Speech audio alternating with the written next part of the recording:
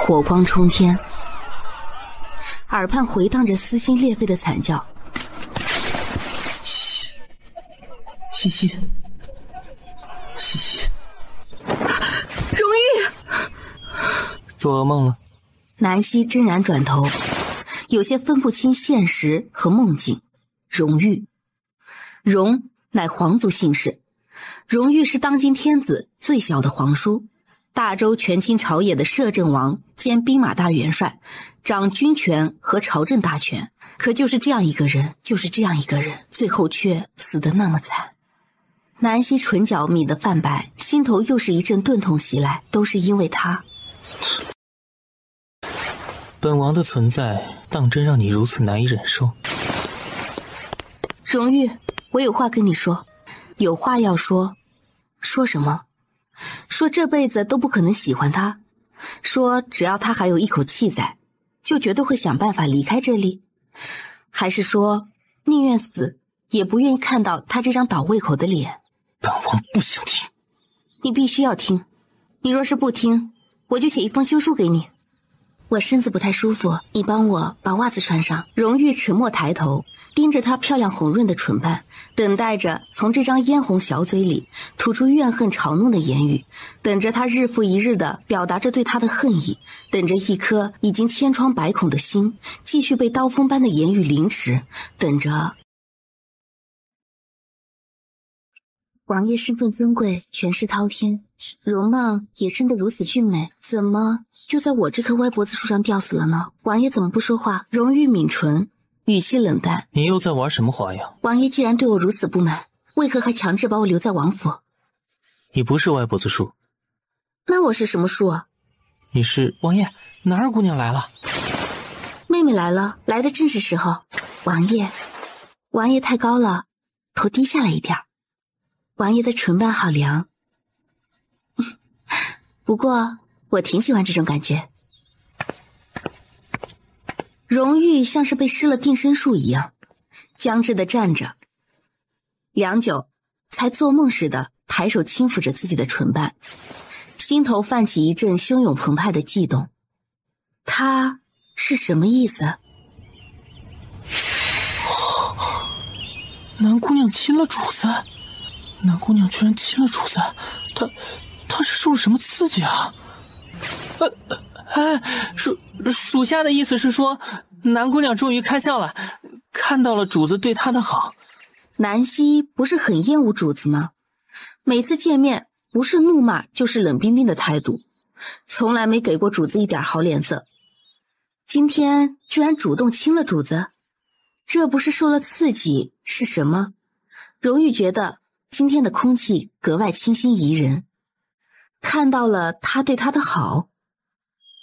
荣玉眉目微深，忍不住思索青阳的话，南希究竟是受了刺激，还是真的看到了他的好？姐姐脸色看起来苍白了许多，是不是摄政王虐待姐姐？我很担心姐姐，亲叔哥哥让我带话给你，让姐姐定要忍耐，千万莫与摄政王冲突，他可是个杀人不眨眼的煞神。南希轻轻吸了口气，活着的感觉真好，活在知道一切真相且惨事尚未发生之前的感觉更好。摄政王对我很好，我没受什么委屈。很好，他仗着身份把你强掳进府，害得姐姐名节尽失，幸亏亲叔哥哥爱姐姐至深，所以才不在乎失去名节的姐姐，这叫很好。姐姐如果是因为怕惹怒他，你激动什么？顾亲叔爱我至深，所以就算我失去名节，他也不在乎。这当然不在乎。姐姐不相信摄政王，难道还不相信亲叔哥哥吗？我当然相信顾亲叔。亲叔让你带什么话给我？亲叔哥哥的意思是说，让我跟我娘早点认祖归宗，以后就可以更好的帮着姐姐，安排亲叔哥哥的仕途。南希明白了，她重生在被摄政王强掳进府的1个月之后，南岳那外室的娘带着南岳进丞相府认祖归宗之前，眼前这个名义上是他妹妹的女子，其实是他那风流好色的父亲养在外面的女人所生的女儿。哦，想认祖归宗，帮顾青书的仕途铺路。既然是为了顾青书，那妹妹为什么要害我？什么？害你？妹妹认得这个吗？认得。这不是青书哥哥送给姐姐防身用的吗？谁说这是顾青书送给我的？明明是妹妹带着匕首来刺杀我。什么？姐姐说什么？姐姐要干什么？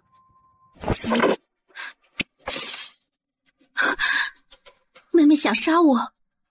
暗处全程偷看的青阳顿时惊呆了，这是上演的哪出？姐妹俩相爱相杀。主子，这是怎么会？传符衣。我自己就懂点医术，包扎伤口又不是什么多难的事情，哪里需要惊动府医啊？南希姑娘突然间中了什么邪？用匕首划伤自己的手臂，嫁祸给南越。这种白莲花的计谋实在是一言难尽，可偏偏他家王爷好像就真当自己眼瞎一样，一脚就把南越踹飞了。荣玉抱着南希走进内殿，把她放在床沿，伸手就要去解她的衣服。南希抬手制止了他。王爷不问问为什么？刚才在花园里发生的事儿，王爷应该看到了。王爷就没有什么想问我的？先处理伤口。王爷先回答我的问题。什么问题？王爷对我今天的态度就一点都不感到奇怪吗？的确奇怪。那王爷为什么不问我原因？没什么需要问的，你就是你，跟其他人都不一样。乖，先处理伤口。南越死了吗？没有。脱衣服挺麻烦的，王爷帮我把袖子剪了吧。明天我想回相府一趟，王爷同意吗？王爷是不是觉得我今天示好就是为了换取回相府的机会？其实不是的，我是有事儿要做。而且王爷不觉得我们现在这样的关系名不正言不顺吗？南姑娘什么意思啊？说来说去，你就是想找个机会逃离主子身边。主子掏心掏肺对你，你怎么一点都不领情啊？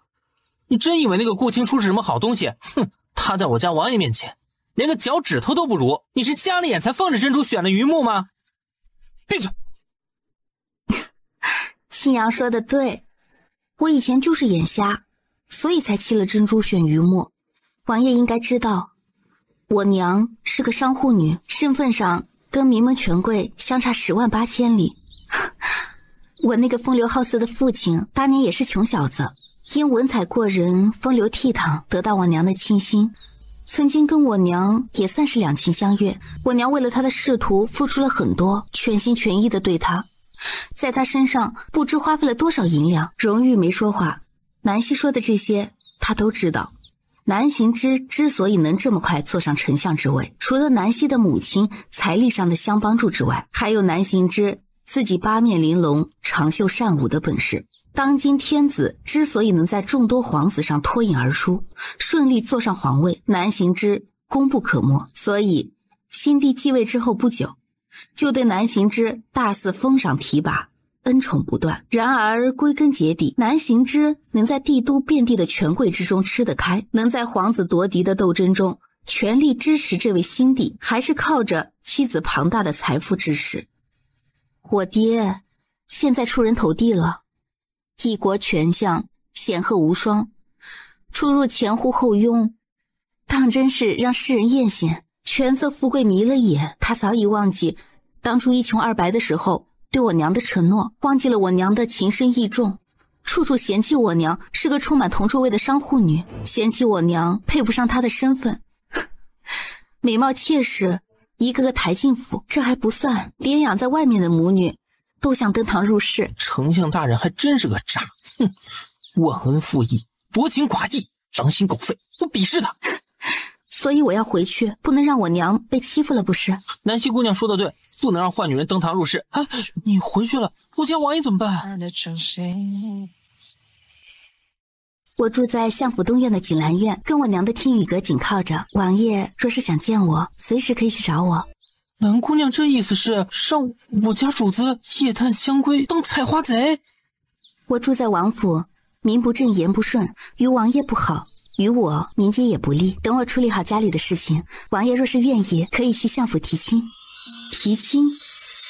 荣玉一震，蓦地抬头看他，像是在探究他话里的真实性。王爷要言有言，要权有权，我没道理放着王爷不喜欢，而去重复我娘的悲剧啊。南希此时只想让荣玉放心，所以说的话格外真诚。荣玉对他的要求向来言听计从，除了从王府离开，只是以前南希从不屑于对他提出什么要求，唯一的坚持就是逃离摄政王府，而这一点偏偏又是荣玉所不允许的。主子，那位男儿姑娘该怎么处置啊？把她送回相府吗？送回相府干什么？她又不住相府啊？那送去哪里啊？她伤势如何？可能会伤残啊。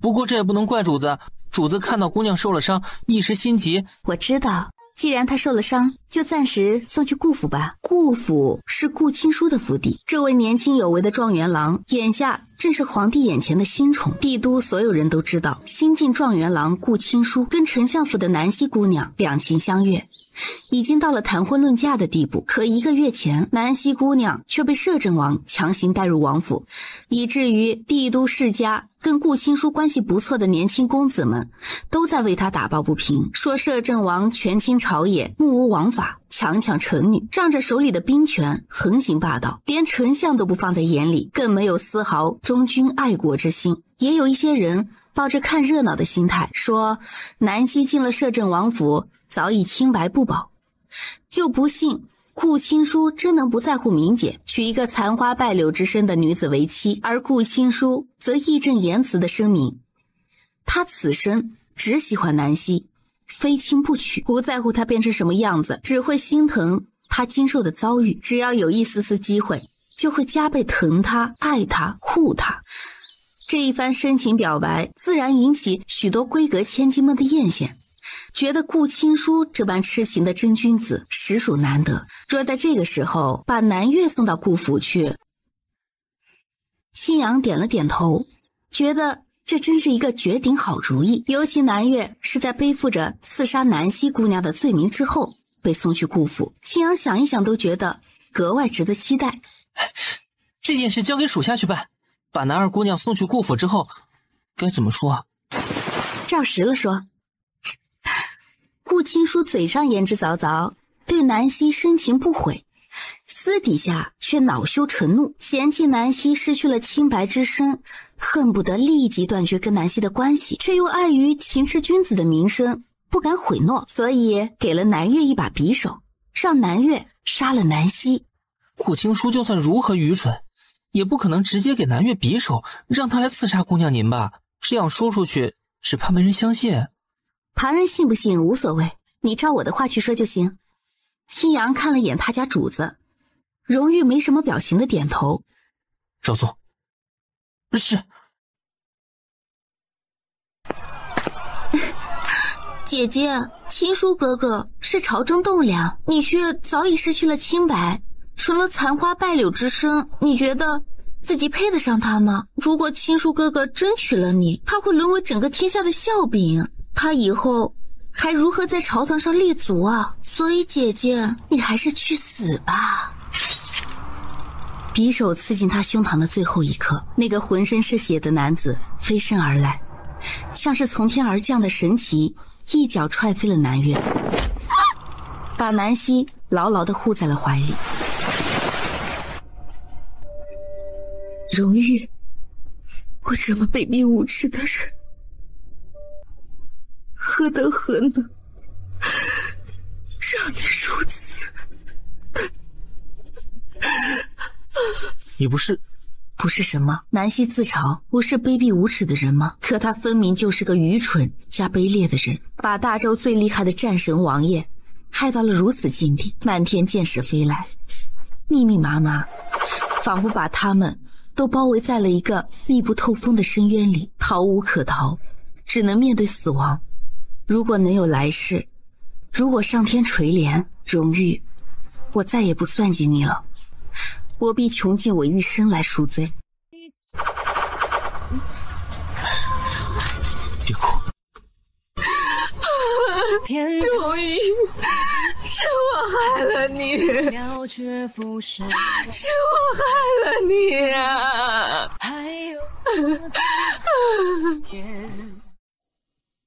眼泪落入浴桶，瞬间清醒，真是个不美好的回忆。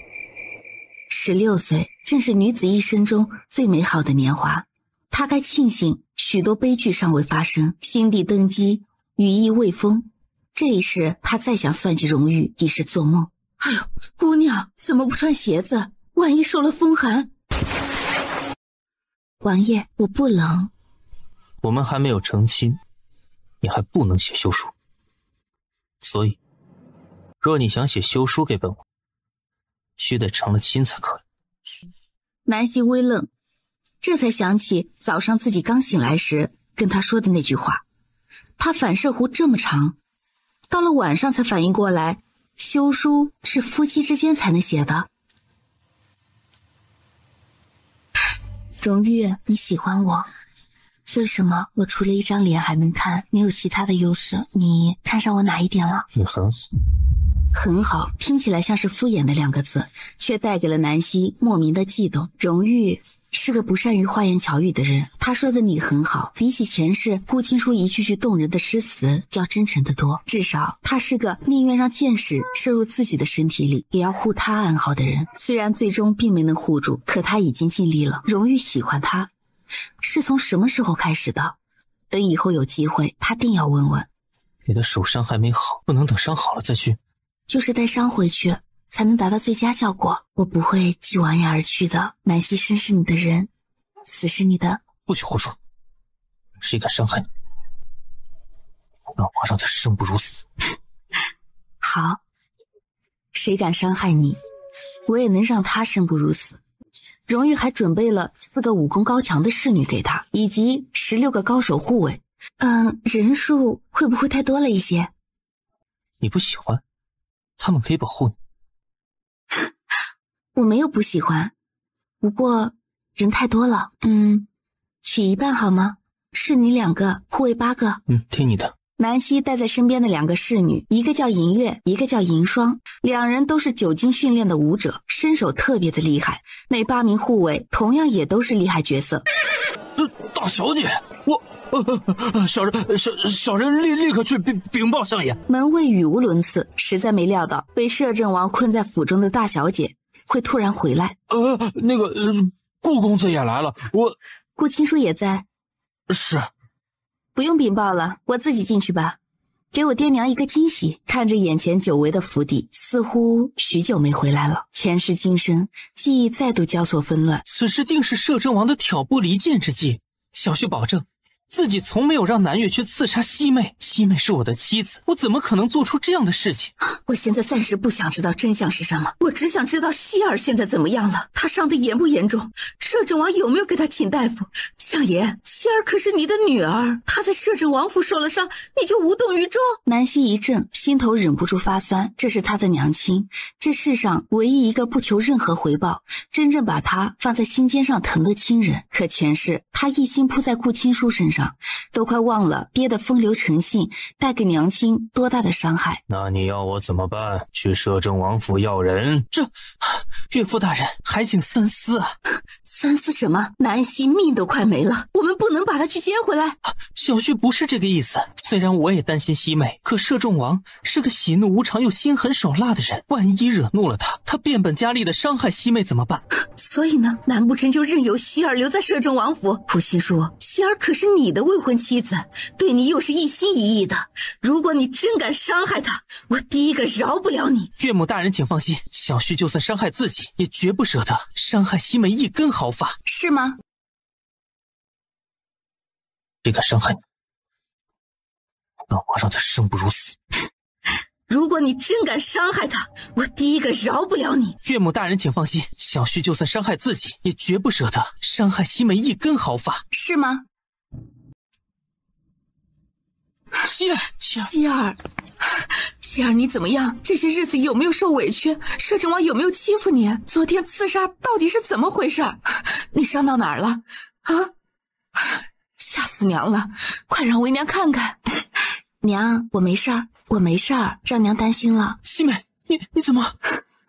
我怎么突然回来了？听说父亲要把南岳母女接进府，所以我亲自回来看看是个什么情况。你怎么知道这件事？原本我是不知道的，可南岳昨天借着探望我的名头，去摄政王府着实炫耀了一通，好像我这个嫡女已经彻底失宠了一样。我跟他争辩了几句，他居然就拿匕首刺伤我，幸亏摄政王在旁边一脚把他踢开，不然我今天还有没有命在都很难说。什么？南岳那个小贱蹄子居然敢刺伤你，我非劈了他不可。娘，南岳被摄政王打伤了，早上摄政王府的护卫青阳把他送去了顾府。南岳既然已经被送去了你的宅邸，亲叔麻烦你好好照顾他。西妹，男女授受不亲，把他送到我的府上，算怎么回事啊？不然把他送到哪儿？南家的大门他是别想进来的，只要有我在一天，他永远就是个外室女。西妹，你怎么了？我没怎么，南岳刺伤我这件事儿已经在外面传开了，我怕爹娘担心，请求摄政王让我回来一趟，陪娘亲小住几天。那摄政王还派人保护我。摄政王有没有苛待于？没有，摄政王对我很好，请父亲放心。摄政王府的侍卫青阳直接安排了几个人，到处放大话，说丞相大人的外室女儿南岳携匕首去摄政王府，以姐妹情深为由，希望姐姐能让她跟母亲进入相府认祖归宗。南希只说考虑考虑，南岳一言不合就拿匕首刺伤了她的亲姐姐。幸亏摄政王从旁相救，否则堂堂丞相府的嫡女只怕要香消玉殒。传到最后，直接说顾亲书嘴上深情款款，暗地里却早已跟南岳打得火热，还指使南岳去刺杀他的姐姐。只要南希一死，他跟南希二人的婚事自然告吹，顾亲书就不用碍于深情和君子风度，等着已经失去名节的南希。而且南岳若能顺利认祖归宗，也丝毫不耽误他成为相爷的女婿，当真是打得一副好算盘。西妹，这些日子委屈你了，是我没用。的确没什么用，顾亲书，我们解除婚约吧。西妹，我有话想跟你说，能不能单独找个地方谈谈？男女授受不亲，我们既已解除婚约，从此不再有任何关系。南岳刺伤我的事情，我也不想再追究了，还望顾公子别再逼我。西妹，你到底怎么了？我们4年的感情，真的说抛就抛？南希看着眼前这个演技精湛的男人，若非眼下这么多围观的人在，他真想拍拍手赞他一声好演技，不去当戏子都可惜了。顾亲书，以前是我年幼无知，你就忘了我吧，我们俩真的不合适。可我只喜欢你一个人，西妹，我的心只为你一个人而跳动，我的眼里只有你一个人，若没了你，没了我，你不是还有南岳吗？南岳说他已经怀了你的孩子，希望你以后能好好对他。太不像话了，真是个劲爆的消息！南岳怀了顾亲书的孩子，这不太可能吧？西妹，这样的事情怎能乱说？我乱说了吗？南岳有没有怀你的孩子，你心里清楚，他心里也明白。你可以回去问问他，或者请个大夫回去给你诊个脉看看。哦，对了，南岳在摄政王府刺伤了我，然后被王爷所伤，孩子有没有保住，我不敢肯定。你还是早些回去看看他的情况，他的身边不能没人。西妹，我还是希望你能想清楚，我喜欢你是真的，你对我分明还有感情在。取消婚约一事，请你再好好考虑考虑。我先走了。哟，南二姑娘不会真的是怀了孩子吧？顾亲书看起来挺着急的。是啊，口口声声说喜欢南姑娘，可一听到那位南二姑娘怀了孩子，就拼了命的往回跑，这不就坐实了怀孕的事实吗？唉，真看不出来，表面上斯斯文文、深情款款的顾公子，居然也是脚踩2只船，当真是人不可貌相。哎，大姑娘，南二姑娘真的刺伤了你啊？伤了手臂，划了这么长一道口子，真是个白眼狼。他父亲若真注重生育，就不可能喜欢上一个青楼女子，而且还让这个青楼女子怀了他的孩子，这简直是个读书人都不会做出这样的事情来。所以南希觉得他父亲当真是个道貌岸然的伪君子，嘴里说一套，背后做一套，想买什么买什么，想做什么就做什么。娘已经说过了，我手里所有的产业以后都是你的，其他任何人，包括你爹在内，都别想打我手里产业的主意。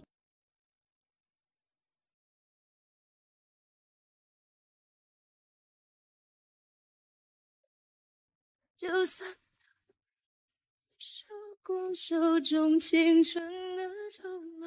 曾经做梦都想逃离的地方，什么时候有了家的感觉？银月说你去了军营，怎么这么快就回来了？今天军营里没什么事。没什么事儿。南希对这个理由表示接受，没有拆穿他刻意回来等他这种稍显傻气的举动。以前没见你穿过白色。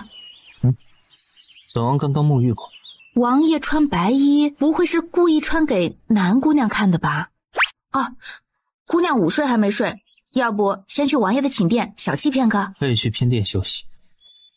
唉，之前1个多月，我都是睡在王爷的寝殿的，怎么刚离开半日，王爷的寝殿就不许我进去了？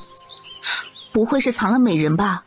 南姑娘可是误会了，王爷的寝殿除了姑娘您，这么多年从未第2个女子进去过，属下可以以项上人头保证，没有美人。哎呀，青阳啊，你的项上人头呢？我若是真想要啊，你现在就得脑袋搬家了。你家王爷寝殿里没进去过侍女吗？那也算啊，侍女不是女子吗？没有美人，我不是美人啊？你比他们都美。青阳抬头望天，他家主子居然也会说甜言蜜语。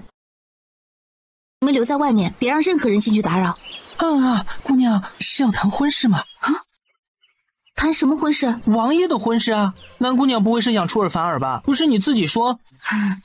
我的确说过，但是今天要谈的是别的事情，你别着急行吗？若你不喜欢，以后不让他们见，王府里所有的事情你都可以做主。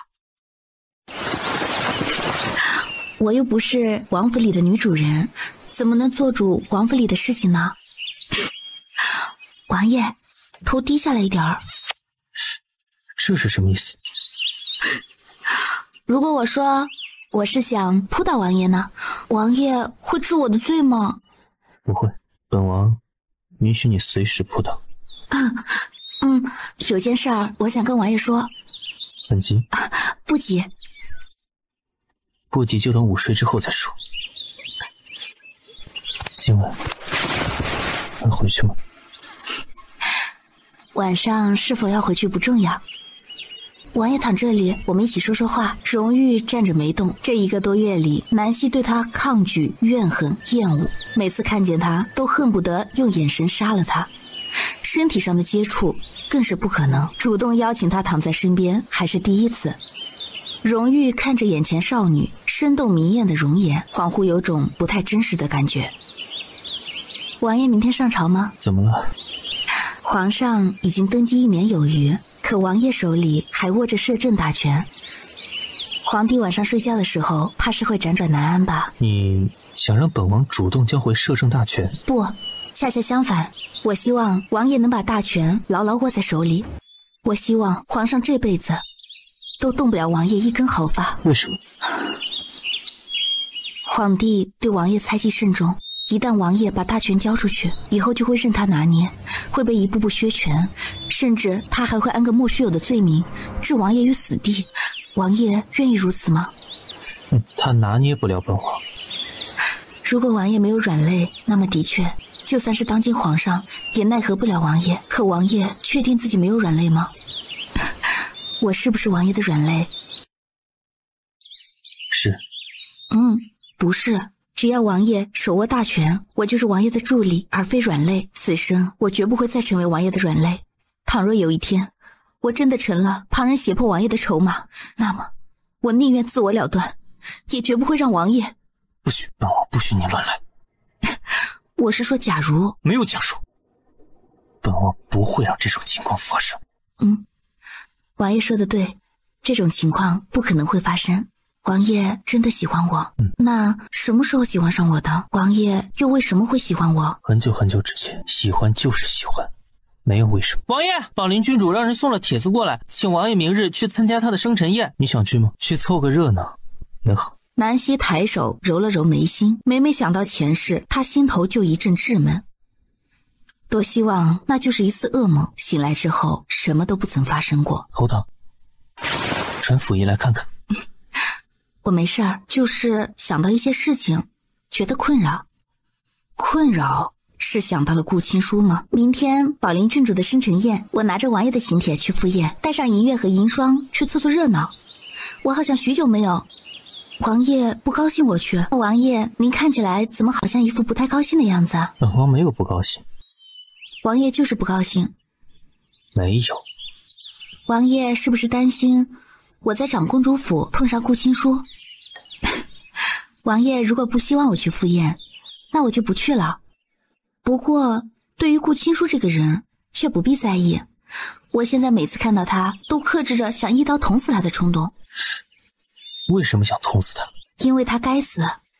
荣玉不知道南希为何突然间如此厌恶，甚至是憎恨顾青书。明明之前他是那么喜欢他，喜欢到了不顾一切的地步，可南希不想说，他就不问。就算是在骗他，他也愿意被他欺骗。等到时机成熟，王爷替我杀了他，好吗？你要是不想再看见他，本王现在就让人把他弄死。不，还没到时候，不能就这么便宜了他。我要让他变得一无所有，让他失望、绝望，等他受尽折磨之后，再让他死。你的手需要换药。我都快忘了自己手臂受伤这件事了，其实不严重。换药。好，听王爷。主子，皇后娘娘身边的孟总管来了。荣玉并未理会，径自把他抱起来往内室走去。南希回神之后，有些哭笑不得。他伤在手臂上，2条腿又没断，他怎么这么喜欢抱他？荣玉把他放在床上，就转身去拿药箱，对青阳的话充耳不闻。王爷，孟总管来了，应该是有事儿要跟王爷说。荣玉低头取出药和纱布，专注地给他换药，语气淡漠。让他等着。王爷不先问问他有什么事儿吗？不用管他。荣玉撩起南希的袖子，给他把旧的纱布拆下，小心翼翼的动作像是生怕弄疼了他似的。主子，孟总管说皇后娘娘请南姑娘进宫一趟。皇后娘娘要见我？这么沉不住气的吗？皇上应该是知道了摄政王府发生的事情，否则皇后不可能平白无故的就要见我的，定是皇上授意。让他滚。别急，不用理会他。为什么不理会？皇后这个时候召见我，已然是落了下风。不过让我就这么乖乖的去见她也不太可能。南姑娘的意思是……你去告诉穆总管，就说我被摄政王囚禁在王府，王爷不许我进宫。啊？青阳诧异，南姑娘今天离开摄政王府回了丞相府，又跟南夫人一道出去逛了半天，外面很多人都看到了，足以证明南希眼下是个自由身，被他家主子困在摄政王府，这个理由能说服皇上和皇后？照做。是。得，他家主子这会儿被南姑娘吃得死死的，南姑娘说什么都得照做，完全不考虑会造成什么影响。不过应该也没什么影响，他家王爷的话就算是皇上和皇后也得掂量掂量。南希留在摄政王府用了晚膳，原本他要回丞相府的，然而荣玉只用一双幽深瞳眸锁着他，淡淡开口问了一句：本王不是把你困在了摄政王府？南希就瞬间无言以对。好吧，话是他自己说出去的，虽是为了应付皇后，可也的确是他说的，于是没办法，只得留下。月光纱仅蜀国才有，3年才出一匹，可遇而不可求，有钱都不一定买得到的。王爷从哪里得来的？蜀国的进贡。宫里的皇后和嫔妃？他们不配。我配？配。王爷这样就不怕皇上有意见？不担心宫里的皇后嫔妃们生气？蜀国是本王打推，谁有意见尽管提。霸气。南希站起身，转头看向眼前这个明明比当今皇上还小，却要被皇上称一声皇叔的男子。是不是我要什么王爷都会给我？如果我想做皇后呢？王爷会为我抢来江山吗？殿内空气一凝，所有侍女一瞬间脸色大变，齐齐惶恐地跪了下来，匍匐在地上，不敢抬头。如果你要，本王可以。嘘，我跟王爷开玩笑的。银月和银霜以后就跟着你，他们会保护你的安全。我先走了，王爷不用担心，我什么都可以应付的。南希走出寝殿，带上银月和银霜，乘坐着荣誉密人给她准备的马车，一路往长公主府而去。身后浩浩荡荡的跟着10几个摄政王府顶尖的高手护卫。南姑娘请进，启禀郡主，南姑娘到了。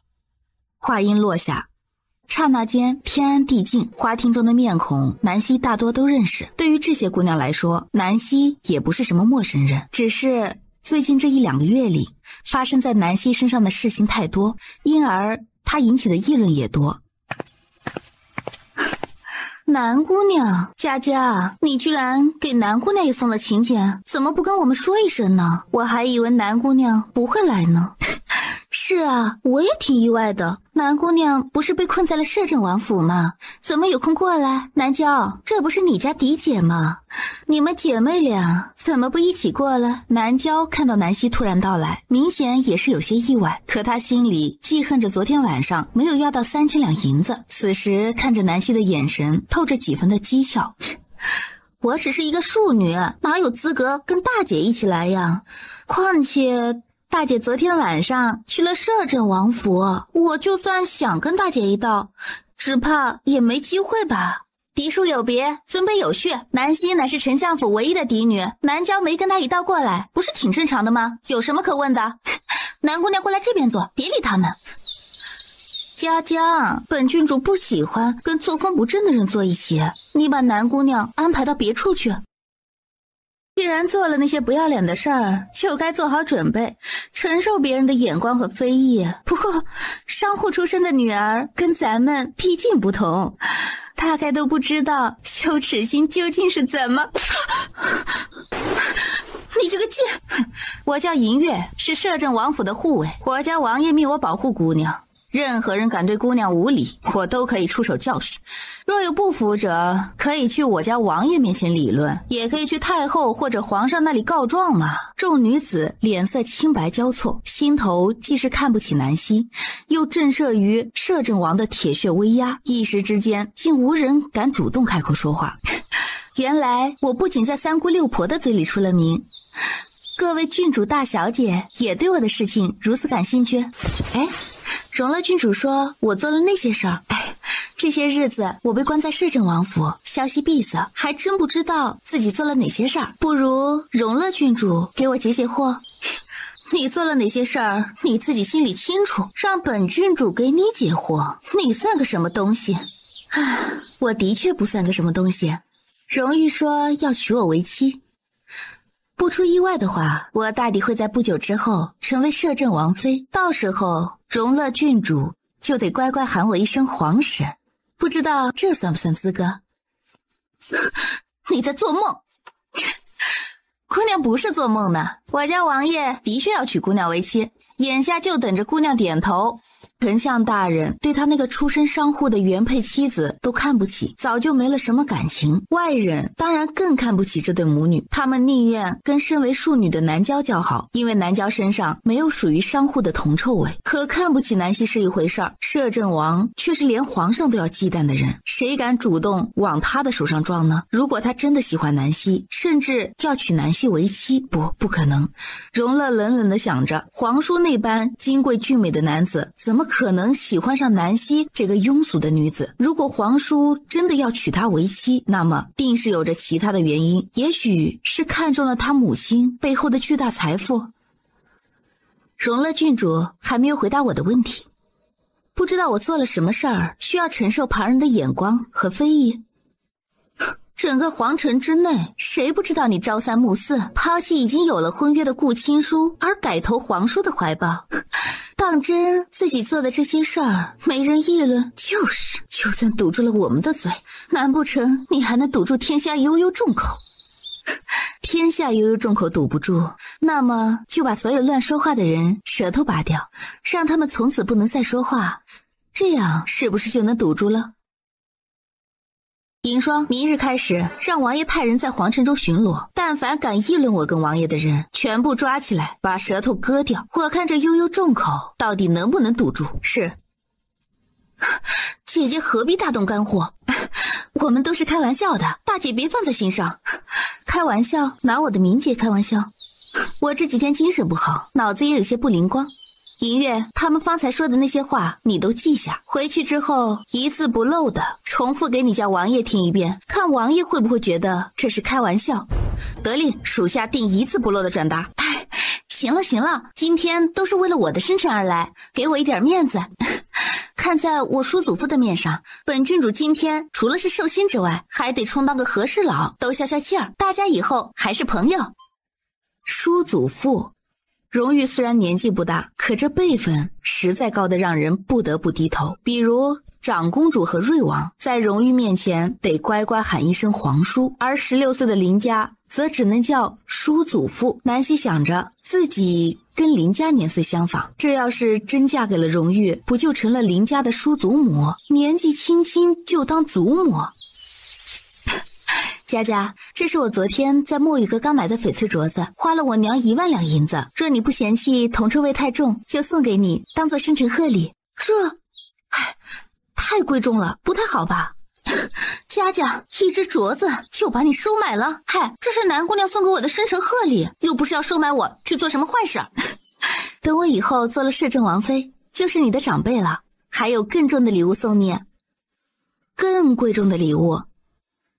林家想到南希那财大气粗的娘，顿时心花怒放，几乎恨不得让南希现在就嫁给摄政王。摄政王妃，南姑娘今日来参加宝林郡主的生辰宴，且如此迫不及待地告诉旁人摄政王要娶你的消息。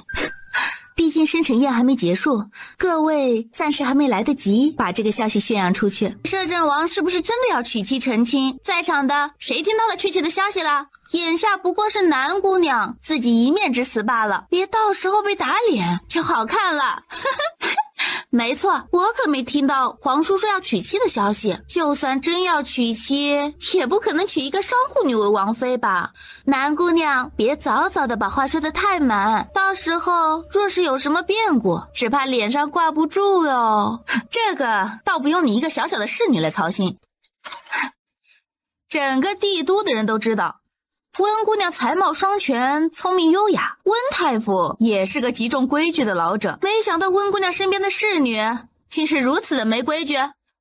一个卑贱的玩意儿，居然也敢公然嘲讽贬低丞相府的一品贵女，不知道是谁给她的胆子。启禀郡主，丞相府派人递了消息，摄政王亲自去丞相府提亲，说要迎娶南大姑娘为正妃。丞相派人过来知会南大姑娘一声，说等郡主的生辰宴结束之后，请南大姑娘直接回相府。大姐今天怎么有空过来？我还以为你不会来呢。我若不来，又怎么知道自己居然如此不得人缘？对了，妹妹送了什么贺礼给宝林郡主？我又不像大姐这么有钱，能送什么贺礼？不就是库房里随意挑了一件。南郊啊，如果我是你的话，一定会时刻注意自己说话的态度。大姐的意思是让我对你恭恭敬敬，做个摇尾乞怜的可怜虫？倒也无需你恭恭敬敬，但你如此阴阳怪气，确实没什么好处。如果你觉得以后都不必开口跟我娘要银子，安安心心的做你高雅端庄的二小姐，从此不再沾染那些充满铜臭味的东西，你大可以继续对我无礼。大娘长府中钟馗不假，可如果你们母女一个劲儿的打压府中的姨娘和其他的女儿，父亲绝不会坐视不管的。别忘了，父亲才是一家之主，丞相府里还轮不到你们母女说了算。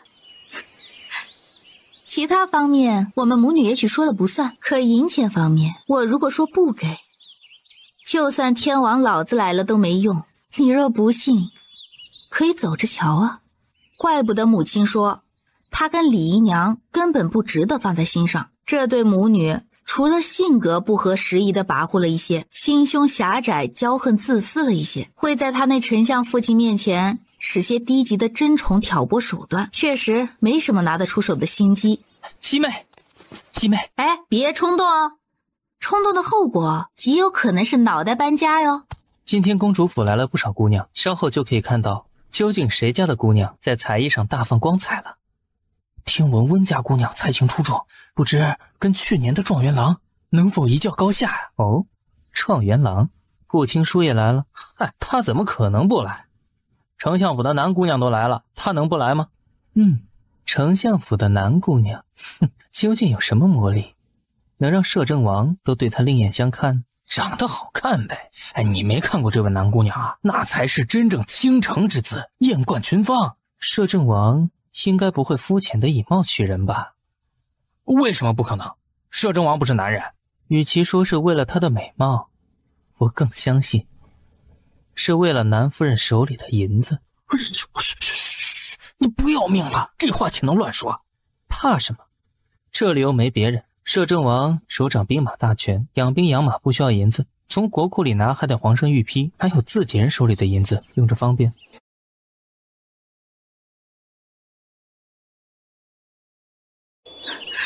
小皇叔是跟南姑娘一道来的，宴席上枯燥无聊，我让佳佳带南姑娘和荣乐去桃林中走走，他们小姑娘家的在一起也有话聊。哟，桃林，奴婢方才去准备茶点时，好像看见顾公子也去了桃园的方向，胡说八道些什么？本宫跟小皇叔说话，你乱插什么嘴？奴婢该死，奴婢该死，奴婢可能是看错了，摄政王别当真，南姑娘是跟小郡主一起去桃林散步的，顺便摘些桃花，打算用来酿酒，绝不是故意去桃园约见顾公子的，请摄政王莫要误会呀。小皇叔别听一个侍女乱说话。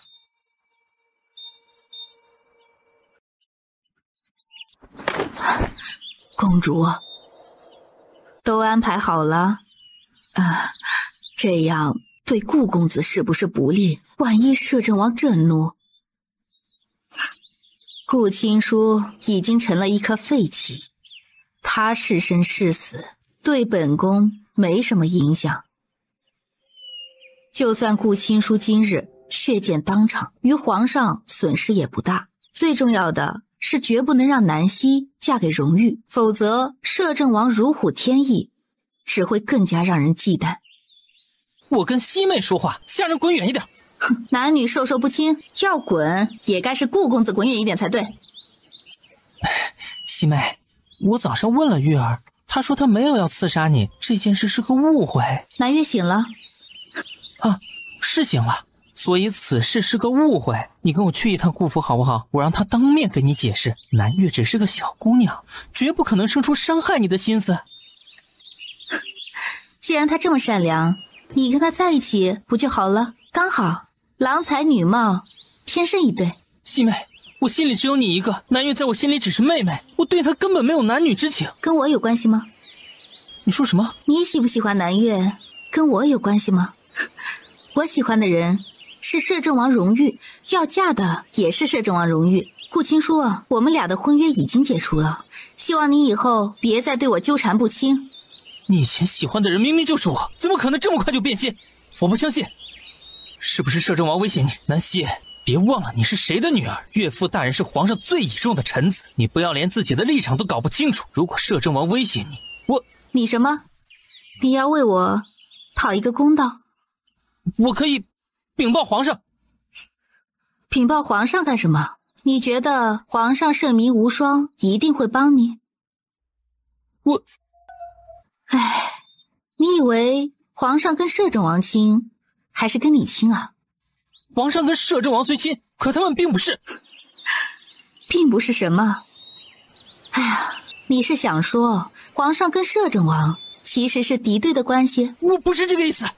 地心难测，这样的话怎能轻易说出口？你其实就是这个意思，只是不敢承认而已。到底发生了什么事？如果是我做错了什么，你说出来我可以改。你别这么冷嘲热讽好吗？西妹，别动手动脚，滚！你算哪根葱啊？让我滚我就滚。顾青书，我现在就告诉你，我不喜欢你，甚至是厌恶和看不起你。所以啊，请你以后不要再来烦我。南希，摄政王容貌俊美，身份尊贵，要权有权，要势有势，你有哪一处资格跟他相提并论？我眼睛瞎了，也不会放着摄政王这样的极品宝玉不要，而选择你这样不值钱的榆木。原来是我真的瞎了眼，没想到你也是个爱慕虚荣、贪图荣华富贵的女人。哼，就当我以前一片真心全都喂了狗。南希，你太让我失望了。我真是吃饱了撑的，才站在这里听你废话。顾青书，这是最后一次，以后再敢不顾我的名节，私自来找我，我就要对你不客气了。南希，没想到你这么自甘堕落。世界不再等你，我在等着你吹出来，等着沙漠，我在等着，也在你随风涨落，我在等着飘离，等着藏在梦境里。王爷是担心我跟顾青书跑了，所以才监视我。不是。哦，那就是怀疑我背着王爷跟顾青书私下约会。姑娘误会了，对了，我家王爷不是这样的人。王爷来这里只是巧合。不是巧合。你们退下。我没怀疑你，也没监视你。那王爷怎么会出现在这里？我不放心。不放心什么？方才王爷应该听到了一些。我是个爱慕虚荣、贪图名利的女子，喜新厌旧，王爷会不会觉得看清了我的真面目？不是。我不是什么？王爷看起来很紧张。当你出现在我的身边，世界不再休眠，我在等着你吹出来，等着沙漠有海，我在等着，也在你随风涨落心海，我在等着飘离，等着藏在梦境，所有期待是你想着。我没怀疑你，也不是要监视你。我知道，方才我是逗王爷玩的。听说王爷今天去相府提亲了。怎么了？我脸上有脏东西？好看的人，你都会喜欢。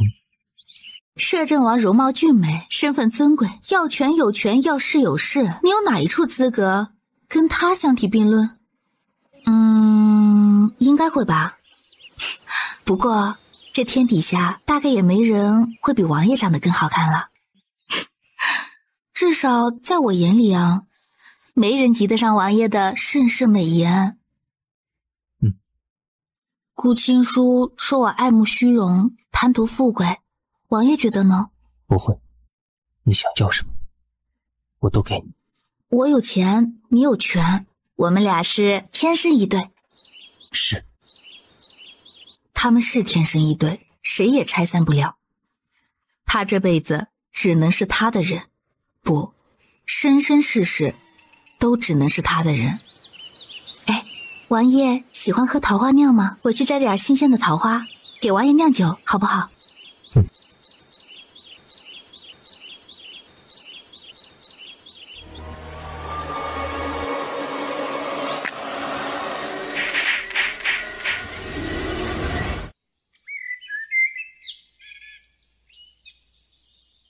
王爷是担心长公主府里有人为难我，寻常这样的宴席，王爷是不会来参加的吧？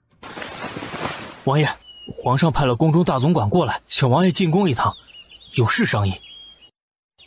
本王没空。有空，皇上要见王爷，王爷怎么能不去？我知道皇上要跟王爷说什么，皇上会给王爷赐婚，用我来换王爷手里的兵符。若皇上当真提出这样的要求，王爷换吗？本王要娶妻，无需经过任何人的同意。没错，王爷要娶妻，何须他人恩赐？不过王爷该进宫还是要进宫的，皇上到底是皇上，该给的面子依然要给。不过王爷切记，进了宫之后，莫要让任何东西入口。不管是皇上还是太后，不管是酒水还是茶点，王爷都别吃。王爷不用觉得奇怪。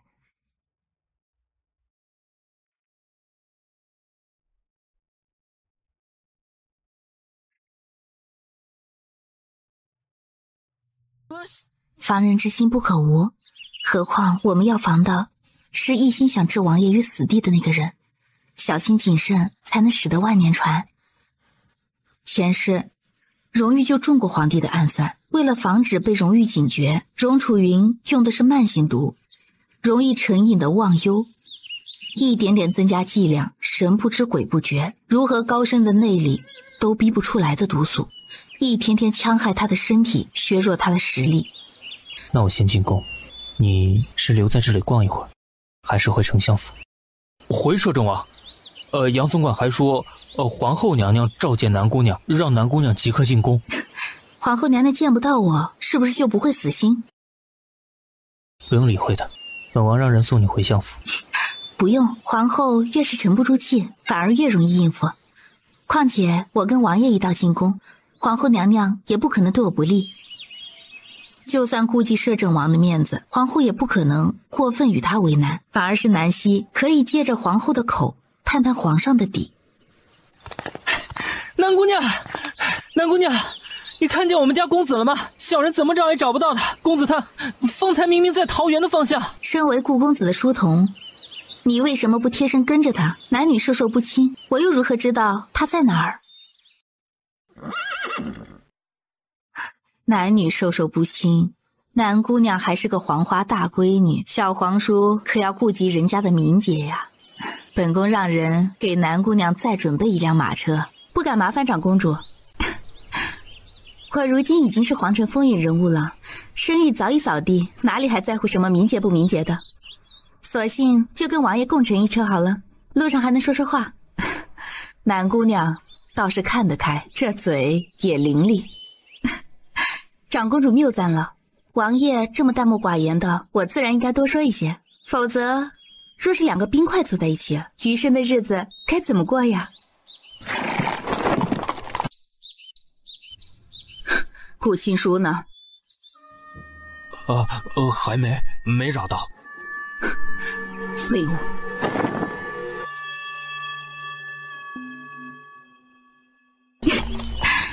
跟王爷在一起啊，果然好处多多，连尊贵荣宠的长公主都对我敬让3分呢。以后成了摄政王妃，皇上、皇后和长公主都是你的晚辈。南希你没想到已经40岁的长公主，以后要乖乖的喊她一声皇嫂，忍不住笑开。那样的画面真是不敢想象。她若真嫁给了摄政王，除了那些已经一只脚迈进棺材板的老王爷，其他的皇族宗亲几乎都是她的晚辈，见面都得乖乖喊声皇婶。没办法，荣誉的辈分实在太高了。对了，顾亲书是不是出了什么事儿？略施薄惩而已。没废了他的手脚？没有。为什么？你会不高兴？我为什么会不高兴？你以为我对他还有情？不是，王爷是担心手段太狠，吓着我。王爷又不会打我，我有什么好怕的？不会打你，永远都不会。我知道王爷不会打我的，我也没说王爷会打我呀。荣玉看他笑得这么开怀，不太明白什么事儿戳到了他的笑点，不过他开心，他也就跟着心情好，金贵清冷的眼梢都罕见地染了些许柔和的笑意。保护好你们姑娘，不许任何人为难她。若姑娘少了一根毫发，本王扒了你的皮。主子放心，有属下和银霜在，就算是天王老子也别想动姑娘一根毫发。别担心，宫中眼线众多，皇后是知道我跟王爷一起进宫来的，就算对我有什么不满，也会顾及着王爷而不敢乱来的。有任何不对，立即差银霜通报于我。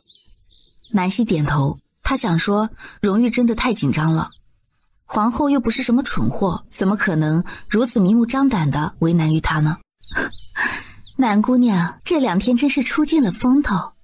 哎呀，皇城之内铺天盖地都在议论你的事情，可真是有够威风的。出风头有什么不好吗？水性杨花，朝三暮四，你真以为摄政王喜欢你？你说什么呢？摄政王喜不喜欢我，是他跟我之间的事情，貌似与白姑娘无关。你配不上摄政王，别痴心妄想了。我配不上摄政王，白姑娘是觉得你自己配得上？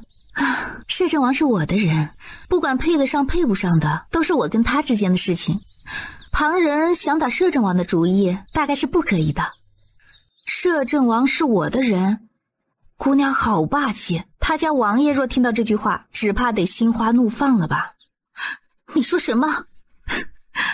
我觉得自己说的够清楚了，白姑娘最好还是回去照照镜子，看看自己这副尊容哪里配得上摄政王。所以啊，同样的话奉还给你，别痴心妄想了。摄政王不是你能配得上的。南姑娘尽管伶牙俐齿，我看你到了凤仪宫还敢不敢如此态度说话？哟，白姑娘不妨好好看着。皇后娘娘，南姑娘来了。皇后姐姐今天的妆容真是不错，这一身红色锦绣衣裳正好搭配皇后姐姐的气质，看上去啊，真是美丽高贵极了。是啊，妹妹也这样觉得呢。皇后姐姐天生丽质，容貌本就生得艳压群芳，关键是这气度啊，也是天生高贵，令妹妹等自惭形秽呢。就你们会说，昨晚皇上还说本宫这2天憔悴了，到你们嘴里就成了容光焕发了。皇上这是心疼皇后姐姐呢，姐姐操持偌大一个后宫很辛苦的，皇上心疼姐姐也是应该的嘛。白姑娘说的对，皇后辛苦啊，皇上也都看在眼里的，当然会心疼。麻烦你再通报一声，若皇后在忙没时间见我，我就先回去了。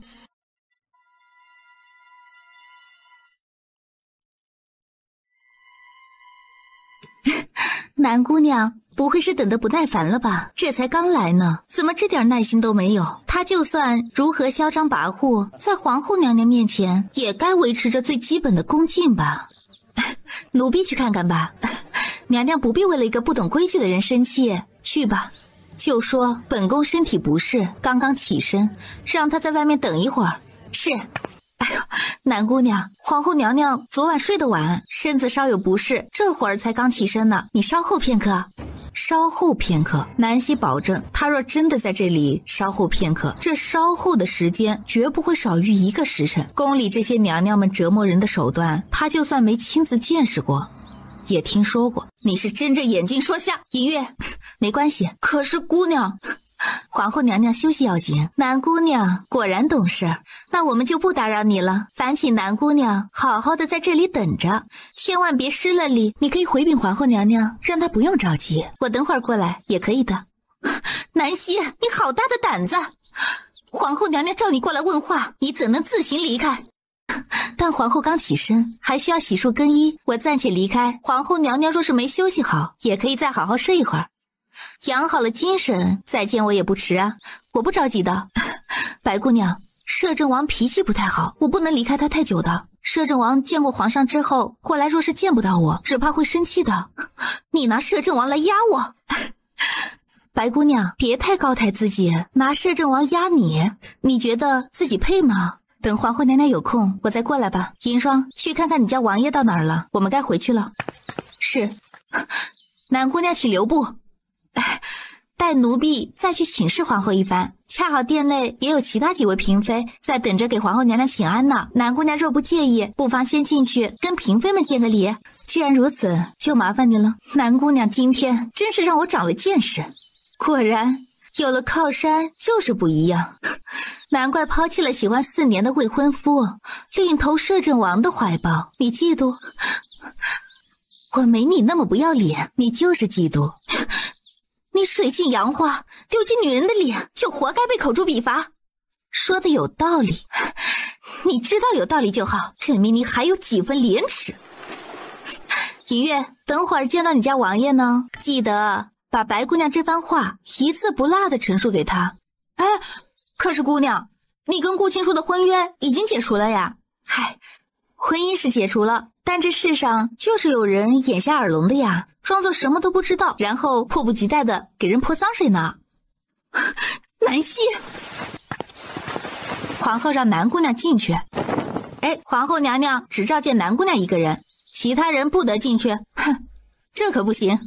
我家王爷交代过，我跟银霜二人必须寸步不离的跟着南姑娘。你若是不让我们跟着，南姑娘就不能进去。哎呦，他们是摄政王派给我的人，只听摄政王的命令，我也没办法的。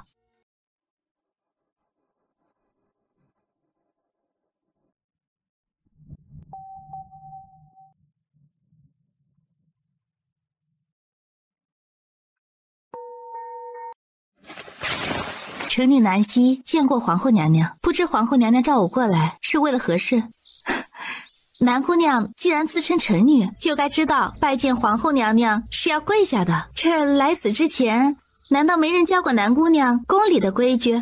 方才本宫让你去外面迎接南姑娘，你没跟她好好提点一下宫中的规矩礼仪吗？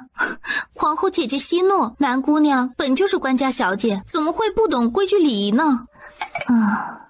那就是南姑娘故意不把本宫放在眼里了。南姑娘，臣女见到皇后娘娘需下跪行礼的，你若不懂这个规矩，我可以让宫里的嬷嬷教你。让我家姑娘下跪，你们好大的脸！你放肆！皇后娘娘面前容得你尊卑不分，没大没小的。忘了告诉你们，我家王爷有令，南姑娘进宫有见君不跪之权。难不成皇后娘娘自认为比皇上还尊贵？你原来南姑娘这么有面子，看来本宫以后召见南姑娘之前可得好好斟酌了，免得落了什么失礼之处，让摄政皇叔怪罪。月光纱，蜀国进贡的月光纱，连他想要都没能要到，最后全让摄政王拿走了。没想到是给了南希这个该死的贱人。摄政王对我厚爱是我的荣幸，不过皇后娘娘也不必看在摄政王的面子上就生出什么顾忌。摄政王并不是是非不分的人，我也不是仗着摄政王的宠爱就横行霸道目中无人的，如此倒是我冤枉了南姑娘。既然南姑娘知道不该仗着摄政王的事骄横跋扈，就该明白君臣礼节。摄政王位高权重不假，可天下只有一个主子，摄政王在皇上面前也是个臣子，这一点南姑娘应该清楚。玉妃娘娘说的对，南姑娘从进殿到现在，对各位娘娘们也都视而不见，也不知不认识呢，还是目中无人。南姑娘生得貌美，这脾气又是如此特别，倒是有几分合本宫的胃口。多谢皇后娘娘抬爱，臣女的荣幸。眼下阳春3月，气候正好，转眼又到了皇上选秀的日子。南姑娘的年纪和家世都符合入宫条件，按理来说是该参加选秀的。选秀入宫的女子哪能那么快就晋升为妃？宫人们最多称一声小主，到时候皇后若想拿捏她，不就跟拿捏蚂蚁一样容易吗？入宫为妃，皇后娘娘说笑了，臣女并没有入宫为妃的想法。谁跟你说笑？官家女子到了合适年纪，必须过了入宫选秀这一关，这是规矩。皇上选秀时把人刷下去，你才有自由婚配的权利。既然如此，带我回去跟摄政王商议一下，听听他的意见。南希，别总拿摄政王来吓我，本宫是按规矩行事，就算是摄政王也无话可说。既然摄政王无话可说，那我更要请示他一番了，免得摄政王以为是我薄心寡义，攀了皇上的高枝儿，又把他给抛弃了。南姑娘，有些话你听了可能不高兴，但本宫觉得应该早些提点你。摄政王身份尊贵，拥有纯正的皇室血统，是真正的皇亲贵胄。臣女相信这天下没有人会怀疑摄政王的血脉纯正尊贵，所以他以后要娶妻要纳妾都得是正经的官家小姐。皇后的意思是，臣女不是正经的官家小姐，你的母亲是商户。没错，臣女的母亲的确是出身商户，但我父亲却是个丞相，当朝一品，而且这个丞相之位还是我那个出身商户的母亲一路扶持上来的。试问哪个正经的官家小姐能做到这一点呢？这么说来，南大人能做到丞相之位，还多亏了南夫人。本来就是多亏了我娘。不知道丞相大人听到这句话是什么感想？就算当着父亲的面，我还是这般说法。皇后娘娘召我过来，就是为了跟我说这些。姑娘，我们该回去了，王爷大概在外面等着了。放肆！皇后娘娘和众位妃嫔娘娘都在呢，你还有没有一点规矩了？不，别这么凶巴巴的，我可不怕你。南姑娘嚣张，身边的侍女果然也是狗仗人势，当着皇后娘娘的面都敢如此说话，可见平素是个没规矩惯了的婢子。按照宫中规矩，就算当场拉出去杖毙了也不为过。不过皇后娘娘心善，死罪可免，活罪却难逃，把她拉出去40大板子，长长记性，看下次还敢不敢这么没规矩。皇后神色微变，把摄政王府的侍女拉出去打板子，这不是直接在打摄政王的脸吗？淑妃是故意给他下绊子算计他吧？淑妃娘娘说的在理，这样的婢子就该拉出去打一顿重板子，让他好好长长记性。白蝶闭嘴，这怕是不成。摄政王府的人就算只是一个最卑微的下人，也轮不到旁人来处置的，所以就不劳烦皇后和各位娘娘了。若没什么其他的事情，请恕臣女不敬，就此告退。南希，你今日如此目中无人，对皇后娘娘不敬，就不怕惹祸上身？我既然敢踏进皇宫，就不担心任何问题。南希对本宫不敬，目无公规，就是目无君王。本宫今日定要好好镇镇宫里的规矩。来人，把南希和他2个婢子拿下。我看谁敢！银霜，谁敢对姑娘动手，就劈了他！不怕死的尽管来。皇上驾到，摄政王到。唯有下了命令的皇后，突然间生出了几分后悔之意。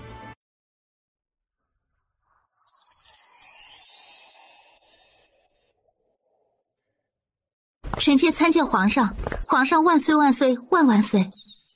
见过摄政王，摄政王千岁千岁千千岁！南希想起前世，摄政王府最后的那场通天大火，遍地尸体，王府下人们惨烈而痛苦的哀嚎。荣誉，这个尊贵如谪仙一般的男子，大周朝100年难得一见的守护神，就是葬送在这个人阴暗龌龊的算计之下。南希克制着心头翻滚的仇恨，看向荣楚云的目光里却似有锋锐的杀气划过。王爷，无在，别怕。银月，属下在，回禀王爷。皇后娘娘想让姑娘入宫选秀，姑娘不答应，皇后娘娘就让人把姑娘拿下。皇叔请息怒，事情并非……本王让你说话了。银月，继续说。皇后娘娘和各位妃嫔娘娘们还让姑娘给他们跪下。属下说了，姑娘是王爷未来的王妃，王爷特许姑娘进宫有免跪之权，可皇后娘娘不信。哦，对了，皇后娘娘的妹妹白蝶姑娘，从见姑娘第一面开始，就不停地嘲讽谩骂，在皇后面前挑拨离间，还骂姑娘是个，还说姑娘水性杨花，薄情寡义，攀王爷的高枝儿，说姑娘出身商户，身份卑贱，总之句句都是找茬。那属下为姑娘辩解了几句，淑妃娘娘就提议让皇后把属下拉出去打板子呢。我没有，皇上圣明，臣女没有故意为难南姑娘，是南姑娘自己不懂宫中规矩，臣女……银霜，张嘴！皇叔，这属下遵命。皇后姐，皇后姐姐救我！儿是臣妾的妹妹，求皇上开恩。皇上！荣楚云咬着牙，心头既恼恨，面子上又挂不住。帝王威严在此时被狠狠地踩在了地上，让他颜面无存。该死的皇后，当真是愚蠢无知。他明明让他好好笼络南希，借以用他来对付摄政王，他居然在这么一点时间里就把南希得罪了个彻底。还有那个该死而愚蠢的白蝶，一天天的除了仗着他姐姐的身份在宫里耀武扬威之外，还能起到什么作用？荣楚云深深的吸了口气，努力摆出帝王的气度和威严。皇叔，今天的事情是皇后处置不当，做事有失稳妥。不过看在皇后年纪尚小，还有些不懂事的份上，请皇叔莫要与她一般计较。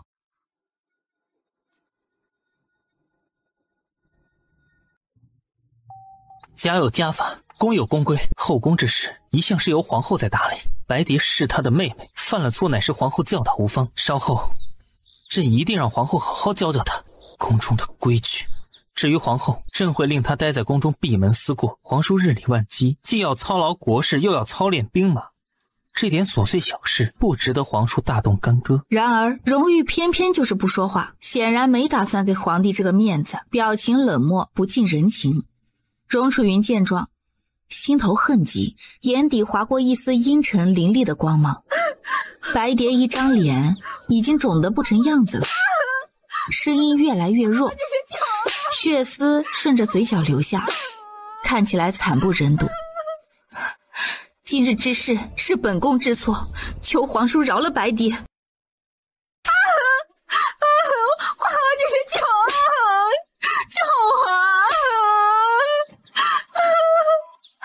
白蝶是本宫的妹妹，希望南姑娘能看在本宫的面子上，原谅她这一次。皇后娘娘刚才还说臣女出身商户，身份卑微，配不上摄政王呢。荣玉，我是不是真的配不上你啊？他们眼瞎。那你的意思是说我配得上你？只有你有资格做本王的王妃。那我以后见到皇后娘娘的面，需要跪下给她行礼吗？没人敢让你跪。可是有人说我水性杨花，朝三暮四，还说王爷不是真心喜欢我。隐约，以后谁再敢对姑娘胡言乱语，直接拔了舌头。是，属下遵命。哼，那以后除了我，王爷不许纳妾，侧妃侍妾的什么都不许有。我不想让乱七八糟的女人进门。都听你的，摄政王府以后不会有侧妃，也不会有侍妾。皇后既然管不好后宫，暂时就关禁闭吧。皇上觉得呢？皇后管理后宫不力，的确该受些责罚。皇叔处置的对，即日开始，皇后就待在凤仪宫，别出去了，闭门思过。淑妃刚进宫不久，大概对后宫的规矩也不太明白，以后就留在甘泉宫修身养性，不得朕的允许，不许踏出甘泉宫一步。不愧是做皇帝的人，还真是能屈能伸，必要时候不惜牺牲自己的女人来换取暂时的安然。然而越是这样的人，越是记仇。待他一朝掌握大权，今日所受的屈辱绝对会10倍奉还。可惜啊，他不会再给他这个机会了。王爷，我们回去吧。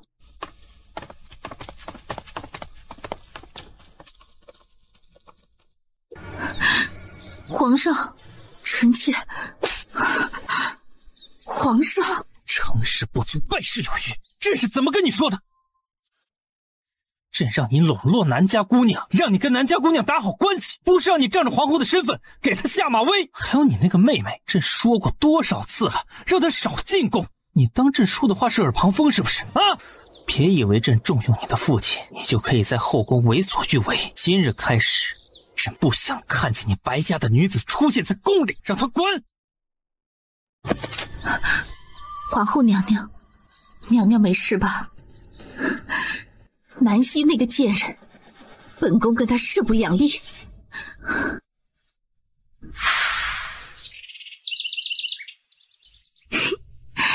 哎呀，我觉得我可太大逆不道了，居然敢跟皇后叫板。没有。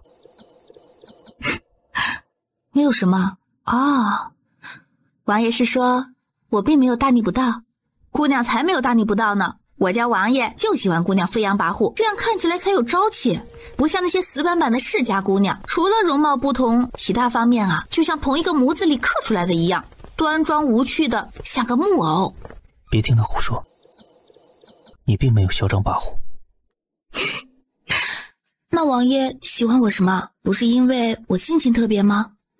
前世的他不也端庄矜持，自诩大家闺秀吗？只是上苍垂怜，重活一世之后，他看得开罢了。做人不易，当然应该怎么高兴怎么来。我不怕人说我嚣张跋扈，只要王爷不嫌弃我就好。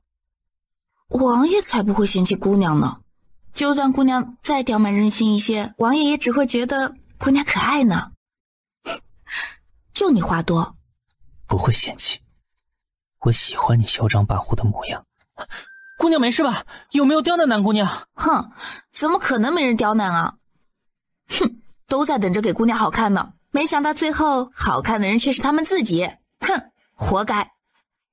青阳啊了一声，懊恼没有看到精彩的一幕啊。南姑娘在后宫被欺负了，她家王爷一定不会坐视不理。那些皇妃娘娘们今天不会是被他家王爷削得不敢见人了吧？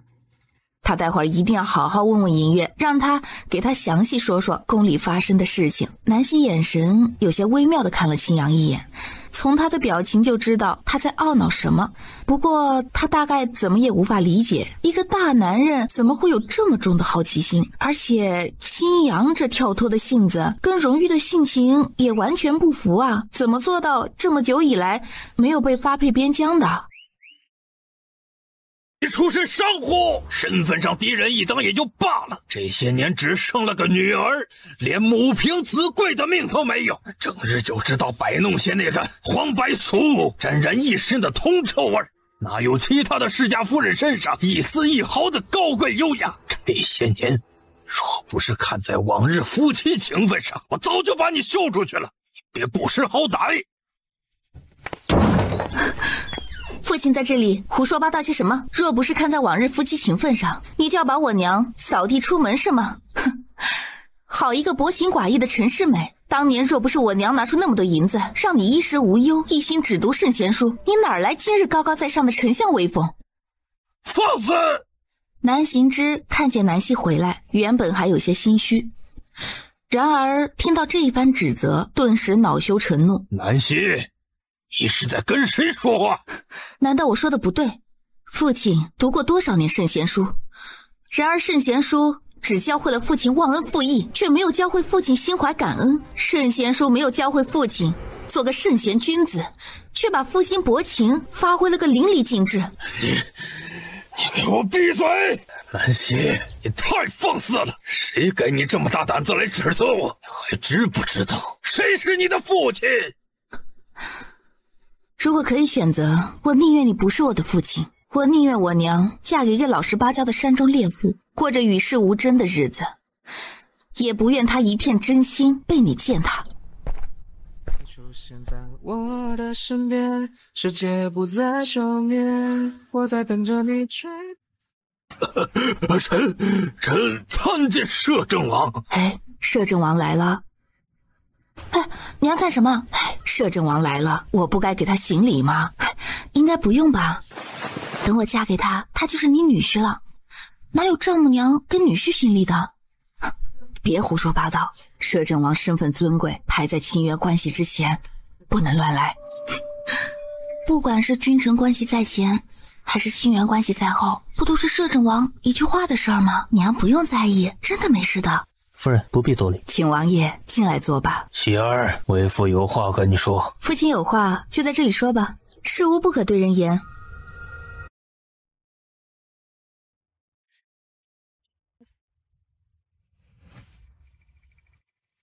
夫人的茶是好茶。我娘虽然出手阔绰，却从来没有拿出顶级云雾招待过客人呢。王爷可是头一个呀。我的荣幸。别听希儿胡说，王爷若是觉得这茶不错，稍后带几罐回去。娘，王爷早上来府里提亲的事情，您已经知道了吧？关于摄政王提亲一事，我觉得还需要细细斟酌，不能草率决定。娘跟王爷商议一下亲事的具体事宜吧。女儿不太懂这些，需要准备什么聘礼，娘都尽管开口，跟王爷提了就是。我跟王爷的婚事一定要办得风风光光的，让全天下的人都知道我嫁给了摄政王。你放心，娘一定给你办得风风光光的。父亲既然不方便在这里说，那我们就去书房。王爷恕罪，臣有些事情要和南希说，先行告退。我不同意你跟摄政王的婚事。但是我心意已决，父亲不同意，只怕也阻止不了我嫁去摄政王府。你到底知不知道你在做什么？南希，你是南家的女儿，丞相府效忠的人是当今皇上，不是摄政王。你若真嫁给了他，从此就跟他绑在了一条船上。我心甘情愿。那你有没有替你娘想过，等以后皇上坐稳了帝位，第一个收拾的人就是摄政王。你如果嫁给了他，来日算账时必定不会饶了你呀！我做好了心理准备，既然选择嫁给他，那么以后不管发生什么事儿，我都会跟他一起承担的。放屁！你跟他一起承担，你能承担得了吗？就算你自己不怕死，也别连累了你娘啊！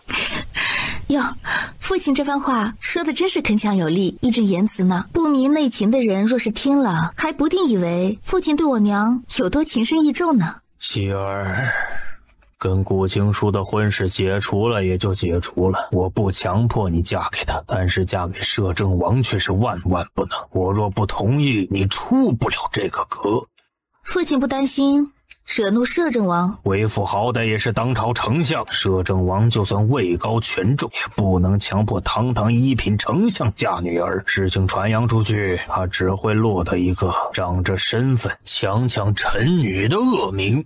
荣誉若在乎名声，前世就不会把他困在王府1年有余了。他素来就是个行事只凭自己喜好的人，谁能约束得了他？那么南希自然也不会在乎外面怎么传言。可他心里清楚，他们这辈子只能轰轰烈烈，不可能平平淡淡，所以荣誉的名声不能有损。父亲放心，我是心甘情愿嫁给摄政王，不是他强迫，所以传言不会重伤于他。至于会不会连累我娘，父亲大可放心，我早已想到了万全之策。南行之脸色阴沉，放心个屁！真以为他是担心流言重伤摄政王，或者担心南希的选择会牵连他娘？他担心的是摄政王跟皇上的对立关系，以后皇上找摄政王算账的时候，会不会牵连南府？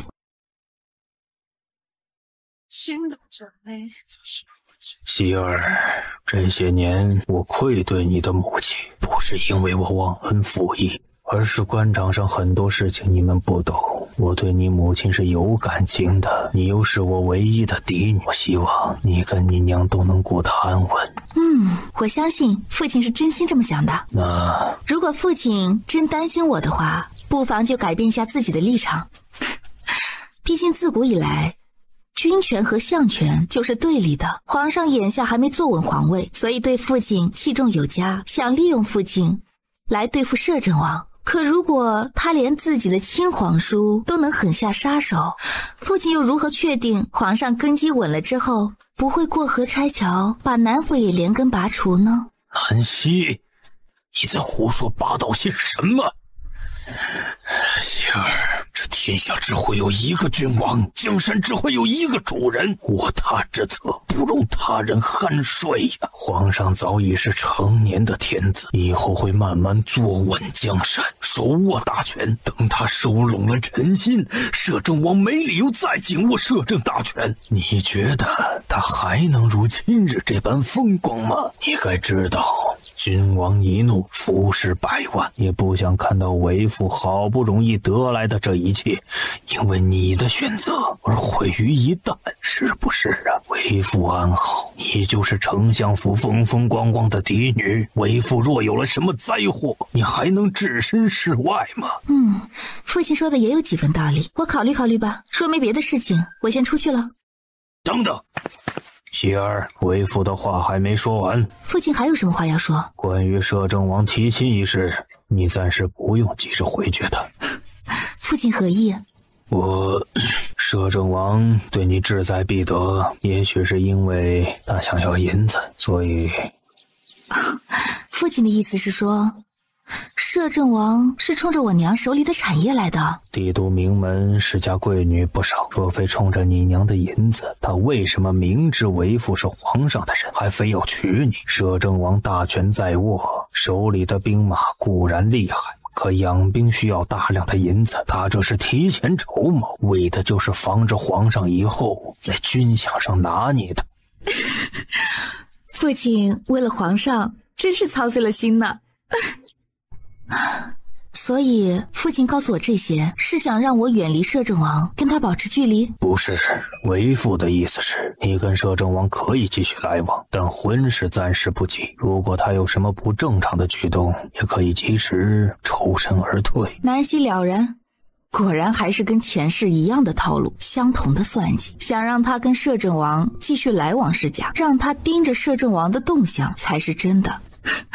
父亲若没什么其他的事情，我就先回去了。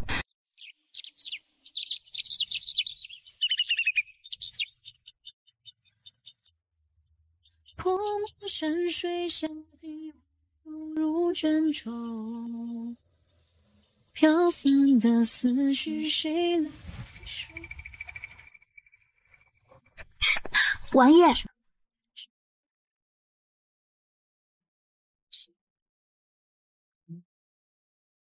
谈完了。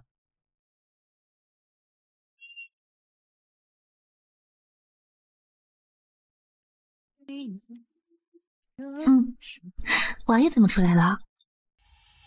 自从那天早上醒过来，南希似乎越来越习惯亲他。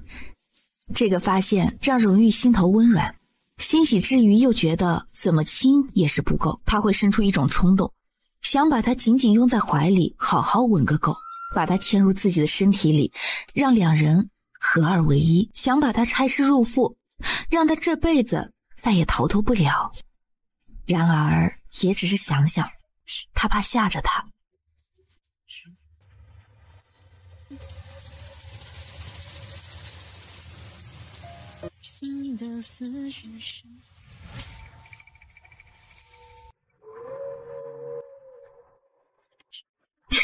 王爷，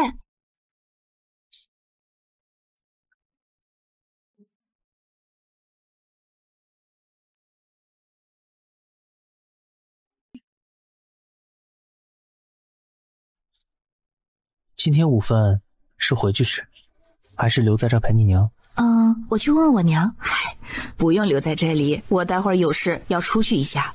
娘有事要忙，需要我帮忙吗？你对生意一窍不通，能帮什么忙？我去铺子里跟几个管事对对账，你不用管，跟王爷一起回去吧。又是回去。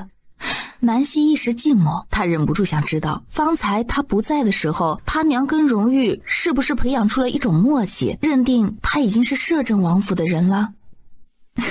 好吧，那个方才娘和王爷商议婚事，商议的如何了？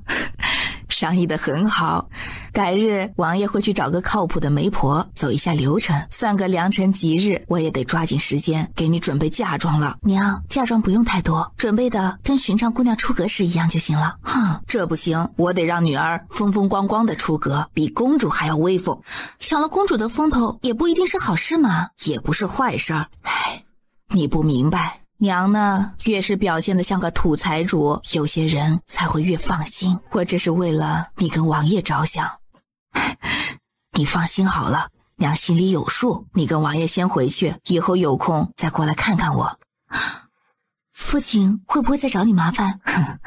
你父亲自从做了丞相之后，就一直想休妻，可一晃几年过去了，也没见他真敢提出来。他找麻烦，最多也就是嘴上叫嚣两句，不敢动真格的。你放心，他娘根本就懒得花心思对付那些他根本不放在眼里的人，所以每次面对他爹和李姨娘母女的挑衅，他不是不会应付，而只是不屑跟他们计较罢了。王爷，这是要干什么？我不是为了你娘的银子。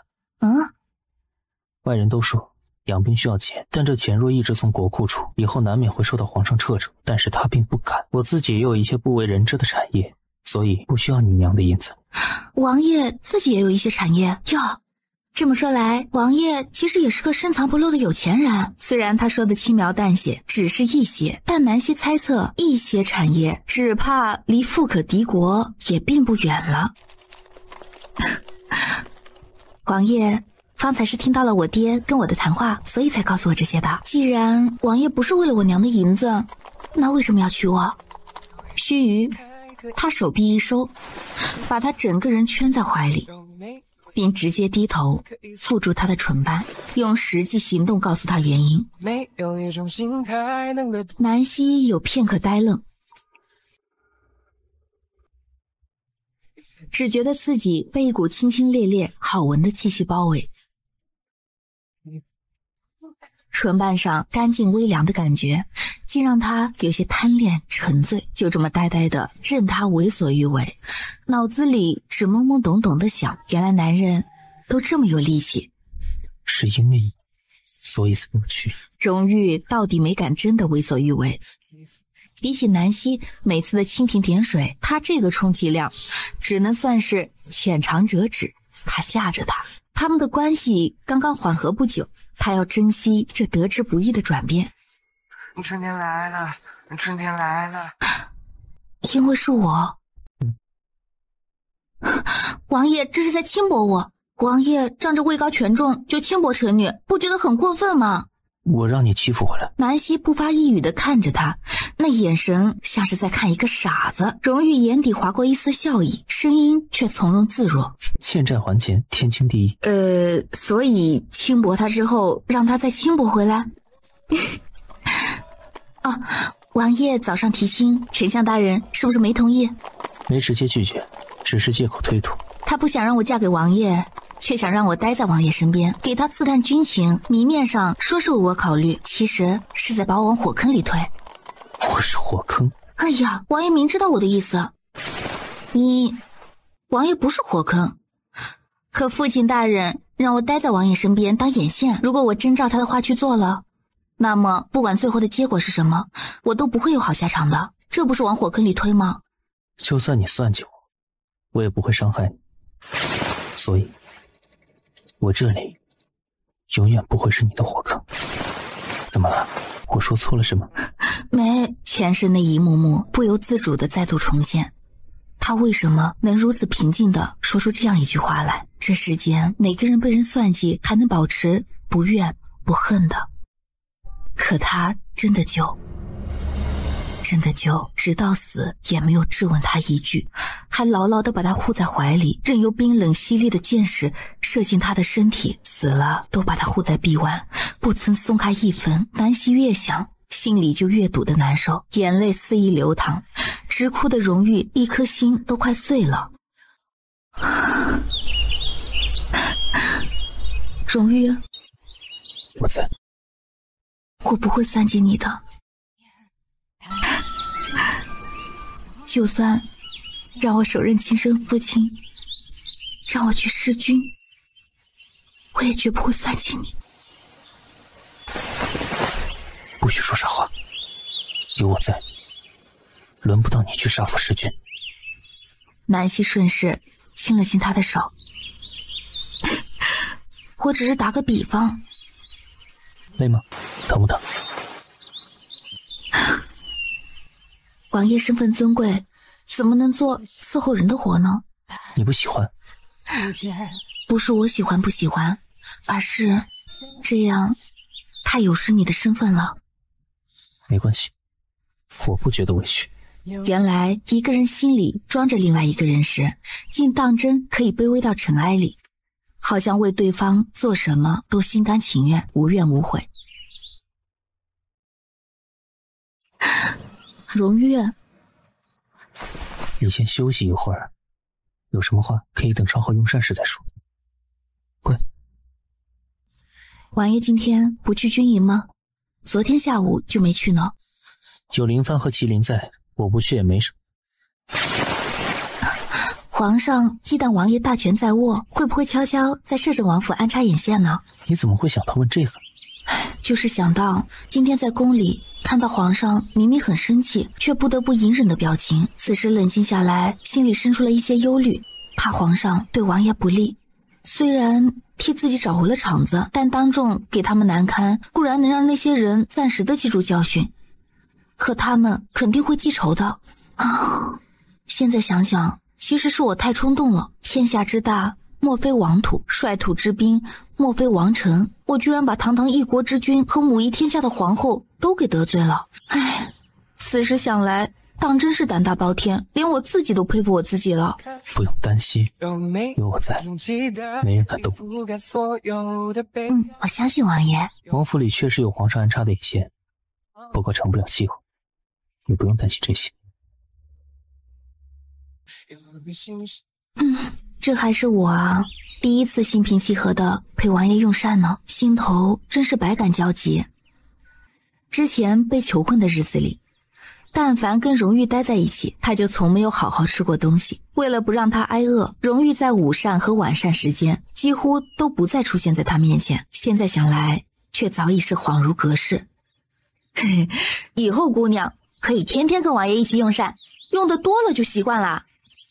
南希在脑子里想象了一下，每天跟荣玉同床共枕，早上睁开眼醒来就看到一张俊美贵气的脸，心情应该就会变得很好的。可是啊，就怕3-5年之后，你家王爷呢，看我这张脸看得腻了烦了，就不想跟我坐在一起用膳喽。嗨，怎么会？王爷才不是这样的人呢。哎，你怎么知道不是？你会预言呢？你能看到几年之后的事情呢？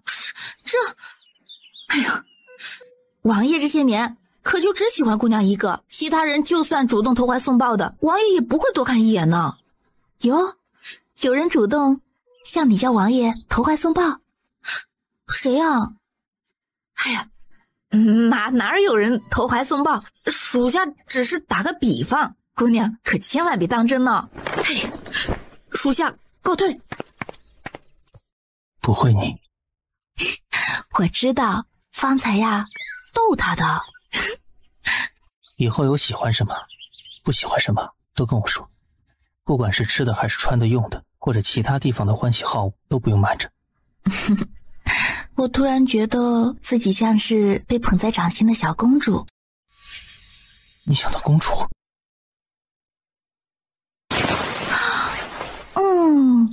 我要是公主，不就成了王爷的妹妹了？哦不，还可能是侄女呢。不行，这关系太乱了。王爷，用完午膳去睡一会儿，我下午在书房里处理点事情。你有什么事可以去书房找我，也可以让银月去找。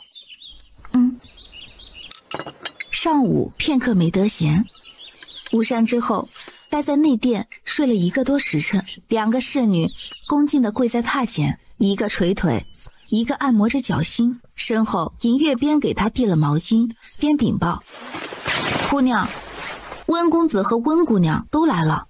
王爷没见温姑娘，只让人把温公子带去了书房议事。温姑娘此时坐在王府花厅里面喝茶呢，说是等姑娘醒了，想跟姑娘说说话。早上不是才刚见过面吗？而且貌似闹得不太愉快啊。温岚端坐在花厅里，手执一本书册闲阅，她左右两旁共站着4个侍女，个个低眉垂眼，神色拘谨而安分。南希远远行来，就看到这样一幕，目光漫不经心地从几个侍女面上掠过，发现早上对她冷嘲热讽的那个侍女不在。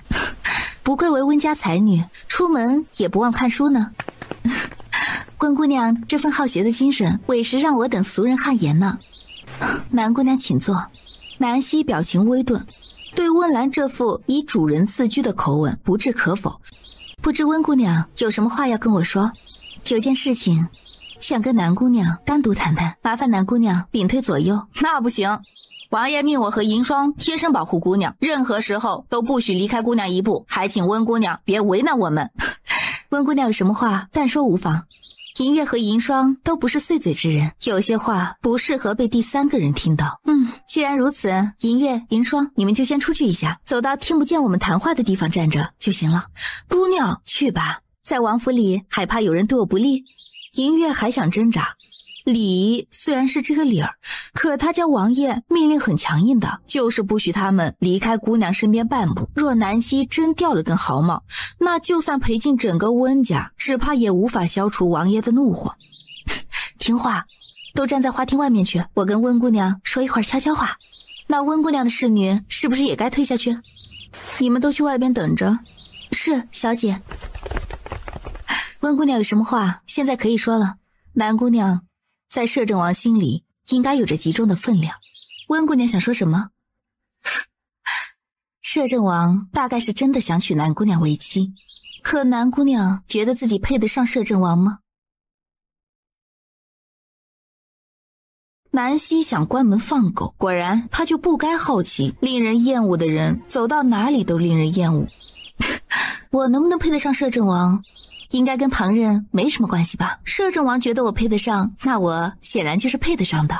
说实话，当今皇上不是个宽容大度的天子，所以呢，摄政王手握大周2/3的兵马大权，权倾朝野，朝中大臣无人不敬，也无人不惧他。若你是皇上，难道不是日夜难安，恨不得马上除之而后快？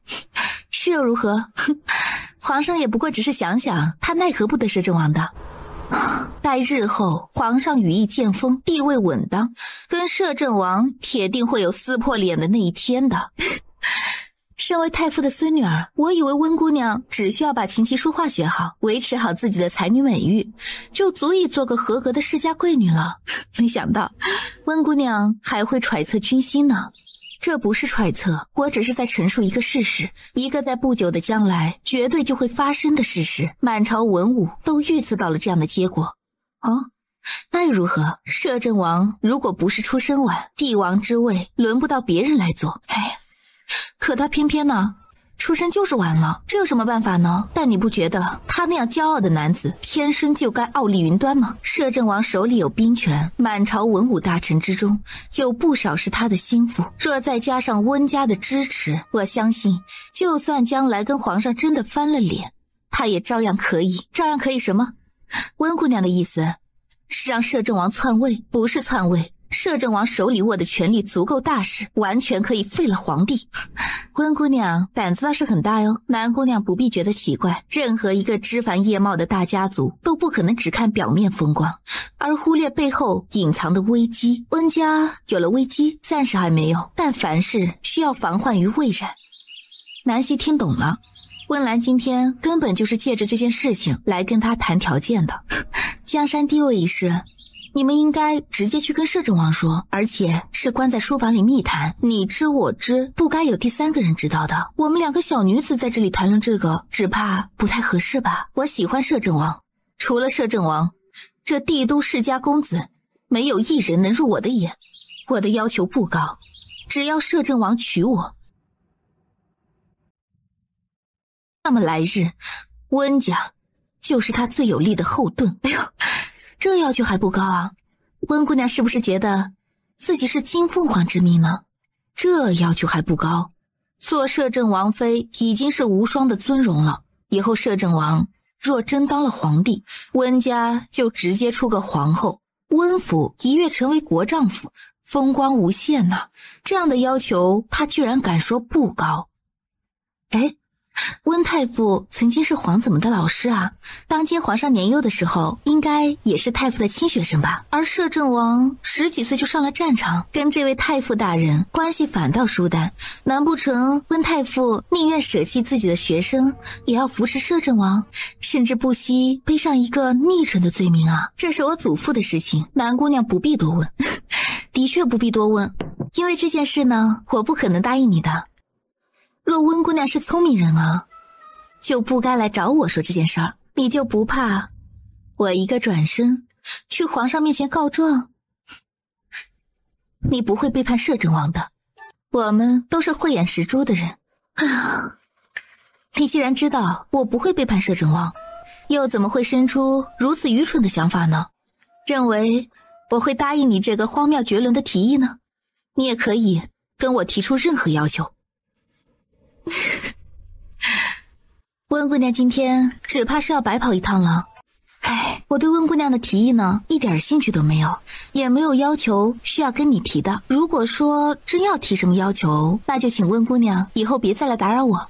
我们应该是井水不犯河水的关系，摄政王的事情我并不打算干涉，你已经在干涉了。南姑娘以一个商户之女的身份，霸占着摄政王府女主子之位，不觉得很自私吗？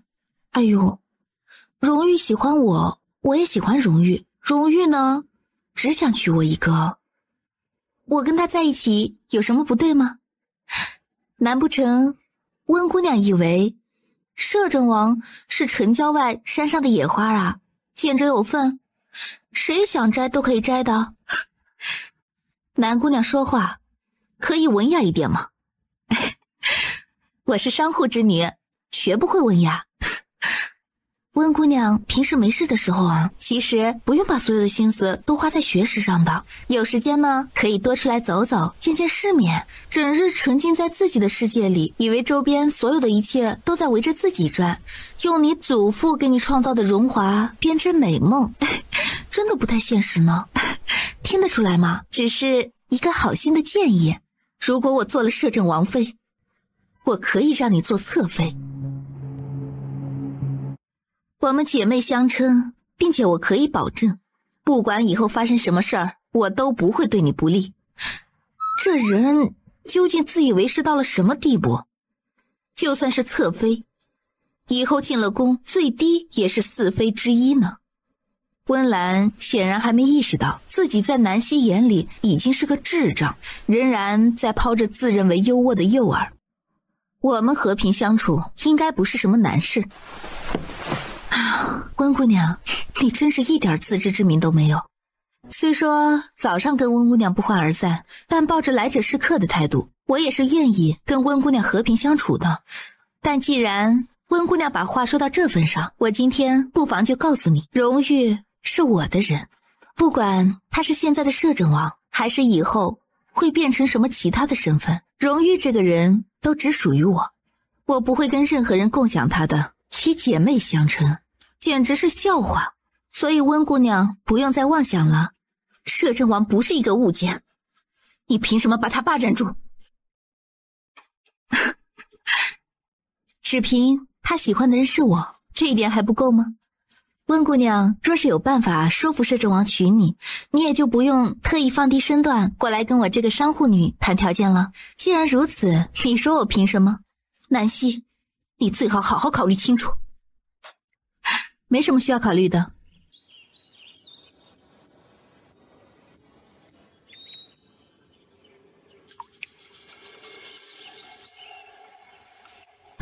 什么事这么好笑？你忙完了？方才你跟温岚见了面？是啊，见面了。哎呀，温姑娘她很可爱。到底什么事这么好笑？那位温姑娘啊，说的话好笑。温岚找你麻烦了？准确来说应该是谈判。方才温岭在书房说的话，他几乎瞬间就猜到了所谓的谈判指的是什么。那位温姑娘说温家愿意站在王爷身后，条件是王爷要娶温岚为妻，是明媒正娶的摄政王正妃。温姑娘还格外宽宏大度的允许我为侧妃呢，眼底杀意一闪而逝。别闹，我说了，他就是一个笑话，王爷也可以把他们当作是一个笑话呀。你不生气？有什么好生气的？温公子过来也是跟王爷谈及当今之事的。温姑娘说啊，说我以一个商户之女的身份霸占着摄政王府女主子的位置，很是自私呢。荣誉被她亲得有些悸动，听到这句话，一时之间竟没来得及生气。王爷觉得我自私吗？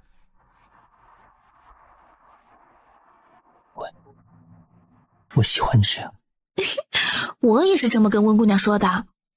我说王爷不喜欢她，就喜欢我一个人。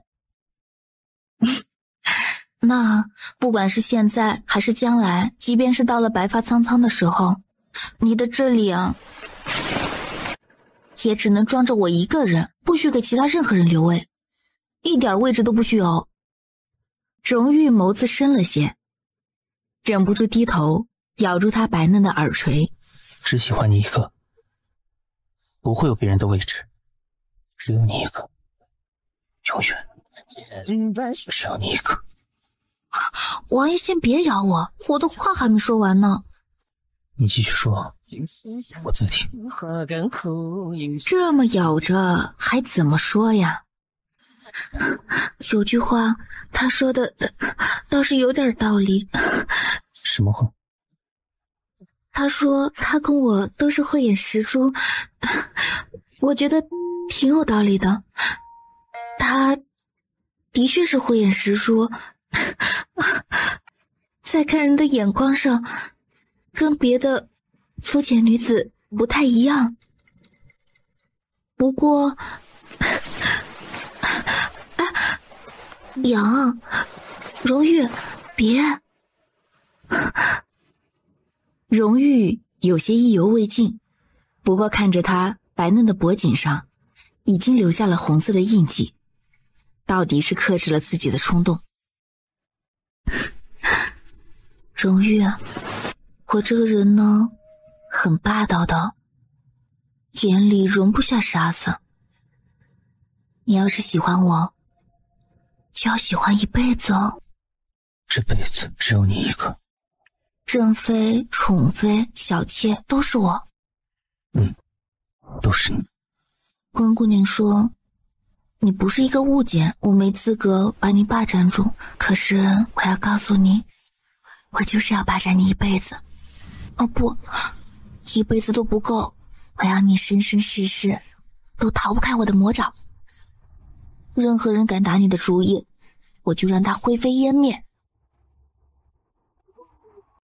如果说南希醒来那一刻给了他意外，那么这2天相处下来，荣玉感觉到自己时时刻刻都在收获着惊喜。只有你，除了你，不会再有其他人。南希感受着他手臂的力量，心头不由又泛起疑惑，荣玉对他是不是太过百依百顺了？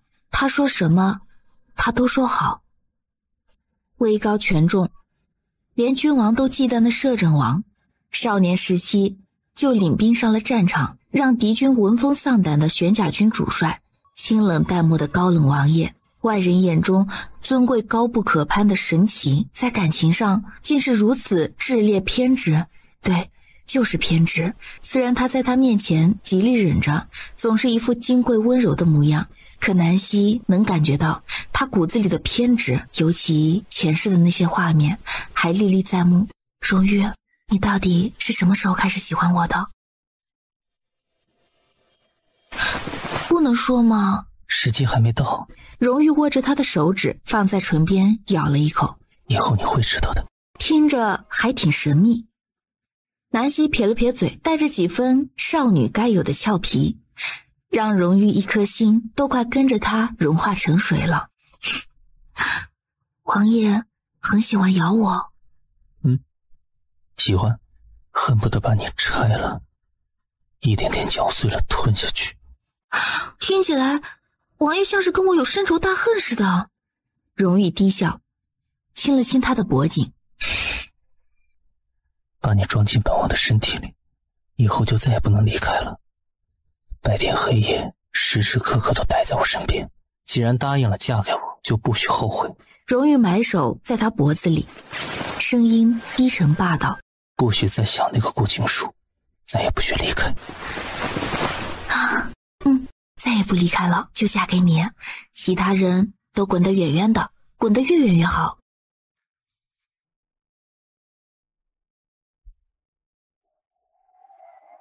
千百世是心情，而我出牵挂。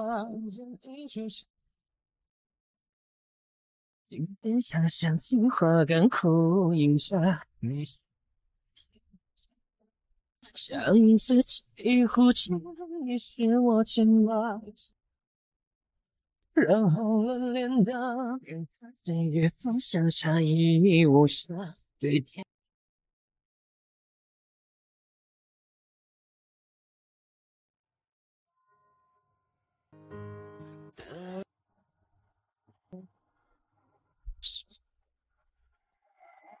简白说是心情，而我出牵挂，你就是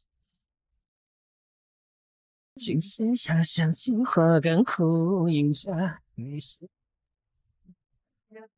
相思起呼叫，你是我牵挂，染红了脸的对于方向差异无暇，对。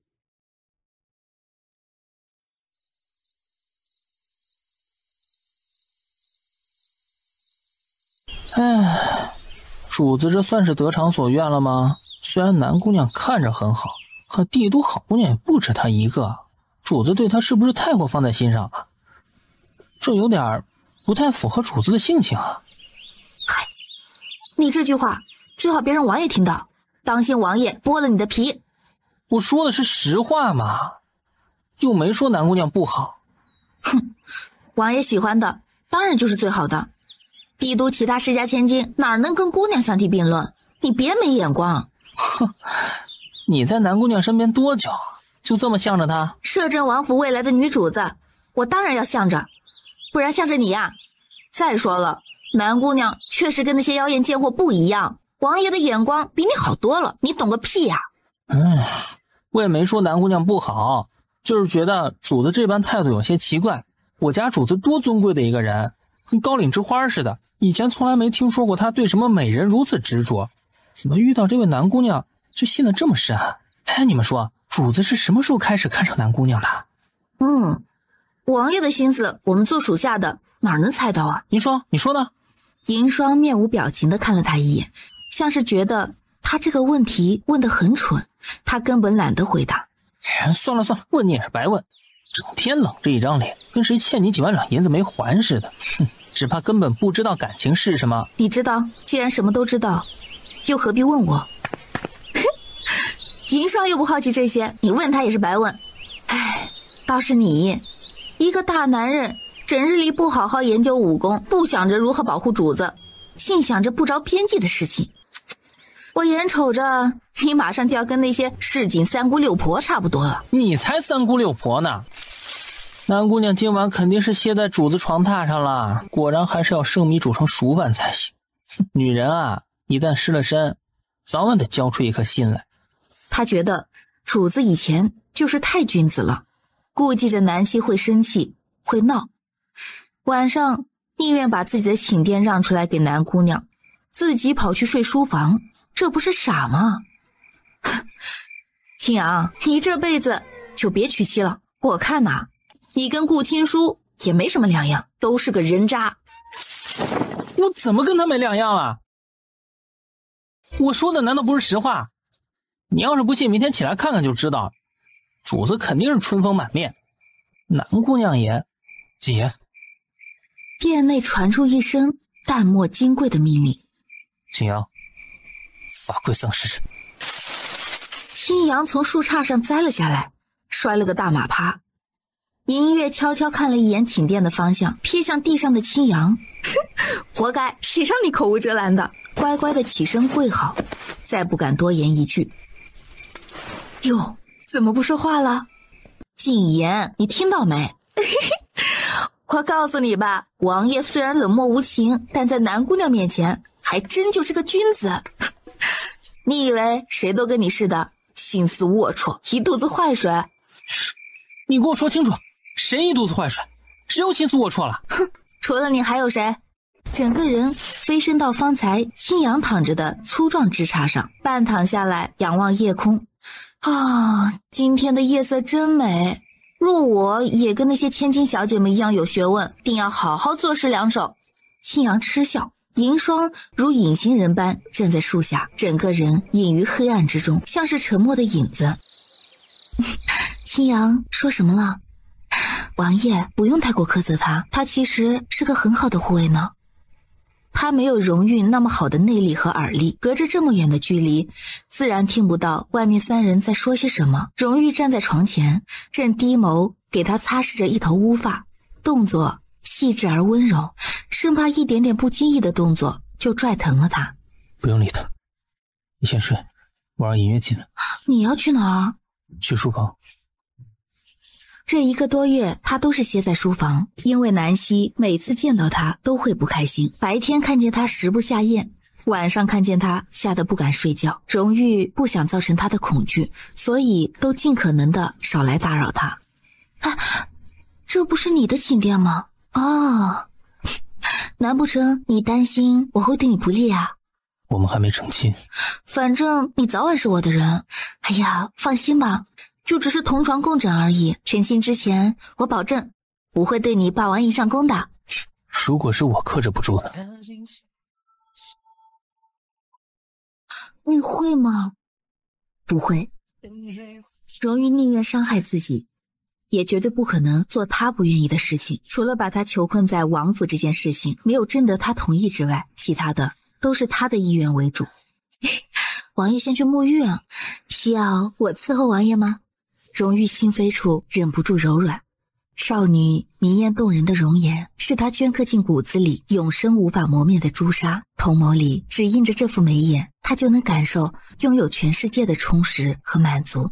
空寂了多少年的心房被填得满满的，让她觉得从未有过的安心。不用。她压制着内心深处咆哮而出的渴望，温柔地开口：我很快就回来，你要不要先看一会儿书？都是一些民间趣事。王爷书房里有医书吗？怎么突然想看医书？原本就懂点皮毛，以后有时间的话可以钻研一下。王爷精通兵法谋略，我也得学点什么，才能跟王爷并驾齐驱才是，不然显得我像是被教养的菟丝花了。府医那儿有，我让银霜去给你拿。明天吧，太晚了，让府医歇着。荣誉嗯了一声，转身去沐浴。南希一个人倚着床头，有一下没一下的翻着手里的书，却一个字儿都没看进去，脑子里一直在想着前世荣誉中毒的事情。虽然下毒的主使是谁他不知道，因为前世他放在荣誉身上的关注太少了。当你厌恶和恨一个人时，躲他都来不及，又怎么可能关心他身上发生的事情呢？这一世他要做到防患于未然，学点医毒之术总是有好处的。荣誉虽贵为天家皇子，又大权在握，可越是站在高处，面对来自四面八方的凶险也就不计其数。看似平静的朝局之下，其实处处暗藏刀光剑影。南希越想就越觉得荣誉真的是个强悍而厉害的王者，暗处不知有多少敌人伺机而动，他都能应付得从容有余。这辈子只要他能做到强大，他必将无坚不摧。在想什么？清冽干净，夹杂着淡淡的清香，缓缓而来，萦绕鼻翼，拉回了正在沉思的南希。想着如何保护你，你相信吗？相信。你怎么不说我不自量力？荣誉在他身边坐了下来，握着他的手放在自己心口。你能保护我的心。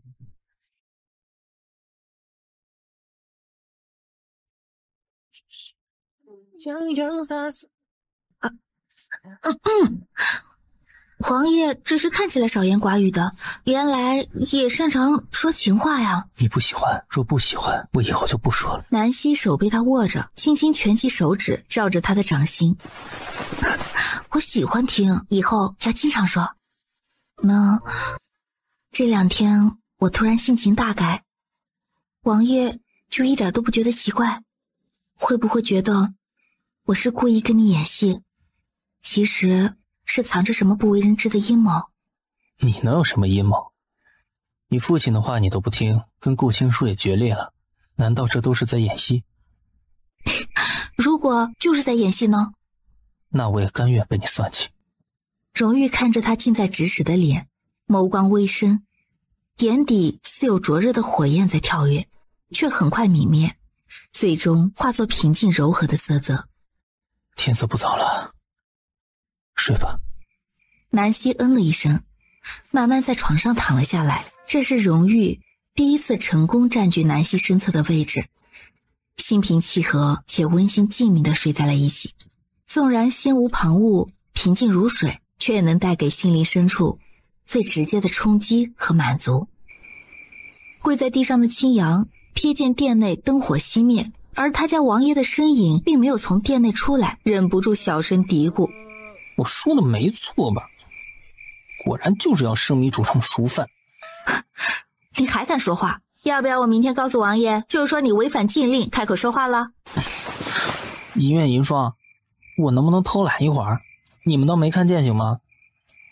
行啊，你要是不怕被加罚10个时辰，就尽管偷懒。感觉3个时辰实在难熬，漫漫长夜还不能说话。他家主子幸福地抱着美人睡觉了，他却悲催地在外面罚跪。3月16早晨，宝林郡主差人送来了一张请帖，邀请南希午时之后去清音楼听戏。南希想了想，让人回了一句好。清音楼是帝都最有名的一家戏楼，楼中台柱子是个年仅19岁的漂亮公子，名叫浮尘。不但天生一副好嗓子，容貌也生得格外柔美，算是男生女相吧。青楼花魁，戏楼台柱，听着似乎都是挺风光的，可是在那些贵人们眼中，其实只是个玩物。所以这位浮尘公子前世的运气并不怎么好，风靡帝都的浮尘公子成了当今齐王的男宠。那时候整个皇城所有权贵世家都沸腾了，但凡是喜欢听浮尘唱戏的，被他一身水袖戏服在台上的绝世风华所倾倒的，都忍不住为他抱不平，觉得齐王仗着权势强行把浮尘弄进了王府。不过这件事最后的结局却出乎所有人的意料，让热火朝天的议论声一夜之间消失，再也没有人敢提半个字。因为把浮尘掳进府的齐王被这位浮尘公子残忍地削了脑袋，失手分家。狄王见色起意，玩起了断袖，最终却死于男宠之手，还有什么比这样的丑闻更令皇室蒙羞呢？帝王雷霆大怒，接了差事的大臣偏又办事不力，帝王怒上加怒。清音楼首当其冲，成为君王迁怒的对象。但很诡异的，清音楼里所有的戏子，包括老板在内，居然在一夜之间销声匿迹。待禁军奉旨前去拿人时，清音楼里早已人去楼空。后来发生的事情，南希就不太清楚了。清音楼鱼龙混杂，别让银霜和银月离开你半步。王爷这个反应不太对。听说啊，清音楼的浮尘公子是个极顶漂亮的伶人哦，一身水袖戏服，风华绝代，倾倒众生啊！帝都很多贵女都痴迷于他的。王爷不担心我被他的美貌和风姿所吸引，然后移情别恋吗？浮尘有喜欢的人。王爷怎么知道？他意外的并不是浮尘有没有喜欢的人，他奇怪的是荣玉似乎对这位浮尘公子很了解，以前有过接触。你若是喜欢听他唱戏，以后可以常跟他来往，或者让他来王府唱给你听也行。王爷这么大度？你希望我自私一点，把你关在王府，从此大门不出，二门不迈？当然不希望。这世上除了女子，就只剩下男人。那些世家女子对你不友善，你也不用理会他们，交一些其他方面的朋友也没什么坏处。南希沉吟片刻，虽说交朋友不看出身，但荣玉也绝不可能无缘无故的就让他跟一个从未见过的男子来往，而且这个男子还是个戏子，除非他心里已经有了底，对这个人了解甚深。若真是如此的话，前世浮尘公子被带去齐王府，不久之后杀了齐王，还能安然脱身这件事情中，是否有荣誉的帮忙呢？宝林郡主约好了在清音楼天字号雅间等他。先过来这边坐下喝杯茶，浮尘公子马上就上台了。怎么突然想起来要来听戏了？你以前经常来这里？今年来的比较少了，前年倒是经常来，也曾为了浮尘公子一掷千金。后来家里出了点事，我一整年待在府中没有出门。自打去年林家出了事儿，满帝都的权贵宗亲和我那些至交好友们，没人敢在我面前提及父亲的事情。我父亲的存在好像已经成了禁忌。不过也确实是禁忌，他们不敢提起，并不是怕惹我伤心，而是担心触了君王之怒，惹祸上身罢了。林氏一族是被帝王下旨灭了9族，空气中飘散的血腥味用了多长时间才慢慢散去？短短1年，只怕帝都大多人还没有忘记那一场灭门之祸带来的惊惧。南希一时没有说话，也许他不知道该说些什么。在数百条人命面前，所有言语上的安慰都显得太过苍白，无济于事。林氏一族的灭亡并不是因为犯了多大的罪，只是在夺嫡之争中站错了位置而已。那些人表面上羡慕我的风光，羡慕皇上对我宠爱有加，畏惧于长公主府的威风显赫，私底下却不知怎么嘲笑我有一个最纯的父亲呢。都是一群虚伪的人，恶心至极。若是不喜欢，也不用强迫自己跟他们虚与委蛇的。人活一世啊，短短几十年，还是开心点比较好。我的父亲这辈子只怕都开心不起来了。哎呀，算了，不说这些了。哎，你跟皇叔祖父的婚事是当真的吗？之前一直听说摄政王强迫你，你不是心甘情愿进摄政王府的。之前呢，的确不是心甘情愿的，但现在改变主意了。人往高处走，水往低处流。摄政王这么一株大高枝放在我面前让我攀，我拒绝得了吗？你真是为了攀高枝啊？你不信？的确有点不太相信啊。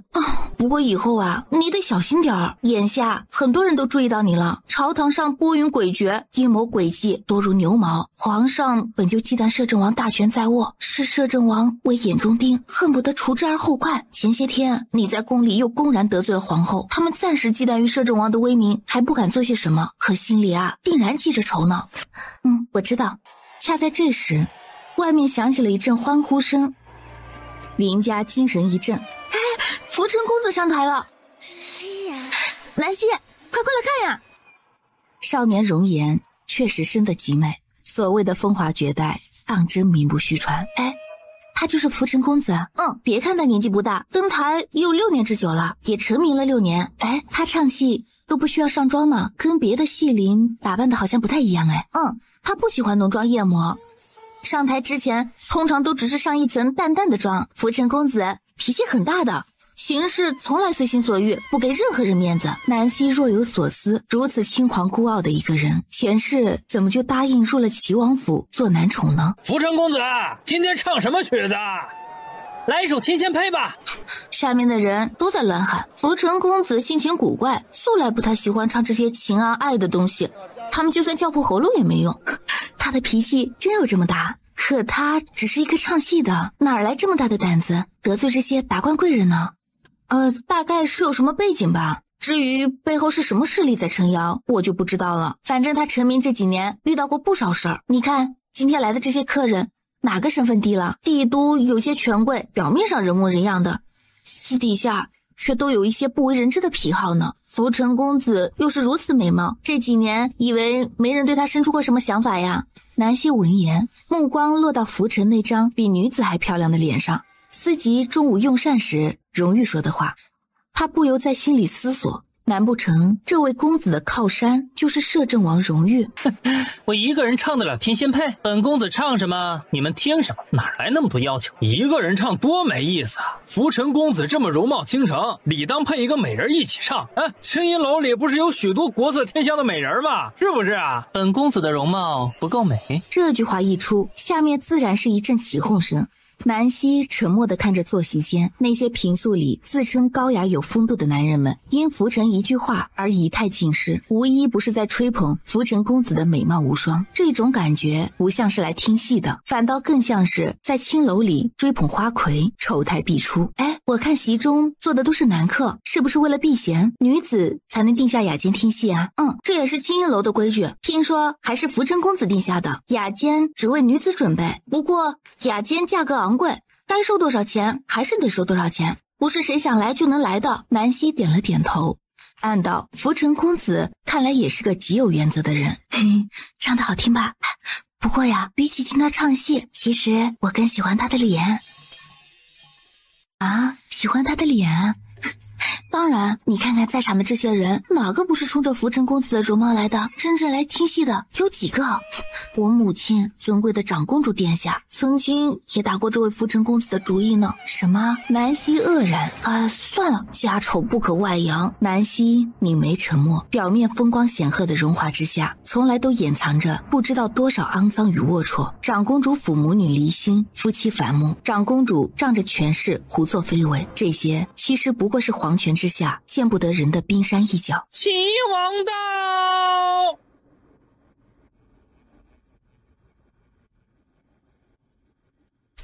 徐王突然来戏楼干什么？以前好像没听说他也喜欢听戏。比起前世已经知道的结果，他其实更想看到福成公子会如何应付这样的人。他大抵不是一个会让自己吃亏的主。今天来听戏啊，是次要的，看戏才是主要的。什么意思啊？你早知道齐王会来，我又不会神机妙算。过几天呢，就是老爷40大寿了，妾身想跟月儿一起进府，给老爷拜寿。月儿这么大了，都没能光明正大的喊一声爹呢。我这个做娘的，想起来就觉得心酸。娘，你也别难过了，我知道爹是爱我们的，只是爹也有爹的无奈。大姐毕竟是丞相府的嫡女，她若不同意，我上次被摄政王一脚踹伤之后，他在顾青书的宅子里养了这么多天，肚子里的孩子也掉了。南月一直没敢出门，就怕听到外面的流言蜚语。南月咽不下这口气，虽然他至今还想不通南希究竟为什么要陷害他。明明他以前那么蠢的，但进入丞相府认祖归宗却是他必须要做到的事情。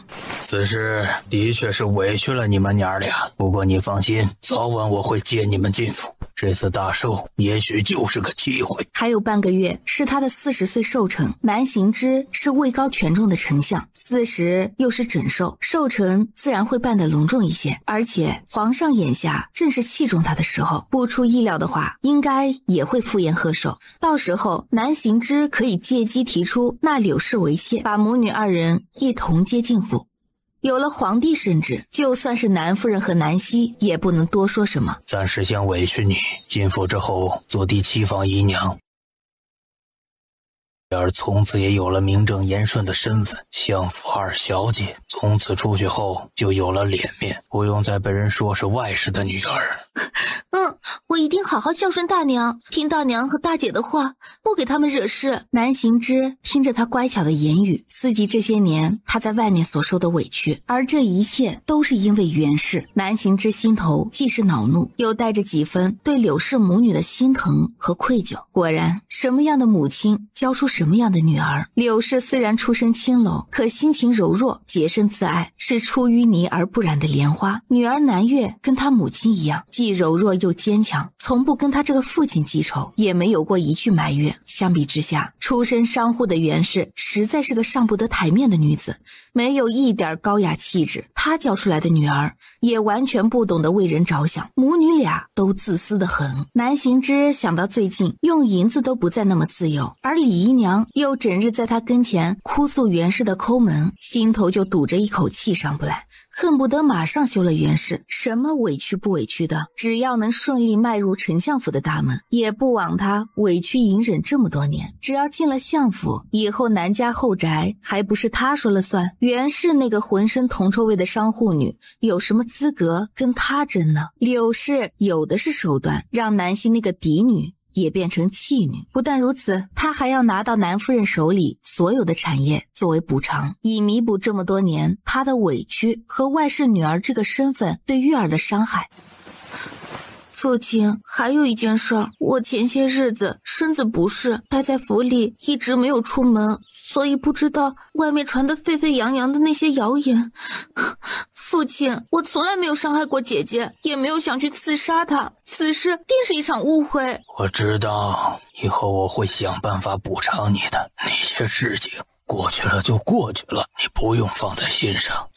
可是大姐若是继续误会我，我该如何解释呀？不用管他，以后你们各过各的，没必要去讨好他。南月咬唇，想说他也不愿讨好南希，可南希到底是相府嫡女，而且南夫人掌家，他进府之后，日常的吃穿用度都要跟南夫人伸手，不讨好他们能行吗？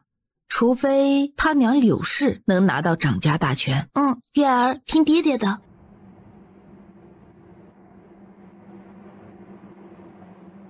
午间，跟南行之在宅子里团圆了一阵，说了些体己话，又在床上翻云覆雨一番之后，南行之就回了相府，而柳氏仔细把自己打扮了一下。娘今天带你去青衣楼去听戏，说不定还能遇上个贵人。娘，什么贵人？我就喜欢亲叔哥哥，不喜欢其他贵人。他都委身顾亲叔了，哪儿还能再跟其他人？万一被贵人知道他不是完璧之身，后果只怕不堪设想。南越觉得荣华富贵很重要，但性命更重要。顾亲叔他算个什么东西？南希眼下，你也跟着眼下。娘，顾亲叔虽有状元名头，可出身低，跟着他没前途的。之前让你跟他虚与委蛇，是为了接近南希。现在既然南希都跟他闹掰了，你还跟他啰嗦什么？他娘若是知道他跟顾亲叔不但有了肌肤之亲，甚至连孩子都有过，大概会暴怒吧。如果他不曾失身给顾亲叔，是不是还真的有机会嫁一个更好的夫君？齐王这是要干什么？别急，安心看戏就成。席间客人因为齐王的突然到来略有些骚动，戏台上福成公子却像是什么事儿都没发生似的，从容唱完一段。我家齐王有请福成公子，请福成公子入内说话。这福成公子应该没犯什么事吧？看齐王府护卫这架势，还真是冲着福成公子来的。银霜，你下去看看。是。这两人都是摄政王给你的人啊？嘿，皇叔祖父对你真好。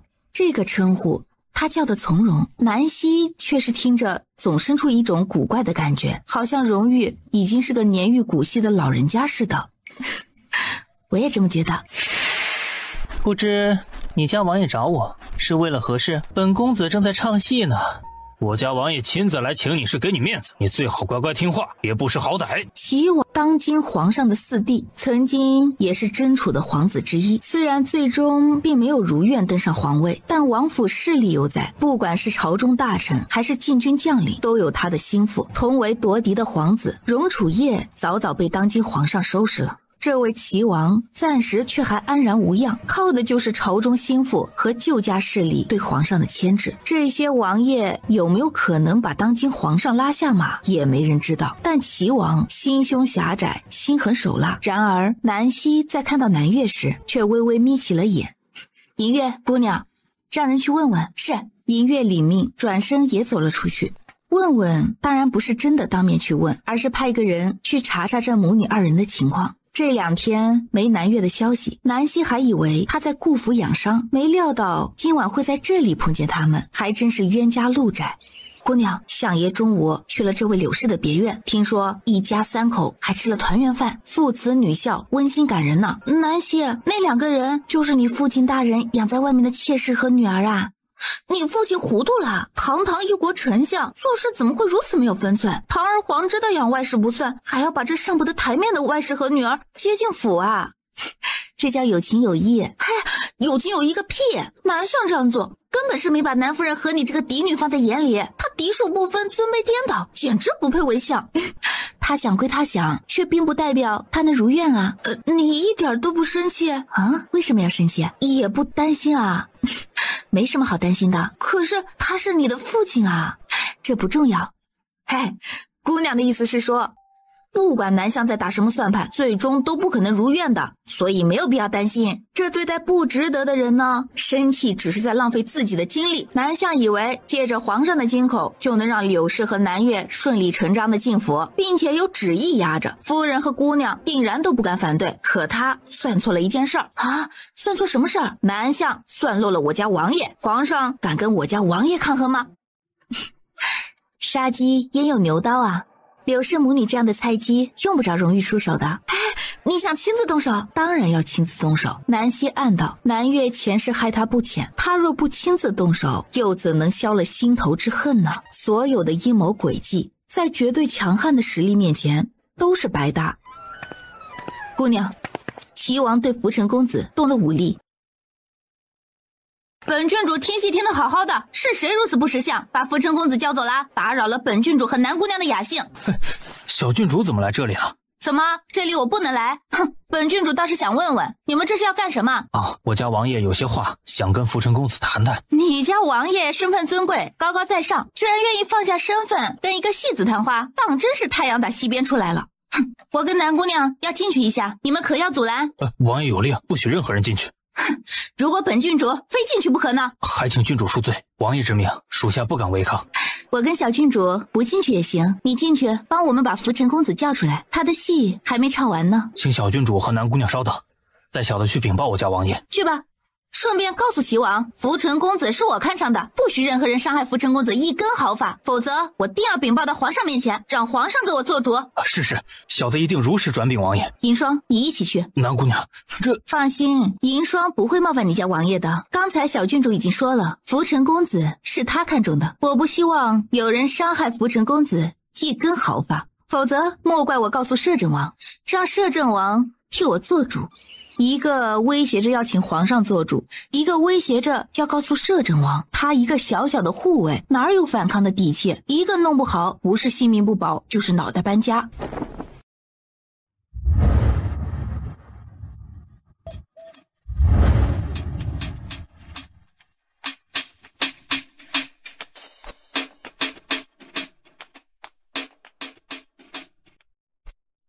齐王脸色大变，惊得豁然起身。王爷，护卫手里没想到银霜说动手就动手，一时惊得结巴起来。外面长公主府的小郡主和南姑娘要见福成公子，还说不许伤害福成公子任何一根毫发，否则定要皇上和摄政王做主。放肆！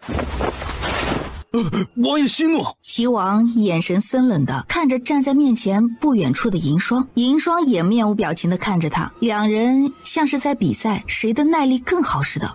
是哪位姑娘要见我？丞相府大小姐南希。还愣着干什么？把他给我拿下！屋里谨慎的三人很快动起手来，三人交起手来，招招凌厉，掌风扫过之处，连齐王都难免受到一点波及。福成公子，你没事吧？南姑娘今天也来听戏，扰了南姑娘和郡主的雅兴，福成深感抱歉。姑娘若不嫌弃，在下愿单独给两位姑娘唱上一曲。好啊，我跟小郡主今天订了2楼的天字号雅间。小郡主和南姑娘先起。然而在1楼到2楼的转角处却看见了南月。大姐，你也在这里？我今天我对你的事情不感兴趣，你不必跟我解释你的行踪。南月僵立远处，被当成空气般刻意忽视的难堪让他感到难以忍受。南希对顾青书的确没了感情，所以顾青书对他来说其实已经失去了利用价值。若早知如此，南月之前就不会失身于顾青书。他以为顾青书能牢牢抓住南希的心，以后成为丞相府的女婿飞黄腾达指日可待。只要南希还一日爱着顾青书，他就能利用姐妹情深和顾青书达到自己的目的。不管是丞相府嫡女的身份，还是南夫人手里的产业，早晚都会落到他的手里。麻烦各位通报一声，我有重要的事情要跟齐王说。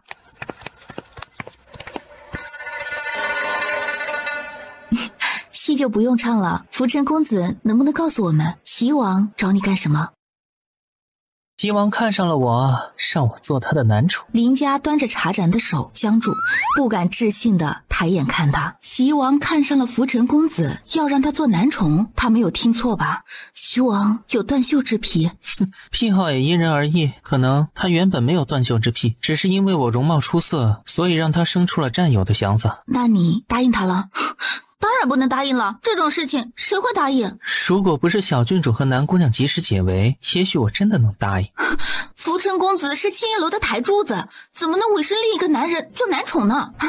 齐王提出这样荒谬的要求，简直是欺人太甚。小郡主不用气愤，这不是没事了吗？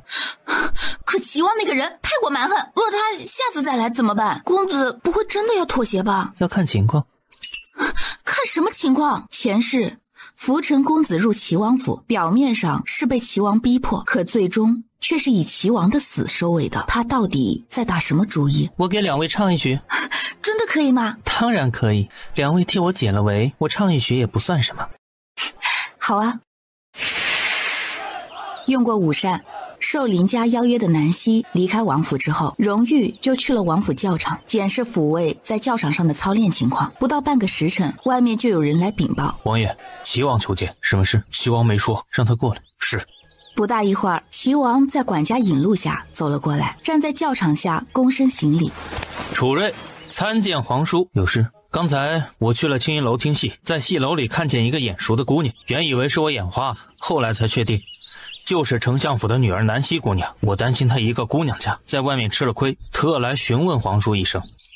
皇叔切莫误会，南姑娘只是去听戏，并未见什么不该见的人。你特意过来就是跟本王说这个啊？我就是有点不太放心，所以过来告诉皇叔一声。毕竟南姑娘只是个柔弱姑娘家，在外面万一遇到什么危险，后果不堪设想。齐王这是故意来诬陷南姑娘名节，挑起他家王爷误会的吧？可能南姑娘太喜欢福辰公子唱的曲子，所以命人把福辰公子请到了单独的雅间，说是让福辰公子单独唱给他听。齐王笑着说道，绝口不提林家也在场的事实，因为南越很快会把林家支开。皇叔可有派人保护南姑娘？我担心南姑娘遇到危险，留了2个护卫在青音楼1楼大堂，就是为了防止意外发生。谁跟她一起去的？这我倒不是很清楚，我就只看到她身边带了2个侍女。那2个侍女是谁？皇叔，你没认出来？就算你不知道银月和银霜是本王府上的人，也该知道他们的身手足以碾压你齐王府的那些废物。南希是本王的女人，她的行踪安危无需你来操心。有时间管好你自己的事。堂堂齐王，别跟个碎嘴婆子似的。青阳终于确定齐王就是来陷害南姑娘的，他像是看白痴一样看着齐王，暗道就这点低级伎俩也敢在我家王爷面前耍弄，先去皇帝后宫跟那些嫔妃们学学什么是宫斗吧。干什么？我家姑娘听说小郡主在这里，让奴婢过来请小郡主去一趟，有话要跟小郡主单独谈谈。你家姑娘是谁？姑娘说郡主过去就知道了。哼，在本郡主面前装神秘，本郡主不是阿猫阿狗，谁让我去我就得去。转告你家姑娘，她要见我，让她自己过来，我愿不愿意见她还得考虑考虑呢。我家姑娘是郡主认识的人，只是有事就先去，不用管我，我在这里等你。是，不然我们一起去。孤男寡女共处一室似乎不太好。我就不去了，人家已经摆明了只想见你，我去不是自讨没趣吗？好，我很快回来。银霜在，跟上去看着，别让小郡主吃了亏。是。有人在故弄玄虚，南姑娘猜到是谁了？如此拙劣的伎俩，不用想都知道是谁。有件事情我想问问公子。南姑娘请问。你是摄政王荣誉的人？不是。不是。南希心头微讶，那荣誉提到他的时候怎么一副熟人的口吻？摄政王对你好吗？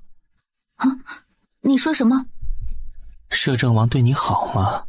你是真心喜欢摄政王？摄政王对我很好。是吗？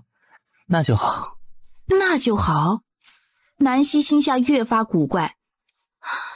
你认识我？你猜？听说公子13、14岁时就在青叶楼登台了。唱戏辛苦吗？喜欢就不觉得苦。浮尘是公子的名字？南姑娘对我说的事情很有兴趣。不知怎么回事，她对这个人似是有着一种莫名的亲切感。的确有些好奇不过如果公子不方便说，我也不勉强的。南姑娘别告诉别人，其实我叫……嗖，一记凌厉的飞镖透过窗子急射进来。谁？别担心，有银月在，贼人无法得逞的。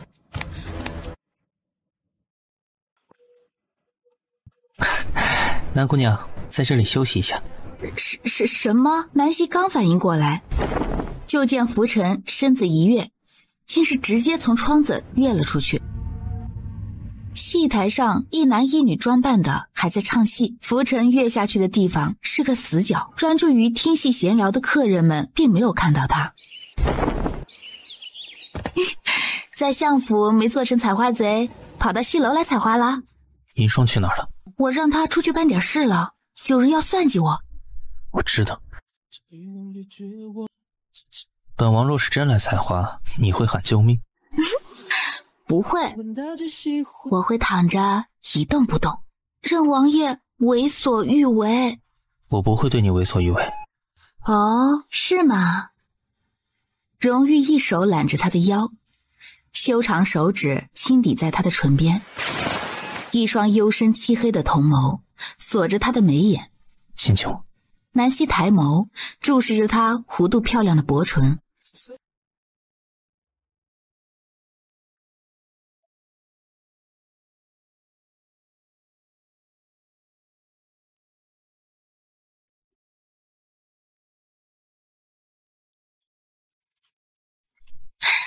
哎，那个浮尘公子方才是不是看见了王爷，所以才主动离开的？荣玉嗯了一声，把他打横抱起，走往屏风后的井榻。南希没反抗，温顺地搂着他的脖子。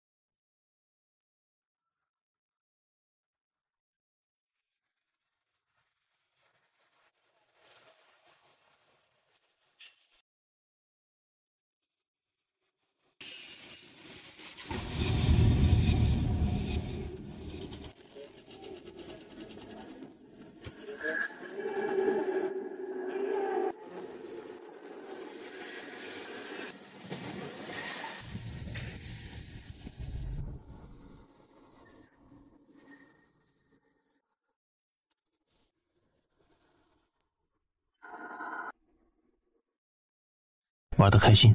还好吧。王爷怎么突然过来了？有人啊，去摄政王府通风报信，说你跟浮尘公子共处一室。有人去告我的状啊？荣玉点头。南希真是要笑了，他以为南月既然想动手陷害他，至少也该想个万无一失的计策。然而去摄政王府告状，他的脑子到底是什么做的？不过告状的人一定不会是南月，早在刺杀事件之后，他跟南希就已经是水火不容的关系，荣玉不可能见他。通风报信的人不会是齐王吧？荣玉不发一语地看着他，还真是他。我以为他好歹也是亲王，身份地位摆在那里呢，不太可能会自降身段做这种事情吧。没想到他还真学会了告状陷害的小人行径。堂堂一个王爷，若是跟市井三姑六婆一样，喜欢背后说人是非，而且搬弄是非都搬得不怎么够水平，那么不但达不到自己想要的目的，还会被冠上一个挑拨离间的罪名，丢不丢人呢？南希终于明白前世齐王是怎么死的了。人蠢心思脏，浮尘公子只要稍微动动脑子，弄死他简直易如反掌。不用理会他，我……话未说完，突然顿住，空气中丝丝缕缕幽香弥散，这种特殊的异象像是预示着某种不言而喻的信号。荣玉表情骤冷，抬手捂住南希的口鼻。冰息。南希瞬间明白他的意思，屏住呼吸。荣玉见状放开南希，转身疾步走到屏风外面，端起桌上的茶盏浸湿帕子，很快走回来，用打湿的帕子覆住南希的口鼻。南希没说话，眼睛眨也不眨地看着他瞬间冰冷的表情，眼底泛起一丝笑意，抬手摸了摸他的脸颊，像是在安抚他的情绪。空气中像是有某种旖旎的暗流在涌动。你家姑娘到底是谁？搞得这么神秘，做什么？跟着侍女走上3楼雅间，有什么话非得单独说。姑娘就在里面。林家狐疑地看了他一眼，转身走了进去，目光搜寻着雅致的房间。这里哪有人？你家姑娘。房门当着他的面被关了起来。伴随着咔嚓一声，清晰的落锁声让林家脸色一变。哎，你干什么？开门！给本郡主把门打开！你到底是谁？敢算计本郡主，简直胆大包天，不想活了是不是？开门！郡主不用着急，有我在，郡主不会有危险。银霜，这到底是怎么回事？声东击西，有人故意设计把郡主调走，想设计陷害南姑娘。那你还不赶紧去救你家姑娘？万一她遇到了危险，郡主不用担心，有银月在，姑娘不会着了他们的道。那我们现在怎么办？郡主可以安静的坐着，也可以继续拍门。安静的坐着，或者继续拍门。林家皱眉想了想，觉得还是安静的坐一下比较好。大吼大叫，实在有些影响他这个郡主的形象。方才我看见姐姐和浮尘公子进了这间房，我担心他，让人过来看了看，可是外面一直喊人，却没人应我。我担心姐姐，万一她出了什么事儿。浮尘公子不是被齐王叫过去了吗？你怎么会看见他们一起进这房间啊？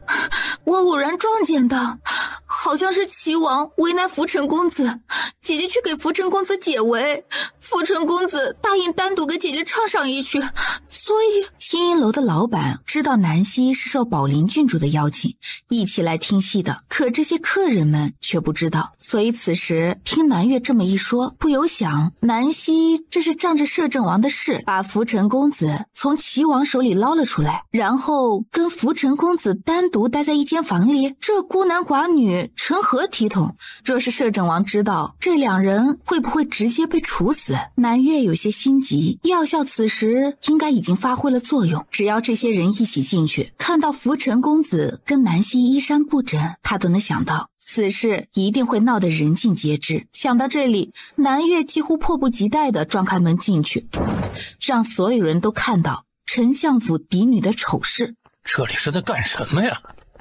青音楼的岑老板听说了2楼的动静，匆匆带人走上来。各位公子都处在这里干什么呀？此处是贵客定的雅间，不得允许任何人接近此处，谁让你们过来的？岑老板，此处雅间里的贵客可是丞相府的嫡女南大姑娘。南大姑娘的确在里面，不过除她之外还有长公主府的君。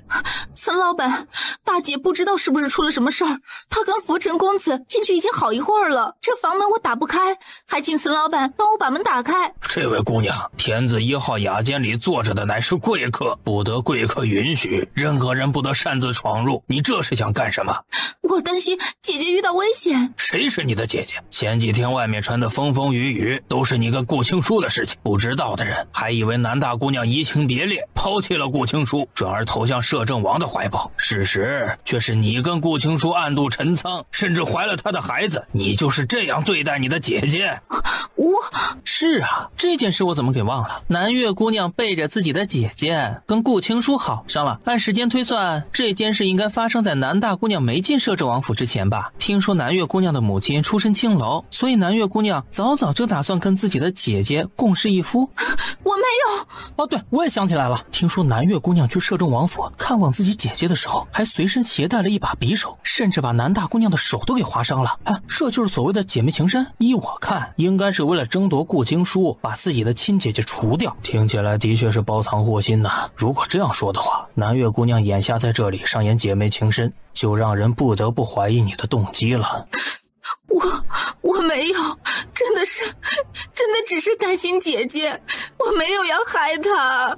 你有没有害南姑娘的心思，只有你自己知道。但是你怀了顾青书的孩子却是事实，是不是顾青书让你来求南姑娘的原谅，好让丞相大人继续帮她平步青云？你们怎么说我都行，可是能不能让我姐姐先出来？我真的担心她。这间屋里现在只有姐姐跟浮尘公子，万一浮尘公子生出其他的心思。南月姑娘这句话可着实冤枉了我，我跟南姑娘共处一室，南姑娘的名节可不能任人污蔑。南月姑娘口口声声说担心自己的姐姐，却找这么多人过来见证自己的姐姐跟男子共处一室，这是担心还是陷害？你是怕你自己的姐姐死得还不够快啊？南月脸色猝变，几乎不敢置信的看着本不该出现在眼前的浮尘公子。你怎么会？南月姑娘看到我似乎很震惊。你想问我怎么会在这里？奇怪我此时怎么不在天字号眼间里？还是说我为什么没中了你的药？不可能，他明明亲眼看着他进去的。你是哪只眼睛看到？我跟南姑娘一起进这房间的。是啊，南月姑娘什么时候看见浮尘公子跟南姑娘一起进去的？你不是故意耍我们吧？我没有。正在此时，雅间的门从里面被打开，众人转头看去，这么多人围在这里，是打算捉奸在床吗？参见摄政王，摄政王万安。南月脸色煞白，僵硬而呆滞地看着相携而出的两人，震惊到无法反应。我今天难得跟王爷一起来听戏，没料到会遇到这么一出。各位以为我在这里私会其他男子？我们在下面听戏听得好好的，南月姑娘非说大姑娘有什么危险，还请大姑娘明察，请摄政王明鉴。是南月姑娘一口咬定大姑娘跟浮尘公子共处一室，我等并不相信啊。对，是南月姑娘信口雌黄，胡说八道。不是，我是真的担心姐姐。真的担心我？1个月前你能一边跟我上演姐妹情深，一边跟顾青书有了孩子，眼下你能一边说担心，一边带着这么多人来捉奸。南月啊南月，你这点手段骗骗没脑子的蠢货还可以，稍微有点脑子的人都不会相信你拙劣的演技。大姐，我没有，我真的只是担心大姐。大姐，够了，南月，原本我只想跟你井水不犯河水，但你既然3番4次主动找死，我若不成全你，似乎对不起你的一番苦心。既然你这么喜欢捉奸，我就让你捉个够。银月，稍后让人把他送去怡红楼，那里嫖客多，让老板带他去好好观摩观摩。是，姑娘。姐姐，你不能这么做，你不能这样对我，我也是父亲的女儿，父亲不会同意你如此对我的。我不能。王爷觉得我能这么做吗？把南月送去怡红楼，让老鸨好好调教。摄政王饶命！大姐，我不是故意的，我错了，我真的错了，大姐，你饶了我，求求你饶了我吧，大姐。南月，你的母亲出身青楼，你也该去青楼待着，毕竟那里曾是你母亲营生的地方啊。南月被强制性的带走，在场的没人敢开口替他求情，虽然他们都知道一个女子被送进青楼就意味着这辈子已经毁了，可这些都是南月自作自受。让银霜把宝林郡主送回长公主府，晚间你来摄政王府一趟，本王有事跟你说。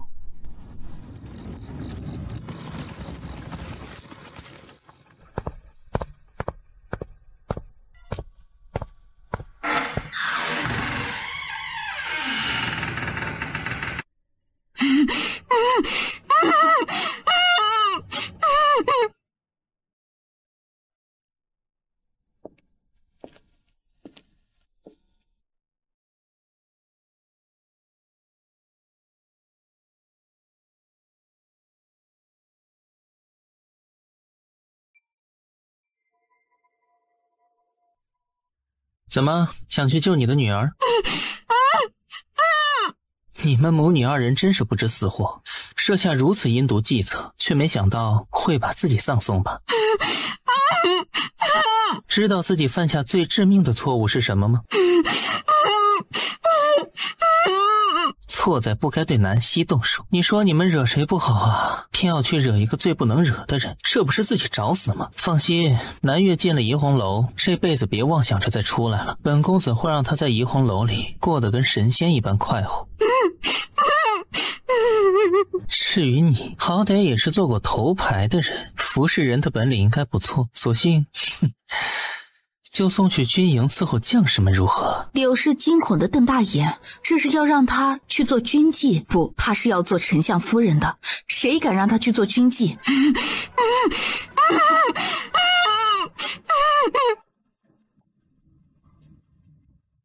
苏沐晨叫过来。是。王爷别担心，我没事儿。虽然荣玉反应及时，可气味是通过呼吸进入身体里，南希难免吸了口药香味。此时有点反应也属正常，不过除了身上有些燥热之外，并无其他不适。要是真没办法，大不了我就失身给王爷，反正这辈子我也不会嫁给别人了。别胡说。怎么，王爷不稀罕我？我不是这个意思。那王爷是什么意思啊？荣玉加快了步伐，对一路上纷纷行礼的王府侍卫和下人视而不见。很快到了昭臣殿，全部退下。侍女们低头退了出去。我们还没成亲，不是不稀罕你。就算王爷顾及我的名节，可外面的人早已认定我已经成了王爷的人，谁会相信我们的清白啊？是我的错。我不是在控诉王爷。荣玉没说话，转身去拧了帕子过来，附在他额头。你感觉怎么样？会不会很难受？其实还好。南希感觉到身体里的热度在升高，脸上的红晕也越来越强。他伸手环着荣玉精瘦的腰，将脸埋在他的胸膛。荣玉浑身神经紧绷，小心翼翼地环着他的脊背。不用紧张啊。南希感受到他身体绷紧，轻轻地拍着他的腰。我还好，真的还好。王爷，属下可以进去吗？进来。苏沐晨走进内殿，看到南希脸上的红晕，就知道是怎么回事，心头暗道：王爷实在是个不解风情的人，这么好的一个机会放在眼前都不知道珍惜，直接生米煮成熟饭多好。南姑娘哪里不舒服？就是身体有点热，其他的还好。细弱的药效不多，如果是个练武的男子，忍忍就过去了。不过一个娇弱的小姑娘……其实这一类的药没有特别有效的解药可以缓解，最有效的方法就是王爷懂的。南姑娘应该也知道我说的是什么意思，不过如果自己能忍受，也可以让药物发作一会儿，然后自行消退。若是不能忍，那就自己看着办吧。没有可以缓解的药。虽然这句话不太能让人信服，不过我还是愿意相信苏公子说的是实话。既然不能解就滚出去，还杵在这里干什么？苏沐晨一愣，随即撇了撇嘴，低声告退。南姑娘体质若是不错，可以洗个冷水浴，小半个时辰就能褪去药效，还不伤身体。说完这句，他转身就走了。荣玉脸色冷得像冰，并不理会苏沐晨的话，而是伸手拭去南希额头上的汗水。犹豫片刻，直接将手掌贴在南希后颈处，一股寒凉的气流顺着他的手掌缓缓进入南希的身体，顺着经脉进入四肢百骸，浑身的燥热仿佛在一点点褪去。南希一时间舒服的只想叹息。荣玉没说话，目光锁着南希的表情，见她脸上红晕渐退，眯着眼，一副享受的表情，悄悄松了口气，眼底划过一抹淡淡的笑意。舒服吗？王爷的手啊，像是有魔力一样，我感觉自己正置身天堂呢。王爷想当柳下惠？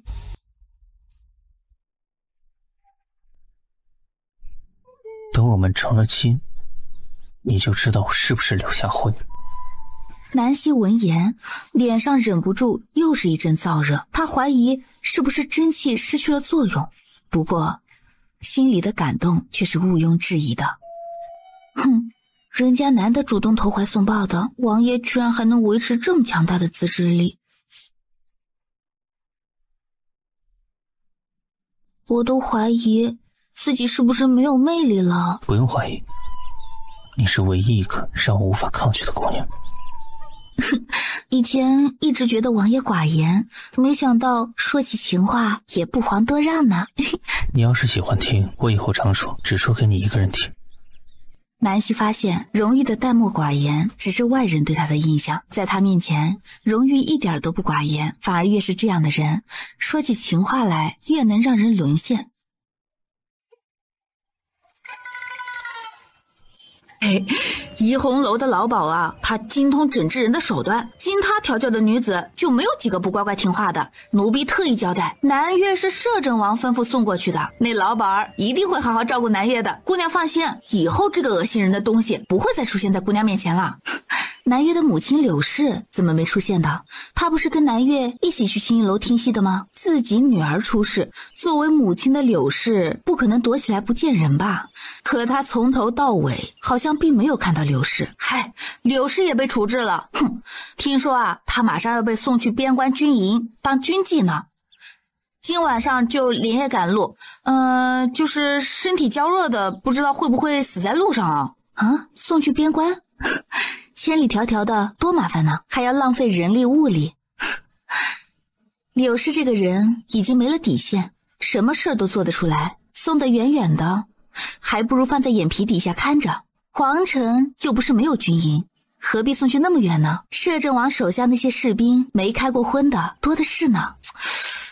可是这不是把丞相大人的脸面放在脚底下踩了吗？外室沦为军妓，女儿也被送去了青楼，只怕南相马上就要成为同僚的笑话了。福成公子之所以想把人送得远远的，就是考虑到南希是丞相的女儿，怕父女俩闹得太难堪，让南希从中为难。踩就踩了，还有什么顾忌不成？他们母女俩在算计我的时候，可没有顾及到我的脸面。稍后我就去跟福成公子说一下，不要把柳氏送出去了。哼，放在眼皮子底下，还能防止他作妖呢。他还以为柳氏多有手段呢，其实也不过如此。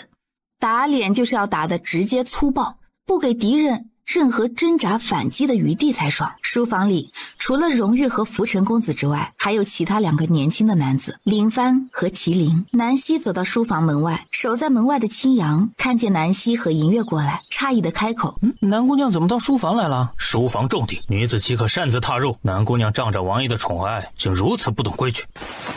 林将军，南姑娘她……林将军说的对啊，我还是回去昭成殿等王爷吧。冒昧打扰了，请将军多多海涵。他还没来得及反应，整个人已落入一个温暖有力的怀抱。林帆，去领30军棍。南姑娘是王爷放在心尖尖上的宝贝，你真是好大的勇气啊！当着王爷的面都敢教训南姑娘，吃了雄心豹子胆了吧？是，末将领罚。等等，林将军并没有对我无礼，他刚才说的话都是事实，王爷不要苛责于他。我以为书房里只有王爷和福成公子2人，所以才想要进来问福成公子几个问题的。如果早知道林将军和齐将军也在，我就先不过来了。抱歉，打扰到你们谈正事了。南姑娘善良温柔，宽容大度，难怪王爷如此在意南姑娘。当然，你家王爷的眼光还能差了？柔弱女流怎么能随意踏进书房呢？王爷就算如何宠爱南姑娘，也该有点分寸吧？这样下去还得了？王爷，你们先谈正事，我回昭成殿，等你们谈完正事之后，让福成公子也过去一趟，我有些话想跟他说。就在这里说。荣玉强硬地把他揽在怀里，拥着他一起走到案后。有什么话现在就问他。南希脸上一阵阵发热，心头既暖心又尴尬。这么多人在，王爷你这样还有没有一点高冷威严的形象啊？比起南希，更尴尬的是林帆、麒麟和福成公子。若非亲眼看见，打死林帆都不敢相信他家王爷居然会在书房这样严肃的地方对一个女子做出如此亲密的举动。这样不太好。南希觉得荣玉的眼神有些落寞和委屈，可书房里这么多人，他是怎么露出这样一副表情的？我先去药房。各位先谈正事，今天是我不好，下次一定不会了，抱歉。没关系，南姑娘的事比正事更重要。这2天听说南姑娘忽然性情大改，像是终于看到了王爷对她的好，变得温柔体贴。原本末将还不太相信，今日一见，果然如此。可麒麟其实能猜得出，他教王爷方才的举动并不是真的不知分寸，而是刻意以那样的举动告诉他和林帆南希在他心中的重要性和绝对的分量。蜀国提出的联姻建议，王爷可有什么想法？蜀国此时的处境正是大周2年前的处境，老皇病危，皇子夺地，朝中大臣派系分明，内乱严重。这么说来，蜀国也许是担心大周趁机报复，所以才会在这个时候迫不及待地想通过联姻来示好，以安抚大周军队。所以当蜀国也陷入内乱之际，生怕大周效仿他们当年趁人之危的举动，才迫不及待地上赶着联姻示好。当今皇上已立了皇后，四妃也齐全，蜀国公主就算真送过来，也只能屈居一品。不过依我之见，是否要跟蜀国联姻并不重要，联姻能让蜀国皇族暂时安心，对我们来说却无甚要紧。而我们为什么要为了他们的安心而答应这次联姻呢？福臣公子说得对，我们没有必要为了蜀国的安心而答应联姻，他们越不安心，以后行事才会小心谨慎，其他国家看见了大周的强硬，才会有所忌惮。皇上后宫里塞不下蜀国公主，王爷不是还没有成亲吗？我觉得干脆把这位公主娶回来，然后直接吞并蜀国得了，既得了美人又得了国家，多好的事儿！怎么？我说的不对？林帆啊，你的脑子里不小心淋了雨水。这2天似乎没怎么下雨，就算下雨了，也只能把脑门给淋湿，雨水应该不会进入脑子里面吧？摄政王妃的位置是留给南姑娘的，蜀国那些妖艳贱货根本配不上尊贵的摄政王，我脑子的确是进水了。识时务者为俊杰。蜀国之事暂且不必理会。齐王府前些日子是不是上了奏本，请求册封他的长子为世子？南姑娘为什么突然想学医术？嗨，技多不压身嘛，我不想做个手无缚鸡之力的弱女子。就算南姑娘学了医术，也依然是个手无缚鸡之力的弱女子。学医很辛苦，且极为耗费时间精力。南姑娘若是真闲着无聊，其实可以多陪陪王爷。南姑娘乖乖待在王爷身边，时不时说2句好听话，做些亲密的动作，对于王爷来说，比18般武艺样样精通管用得多。南姑娘好好的，怎么突然就生出了学医的想法？哎，就是希望有一技傍身。不过你这药房里的药材是不是太多了一些？的确很多，姑娘光是认全这些药材都需要几个月，时间一久，只怕又会觉得烦躁无聊了。南姑娘早晚要成为摄政王妃，现在该做的不是学医，而是去跟宗亲皇族的王妃们打好关系，融入那些你即将融入的圈子里，熟悉皇族的各种规矩。就算王爷喜欢南姑娘，会尽可能的给姑娘诸多特权，可南姑娘应该不会仗着王爷的庇护就以为天下太平。王爷身居高位，姑娘也身处权力漩涡之中，麻烦会一桩桩找上门。南姑娘要做的不是学医，而是学会如何应对这些麻烦。南姑娘见过谁家王府里的当家女主子整日泡在药房里的？苏公子说的不错，可如果我告诉你，我学医就是为了保护荣誉呢？为了保护王爷？南姑娘这个想法是好的，王爷若知道，肯定会很高兴。不过，南姑娘以为王爷没有自保的能力吗？我没这么以为。王爷14岁领兵上战场，18岁就做了摄政王，不管是战场上的兵法诡诀，还是朝堂上的阴谋算计，王爷全都领教过，也全都应付自如。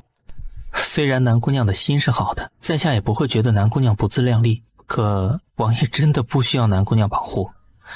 只要南姑娘不伤王爷，天底下就没人能伤得了她。所以前世荣誉受伤中毒，其实都是因为她。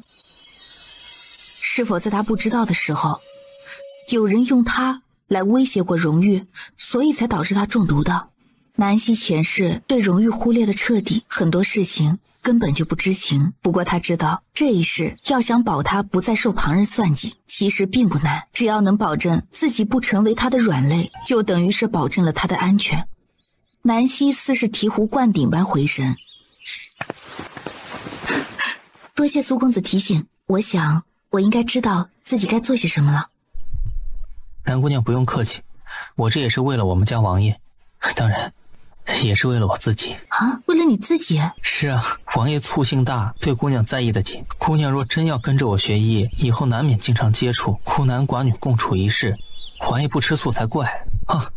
不过南姑娘今天既然来了，刚好我有个东西要给你，这是之前银月让我做的暗器手环，送给姑娘防身用。哎呀，没想到苏公子不但精通医术，手也这么巧的。一点小手艺不算什么，多谢苏公子了。不用客气。南姑娘好好的，我家王爷就好好的，我们所有人就都可以好好的，反过来也是。南姑娘若有点不如意，我们所有人都不会好过的。唉，我这也是为了自己着想。南希觉得又好笑又感动。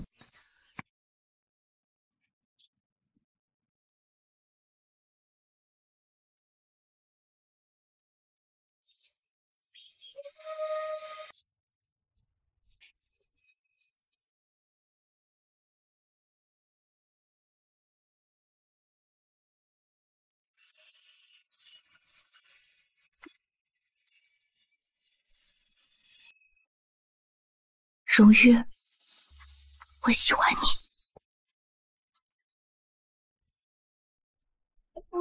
苏沐晨欺负你了？没有，只是突然发现你太好了，这么好，让我深深的意识到自己以前多么眼瞎，怎么放着你这个宝贝不要，反而对那个恶心虚伪的顾青书死心塌地的。以后不眼瞎就行了。就算是用最正经的语气说出最严肃的话，也会让人心情格外的愉悦。南希又想亲他，不过大庭广众之下，暂时还是要克制一下。你们的事情谈完了？你不是有问题要问浮尘吗？他在招神殿。其实我问王爷也是可以的。那个浮尘公子是我的熟人吗？不熟。可是他对我的态度好像有点不同寻常。你跟他不熟，是因为你从来没见过他。不过没见过他，不代表你跟他没有任何关系。王爷的意思是说我跟他之间有些渊源？什么渊源？哎，王爷能给我仔细说说吗？你的身份由浮尘亲自告诉你会比较好，事情有些复杂。有多复杂？总不可能浮尘公子也是重生过一次的人吧？南希觉得这个想法很荒谬，摇了摇头，决定待会儿好好问问浮尘公子，先把心里的疑问都弄清楚，然后再想想下一个目标应该解决谁。浮尘公子，还记得下午在青音楼被打断的谈话吗？我问你的名字，你说你原本不叫浮尘。果然不愧是南希姑娘。你以前就认识我？我跟你今天才算真正的认识，以前我都没见过你的面。我也没见过你。除了想知道我的真实身份之外，你还有其他的问题要问我吗？我还想知道我俩之间是否有什么我不知道的关系。关系的确是有，并且不是什么说不得的关系。但是在告诉你之前，我得先征得你娘的允许，因为以前有过约定，我不能擅自打破。约定？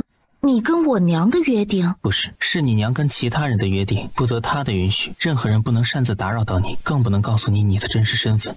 等等，我的真实身份？我不是丞相府的女儿吗？此事说来话长，我想想该如何说起。公子可以长话短说，你先告诉我，你是我娘的什么人？不能说？能说，我是你娘的侄子，你娘是我姑姑，我们俩是表兄妹的关系。一表3000里的那种？嫡亲的表兄妹，如假包换。公子祖籍何处？这个暂时还不能说。好吧，那我不问。除此之外还有什么能说的吗？比如说我娘还有什么亲人，这些年为什么从未听我娘提起过？因为一个约定。公子跟齐王有无仇怨？除了今天闹出的一场不愉快，往日并无仇怨。我明天回去问问母亲。改日有空我登门拜见姑母。我娘那边居然还有亲人，这些年从未听她提起过。孽女，你给我跪下！哟，父亲怎么一大早就这么大的火气啊？是下人没伺候好，还是被皇上训斥了？父亲年岁大了，可得当心自己的身体啊。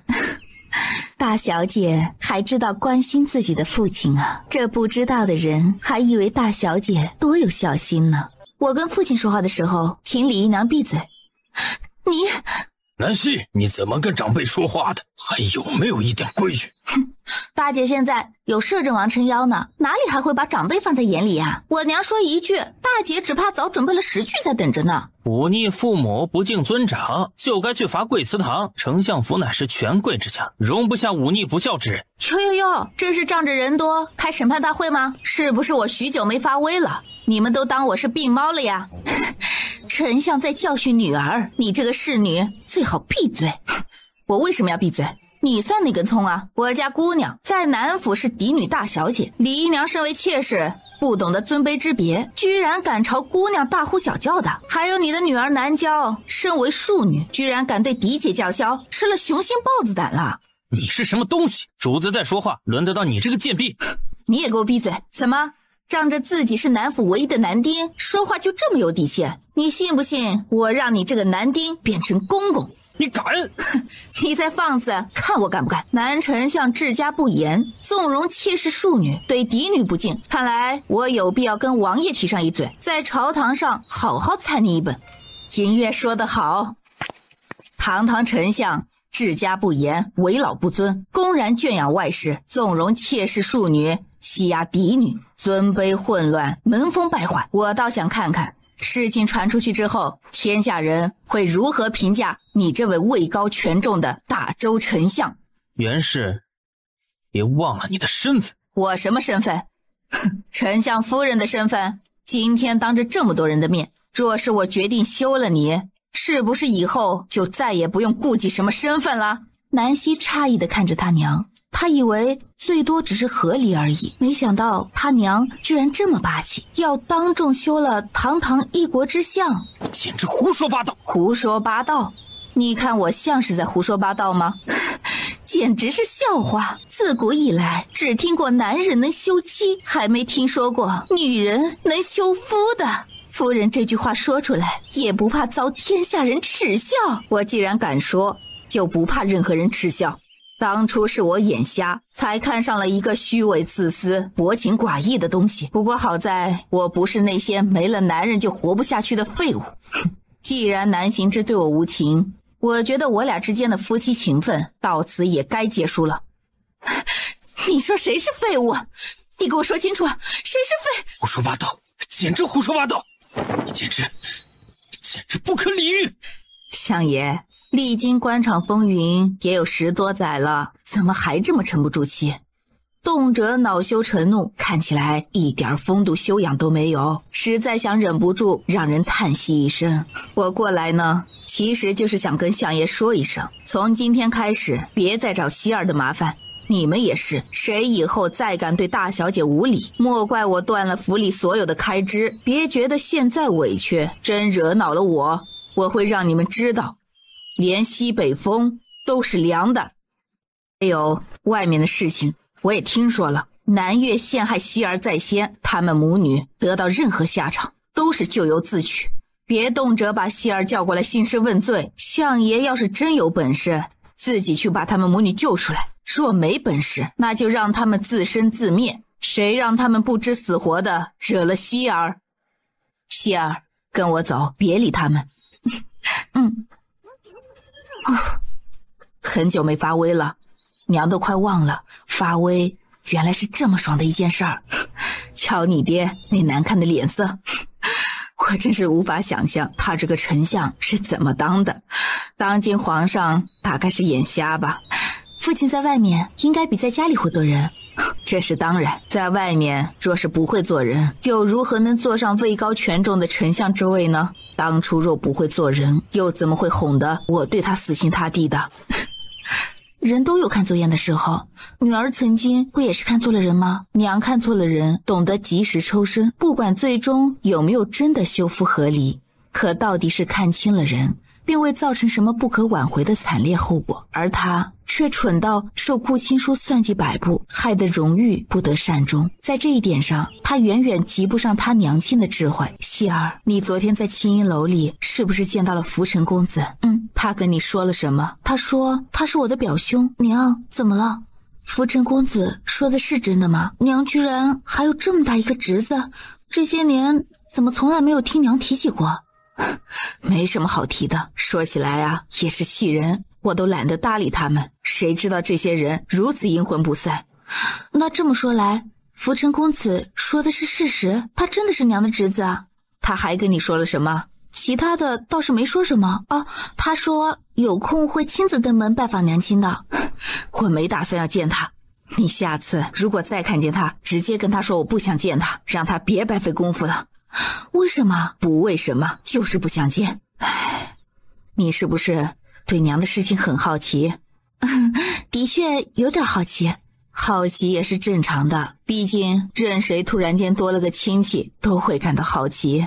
唉，不过此事说来有些复杂，娘大概需要好好理一理。没事儿，娘要是不想说呀，就不要勉强自己了，谁的心里还没有个秘密呢？这些年从没跟你说过娘的身世背景，就是不想对你造成困扰。唉，我想过平平淡淡的日子，不想生活里出现太多波折，也不想弄一堆责任在自己身上，所以这些年啊，就算对你爹失望至极，也从未生出过和离的想法。身上一日惯着丞相夫人的身份，她就还是人妻，她的家就还在大周帝都。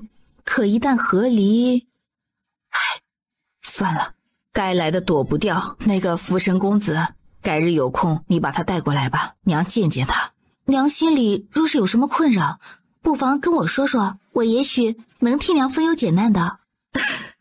你替我分忧解难？唉，到时候啊，只怕不是你替我分忧解难，而是你自己啊左右为难了。唉，娘都不知道该怎么跟你开口。那家伙倒也聪明，知道先让你来探探底。此时他若出现在我面前，我一定让他吃不了兜着走。那家伙，南希猜测他娘说的应该是福成公子，吃不了兜着走。娘，你方才说要休了父亲，是认真的吗？倒也不是完全吓唬他，我跟他之间的夫妻缘分其实早就该结束了。娘之前说过，就是不甘心让这份家业便宜了李氏母子。唉，那不过是个借口，真实的原因啊，我一直都没告诉你呢。希儿，你是不是真的决定要嫁给摄政王，并且非他不可？非他不可。虽然他对荣玉并没有爱到无法自拔，也不会离了他就活不下去，可他知道荣玉没有他不行，哪怕只是作为一个补偿，南希这辈子也不可能嫁给别人。我现在已经喜欢上荣玉了，虽然喜欢的还没他那么深，但感情可以慢慢培养嘛，一点点加深。我已经做好了跟他相守一生的准备了。既然如此，我大概要跟摄政王深谈一次，择日不如撞日，就今天吧。娘，这么急？反正我现在也闲着，与其让你心里一直憋着疑问，不如早些让你知道真相。南希听到这里，其实已经猜到他娘的身份大概非同一般，否则不至于这么为难。这是干什么？难不成福成公子提前算到了他娘会来？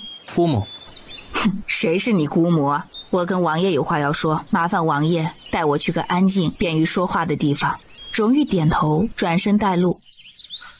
南希咂舌，他娘今天的气势着实压人，对摄政王荣玉都敢用近乎命令的语气说话了。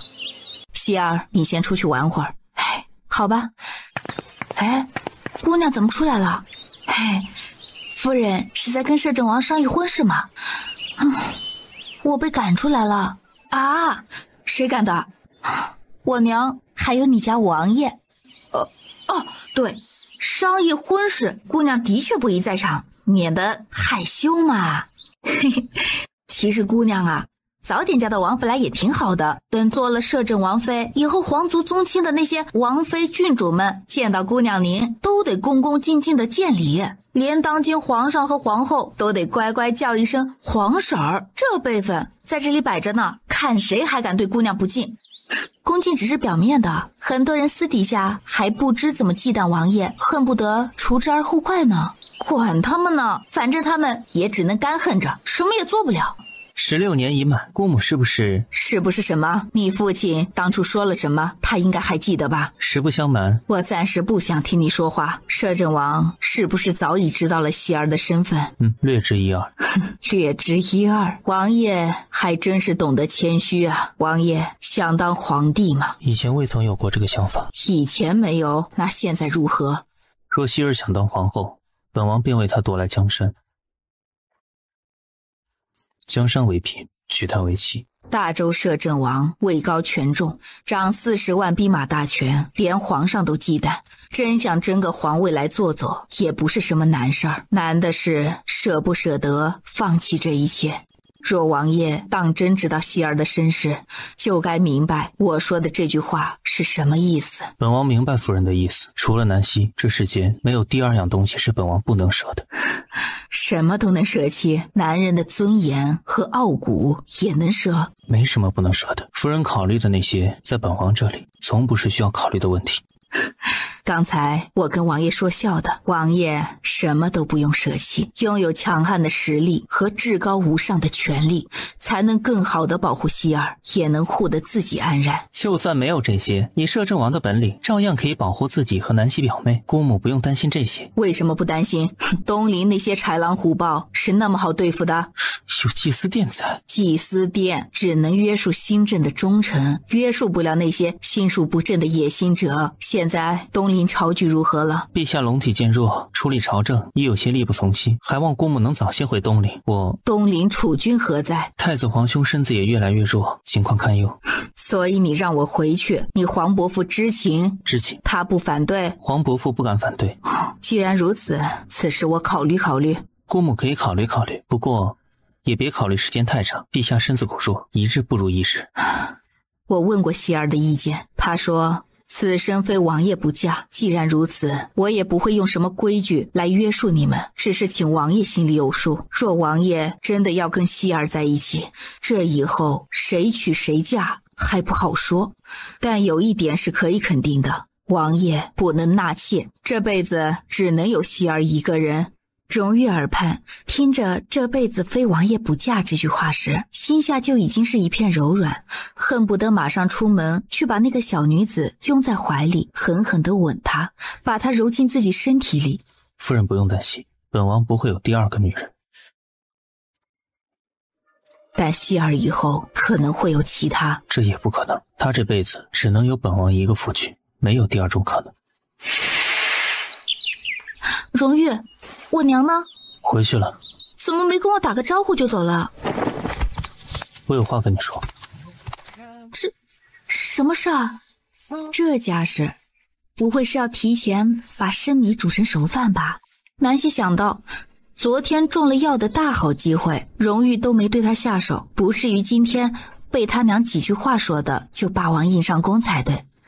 到了寝殿，荣誉冷声命令所有人都退下，一路抱着南希走进内殿，直接把她放在大床上，清长身体跟着附了上去，低头附着她的唇瓣，清冽冷硬的气息铺天盖地笼罩下来，把纤细柔弱的少女紧紧包围住，让她无处可逃。然而南希心头却一片安然，并没有因为她的动作而生出丝毫不安，反而抬手环住她的后颈，主动回应着她，像是在安抚着她的情绪。王爷终于决定要把南姑娘吃了。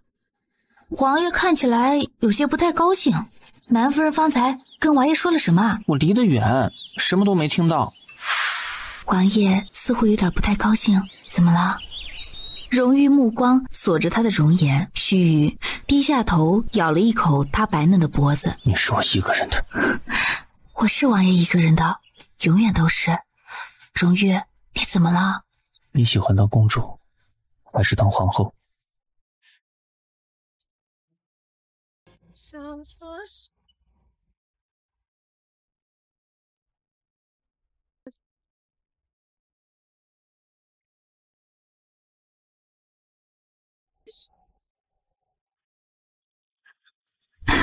继续说正事儿。轩辕氏出现过2位女皇，皆是因为祭司殿的预言。东陵轩辕氏信奉神灵，祭司殿在东陵具有崇高的地位，受臣民敬仰。历代皇帝挑选储君都会征求祭司殿大祭司的意见。轩辕氏能征善战，骨子里有股霸主之气。他们其实不甘于偏安一隅，有争霸天下的野心。可祭司殿崇尚和平，这一点又跟轩辕氏骨子里的野心相悖，所以他们每隔200年就要选一个女皇，以缓解君王血脉中压抑不住的野心。轩辕氏又到了女皇称帝的时候。每200年一次，东陵已经到了第3任女皇掌权的时候。我娘既然是大公主，那应该也是女帝的人选之一啊，是不是还有另外一位公主跟他争夺地位，但因为我娘不喜欢做皇帝，所以主动放弃之后隐姓埋名离开了东陵？不是啊，南希不解，那是怎么回事？东陵当今皇帝年过古稀，16年前大祭司提议让你娘做皇储，可当今皇上并不同意。为什么？因为他想废弃女帝登基这个规定，以后公主不再享有登基为帝的资格。但废除规定也有风险，所以他没敢立自己的儿子为储君，而是立了嫡长孙，也就是长皇子的儿子。隔辈相传就能打破这个规定？显然不能。所以我娘一气之下就离开了东陵？不是。我似乎突然间变得很笨。不笨。荣玉忍不住又亲了亲他，声音柔和了些。只是因为你对东陵太不了解，所以才有了一些不太准确的猜测。换做其他人也会跟你有一样的想法。你娘在皇族中排行第2，轩辕氏长皇子跟你娘做了个约定。什么约定？他愿意给你娘肥沃的封地和皇族公主应有的富贵，甚至愿意加倍不成，只要他愿意离开。我娘不登基就不登基呗，为什么一定要让她离开啊？因为祭司殿的预言。既然东陵君臣皆信奉敬仰祭司殿，为何偏偏又不想遵从祭司殿传下的规矩，非要废除女皇登基这个规定呢？这不是自相矛盾吗？有野心的人总会想办法给自己找无数的借口和理由。然后我娘就答应了。你娘本来就没什么野心，也不想因为皇位跟自己的皇兄侄子反目成仇，所以就接受了长皇子提出的约定，16年之内不回东陵。为什么一定是16年？当年嫡长孙被立为储君14岁，大祭司给出了一个预言，以16年为期限。嫡长孙被立为储君之后，直到弱冠之龄，若无疾病缠身，不会意外身故，那么就证明神灵接受了这位储君。所以长皇子跟你娘的约定就是以这16年为期限，在约定期限之内，你娘不回东陵。祭司殿既然有公主为帝的规定，那位大祭司为什么还会多此一举定下16年的期限？福成公子既然是我娘的侄子，是不是就代表了他也是皇族的子嗣？他就是那位储君嫡长孙？不是。那他求见我娘的目的是什么？当年你娘跟长皇子的约定里还有一条，他可以答应离开，却也要求16年之内任何人不许打扰他。现在16年已经期满，福臣奉命请你娘回东陵。就算16年已满，可依着长皇子对我娘的戒备之心，也不该主动要求接我娘回去才是。那位嫡长孙身体孱弱。原来如此，还真的没能撑到弱冠之龄。该说祭司殿预言精准，还是祭司殿的规矩不可打破？亦或者是这位嫡长孙其实是遭了旁人的暗算？我娘答应了。他还在考虑。荣玉，你觉得我娘应该回去吗？怎么了？你娘就算回去也不会再做女皇。为什么？这一代女帝其实是你。我居然是东陵女帝？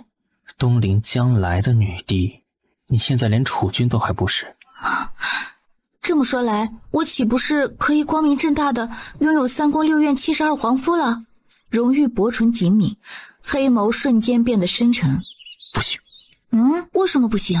男子为帝就可以有3宫6院72妃，女子就不行？不是女子不行，而是你不可以。不许想着别人，你自己说的，只有我一个。南希被他死死地圈在怀里，快要喘不过气来。他感觉到荣玉的双臂像是铁箍一样紧紧地箍着他，勒得他腰部生疼。荣玉，不许！你是我一个人的，这辈子都是，不许想其他人，永远都不许。荣玉，你先放开我，我快喘不过气了。对不起，我不该那么说。荣玉眼底色泽翻涌，紧紧把他禁锢在怀里。少女柔软的身体贴着他的心口，他能真切地感受到他激烈的心跳，感觉到他的柔软和纤细，仿佛稍稍用力就能把它折断一样。过了好一会儿，荣玉终于稍稍松开了他一些，低眸看到南希蹙眉忍痛的表情，心下顿时愧疚又心疼，不由又松开了一些，两只手臂只轻轻地环着身体，不敢再用力。刚才啊，我真的是跟你开玩笑的。我呢，既不想当女皇，也没有什么三宫六院的想法，你不用担心。这一生啊，我只是你一个人的妻子，只属于你，没有其他人的。荣玉不由自主地把他拥紧，不想去思索什么女皇，什么东陵，甚至连自己大周摄政王的身份都想丢开，只想带着他离开凡尘俗世，去到一个无人认识他们的地方，过没人打扰的清静岁月。这辈子只有他们两个人，只有他们两个人啊！其实当女皇啊也没什么好的，需要每日忙于朝政，批阅奏折，忧心天下苍生，还要处理很多很多繁杂的事情。而且我这样的性情啊，哪里像个君临天下的女皇？只要你想做，就可以做得很好。若是我不想做呢？如果你真的不想，我来想办法。你是不是怕我当了女皇之后，真的会弄个三宫六院呢？我们成亲吧。你之前跟我娘不是已经商议妥当了吗？没有，你娘说你的婚事可能会有些身不由己。上次你们分明不是这么说的。王爷是掌兵权的战神，端坐马上的风姿让人敬畏臣服，近来却习惯了陪个小女子坐马车，就不怕旁人投来异样的眼光？不怕，谁敢乱嚼舌根，让银月拔了他舌头。不用这么残暴，我就喜欢看别人看不惯我却又干不掉我的样子，所以随他们去说。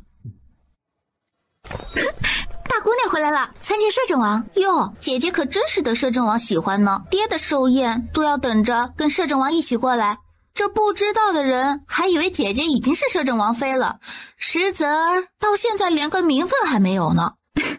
妹妹这酸溜溜的语气听着让人倍感舒适。哼，今天是爹的诊寿，家里来了很多贵人，大姐最好别再整出什么幺蛾子，给爹丢脸了。所以这就是你今日打扮得这么华美的原因。若运气好，被哪个王爷看中了，说不定就能纳回去做个侧妃，从此也算飞上了枝头，是吗？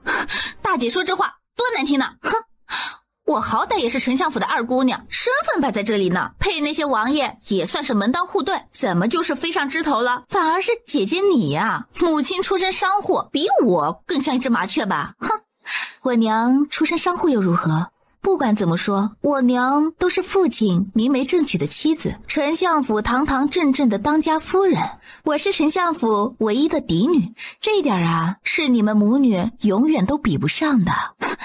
过了今天可就不一定了，哼，姐姐待会儿可别气得失态才好。好了，我还有事儿，就不耽误姐姐的时间了，有什么事儿等到宴会开始的时候再说吧。娘今天打扮得这么隆重贵气，是有什么特殊的原因吗？若仅仅因为父亲的生辰，应该不至于让娘花费这么多心思。你父亲今天诊寿，听说他要当着众宾客的面跟皇上讨要一个恩典。之前父亲说要在寿宴上求皇上许他纳柳氏为妾，如此一来，南越就可以光明正大的认祖归宗了，成为丞相府名正言顺的二姑娘。但因为青衣楼一事，这个计划应该是落了空，父亲应该还没有蠢到求皇上把柳氏和南越放出来吧。你父亲就算如何不要脸面，这点脑子还是有的。他今天是要借着寿宴上皇帝和诸位宗亲王爷都在场的机会，开口提李氏为平妻。提李氏为平妻，怪不得方才南郊一脸掩不住的兴奋得意之色，看来他早知道父亲要提李氏的事情了。李氏若能提上来，南郊就从庶女变成了嫡女，丞相唯一的儿子也将从妾室所生的庶子变成了平妻的嫡子。他打的一副如意好算盘，我若不好好回敬他，又怎么对得起他如此精心的算计呢，当着众人的面请求提李氏为平妻，虽有些不太符合规矩，然而只需要用一个郑氏夫人膝下无子的理由，就足以让皇上和所有贵胄体谅和谅解。父亲想要嫡子，想要提李氏为平妻，原本都是他身为一家之主的权利。可今日当着这么多人的面，这样一个决定，就是在打您这个郑氏夫人的脸，我万不能让他得偿所愿。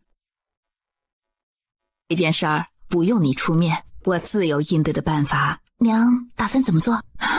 原本想着今天好歹是他的寿宴，40整岁不惑之年，怎么也该给他留点颜面。可他好像并不稀罕我给他留的这一点颜面。既然如此，我还跟他客气什么？娘不管做什么，我都支持你。乖女儿。那娘要出去招呼贵宾吗？不用，今天寿宴上的女主人是李氏，你父亲好不容易等到这一天，自然得让李氏好好出出风头才行。今天我们母女2人不是主角，是陪衬，也是看戏的。今天荣玉也来了，料到他会来，娘今天要出大招，兴许还需要摄政王帮忙呢。哎呀，李夫人容貌娇美端庄，年轻时就是学识出众的世家嫡女，教出来的女儿也端庄贤惠，落落大方，看着就让人喜欢。比起浑身铜臭味的某位夫人呢，李夫人才是丞相大人真正的贤内助。这个呀，也就是丞相大人重情重义，舍不得当年的糟糠之妻，否则早该让李夫人做当家主母了。就是一个是低贱粗俗的商户女，一个是名门庶女，谁高贵谁卑微，不是一目了然的。过了今天，他就可以跟袁氏平起平坐了，再也不用看他的脸色。他的女儿以后不再是庶女，他的儿子以后也不再是庶子，而是丞相府名正言顺的嫡女跟嫡子。今天之后，他将可以光明正大的跟帝京贵圈里的夫人王妃们往来，彻底扬眉吐气，看谁还敢再拿妾室的身份来压他。只可惜丞相大人有情，糟糠之妻却无意，还生了个白眼狼的女儿，处处跟自己的父亲作对，不就是仗着摄政王的宠爱吗？要我说呀，摄政王对他也不一定就是真爱。摄政王对我不是真爱，难不成对你是真爱？让我跟夫人去摄政王面前问问，看看他对我到底是真爱还是假意呀？哎呦，我不是这个意思，不是这个意思。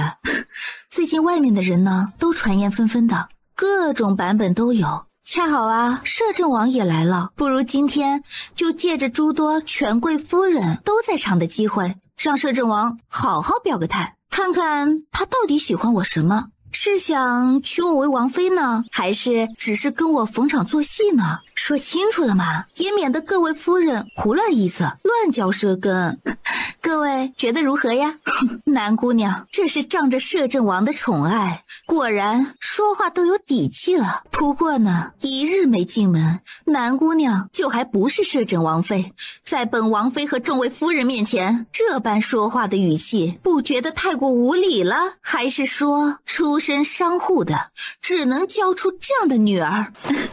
我今年16岁，教养和见识的确不如各位王妃和夫人，所以也并不知道原来在背后肆意非议贬低他人，就是名门夫人们所谓的端庄和教养呀。如果是这样的话，那这样的教养不要也罢。南希，你太放肆了，不敢当。大姐，今天在场的都是皇族王妃，就算撇开身份不谈，他们也都是长辈。大姐怎么能如此说话呢？况且今天还是爹的寿宴，大姐这样不太好吧？果然母亲教养见识不同，教出来的女儿也不一样。看看南娇，再看看你，难怪不得你父亲的喜欢哟。王妃这句话是把在场所有人都骂了进去吧？都说人以群分，物以类聚，各位宗亲王妃夫人好歹也算是当家主母，却在这里跟李姨娘这样的妾室相处甚欢，甚至对一个庶女夸赞有加，这般气度实在让我深感佩服。不知各位王妃夫人家里的妾室是不是也这般的有教养，有学识，知书达理，让人喜欢呢。南希，哦，听说瑞王最近刚纳了一个秀外慧中的侧妃呢。此女不但美貌不俗，而且特别的温柔体贴。以瑞王妃的大度，定然能跟侧妃相处融洽的。侧妃以后有了儿子女儿，定然也会好好教导，把儿女培养成优秀出众的人中龙凤，给瑞王府增光添彩呢。风头呢压过嫡女嫡子也无所谓，毕竟瑞王妃就喜欢知书达理的庶女呢。但各位这么喜欢跟妾室同处一室，我跟我娘就不打扰各位了，祝各位玩得愉快。好好请教一下李姨娘是如何教导女儿抢了嫡女的风采的，顺便再跟瑞王妃请教请教，看她如何做到贤惠大度，如何跟侧妃姐妹相称，又是如何教导庶女成才的。过了今天，谁是妻谁是妾还说不准呢。南希，你别得意得太早。那我提前祝姨娘得偿所愿喽。希儿，娘这2天也是细细想过了，该来的躲不掉。东陵那边我打算回去一趟，看看情况再说。我跟娘一起去？不用，我自己先回去。你回去了，我反而多了一些顾忌，万一遇上麻烦，我处理起来也会束手束脚的。可是娘如果遇上了麻烦，我跟荣玉远水救不了近火的。别小看娘的本事，我既然敢回去，自然就有自保的能力，他们奈何不了我的。东陵也有荣玉的势力在，你大可以放心，他不会眼睁睁看着自己的丈母娘陷入危险而冷眼旁观的。荣玉在东陵也有？娘，这到底是怎么回事？荣玉在东陵怎么会？荣玉比你想象的厉害得多。所以把你交给他，娘其实也挺放心的。至于以后走一步看一步吧。荣玉年纪轻轻的，哪儿来这么多精力？在东陵也攒下了势力，难不成他从小就暗中筹谋？天下9国，不会每一国都有他的势力吧？妾身袁氏携小女参见皇上，参见摄政王。南姑娘也不用多礼。多谢皇上。妾身恭贺相爷寿诞，祝相爷年年有今日，岁岁有今朝。姐姐就只是空口祝词。娇娇呢，为了今日相爷的寿诞特意去学了刺绣呢。这2天日夜赶工，亲手给相爷做了一件袍子，这份孝心让妾身感动不已呢。毕竟是多少金钱都买不来的，姐姐说是不是呀？我也给相爷精心准备了一份贺礼，不过暂时先容我卖个关子，等会儿再拿出来。姐姐还真是擅长吊人胃口呢，都是女儿应该做的，不辛苦。宝儿原本也想来给相爷祝寿的，可妾身不想让他随意缺课，就让他念书去了。等晚上家宴，再让他给相爷好好背一背孝经，让他时刻谨记忠君卫国，孝顺父亲，做一个有用的人才。这句话说得太过好听，简直就是相夫教子的贤妻模范。不但南行之听了高兴，坐在一旁的皇上当然也高兴。既然李氏在场，今日趁着寿宴，臣想跟皇上求个恩。外人都知道臣的妾室李氏出身名门，是个具有学识和良好修养的女子，做个妾室实在委屈了她。只是这些年臣跟袁氏夫妻相慕，是以一直未曾生出过其他的想法。可如今李氏年事已长，膝下一双儿女皆已成人，女儿知书达理，小儿也勤奋上进，臣就想着稍微补偿他们母子一些。相爷，李氏又小声开口，语气里流露出感动和懂事体贴。妾身不需要补偿，相爷心疼妾身，妾身已经心满意足了。况且姐姐这些年来为相府也付出了不少，妾身实在不敢跟姐姐挣功劳啊。我今日提出的这些跟你没关系，我知道这些年你懂事，不争不抢，可我不能委屈了你。皇上，臣想提李氏为平妻，求皇上允许。南青一片忠君爱国之心，替朕分忧，劳苦功高。朕一直在想着该如何犒赏李氏，贤良淑德，教子有方，10多年隐忍之下，还能教出如此懂事的女儿，朕深感欣慰。既然南青提了出来，朕岂有不允之理？但朕也不好插手相府内宅之事，不知夫人是否同意提李氏为平妻？若夫人同意，朕今日就做了这个主。我不太同意。夫人不同意？的确不同意。丞相要提李氏为平妻，此事从未与我商议过，所以我不同意。皇上的脸色肉眼可见地沉了下来。你疯了！当着皇上的面，当着这么多王爷和大臣的面，他居然敢如此不知死活的耍脾气，诚心找死是吗？我没疯。事实上呢，今天我要送给相爷的大礼也跟此事有关。你又要耍什么把戏？我警告你！世人皆知我出身商户，粗鲁低俗，一身的铜臭味。所以今天我也不学那些名门贵妇挥洒文采，只以简单的言语告知各位一件事儿。即日开始，我与南行之夫妻情断，往日种种皆随风而去，从此男婚女嫁，各不相干。这是我给南行之的休书，请各位做个见证。简直荒唐！世间只有男人能给妻子写休书，还从未听过女子也能休了丈夫，你简直不可理喻，愚蠢至极！来人，夫人今天身体不适，还不把她带下去休息？的确荒唐，世上哪有妇人给丈夫写休书的？果然是愚昧无知的商户女，一点规矩都不懂。就是啊，方才我还觉得这位南夫人雍容大度，跟寻常的名门夫人相比也不逊色，没想到啊，会有如此惊世骇俗的行径。亏南相还说什么夫妻相慕，依我看，南相这么多年未曾休妻，都是情深意重了。这样的妻子怎能出得厅堂啊？相比之下，还是李氏不错啊。谁敢碰我娘一下，信不信我让你血溅当场？你想干什么？父亲别担心，我并不想干什么，今日只是想跟各位探讨一些事情。比如说，方才我听到有人说我娘休夫一举，惊世骇俗，若以常理来看，似乎的确是的。可世人总是如此不公平，对手握权力的人盲目偏袒，对弱势一方盲目打压，这就是你们所谓的公平和正义。世人皆知，我爹当年一贫如洗的时候，是我娘不离不弃，供他吃喝，供他银子读书赶考，供他银子铺路升迁，还供他银子纳一个个小妾入府，生下一个个庶子庶女。南希，你在胡说八道些什么？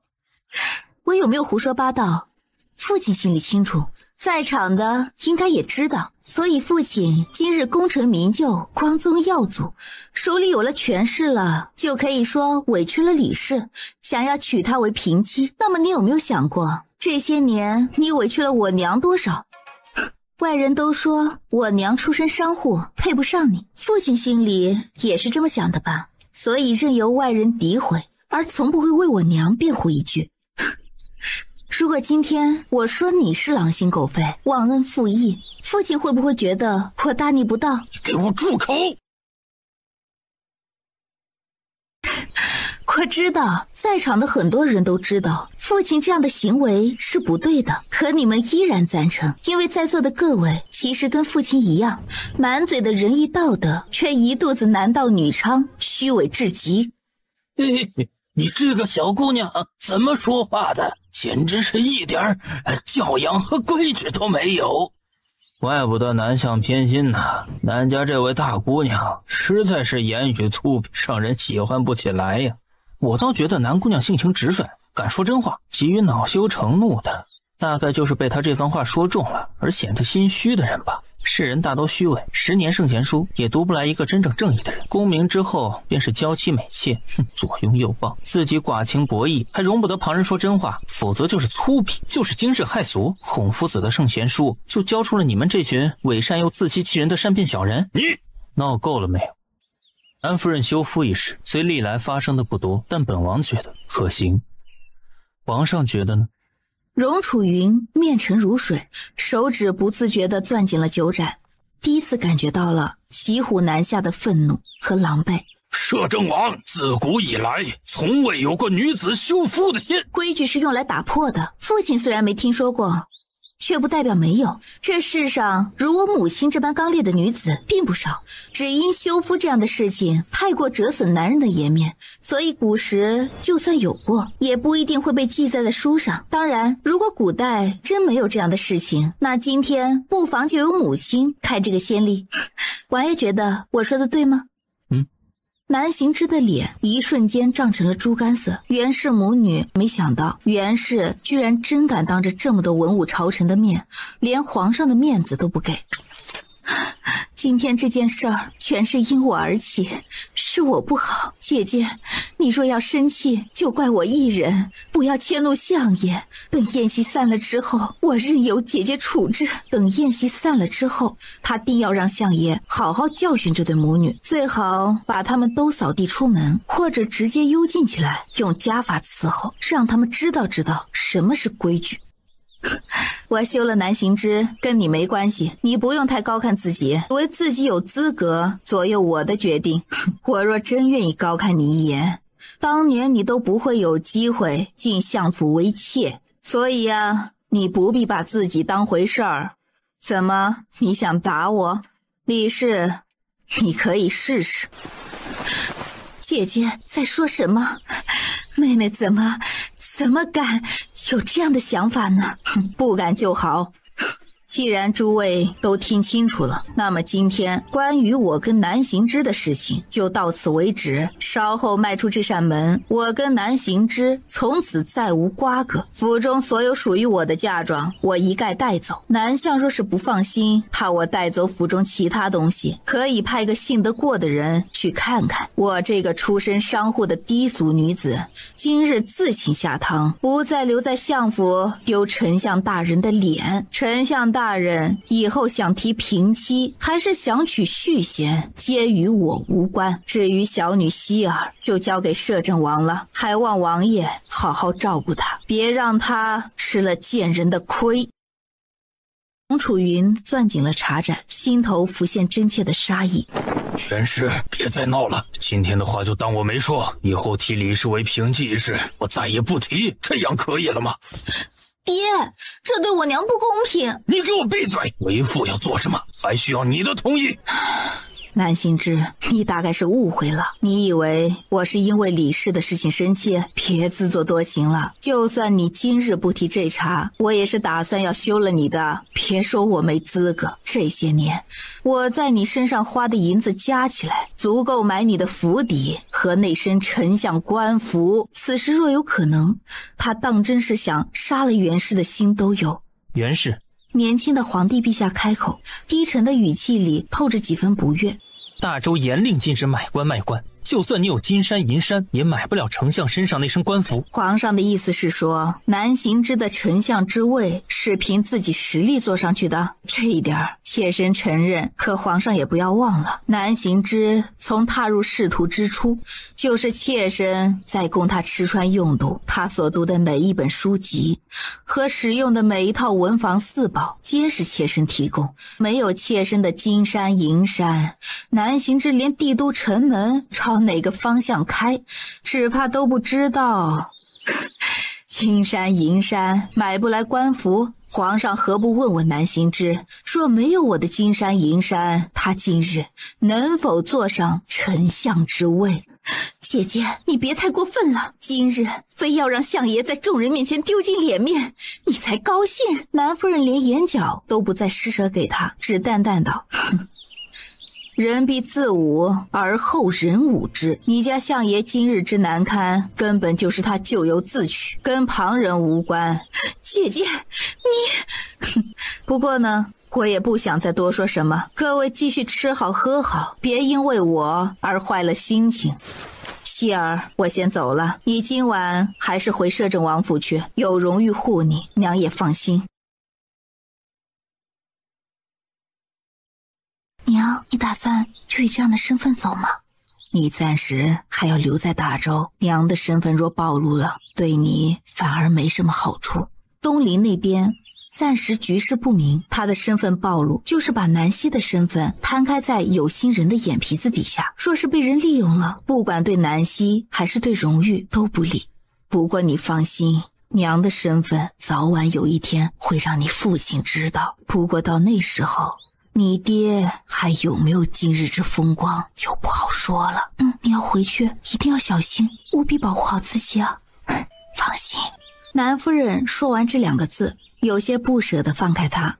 希儿，这个良辰吉日，把自己的婚事办了吧。不管以后如何，至少在大周这边，你若成了摄政王府的王妃，既能震慑一些对你有敌意的人，也能让荣誉安心。就当是提前给他一个名分。荣誉耳力好，就算南夫人和南希刻意压低了声音，他也听得真切。在听到说要给他一个名分时，眼底色泽不自觉地柔和了些，目光沉沉看着南希。姑娘身为相府嫡女，为什么不劝一下自己的母亲？身为子女，理当盼着父母和睦才是。南姑娘却似乎有意促成父母和离。皇上冤枉了臣女，臣女并非盼着他们和离，而是支持母亲休了父亲。此事无关他们是不是臣女的爹娘，因为就算是放在别人家身上，臣女也是大力支持的。为何？因为父亲忘恩负义，薄情寡义，无情无义。就算他是我的父亲，我也无法原谅他背弃母亲的行为。男人3妻4妾很正。是啊，男人3妻4妾很正常的。臣女没有觉得这有什么不妥，可父亲的所作所为当得上一句忘恩负义。而且皇上不清楚丞相府的内宅之事，就一味的偏袒自己的宠臣，这未免有失公允。臣女今日呢，不妨把话放在这儿，就算是摄政王喜欢臣女，臣女也愿意嫁给他。可来日摄政王如果背弃了臣女，我也会毫不犹豫地休了他。这就是我对感情的态度。王爷同意我说的话吗？同意。本王不会背弃你，不会纳妾，不会养外室，不会做任何你不喜欢的事情，所以你没有理由休了本王。本王不会背弃你，不会纳妾，不会养外室，不会做任何你不喜欢的事情，所以你没有理由休了本王。他们这是被喂了一嘴狗粮吗？孤冷高傲的摄政王，金贵淡漠的摄政王，高不可攀的摄政王，狠辣无情的摄政王。不，这一定是一个假的摄政王。王爷，我去看看我娘。荣誉握着他的手，本王与你一起去。两人就这么旁若无人的挽手走了出去，连跟皇上道声告退都没有。皇上走了。啊，刚走，皇上脸色难看极了，像是后宫嫔妃给他戴了绿帽子一样。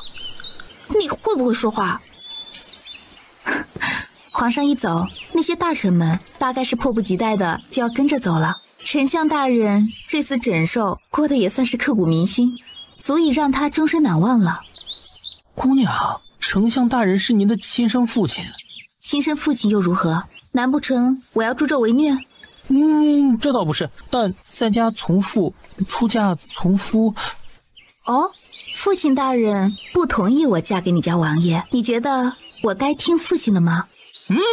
万万使不得。别的事情都可以听，唯独这件事儿万万不能答应。南姑娘这辈子注定是摄政王府的当家女主子，不嫁给他家王爷还能嫁给谁？眼角余光瞥见熟悉的挺拔身影走了过来。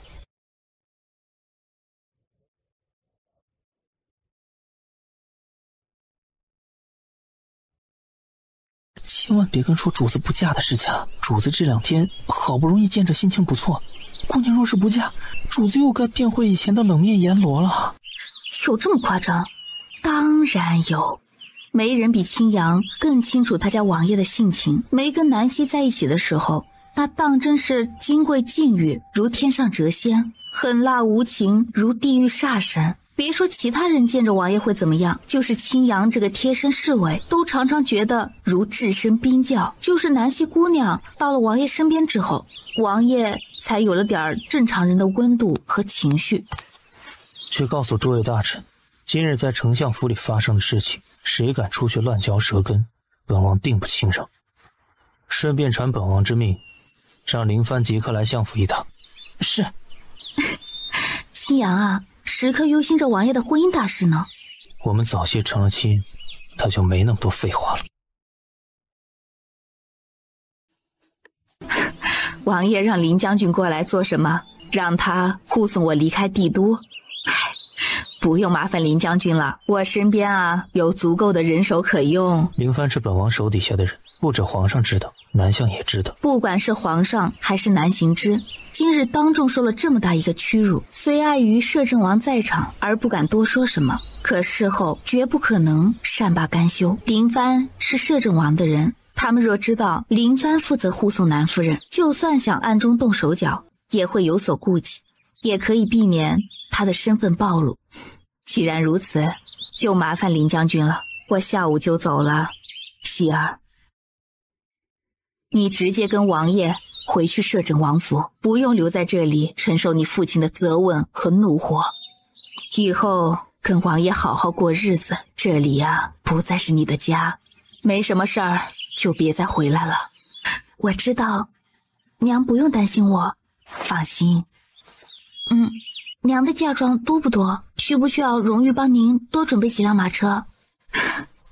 嗨，娘哪有什么嫁妆啊？我当年嫁给你父亲，手头那些铺子产业的就是嫁妆，但这些又不能搬进相府，金银首饰一类的，娘买的少，装不了多少箱子。自从上次啊，你说不用任由李氏母女予取予求之后，娘连现银都没留了，手里主要是银票，便于携带。你父亲为了维持清正廉明的好名声，这些年相府除了俸禄之外，没有任何其他方面的收入来源，日常用度都是我在供给。我倒是想看看，等我走了之后，他丞相府的风光该如何维持。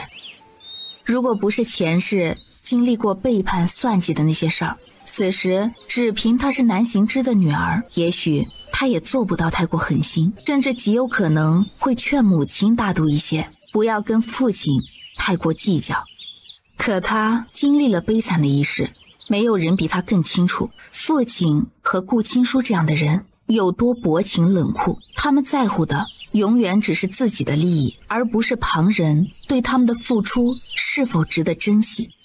这是我在帝都的商铺，以后啊都交给你，管事掌柜以后也都会听你的。若以后你也必须离开这里，这些商铺就可以全部转手让给别人，或者呀继续留着也行，安排个可靠的人帮忙打理。这些可都是旺铺，每年进账很可观的，转出去啊太可惜了。娘回去不需要用银子吗？你指的是我回去东陵打点关系，筹备势力需要用银子？不用，别忘了我是东陵大公主，回东陵是去享受荣华富贵的。若要我自己拿出银子来打点，那我何必回去呢？好吧，他娘这样的性情和自信，到哪里应该都不会吃亏的。虽然此番只有福臣代表东陵皇族请他娘回去，但可以判断出东陵皇室之人，包括那位皇帝陛下之内，的确都是盼着母亲回去的。哎呦，姐姐！李氏带着人走了过来，眼底流露出谴责的意味。相爷操心劳力的都是为了这个家呀，姐姐就算心有不满，怎可当着这么多人的面让相爷下不来台呢？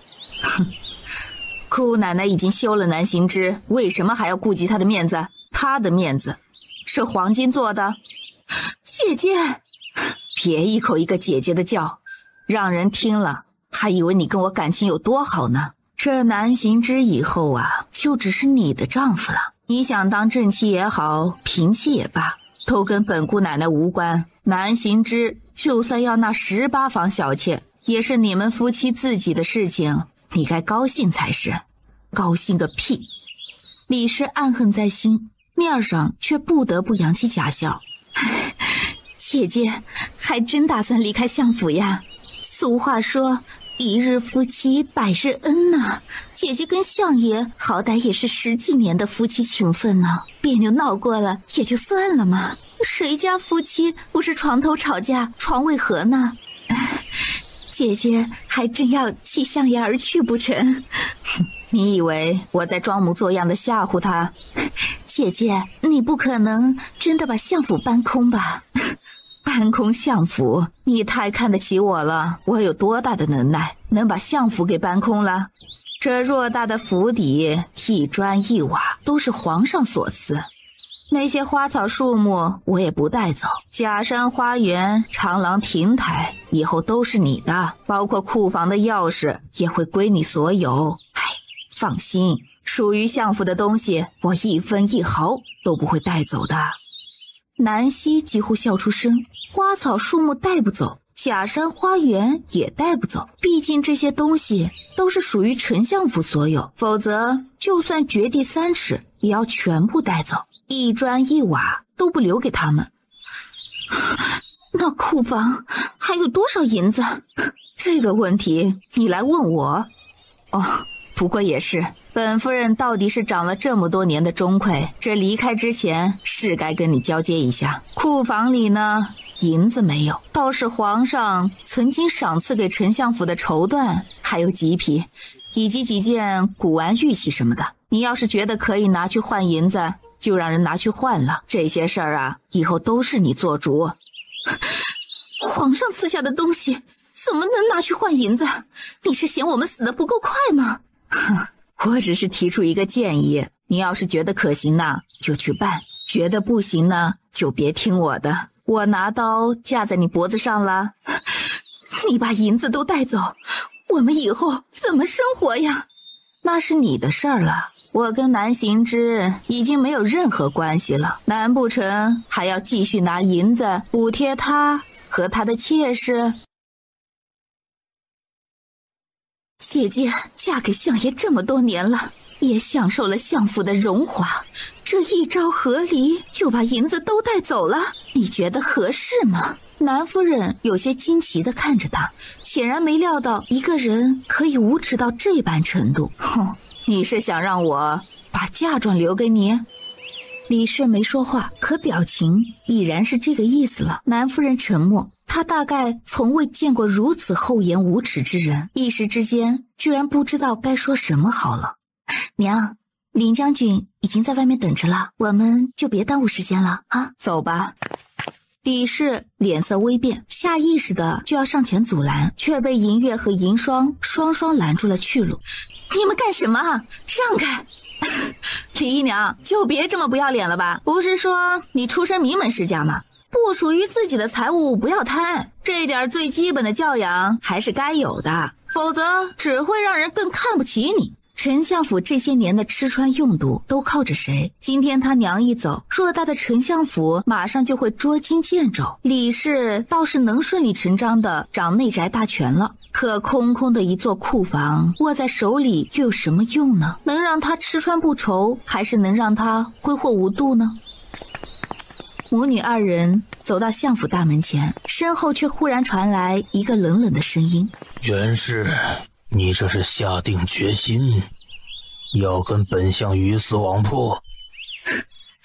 鱼死网破？丞相大人，这话说得不太妥当，怎么能叫鱼死网破呢？分明是鱼也没死，网也没破。哎呀，你以前不是一直想休了我接进府，把府里的理事抬上来吗？今天啊，我主动成全你，你应该高兴才是。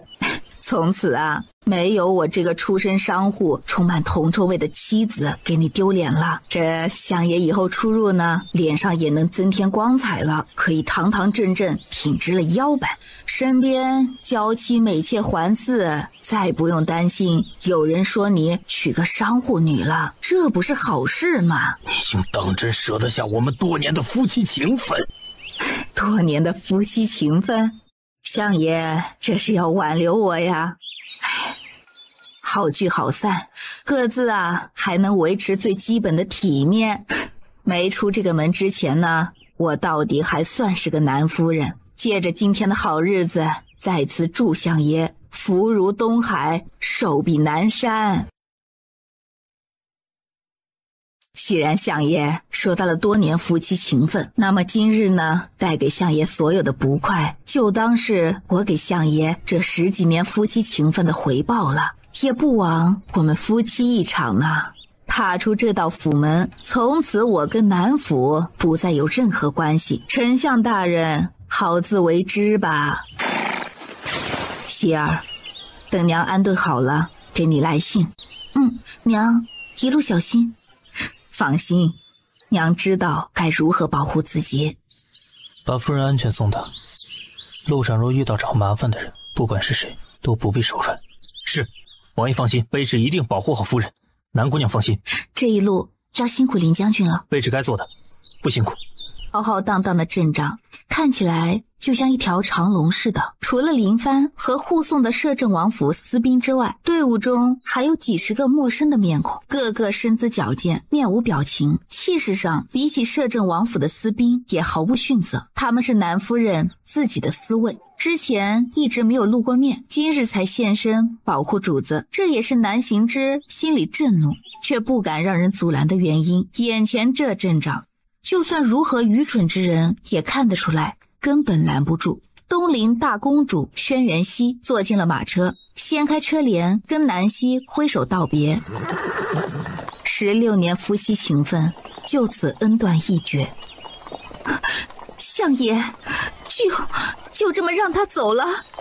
那我们以后怎么办？府里的开销怎么办？摄政王，王爷，太后宣召了南姑娘，请南姑娘即刻进宫。回去告诉太后，南姑娘今天没空，方才在府里受了惊吓，我们先回王府。听王爷的。南姑娘，这是太后懿旨。可刚才你听到了，摄政王说我没空，你觉得该怎么办呢？太后懿旨，容不得谁违抗，还请摄政王莫让奴才为难呢。荣玉这一次连眼角都没有施舍给他，握着南希的手，径自带他离开了。坐上马车回到王府，荣玉当即命人去找来京城最有名的媒婆，吩咐银月和管家负责去跟媒婆商议婚事流程，择个最近的良辰吉日，把婚事尽快的办了。这凤冠霞帔定制需要时间的，太赶的话怕来不及。这个不用操心，凤冠霞帔、珠宝首饰，王爷已经提前准备了，不需要你们考虑，你们只负责把成亲的流程筹备一下，在最短的时间之内把婚事所有的细节都准备好就可以了。银月负责跟媒婆商议成亲事宜，南希则沉默地跟着荣玉回到昭宸殿。不开心？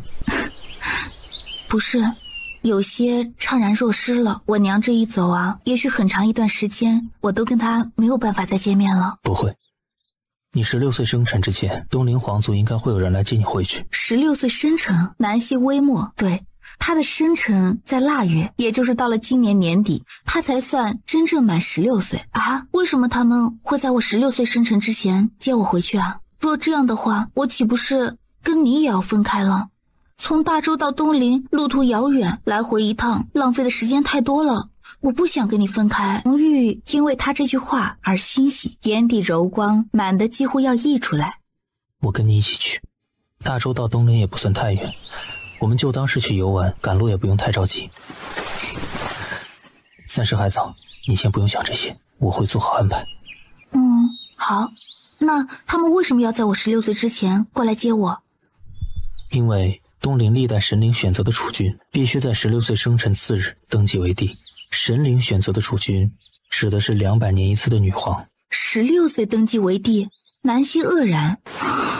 我到现在都还没什么感觉，好像这祭祀殿选择的女皇跟我无关一样，我就像是个事不关己的旁观者，与之格格不入。荣玉在南希身边坐下来，把她抱坐在自己腿上。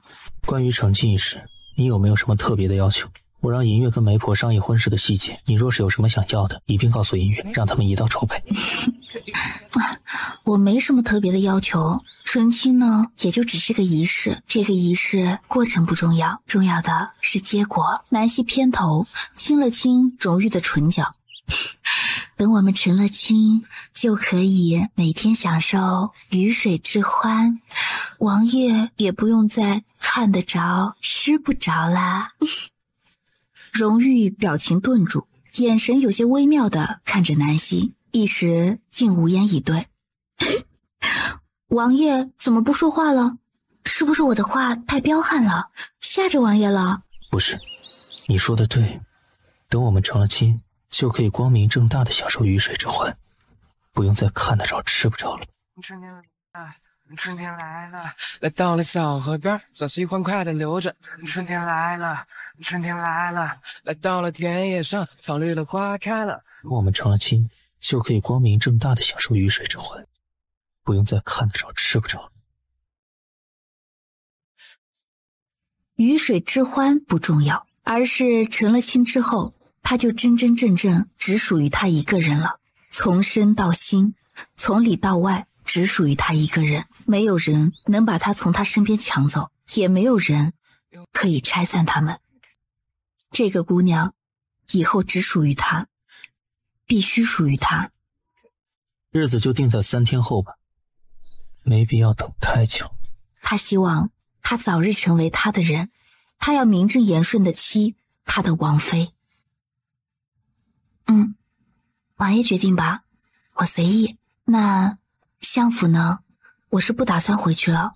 娘给我留的铺子，成亲那天啊，我就去铺子里梳妆出嫁，多带几个陪嫁丫头，也就弥补了一些遗憾了。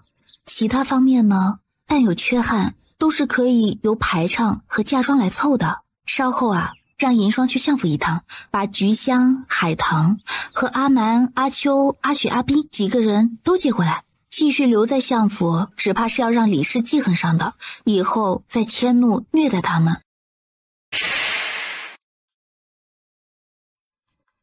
摄政王是想要造反吗？摄政王手里掌握着大周40万兵马大权，麾下玄甲军更是精锐中的精锐，儿臣这个皇帝暂时也不敢跟他叫板。掌握兵权就敢如此目无君王，他到底知不知道什么叫君臣尊卑？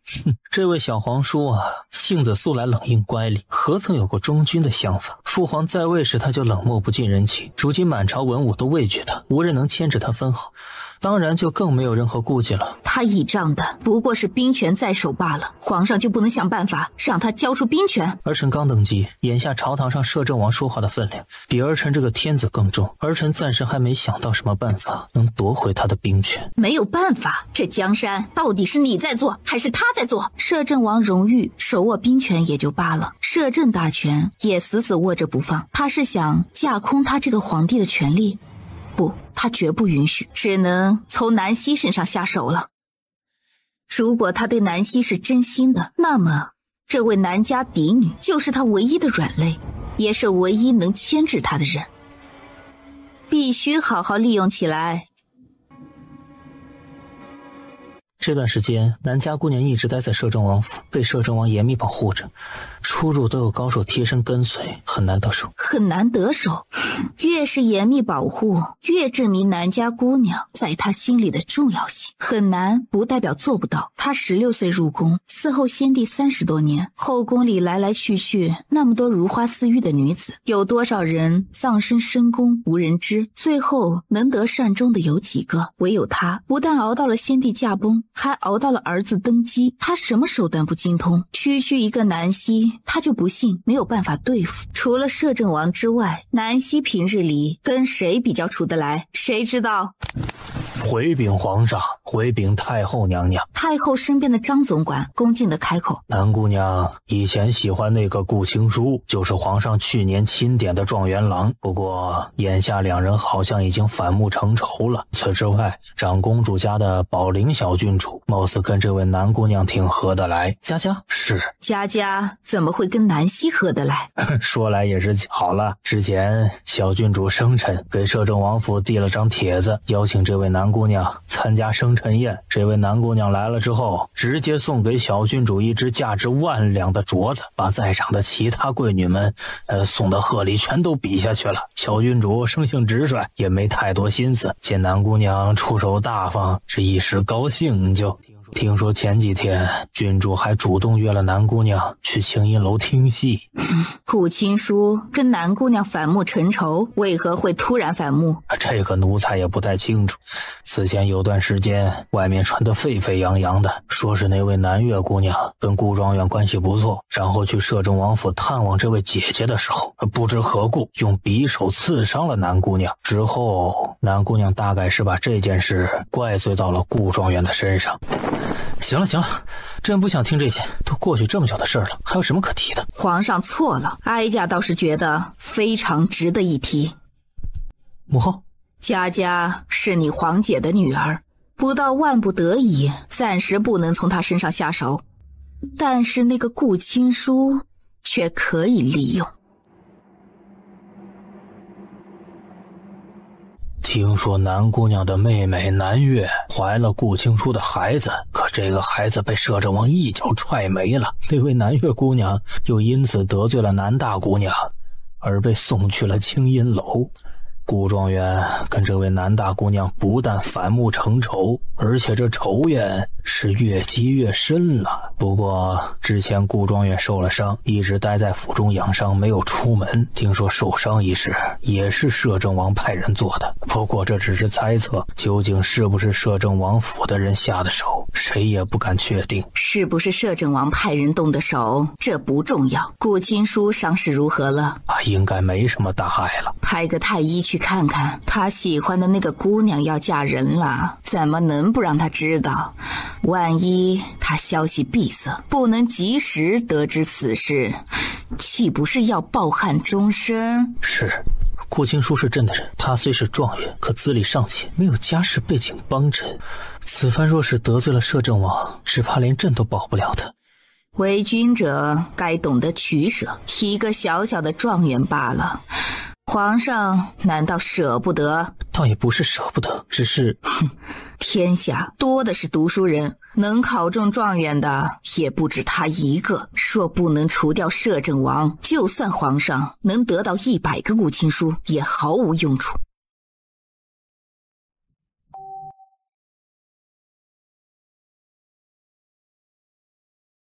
成亲的日子最终没有采纳荣誉定在3日后的意见，因为媒婆算来算去都觉得4月18才是大吉之日，4月初9反而没那么吉利，所以最终把日子定在了4月18。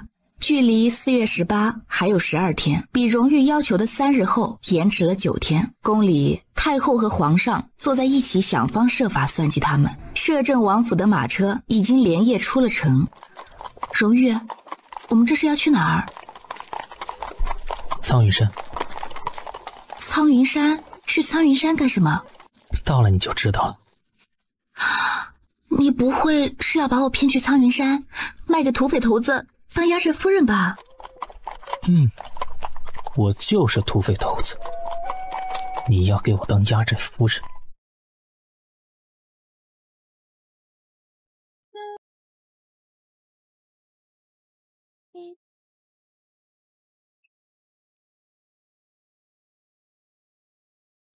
我就是土匪头子，你要给我当压寨夫人。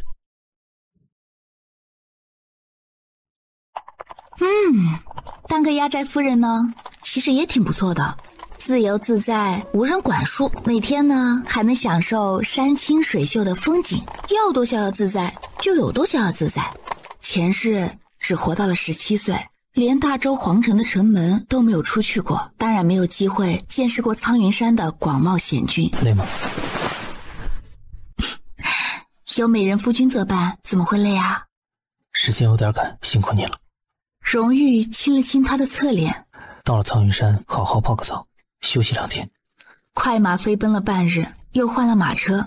荣誉大概是南希前后2辈子见过的最体贴的男人。荣誉怕他骑马骑得屁股疼，还亲自给他按摩着臀部和腰部。伺候的南希舒服又忍不住脸红心跳，过好在荣玉的手法极好，暖洋洋的蒸汽缓解着浑身的疲劳。南希很快就睡着了，之后不知又赶了多久的路。等他醒来时，两人已抵达苍云山脚下。这座山上隐藏的势力九霄阁，苍云山只是九霄阁的一处势力所在，天下无人不知九霄阁的可怕，以及它在九州大陆之中无比崇高的地位，不属于江湖，也不属于朝堂，而是独立于世外的庞大势力，不过问凡尘俗世，却拥有天下最完善、涉及领域最广的势力架构。世人敬仰、畏惧、膜拜，无一人敢生出不敬之心。今日开始，我就真成了压寨夫人了。我们在这里住2天。住2天？王爷当真是土匪头子？什么土匪头子啊？苍云山九霄阁，人人都敬畏的九霄宝地，怎么能跟土匪头子扯到一块儿呢？多舌。你说的对。如果王爷是君王，那一定是史书上记载的昏君，为了美人连江山都不要的那种。哼，活该！不知道王爷心里姑娘最重要啊。我当然知道。九霄阁阁主几乎从不轻易在江湖上露面，简直活成了一个隐居避世的隐士。荣玉啊，九霄阁坐落在这么高的山巅之上，上山下山都不太容易吧？那住在山上的人都是自给自足的？九霄阁的手下都是高手，轻功来去自如，险峻山峰也如走在平地上。他整个人被他揽在怀里，拔地而起，伴随着耳畔呼呼的声响，山景在眼前急速闪过，石阶两旁忽然现出无数的青衣高手，且这些人齐齐跪在石阶两侧，像是恭迎帝王一般的阵仗。荣玉，九霄阁阁主，是你呀？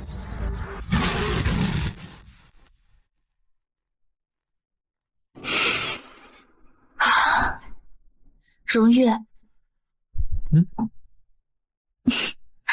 你呀，真是深不可测。以后可以慢慢了解。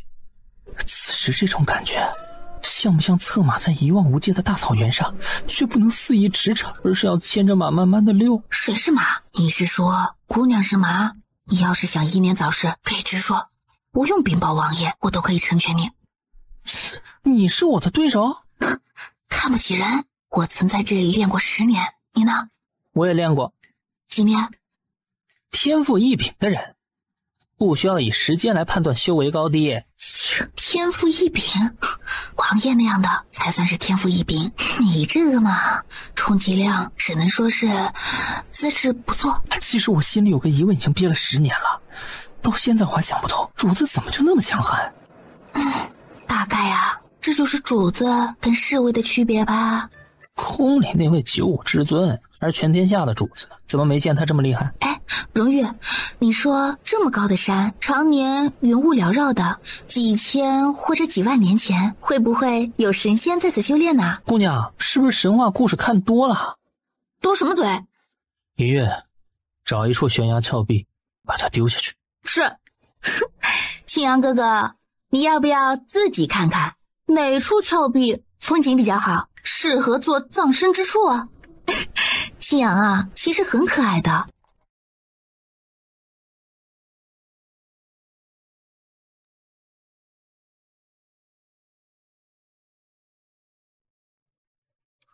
这似乎不像你的风格。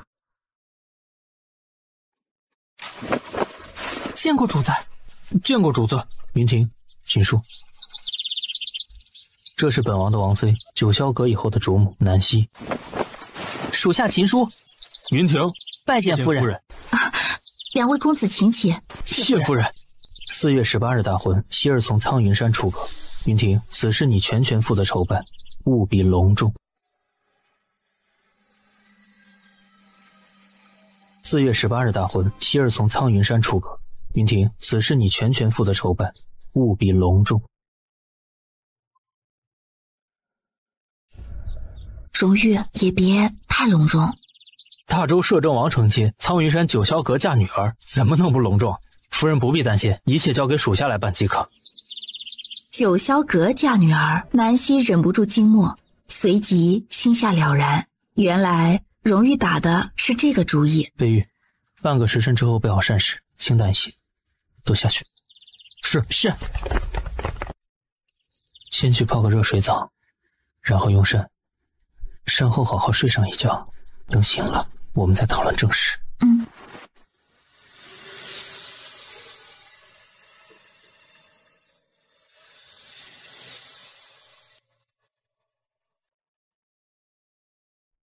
这是山间引来的温泉水，泡泡有助于缓解疲劳，不过别泡得太久。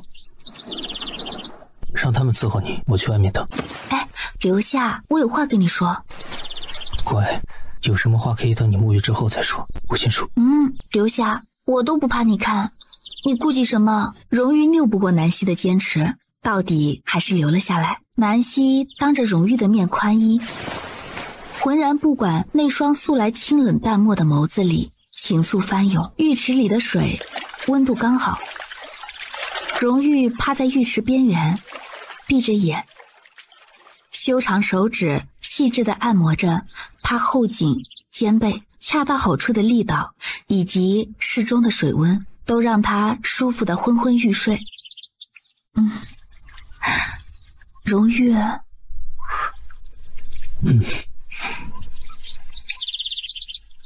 想睡了？其实还好，你要不要下来泡一泡呀？你先洗。王爷是不是怕自己做不了柳下惠了？不是，稍后我跟秦叔、云婷还有事情要处理，不急着沐浴。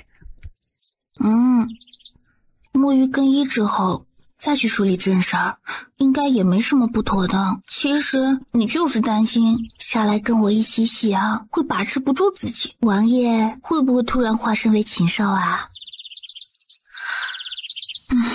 这2天赶路啊，你其实比我辛苦。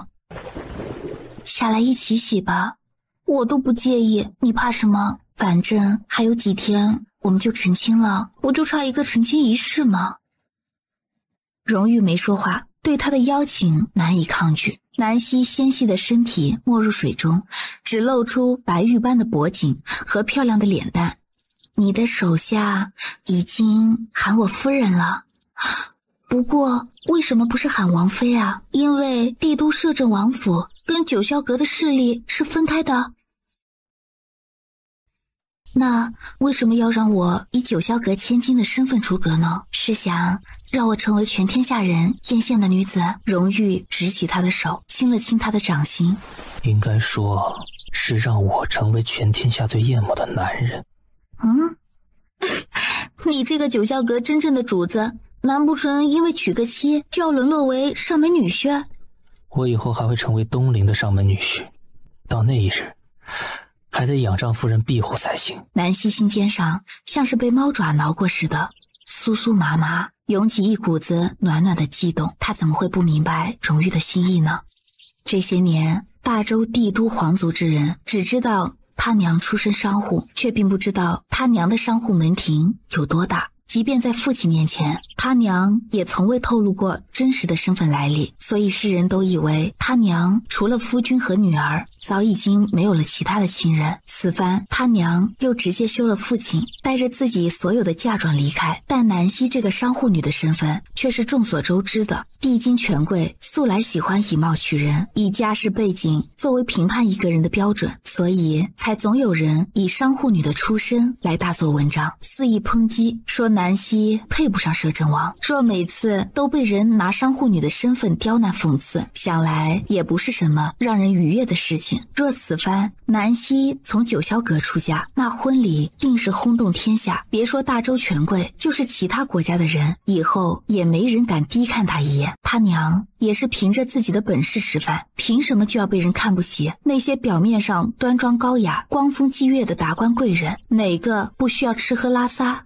吃喝拉撒哪一样又不需要用到银子？他们是不染人间烟火的神仙吗？然而不管他怎么想，却无法改变世人庸俗的想法。就如同此时，不管他需不需要，依然感动于荣玉在他身上倾注的心思。荣玉，我上辈子是不是做了太多太多的好事了，拯救了天下苍生，行善积德，修了太多福报，所以这辈子才幸运的遇上了你啊，荣玉。不是你。你说什么？幸运的人是我，是我幸运，才遇见了你。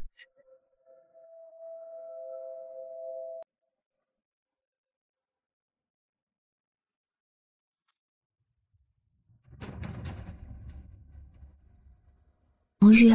不是你。你说什么？幸运的人是我，是我幸运，才遇见了你。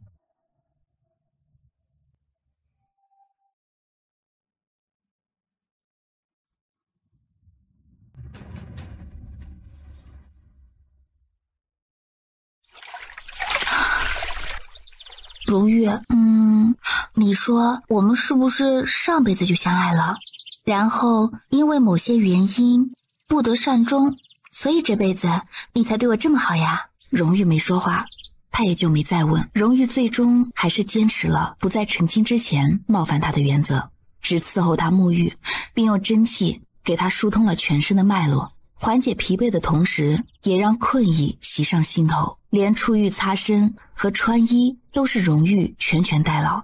南希困倦的连身体被看光的羞耻都忘了。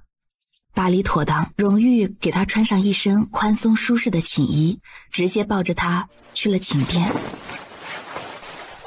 荣玉低头亲了亲他。我在。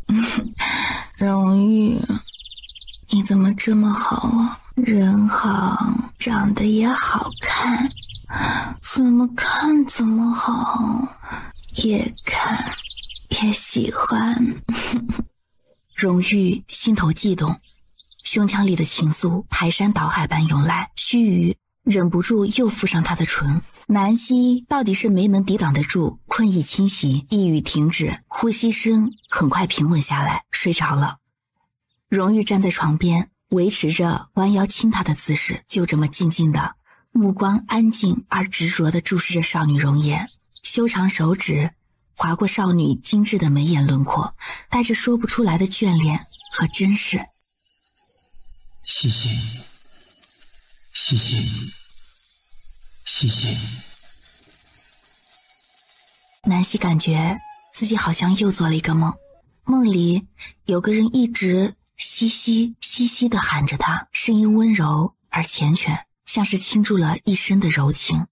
可等她醒过来，却完全想不起来梦中的画面，只有那个声音回荡在耳畔，柔情刻骨地唤着她：姑娘醒了，姑娘饿了没？洗漱之后就可以用膳了。王爷命人备了一桌膳食，就等着姑娘醒呢。我睡了多久了？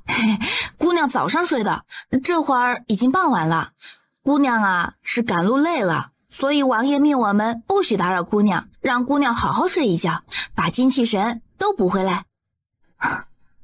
你们比我还辛苦呢，我一路就坐在马车里睡觉，什么也没做。属下练武之人，赶这点路算什么？会武功真好。姑娘要是想学，可以让王爷教两招，强身健体，还可以顺便培养夫妻感情。荣玉呢？王爷在书房，姑娘是先用膳，还是属下去请王爷过来陪姑娘？不用你请了。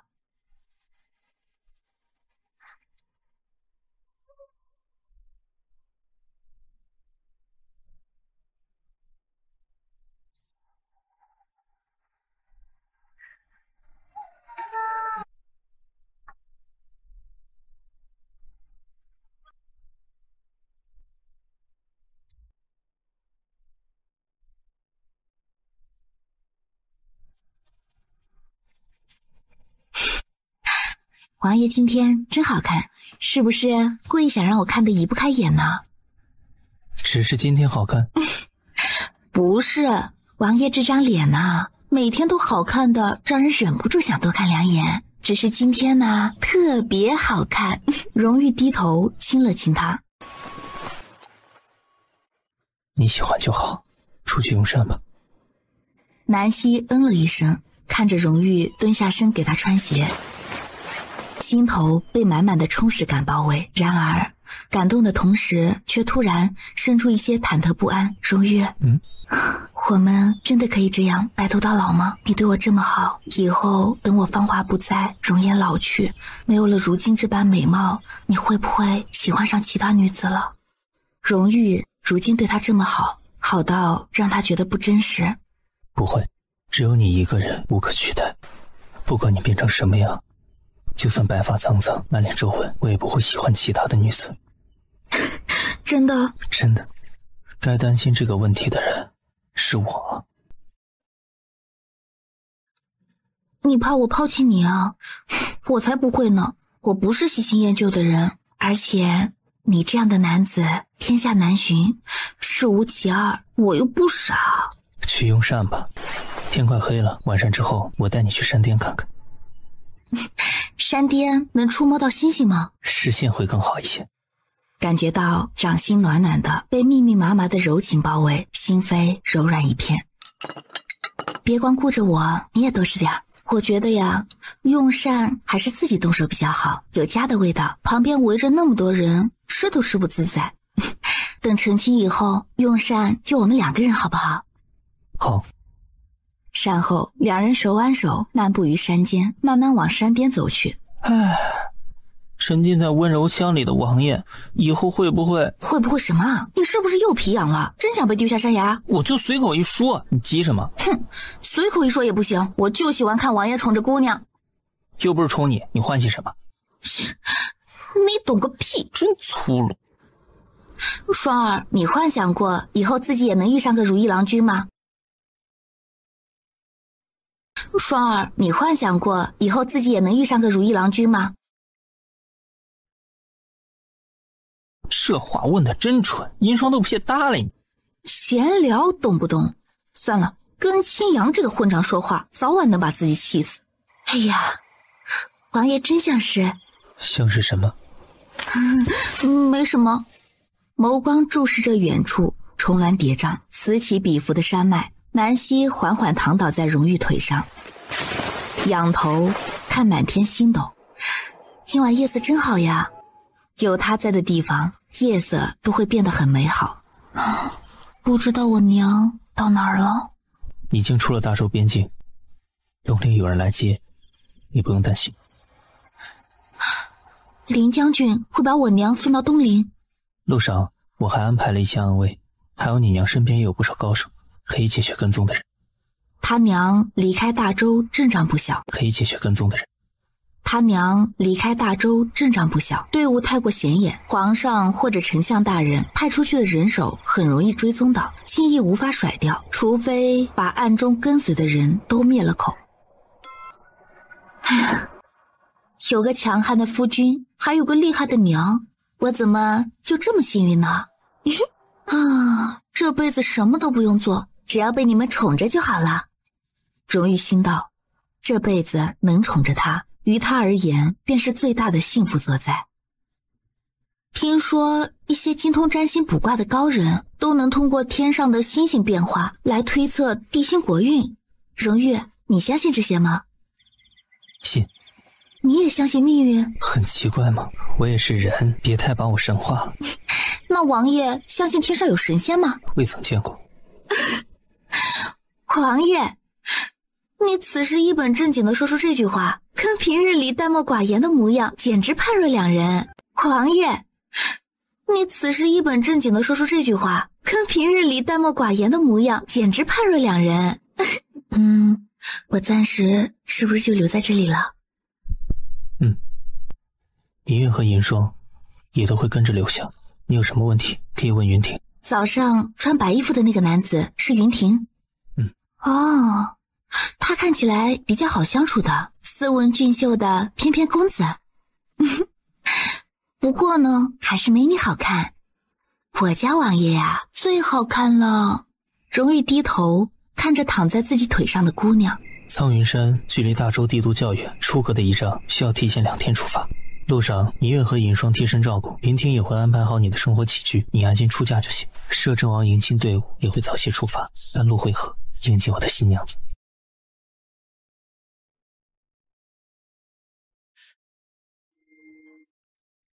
赶紧出嫁就行。摄政王迎亲队伍也会早些出发，半路会合，迎接我的新娘子。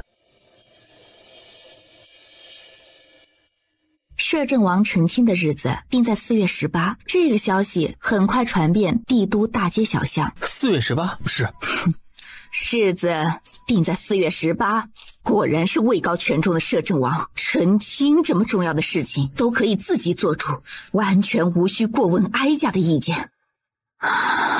皇帝说的没错，他的心里压根儿就没有忠君的想法。南希是袁氏的女儿，虽然袁氏跟丞相已经和离，但袁氏离开皇城之前，似乎留了很大一笔产业给这位南家嫡女。摄政王手里有兵权，南家嫡女手里有银子，这二人成亲，朕怎么能放下心来？母后可有什么应对之策？应对之策？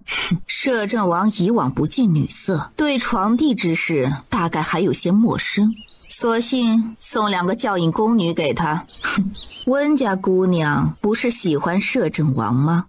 大喜之日，不如双喜临门，把温家姑娘也赐婚给他。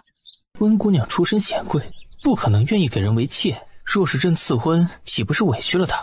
何况温太傅会同意吗？谁说让温姑娘为妾了？皇上只消一道圣旨，就可以让温姑娘为正王妃。摄政王成亲，满朝文武都会去恭贺。哀家就不信，当着文武群臣的面，摄政王真敢公然抗旨。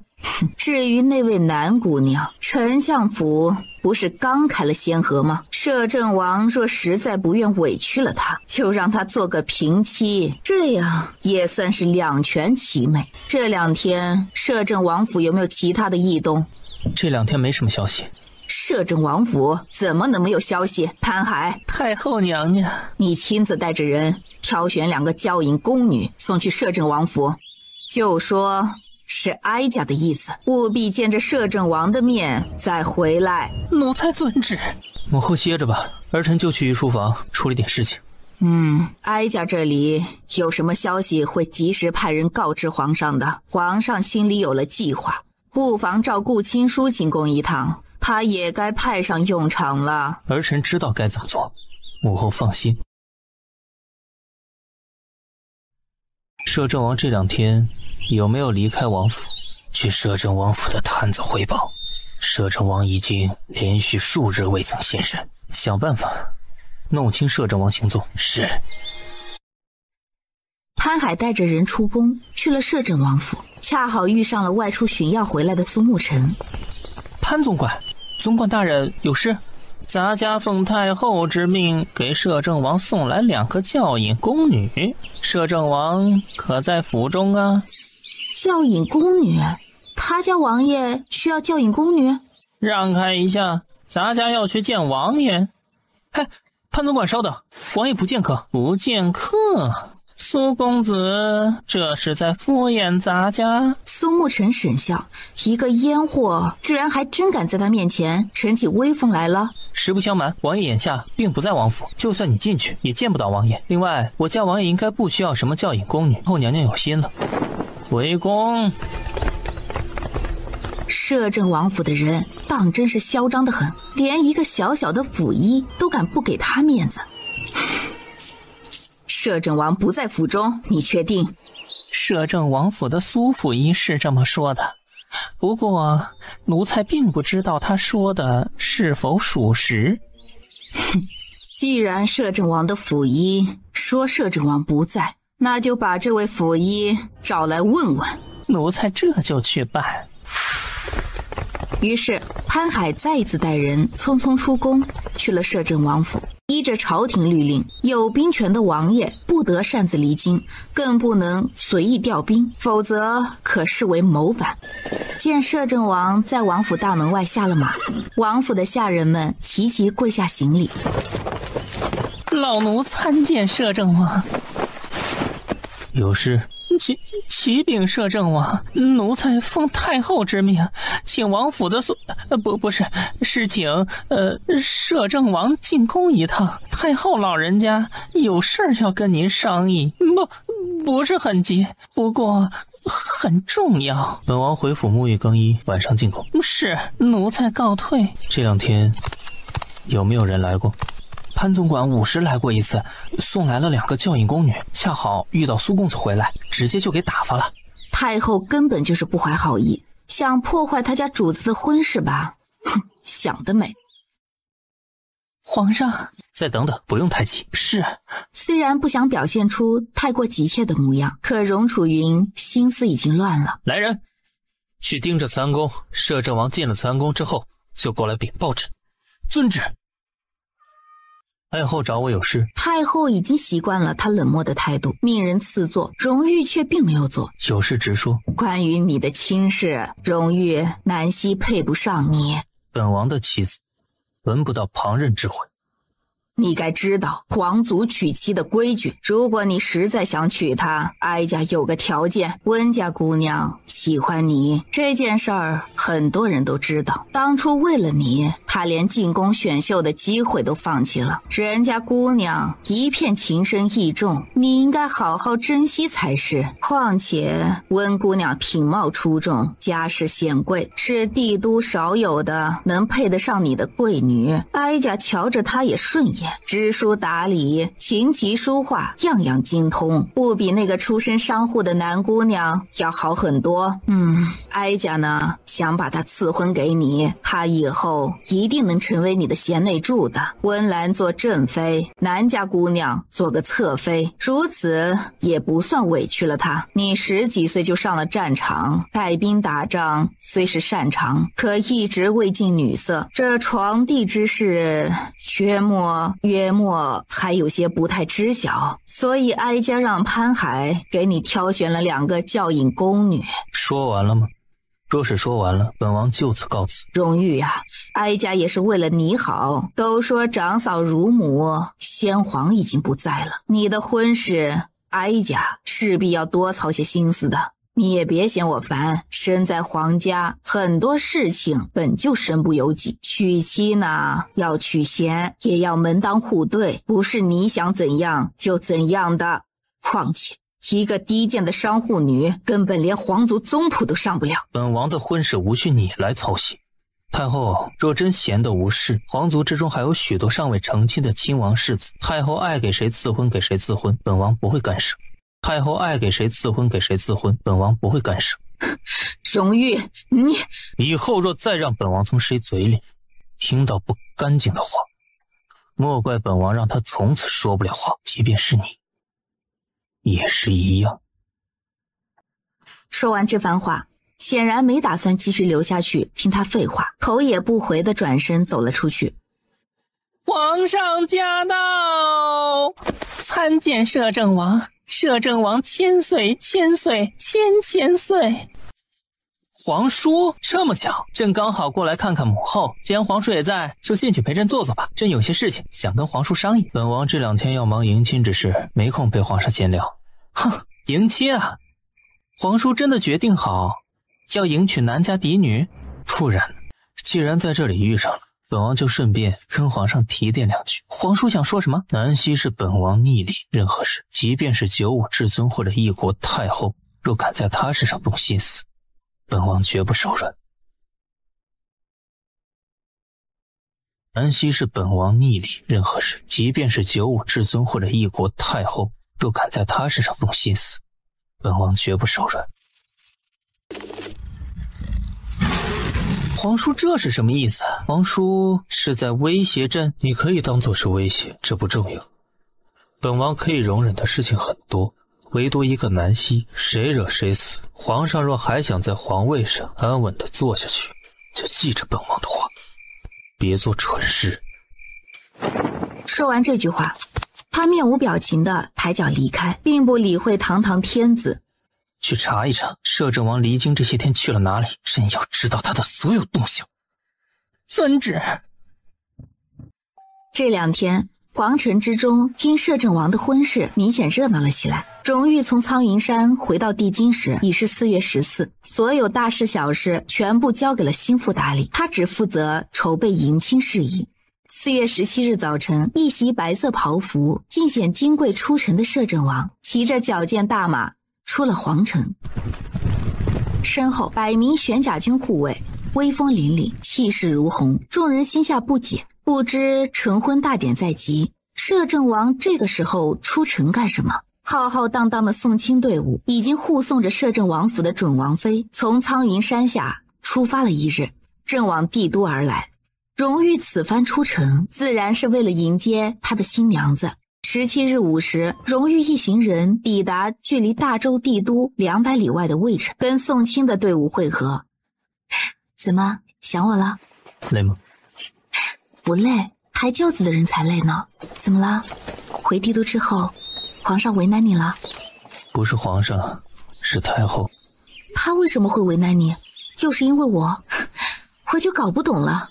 她堂堂一个母仪天下的太后，身份尊贵，无上尊荣，要什么有什么，连皇上在她面前也要恪尽孝道。宫里那么多人伺候着，她还有什么不满意的？非得让王爷把他儿子从皇位上拉下来，他们母子才能学乖一点。别担心，没人为难得了我。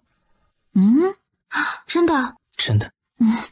可太后娘娘毕竟是长辈，先帝在位的时候，我就没把她当回事。现在她想摆出长嫂如母的架子，也得看本王愿不愿意。真的没有觉得为难？若有什么不开心的，王爷一定要跟我说，我们一起分担。我们一起分担。必要时啊，我还可以帮你出气。你要怎么帮我出气？你不懂，太后娘娘呢是你的嫂子，都说长嫂如母，王爷如果对她不太客气的话，会落人口舌的。就算是太后无礼在先，世人也会觉得王爷应该恭敬。4月18，大周尊贵的摄政王迎着他的王妃入了皇城，10里红毯铺满地，从皇城门外直通摄政王府，街道两旁锣鼓喧天，遍布都城的大红灯笼高高挂，熙熙攘攘，后面还有8匹矫健的白色细红绸骏马护送，软轿之侧绛红色流苏帷幔，迎风轻扬。这般隆重阵仗，这样的奢华高贵，几乎赶上了一国之君封后大典的规模，怎能不叫人羡慕嫉妒恨呢？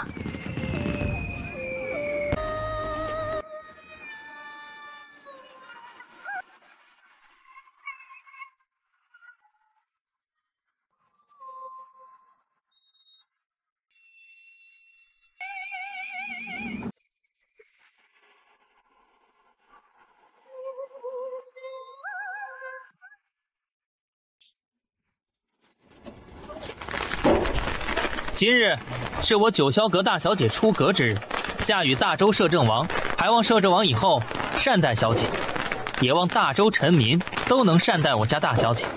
九霄阁，势力遍布天下的那个九霄阁，今日嫁给摄政王的新娘子居然是九霄阁大小姐，这到底是怎么回事？摄政王要迎娶的准王妃明明是南家大姑娘，怎么眼下就换了个成亲的姑娘？坐在轿子里的南希稍稍有些紧张，却见轿外忽然伸来一只修长漂亮的手。南希微怔，抬眸对上男子温柔清贵的瞳眸，嘴角浅浅抿出一丝笑意，衬得眉头柔和似水，嘴角浅浅抿出一丝笑意，衬得眉头柔和似水。他缓缓把自己的手递给他，众人惊艳地看着被摄政王抱出轿子的少女，身着凤冠霞帔的姑娘，五官轮廓清晰地展现于众人视线里。众人又是一阵呆滞，南姑娘，所有人都呆住了，惊艳而失神地看着摄政王怀里温柔含笑的女子。南希，丞相府的大姑娘，九霄阁的大小姐，这到底是怎么回事？举世欢庆，10里红妆，满城锣鼓喧天，居然真的就是为了这位被世人看不起的商户女。大周尊贵的摄政王抱着他的王妃入了王府，韶乐悠扬，琴瑟和鸣。礼部仪官于殿前宣布礼毕，请王爷王妃入殿。荣玉正要带着南希抬脚入殿，皇上、皇后娘娘驾到！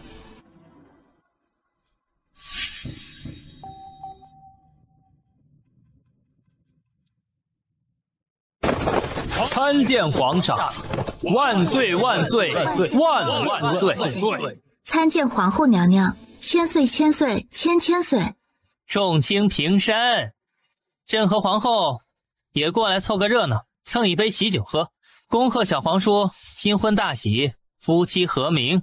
表情从容含笑，像是几天前的不愉快从未发生过似的。南希脸眸不由又握紧了荣玉的手。不过皇后娘娘不是还在禁足之中，今天居然也来了，果然是趁着这个大喜的日子，算准了荣玉不会拿他开涮，所以才想借机解了禁足的惩罚。多谢皇上的祝福，来人，请皇上上座。嘿嘿，不急，朕还没敬皇叔一杯呢，这杯酒敬皇叔。荣玉接过，一饮而尽。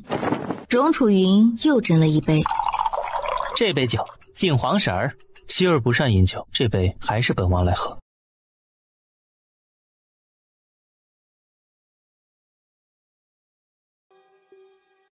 希儿不善饮酒，这杯还是本王来喝。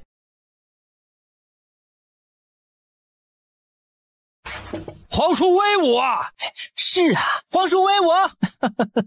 皇叔啊，真是把皇婶儿疼到心尖上了呢。皇婶儿是九霄阁千金，朕怎么从未听说过？母亲休了父亲之后，我就被母亲派来的人接去了九霄阁。所以南夫人是九霄阁之主？南夫人居然是九霄阁之主，怪不得她有勇气做出休夫的决定。这些年怎么从未听人提起过？如果早知道她是九霄阁之主，她绝不可能眼睁睁看着她跟南相和离。我娘低调，本来只想跟爹好好过日子的，没料到我爹如此不靠谱，他伤透了心，休夫离开之后才派人告诉了我他的身份。皇上有很多问题要问。难得大喜的日子，朕皇帝不妨也给皇叔敬杯酒，如何？还是我们兄弟几个先饮几杯比较好。小皇叔今日难得成亲，万不可误了新人吉时啊！稍后有空再敬皇叔也不迟。三皇兄说是不是啊？这个节骨眼上帮衬摄政王，几乎就等同于跟皇上作对。说话的男子乃是当今云王，皇族之中排行第7的亲王荣楚修。既然如此，朕就不耽误皇叔和皇婶的吉时了。入洞房。方才在王府大门外，荣玉是存着让人看见南希的意思，也让所有人都知道他今日娶的人是谁，摄政王府的当家女主子是谁，以及九霄阁千金是谁。所以盖头只盖了一半。荣玉取过那一双翡玉如意盏送到南希手里，自己随即端起另外一盏。干裂的美酒沾唇入喉，直入肺腑。长仪女官跪地恭请两人结发，在得到允许之后，将荣玉和南希的发丝各取一缕，系成了如意同心结。恭喜王爷王妃喜结连理，百年好合。恭喜王爷王妃。便是一贯冷漠寡言的银霜，面上也微微泛了丝淡笑。恭喜王爷王妃，今天所有人赏赐加倍。侍女们欣喜，纷纷开口谢恩。青阳从外面探进了脑袋，恭喜王爷王妃，不过外面已经有人在催了，王爷要不要早些过去？大喜之日别皱眉，今天呢，皇上和其他几位王爷都来了，外面宾客众多，势必要出去应付一下子的，早些回来便是了。荣玉心头不悦，一步都不想离开此地，甚至很想让人即刻把皇上和那些宗亲子弟们都赶出去。好好坐着。然而看了南希片刻，他还是不舍，直到南希再三催促，才点了点头。正要转身离去，目光忽然落到南希头戴的凤冠上，荣玉抬手把它取下。这个太重了，先拿下来，让脖子休息一会儿。王爷，这个不合规矩。嗨，我家王爷心疼王妃就是规矩。这个太重了，先拿下来，让脖子休息一会儿。王爷，这个不合规矩。嗨，我家王爷心疼王妃就是规矩。外面那么一大群宾客等着呢，王爷不知道什么时候回来呢。王妃带着这么沉重的凤冠，肯定会脖子酸的。我早些回来，你要是饿了，就自己先吃点东西，垫垫肚子。少喝点酒。荣玉嗯了一声，转身走了出去。哎呀，王爷真是体贴王妃，奴婢真是好生羡慕呢。王妃饿不饿？还好。渴不渴？嘿，王妃要是无聊，奴婢就陪你说说话。启禀王妃，皇后娘娘命奴婢送来了给王妃的贺礼。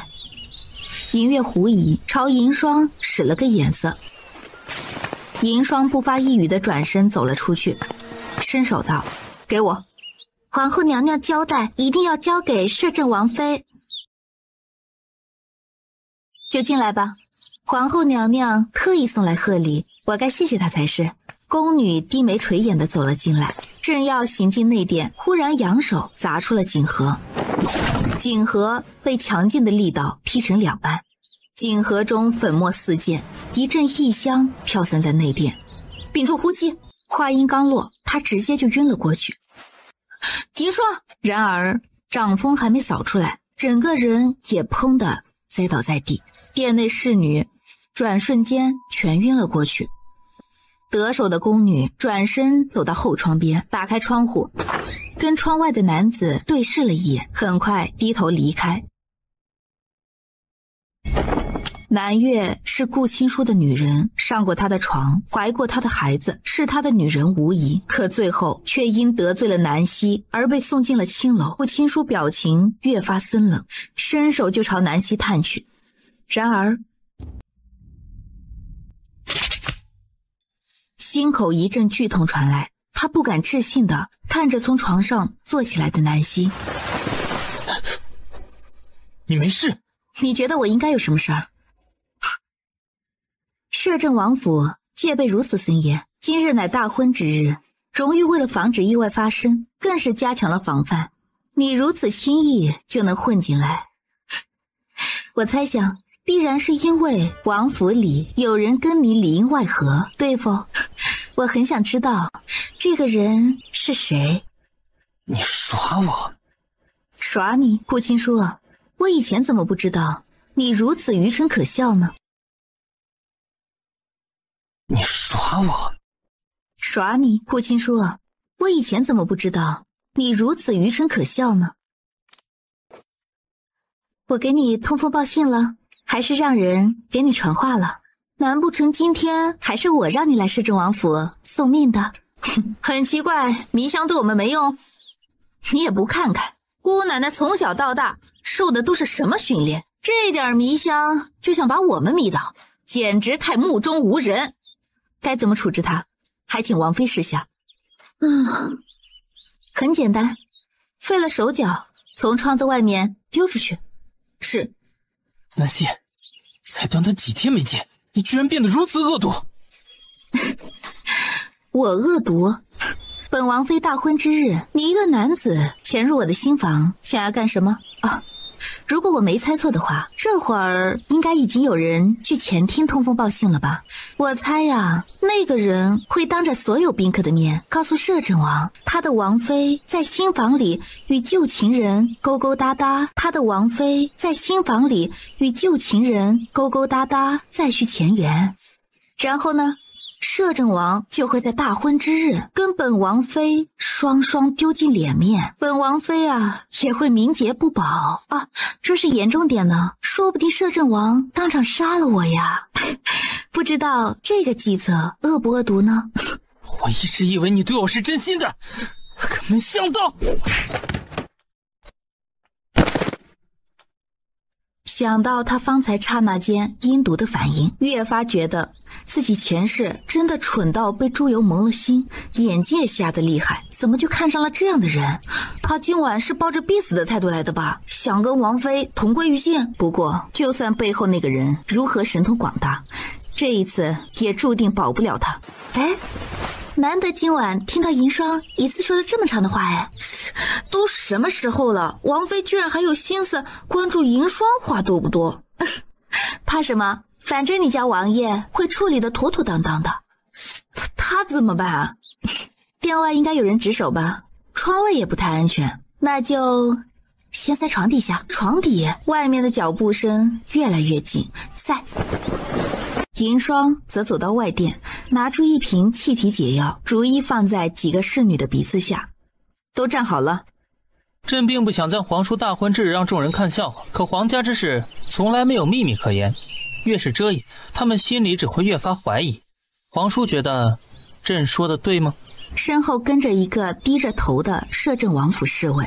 片刻之前，就是这个侍卫匆匆走到前殿喜宴上禀报，说看见一个很像顾状元的男子偷偷潜入了昭宸殿，入了王妃娘娘的新房。他的声音很大，听起来像是情况急迫。大婚之日，摄政王妃在内殿新房秘密约会自己的旧情郎，这个消息太劲爆，劲爆到让他们想拔腿而逃。比起看热闹，他们更怕今日看到什么不该看的，知道了什么不该知道的秘密，会在以后某一天被摄政王灭了口。嫁进皇家的女子若不守妇道，做了令皇族蒙羞的事情，便绝不能轻饶。嫁进皇家的女子若不守妇道，做了令皇族蒙羞的事情，便绝不能轻饶。青阳，命侍卫统领守卫摄政王府各个出口，不许任何人提前离开。是，本王给你们一个交代。如果这件事儿是真的，那么不但摄政王头上戴了一顶绿油油的帽子，摄政王妃也必须处死。他们压根儿不敢想，摄政王大婚第一天就看到自己的王妃私会情郎。王妃被处死之后，这位摄政王大怒之下会做出什么事情来？王爷，皇上和各位王爷是要闹洞房吗？奴婢……王妃安好。啊，王妃很好啊，就是王妃有点饿了，奴婢正要去厨房拿些热食过来给王妃垫垫肚子呢。侍女们在见到摄政王和皇帝陛下时，就齐齐跪下行礼。哎，银霜，你整天这么冷冰冰的，就不担心以后找不着情郎啊？奴婢这辈子就护着王妃，没打算嫁人。女子啊，怎么能不嫁人呢？我以后啊，定要给你找一个温柔体贴的夫君。奴婢是暗卫出身，不能成亲。这天下的男人没几个可靠的，银霜不想依附于手无缚鸡之力的狗男人。殿外，手无缚鸡之力的狗男人们表情微变。王爷，荣玉，你不是在前面招呼客人吗？怎么这么快就回来了？本王怕你一个人待得无聊，过来看看。无聊？还好有银月和银霜陪着我，也不算无聊。方才有什么人来过吗？没有啊，就银月和银霜在这里啊。你问的是谁？没谁。奴婢从王妃进新房开始，一直没有离开过，不会让任何人过来打扰王妃。皇族年轻子弟在大婚之日都有闹洞房的习惯，荣玉年纪跟他们相仿，这些王爷辈分低，闹房不会不合规矩。但今天这个情景，哪怕已经站在了新房门外，也是没人敢留下来闹喜的。属下该死，这不是属下的意思。造谣生事，罪责当诛。来人，把他拉出去。皇上饶命，王爷饶命，卑职什么都不知道，王爷饶命啊！他是摄政王府的人，就算要处置也是本王来处置，不劳皇上费心。把他下巴卸了，带下去。是。虚惊一场，不等荣誉开口，宗亲王爷子弟就纷纷开口告退。朕就不打扰皇叔洞房花烛夜了。他死了没有？应该还有气儿，属下方才留着几分力呢。妾身在床底藏了个男人，王爷不会怀疑妾身不忠吧？王爷方才是带人来捉奸的？还真是捉奸的。眼下这个情况，王爷觉得该怎么办？把妾身跟他一起沉塘，如何？不许胡说。本王不是跟你生气。王爷，这个人该如何处置？方才王妃说要废了手脚丢出去，却又担心皇上在窗外安排了人手监视，所以情急之下才塞进了床底的。照王妃说的办。是。废了手脚，关进地牢，本王明日再处置他。是。银月银霜很快拖着人离开，不打扰自家王爷和王妃的洞房花烛夜。我没怀疑你，今晚这一出，我能猜出是谁在背后算计。动静已经闹大了，前面很多人都听到不该听的话，若不让他们亲自过来看看，反而欲盖弥彰，他们就算嘴上不敢说，心里定然也会生出怀疑。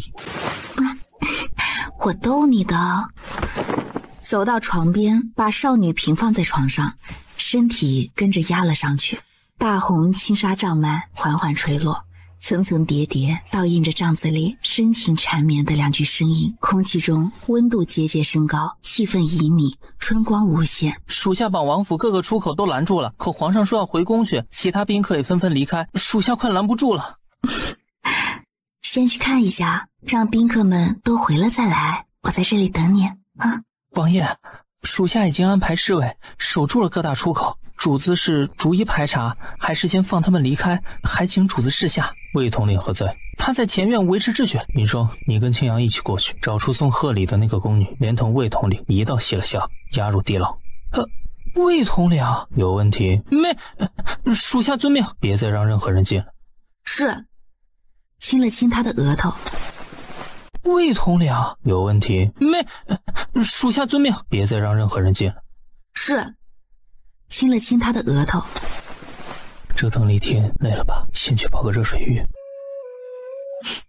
还好，笑着朝他伸出双臂，麻烦夫君抱我去。夫君，他终于成了他名副其实的夫君，这个姑娘也终于成了他的妻，这辈子下辈子生生世世都是他唯一的妻。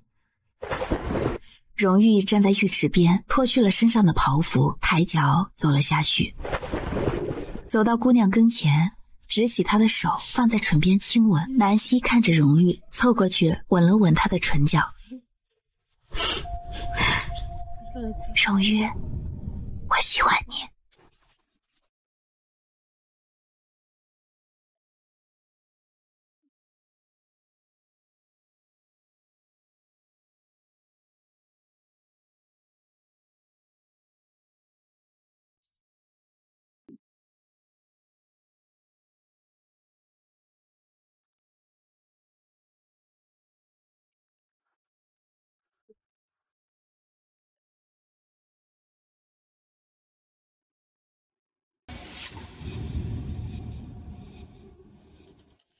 这一生一世，你是我唯一的夫君，我唯一爱的人。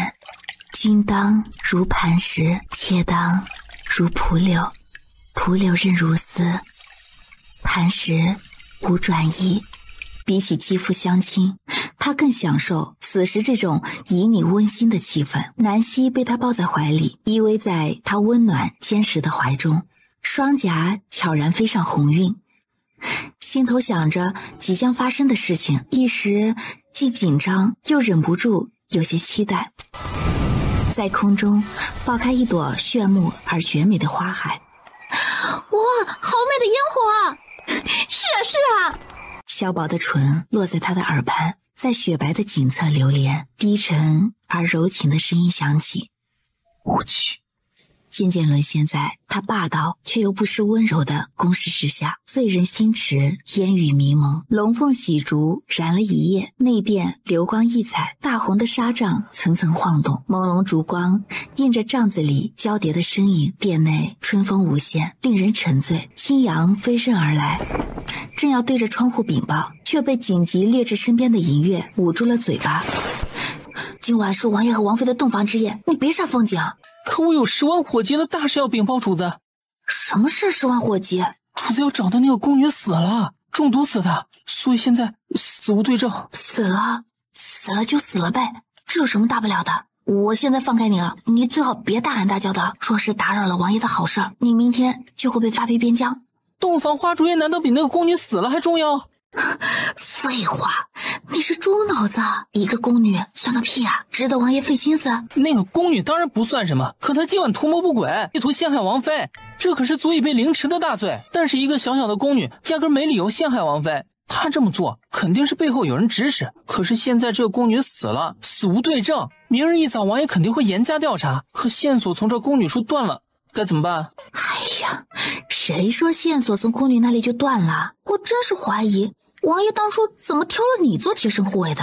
你这样的猪脑子能活到现在没被王爷一巴掌拍死，都是王爷仁慈。唉，谁说宫女死了线索就断了？王爷不是下令让你捉了魏统领？魏统领是幕后主使。我怎么知道这件事儿？王爷心里应该有底，不用你操心。可是作为王爷的贴身护卫，没能执行王爷的命令，这本身就是一件失职啊！哼，你今晚要是敢打断王爷的洞房，你就不是失职不失职的问题了。明天早上能不能保住脑袋，才是你该思考的。好吧，王爷跟南姑娘好不容易修成正果，当然是洞房花烛夜比较重要。你觉得今晚这是谁搞出来的？这个问题还用问？除了皇上之外，还有谁能想出这般愚蠢拙劣的计划？虽然那个宫女说是奉了皇后的命令送一份贺礼给王妃，可我觉得皇后应该没那么蠢。当然，本来她也没聪明到哪儿去，可如果蠢到如此境界，在摄政王府的地盘上设计陷害王妃，她这个皇后啊，大概就是做到头了。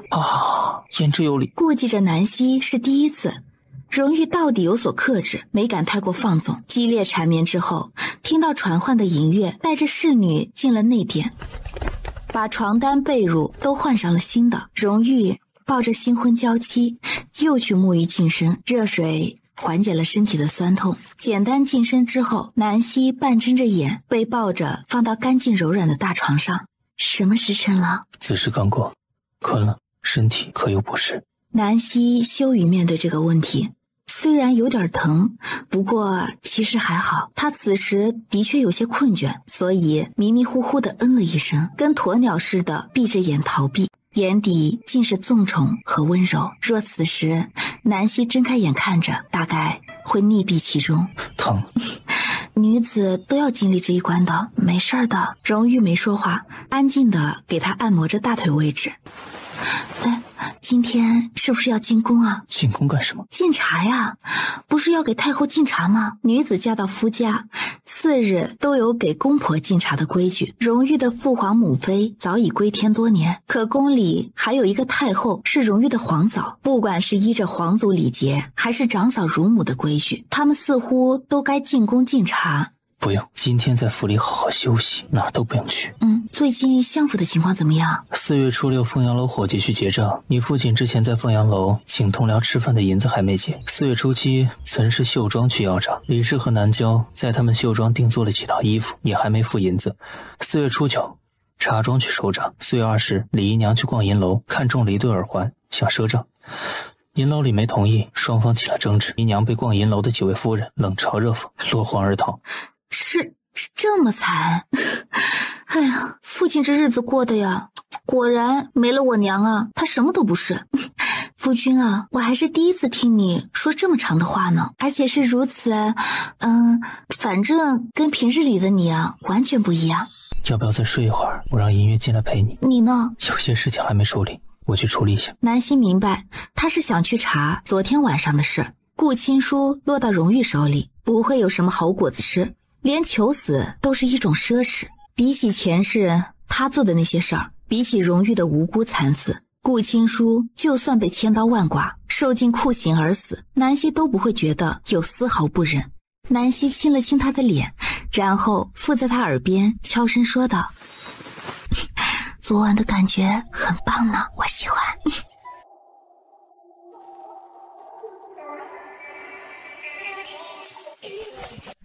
拽过绸缎鸳鸯被子，蒙住脸，不好意思看他。荣誉看着床上娇羞的姑娘，嘴角微翘，心扉被满满的幸福和喜悦包围。他凑过去亲着姑娘红彤彤的耳朵。为父以后会表现得更好，你好好休息，想吃什么就吩咐银月去拿。荣誉金贵俊美的脸上，表情肉眼可见的少了些许淡漠，也比平时多了几分暖意。王妃还要再睡一会儿，银月进去伺候着就行。银月暗道，王妃昨晚一定是累坏了，连忙应下：嘿嘿，王爷放心，奴婢一定好好伺候王妃。昭臣殿四周防守已经重新布置过，魏统领和顾青书被关押在地牢。昨晚假借皇后之名送礼的宫女已中毒暴毙，属下查出她是太后身边当值的宫女，奉的是太后之命。昨天主子成亲大喜，并未邀请顾青书，她混在皇上带来的禁卫中，顺利入了王府。进王府之后，魏统领曾3次与她接触过。跟在皇上带来的禁卫之中，若无皇帝允许，他身边的禁卫岂是谁想混就能混进去的？抬头望了望湛蓝天空，他不发一语地走下御阶，往王府东北角训练营方向走去。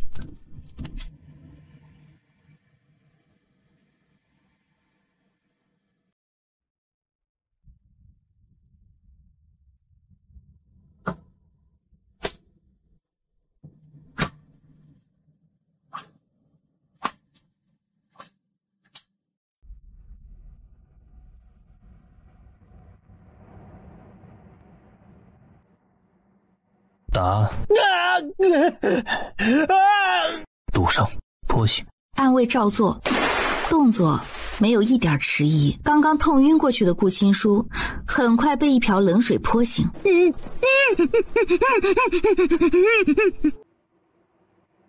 荣玉放松了身体，坐在椅子里，单手支额，脸眸沉默，像是在无声地享受着此刻一阵阵鞭子声划破空气的尖锐声响。时间渐渐流逝，不知道挨了多少鞭，只知道顾青书一次次晕了过去，又一次次被泼醒。多少了？回主子，已经整80。如果用绞金丝的刑鞭，以顾青书文弱书生的体质和承受力，不出10鞭就能让他当场断气。荣玉的确是要杀了他，但不会让他那么快就死，否则未免太便宜他了。敲断他的腿骨。是。青阳冷冷道：叫什么叫？一个大男人这点疼都忍不了，简直是丢尽天下男人的脸。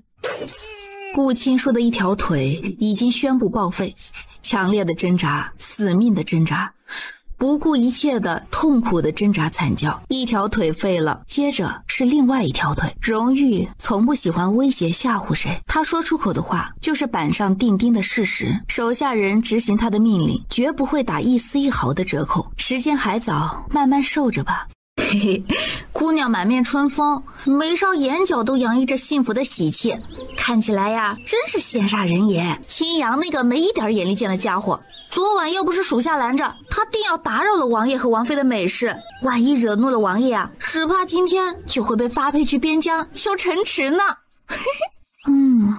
你的意思是说，昨晚皇后派来送礼的那个宫女已经死了？一看就是被灭了口的，想来个死无对证呗。不过这背后主使之人啊，显然低估了我家王爷的脾气。王爷想要知道真相，简直轻而易举。若要报复惩治谁，也完全不需要证据。我家夫君啊，霸气。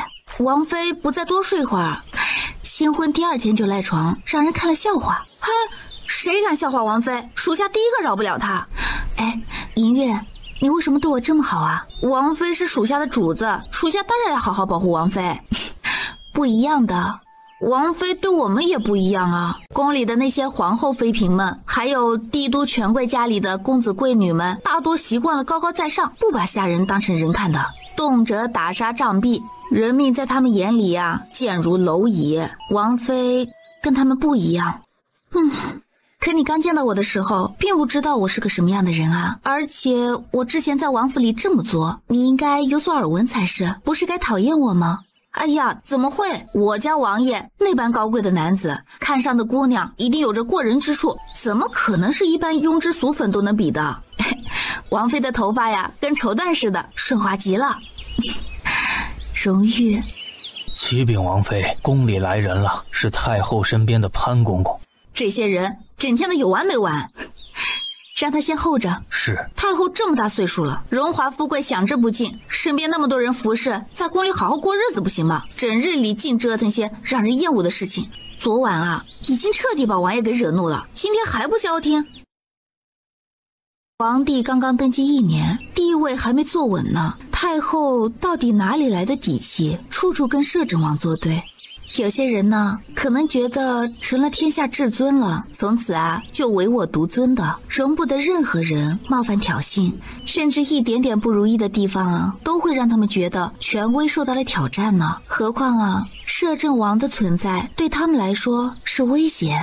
你家王爷呢，手中握有兵权、军队，本就让皇上寝食难安了。我娘的手里又握着庞大的金银财富，如今啊，荣玉娶了我，就等于娶了一座金山进府，军饷富足，太后和皇上呢，自然就坐不住了，做梦都想破坏荣誉和我的亲事呢。嗨，依属下看，王爷对太后和皇上本就没有敌意，对皇位呢也没有任何想法。否则当初啊，根本轮不到这位皇上登基。皇上呢，他就看不透这一点，只想着王爷握兵权，对他有威胁。实属那个目光短浅，心胸狭隘。如果荣楚云呢是个聪明人啊，他应该做的是真心对待荣誉。荣誉这个人看似无情，但只要不做触碰他底线的事情，他不会主动对谁不利的。可皇上不懂，在他把荣誉当成假想敌的那一刻开始，就注定了他满盘皆输的命运。前世得到的教训刻骨铭心，这一世不管荣誉要怎么对待那些找死的人，南希都不会生出丝毫怜悯之心。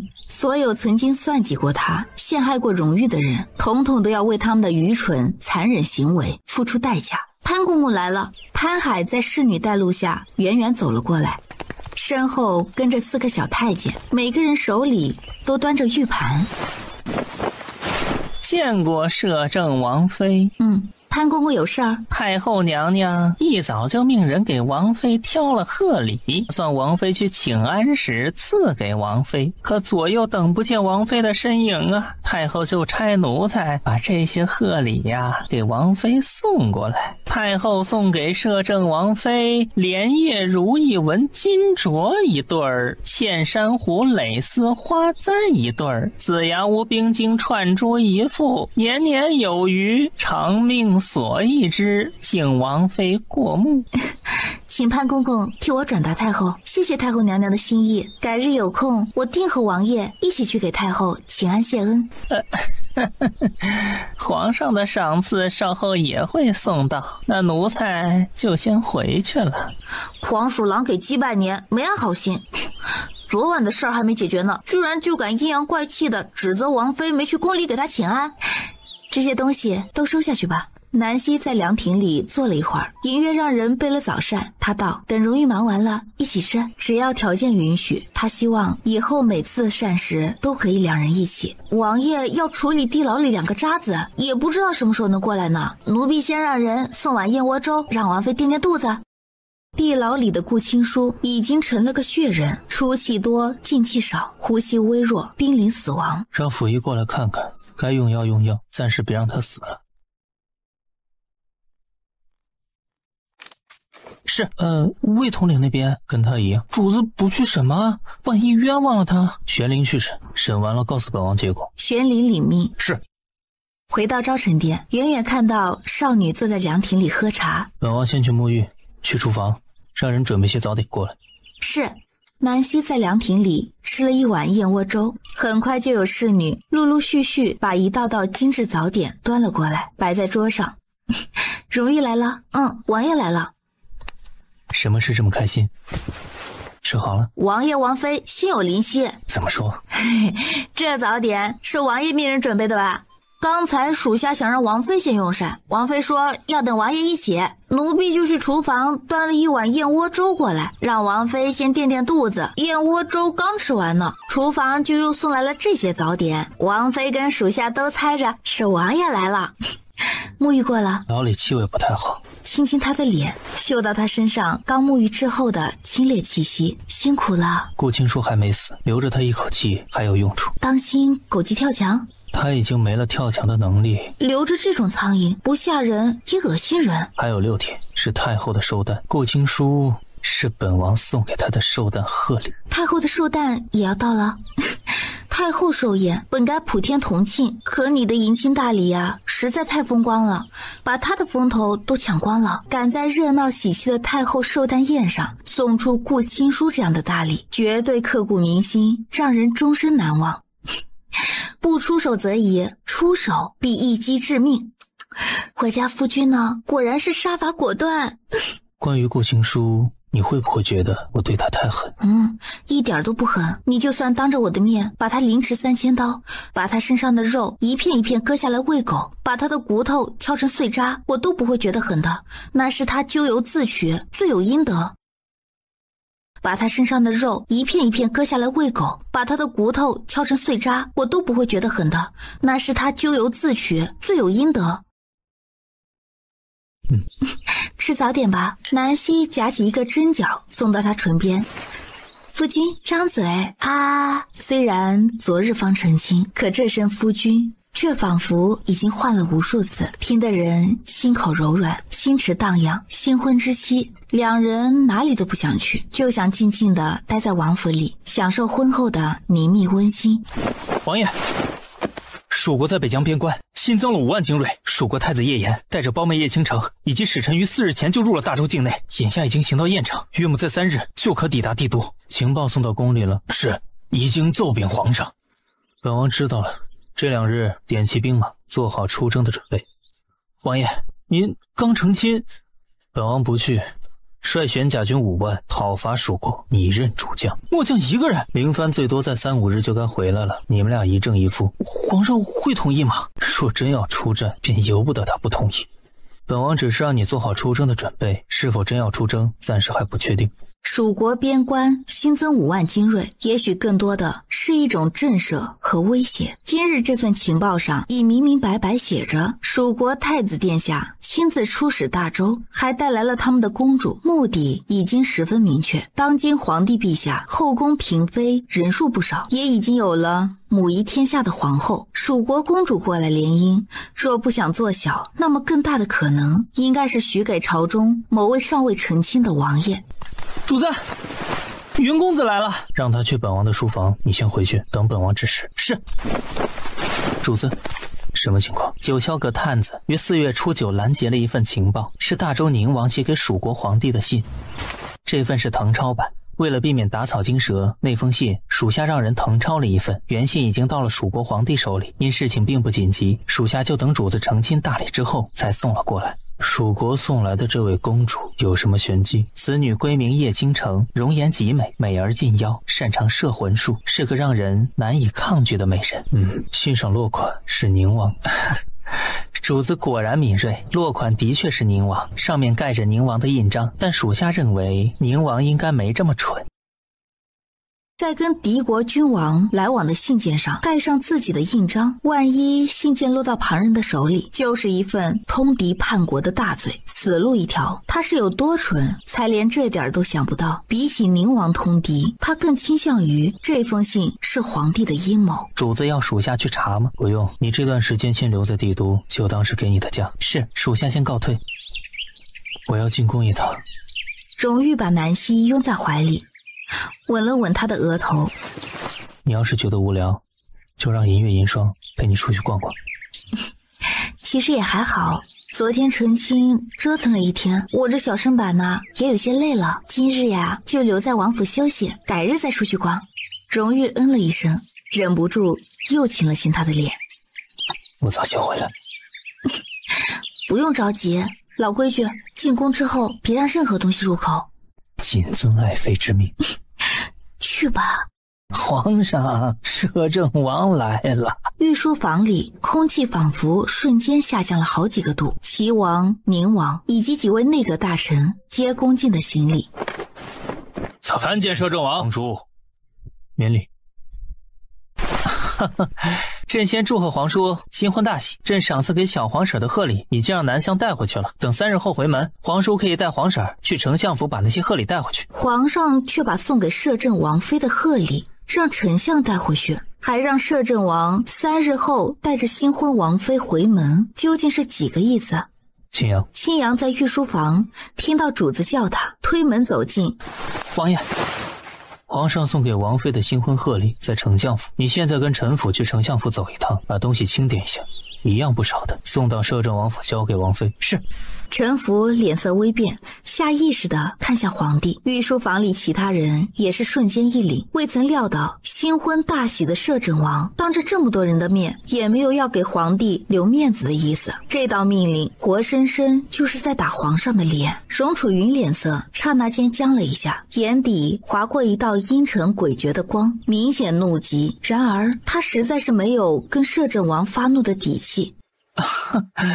既然皇叔让你去，还不快去？杵在这里干什么？此事是朕考虑不周，还望皇叔莫要往心里去。其实啊，朕也是不忍心看丞相跟皇婶闹僵，毕竟是亲生父女，哪有隔夜仇啊？不过没有事先得到皇婶的同意，确实是朕的失礼，在此跟皇叔赔个不是了。没关系。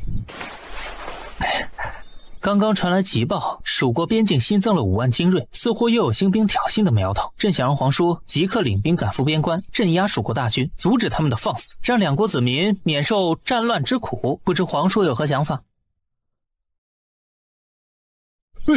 蜀国又要兴兵，简直岂有此理！去年刚被摄政王的玄甲军打得落荒而逃，失了3座城池，如今还没有学到教训。蜀国蛮夷天性好战，屡屡掀起战争，实在是不可原谅。以老臣之见，就该把他们彻底打趴打垮，让他们从此无力再战。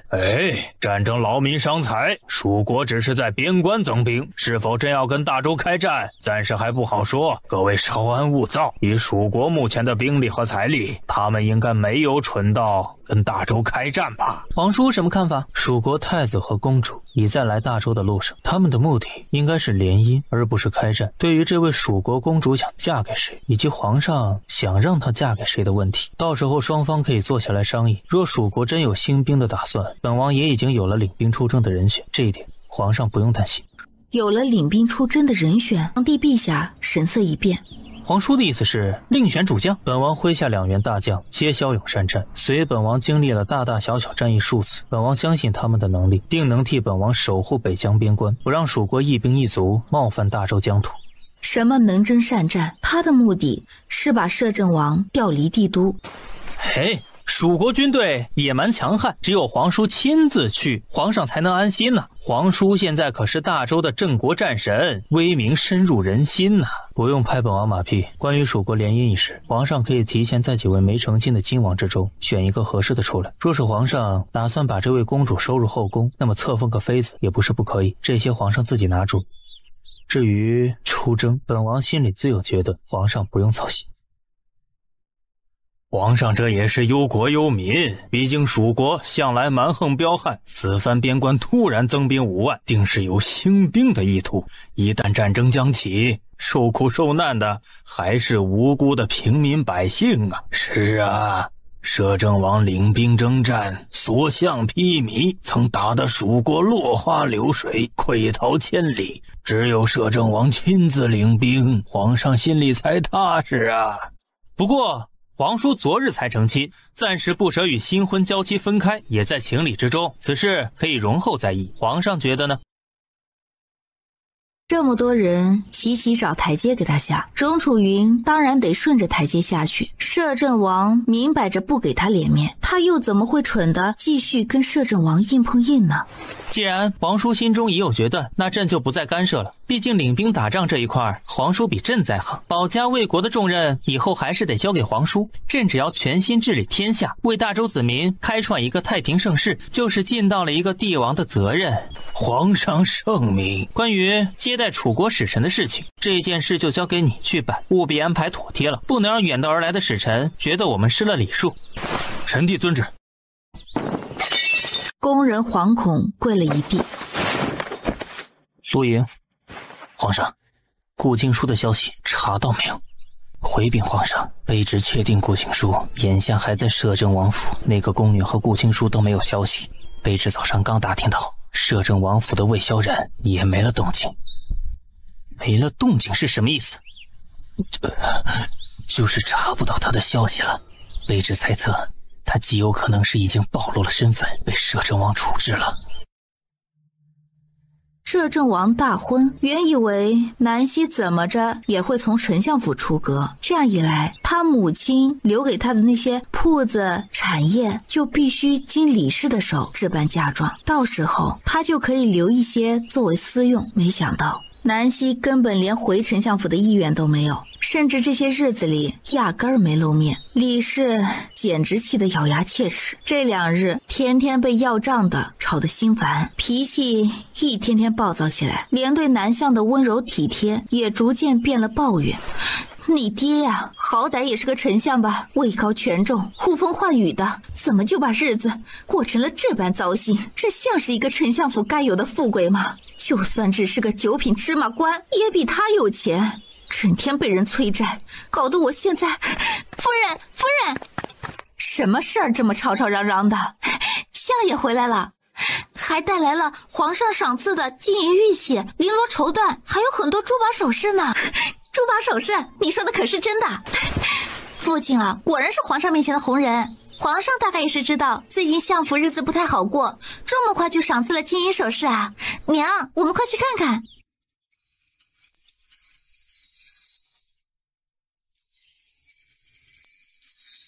金晃晃的金银几乎闪花了母女二人的眼。哎呀，老爷，这些都是皇上赏赐的。还有没有一点当家主母的风度？本相身为丞相，又不是一两天了，何至于一点赏赐就如此失态？妾身只是因相爷在皇上面前得宠而高兴，并非为了这些赏赐。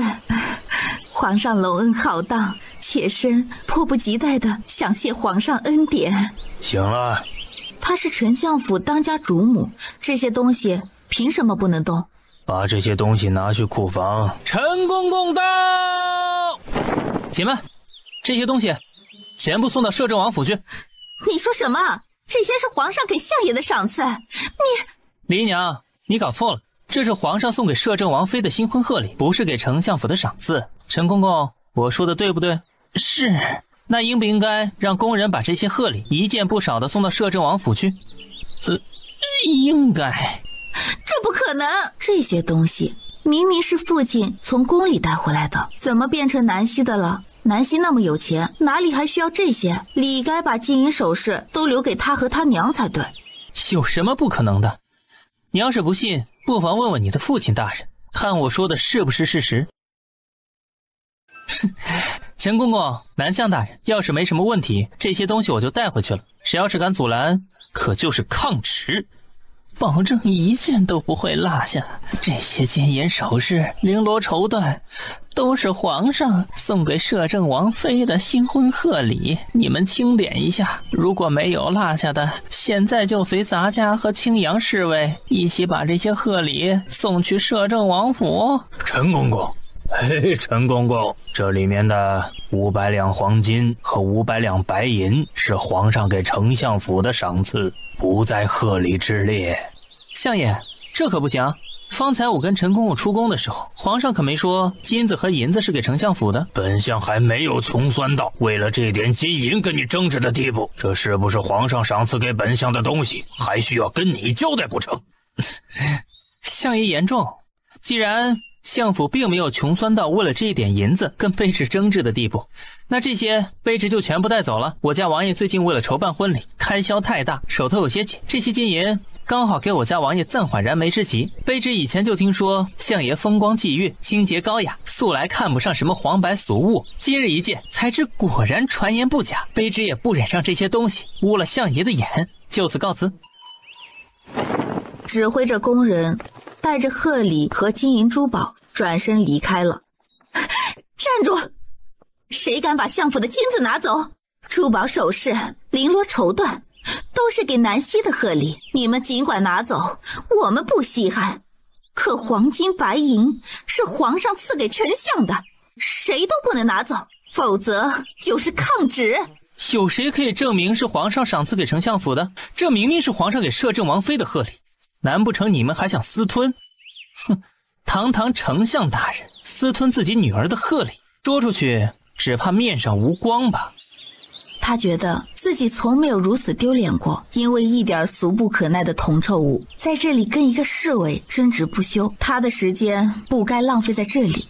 黄金和白银留下，这是皇上赏赐给本相的，谁若拿走就是抗旨。本相素来不屑这些黄白之物，可皇上赏赐的东西，作为臣子就该恭敬领受，容不得任何人抗旨。既然如此，丞相大人是否可以告诉卑职，皇上为什么要赏赐你黄金白银呢？这是皇上跟本相之间的事情，轮不到你一个小小的侍卫过问。丞相大人此言差矣，卑职人为言轻，的确不算什么。可我家王爷手里还掌着摄政大权呢，皇上赏赐给丞相府500两黄金，500两白银，可不是小数目。卑职总得问一个缘由吧，不然回去王爷问起，卑职该如何回答？他就决定好好的替自家王妃出这口气。哼，一文银子都不留给他们，有本事让皇上再赏赐一次吧，看看皇上司库里还有多少黄金白银。青阳见南向终于说不出话，大手一挥，潇潇洒洒的带着宫人走了。爹娘，这日子还过不过了？南希太过分了，摄政王府的侍卫也欺人太甚。你把皇上赏赐给丞相的金子和银子都抢过来了，这不是明目张胆的打劫吗？切，打劫就打劫，你没看南向和李氏母女的脸色有多难看？哼，也真是怪可怜的，皇上想赏赐给自己的宠臣一些金银都不敢光明正大的赏，还得夹带在给王妃的贺礼之中。我把贺礼全收了，让他们哑巴吃黄连。看不出来啊，你这么腹黑。南向枉读10年圣贤书，却不知道夫妻和睦，家庭才能兴旺，不知道感恩原配妻子10几年对他的付出，忘了他有如今的身份地位，都是夫人在背后默默支持。结果他一朝飞黄腾达了，就想三妻四妾，左拥右抱。哼，这样的人不该给他一点惩罚吗？况且他的所作所为还不止这些，辜负了夫人满腔情深意重还不算，私底下纵容妾室，对夫人诋毁，任由那些外人对夫人冷嘲热讽，也不做出辩解，还敢嫌弃夫人浑身铜臭味。哼！现在好了，夫人休了这个渣男，丞相府以后再也闻不见一丝铜臭味了，扑面而来的都是清香优雅之气。这金子银子多俗气啊，留在丞相府我都怕玷污了丞相大人高雅圣洁的气质。怎么，我说的不对？你说的对，我只是从来没见过你如此喋喋不休的为谁打抱不平过，这副义愤填膺的模样看起来一点都不像个侍卫。那个没什么事，属下先告退了。辛苦你了。不辛苦不辛苦，为王妃肝脑涂地也是属下的职责所在。回来了。南希起身给他倒了盏茶，喝口茶。想你了。我也想你。抬眸亲了亲他的唇角。过来喝茶吃点心。青阳做事越来越合我心意。这话呀，你应该当着他的面说，他会更高兴的。荣誉咬了一下他的耳垂。哎呀，我能想象啊，李氏母女的脸色有多难看，就像饿了半个月的乞丐，突然看到一桌子美味，刚想大快朵颐呢，美味却凭空消失了。这种感觉就像是从天堂跌进了地狱，他们此时啊，只怕连死的心都有了。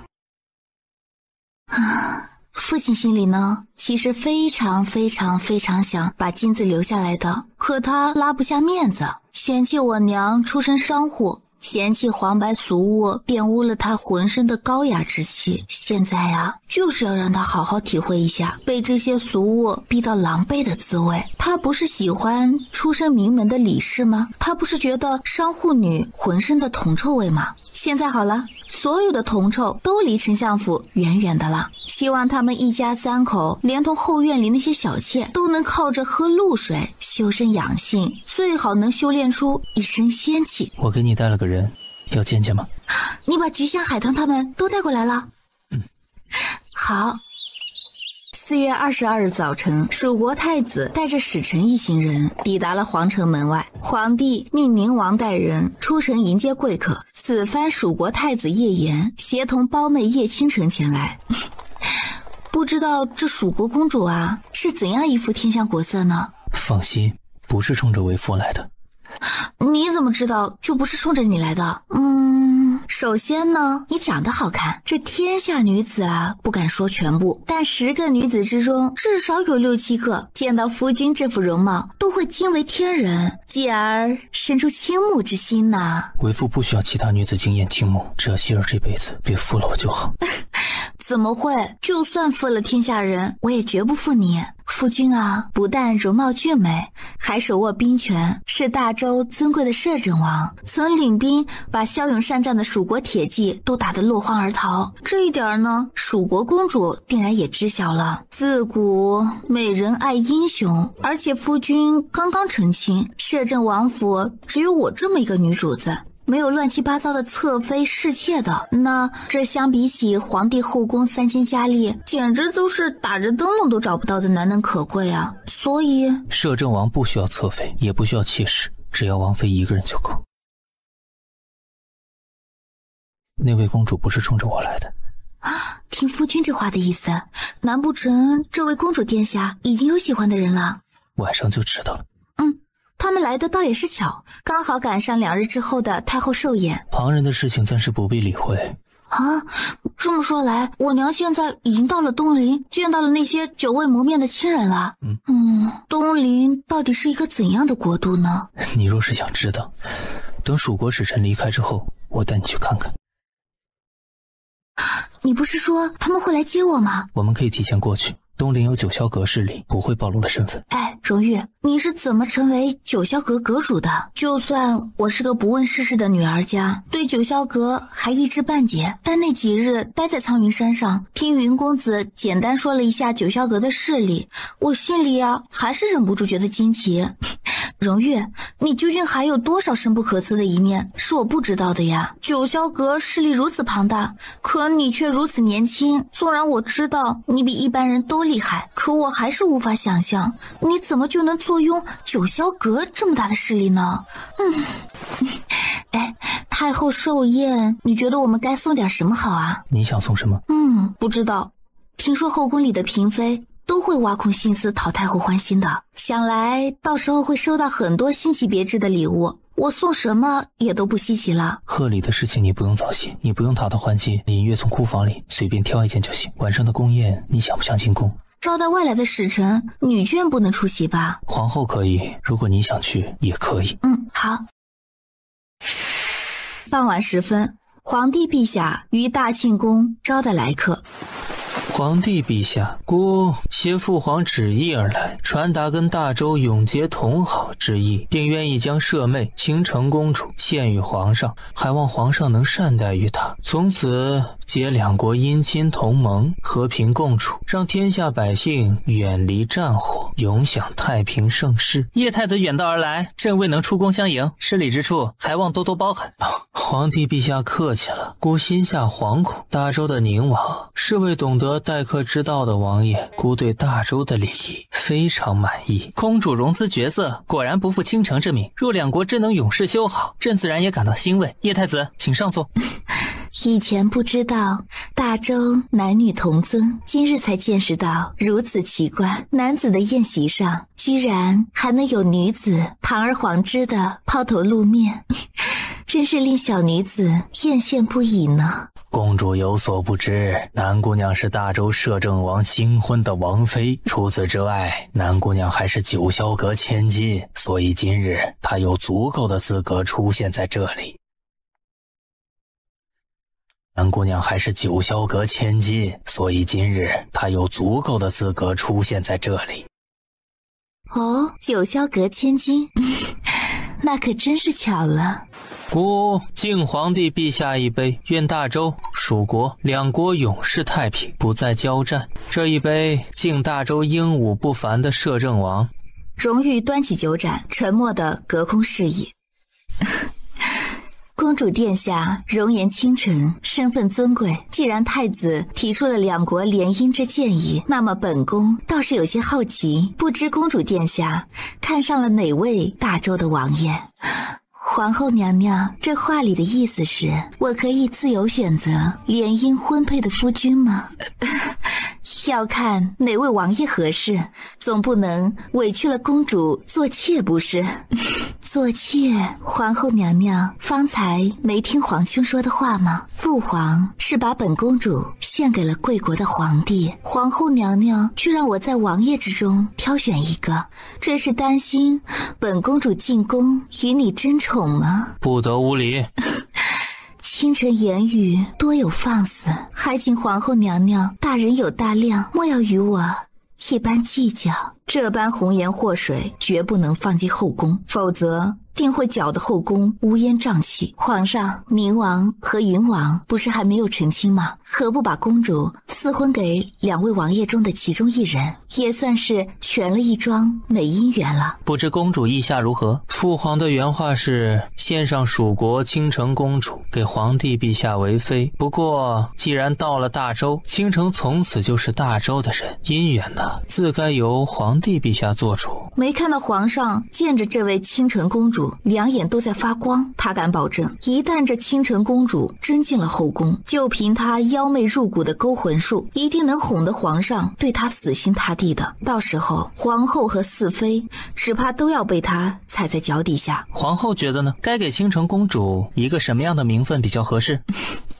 后宫以后四妃已满，本宫觉得不能委屈了公主做小。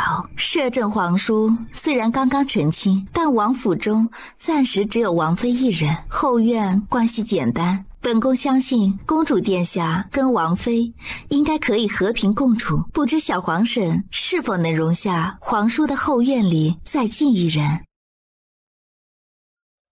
一国之母当众指婚皇后娘娘说的挺有道理。蜀国公主呢，远道而来，要做的自然是正妻，而不能是妾室。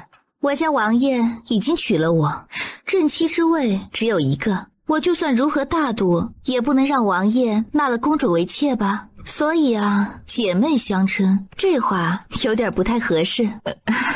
本宫的意思是可以做平妻。皇后娘娘说笑了，大周律法关于夫妻名分的规定之中，其实并没有平妻一说，这种名分是不存在的。前些日子呢，丞相大人开了先例，然而他的行为举止已经成了全城人的笑柄。公主和亲乃是两国之大事，皇后娘娘应该不会希望摄政王和公主也因为这样的荒唐事儿而沦为天下笑柄吧。胡说八道些什么？为父要做什么？轮得到你这个女儿来智慧？王妃应该没说错什么。大周律法之中关于夫妻名分这一条的确没有平妻一说。南相觉得希儿说的不对。你的意思是说，他不该当着太子和公主的面揭自己父亲的短？那也要有短可揭才是。南相若自己行得端坐得直，又何惧旁人揭短？况且希儿只是解释大周律法之中没有关于平妻的规定，恰好南相开过这样的先例，他随口一说罢了，南相不用太过敏感。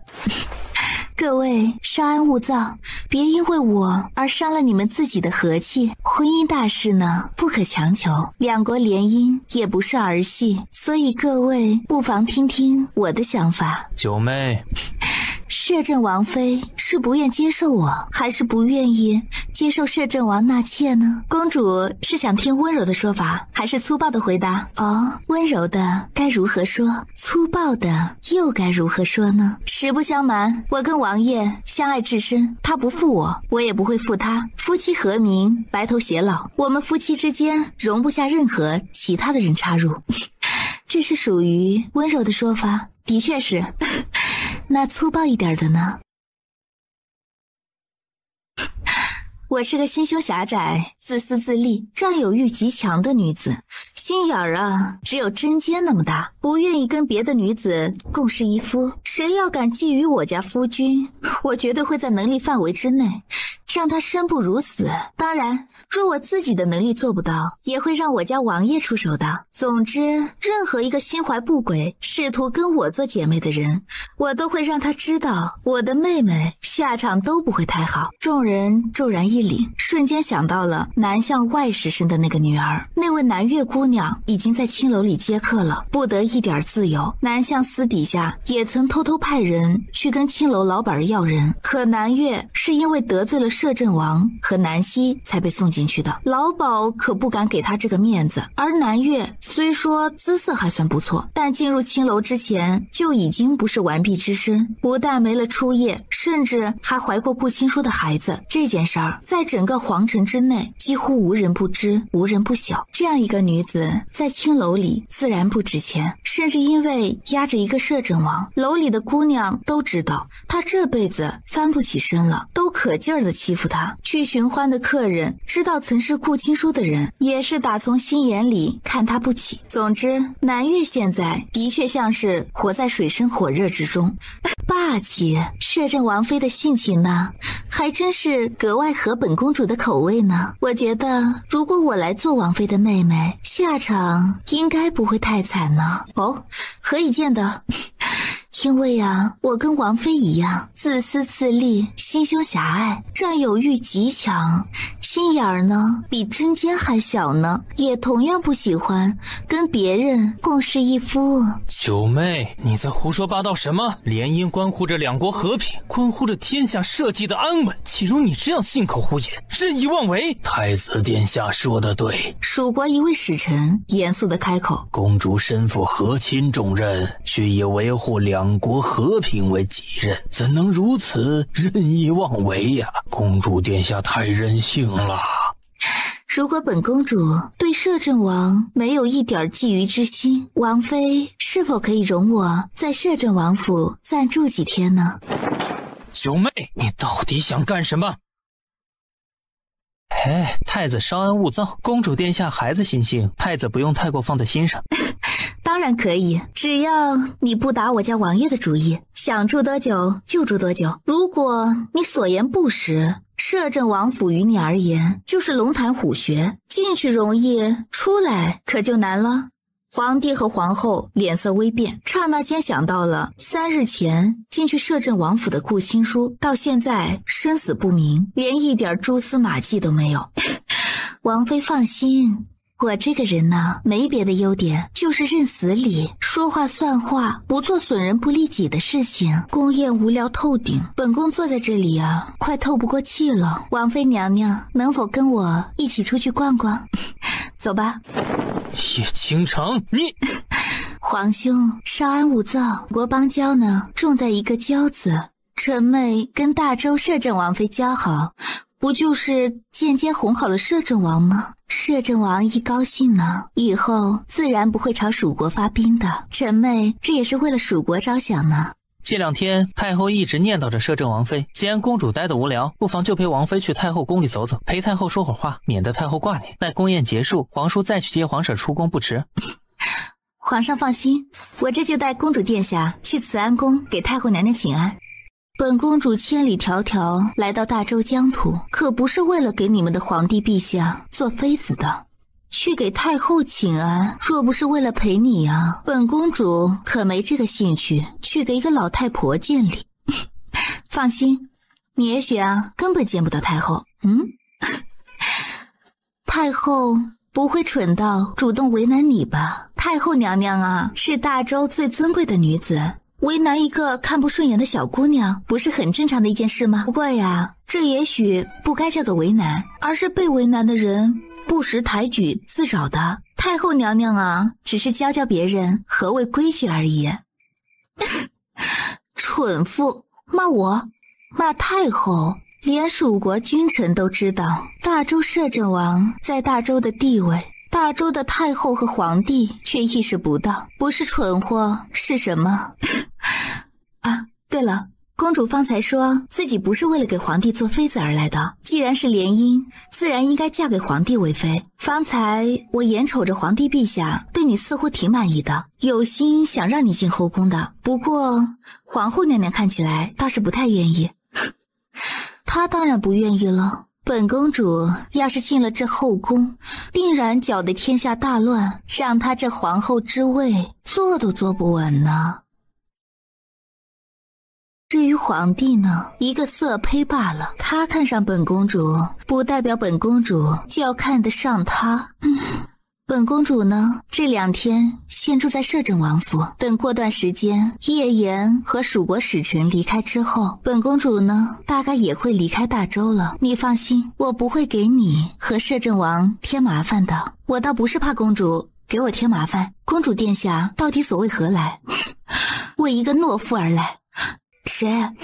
一个不战而逃的懦夫。等抓到他，本公主定要废了他的四肢，用铁链把他绑起来，让他好好尝尝被酷刑折磨的滋味。吓到你了？没有，只是大周兵力强盛，待蜀国太子和使臣离开，公主孤身一人留在大周，想离开应该不是什么容易的事情啊。区区大周皇城困不住本公主的。放心，你家摄政王不会为难本公主的。主殿下跟荣玉早就认识？不认识。公主既然不认识大周摄政王，又如何确定他就一定不会为难你呢？而且公主方才提起摄政王时的口吻，似乎对他颇为了解呢。我猜到你会问我，我呀的确不认识大周的摄政王，以前呢也从未见过他，但我呀听说过他。这摄政王妃真是好大的谱啊！陈情次日一早就该来给太后请安的，她却迟迟摆架子不来。今晚呢，太后没有召见，她却上赶着来给太后请安。果然是出身商户的女子，一点规矩都不懂呢。可不是好大的谱吗？摄政王保家卫国，手握兵权，摄政王妃自然跟着威风八面，哪儿还会把哀家这个一只脚踏进棺材板的老婆子放在眼里呢？太后娘娘息怒，后天就是太后娘娘的寿诞了，这2天啊，应该高兴才是，何必跟一个没规矩的商户女见识呢？平白破坏了心情。是啊，太后，臣妾这2天啊，精心为太后准备了一份贺礼呢，太后啊，一定会喜欢。还是你们有心，摄政王妃呢，哀家是不指望了，她能不给哀家添堵，哀家就该谢天谢地了。我说对了吧？今晚呀，我们见不到太后，宫人还没有出来呢，证明啊，太后只是想为难你呢，既不直接让你进去，也不干脆的拒见，这意思是想让你在外面多等一会儿吧？公主殿下有兴趣在这里等着吗？没兴趣。本公主这张倾国倾城之言呢，可是要好好爱护的，吹风熬夜都会让肌肤干燥呢，我得用多少玉露才能保养回来呀？既然如此，这就走吧。干什么去啊？逛逛御花园，等着宫宴结束吧。正合我意。太后的确存着几分给摄政王妃下马威的意思，所以才没有直接说不见，打算就这么晾着南希。原本摄政王成亲那日，他已经想好了，4日摄政王妃进宫请安进茶时，他一定要好好教教南希皇家的规矩。然而谁也没想到，成亲次日，南希居然连宫门都没有踏入，请安进茶。刚嫁进皇家的女子，别说立规矩了，架子大到连个脸都不露的，深深让太后气得脸色都青了。让摄政王妃进来吧。宫人出去，发现摄政王妃已经离开，并进来如实禀报之后，摄政王妃真是好大的胆子，给太后娘娘请安都如此没有诚意，她到底把自己当成什么了？是啊，太后娘娘别跟她一般见识，她就是一个不懂规矩的商户。滚出去！都给哀家滚出去！马上给我滚！滚！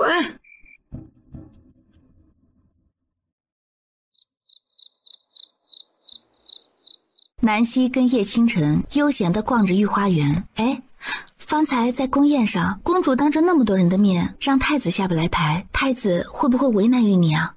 管他去死啊！干什么用这样的眼神看我呀？是不是被我吓到了？公主的性情呢，跟外表看起来不太一样呢。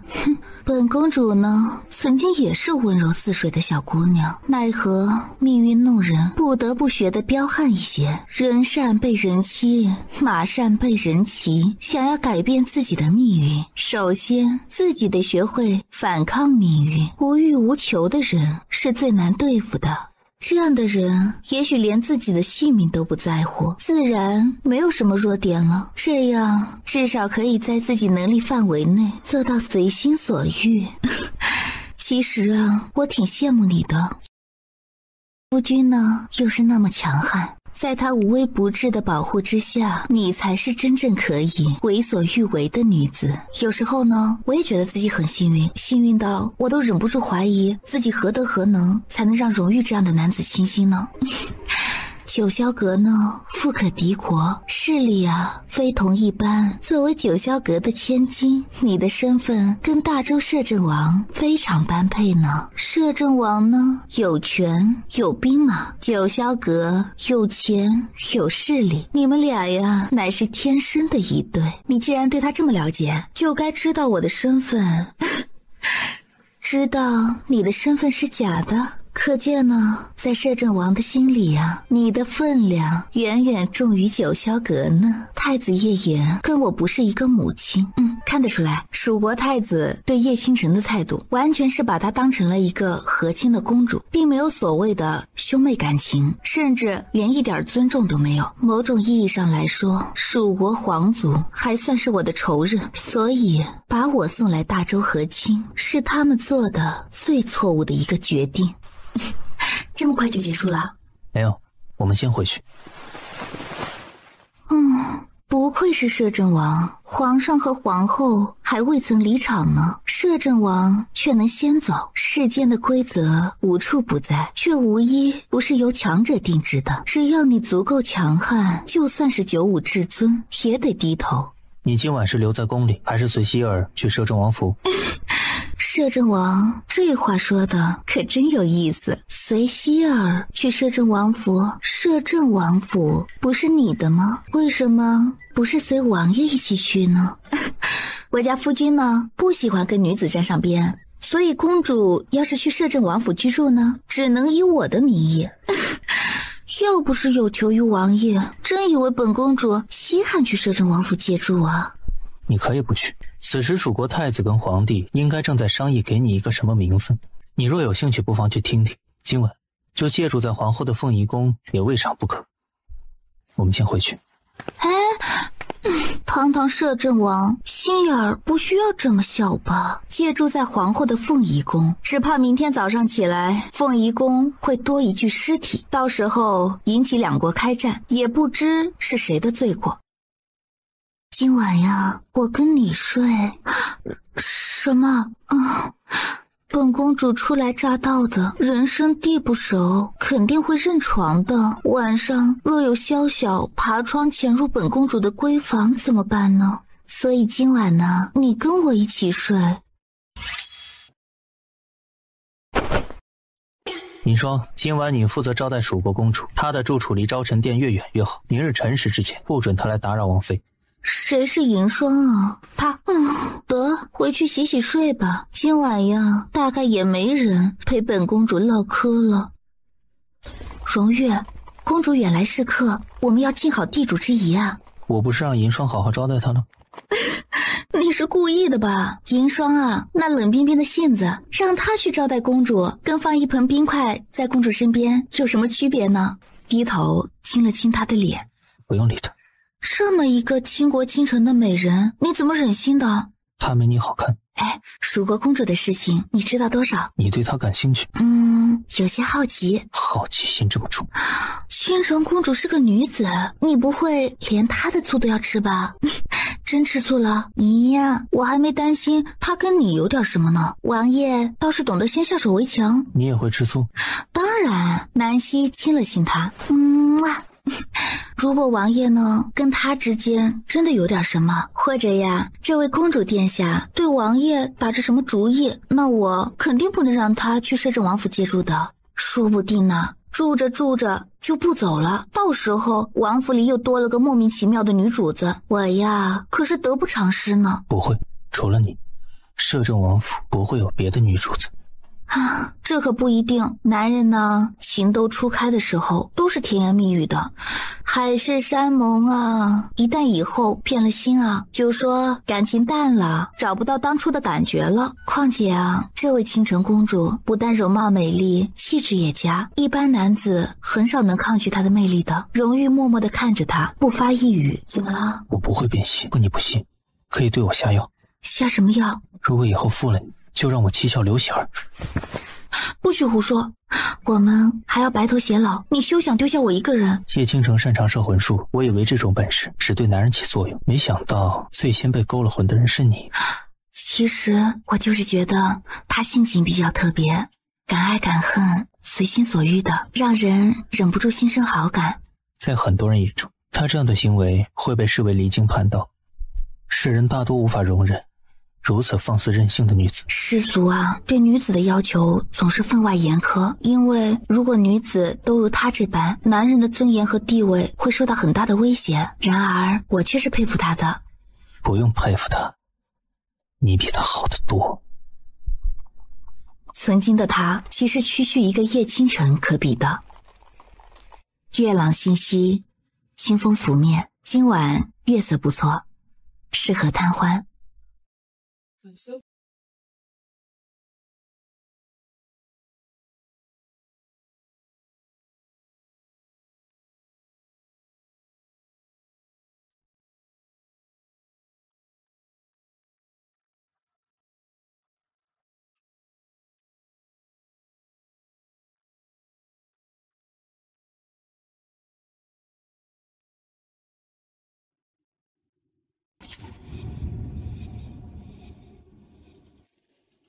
刚才啊，在御花园我们聊了一些事情。叶倾城说他来大周是为了寻找一个懦夫，虽然呢他的语气里面颇多怨怼，但是我猜他要找的这个人也许啊是他的心上人。他还有没有说别的？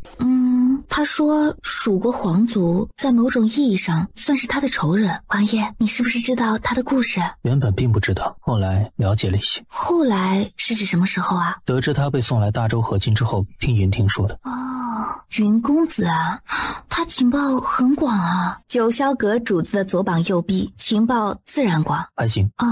那云公子是哪里人？蜀国。巧合？也许不是巧合。当年我于边关救下云婷时，他伤得很重，已是奄奄一息濒死状态，身上大部分的伤是用刑所致。那你有问他的身世来历吗？他重伤昏迷了大半个月，在他昏迷期间，已经有属下把他的身世来历查了个大概。不过有些事情像是被人刻意抹去了，因为时间的关系，只查到表面上的一些事情。他醒来之后，求我别再继续深查，并愿意从此卖命于我。倾城公主说蜀国皇族是她的仇人，会不会是因为云婷？荣玉，你觉得他俩会不会有什么渊源？荣玉没说话，目光落在他鲜白的颈间。荣玉，你怎么不说话？我对他的事情不感兴趣。那你对？只对你感兴趣。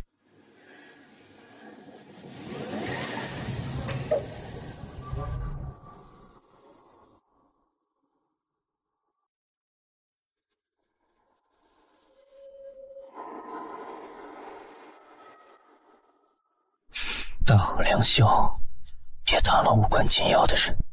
南希想说，他们不是无关紧要的人，这个时候最适合聊八卦。可荣玉不给他这个机会，很快就把他吻得意乱情迷。荣玉，乖，叫夫君。夫君。我在。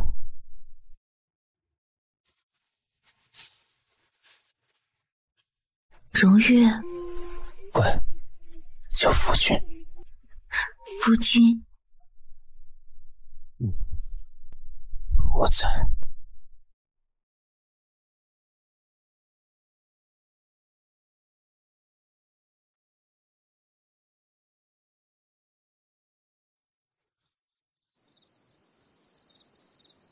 摄政王妃连宫门都没有踏入，直接就离开了。摄政王妃架子多大呀？哀家这里庙小，可容不下她这尊菩萨。以前没嫁给摄政王时，就对哀家的懿旨充耳不闻。如今名正言顺地嫁进了皇家，仗着荣誉的权势，还不是越发的目中无人？摄政王握着摄政大权的时间太久了，朕已登基1年有余，没道理连自己的江山都不能做主。哀家早就这么想了。皇帝有什么可行的办法？儿臣的皇位是名正言顺从父皇手中得来，皇室宗亲有责任维护正统。那些王爷们整日里只知道吃喝享乐，谁都不想轻易得罪摄政王，指望他们出这个头，可能吗？几位皇叔还是能做点事情的，但摄政王权势太大，一时间难以撼动。就算皇叔们愿意出这个头，也需要时间。蜀国太子不是带着他们的公主来联姻了吗？蜀国太子的意思是让他们的公主给朕做妃子，也促进两国的和平友好。不过朕看那位蜀国公主对联姻一事似乎存着很大的成见。既然如此，不妨就以这位蜀国公主为棋子。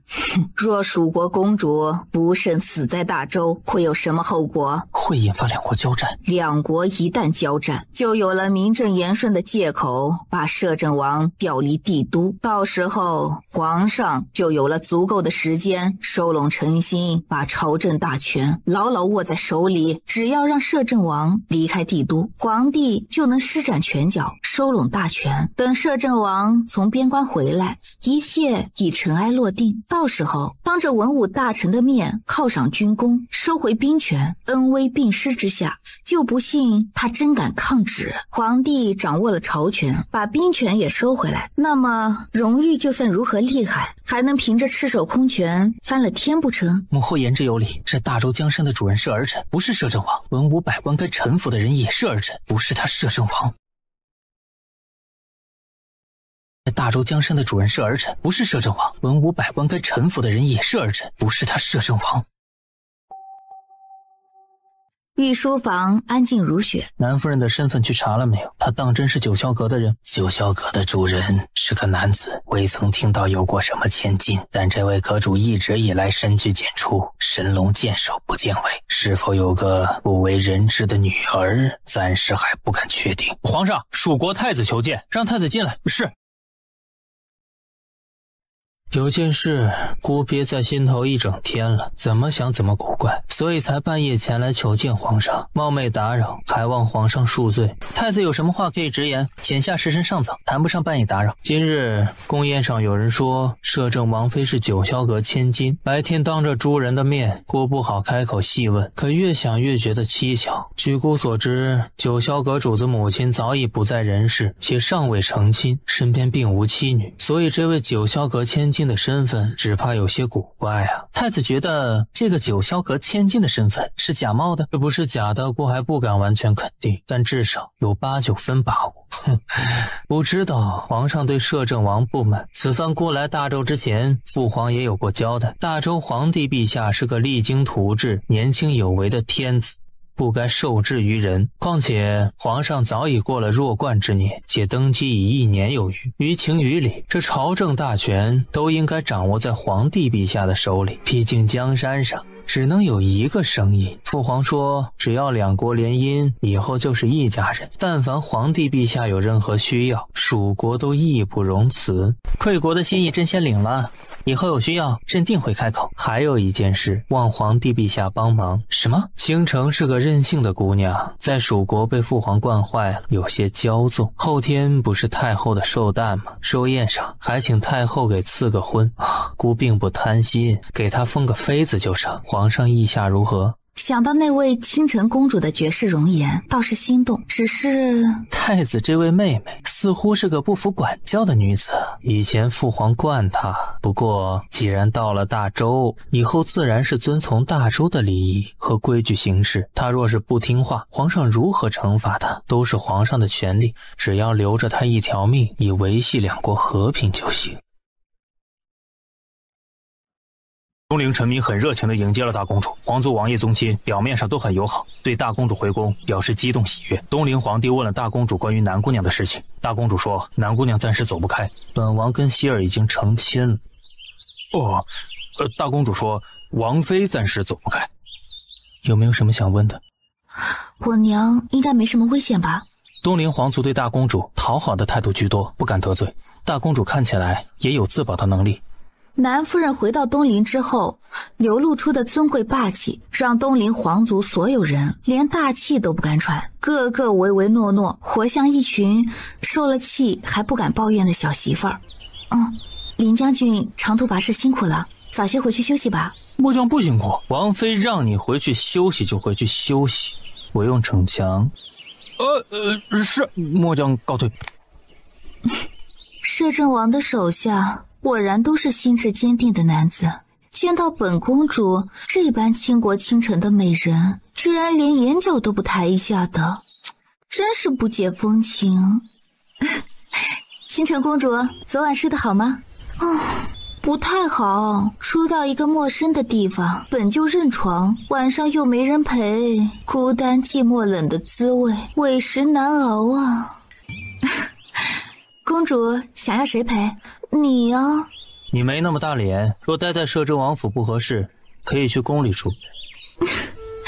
摄政王这般待客之道，真是让人心寒呢。不如本公主直接跟皇帝说一声，就说我要嫁给摄政王，以后啊跟王妃同为姐妹，共侍一夫，这样摄政王是不是就可以对我温柔一点了？王妃觉得这个决定如何？不如和公主殿下聪明一点呢。我们既可以是姐妹，也可以是很好的朋友。公主殿下若是敢打我夫君的主意，我们呢就只能是仇人。通常情况下，我的仇人呢下场啊都不会太好的。我先去军营看看，让他陪你。若是无聊了，就出去逛逛。王爷，这话说的不对吧？本公主是客人，应该是让王妃陪本公主才是，怎么成了本公主陪王妃了？不请自来的客人，还打算让本王奉若上宾？能陪王妃是你的荣幸，觉得不满，回你的蜀国去。荣誉，并安抚地亲了亲她的脸。男儿呢心胸宽广，不能跟女子一般计较的。中午我回来用膳。你这段时间呢都没怎么去军营，别让将士们觉得你这个王爷呀娶了媳妇儿就不务正业了。林帆呢刚从东陵回来，让他在家休息2天，军营里的事儿啊你多多操心一些。回来用膳不会耽误军营里的事，那我晚上早点回来。我在王府等你。听说有家银楼里的首饰不错，本公主啊想添几件首饰，不用带银票，带了也用不着。见过摄政王妃，各位夫人不用多礼。王妃可是要选几件珠宝首饰？楼里面最近刚到了几样新款，王妃可要看看。今天啊，我是陪着这位叶姑娘来选的，你招待她就行了。叶姑娘可有什么特别的需要啊？把你们这里啊最贵最美的都给我拿上来，项链、额坠、耳饰、镯子、发钗、步摇，我通通都要。嘿，叶姑娘稍等。小姐，慢点儿。掌柜的，把你们银楼里最近来的新款都拿出来，我们家姑娘要挑一件最好的，明日可是要送给太后娘娘做寿诞贺礼的。哎呀，这些好美啊，都是今年的新款嘛。小姐，奴婢觉得这个温家嫡女温岚，南姑娘温姑娘，好巧啊，的确是挺巧的。南姑娘也是来给太后选寿诞贺礼的，明日是太后寿诞，南姑娘不知道吗？太后的寿诞我倒是知道，不过贺礼不是早早就该备下了吗？摄政王府的库房里啊，好东西多的是，无需刻意出来买的。什么叫杀人诛心？嫁进了摄政王府，南姑娘果然说话的底气都足了很多。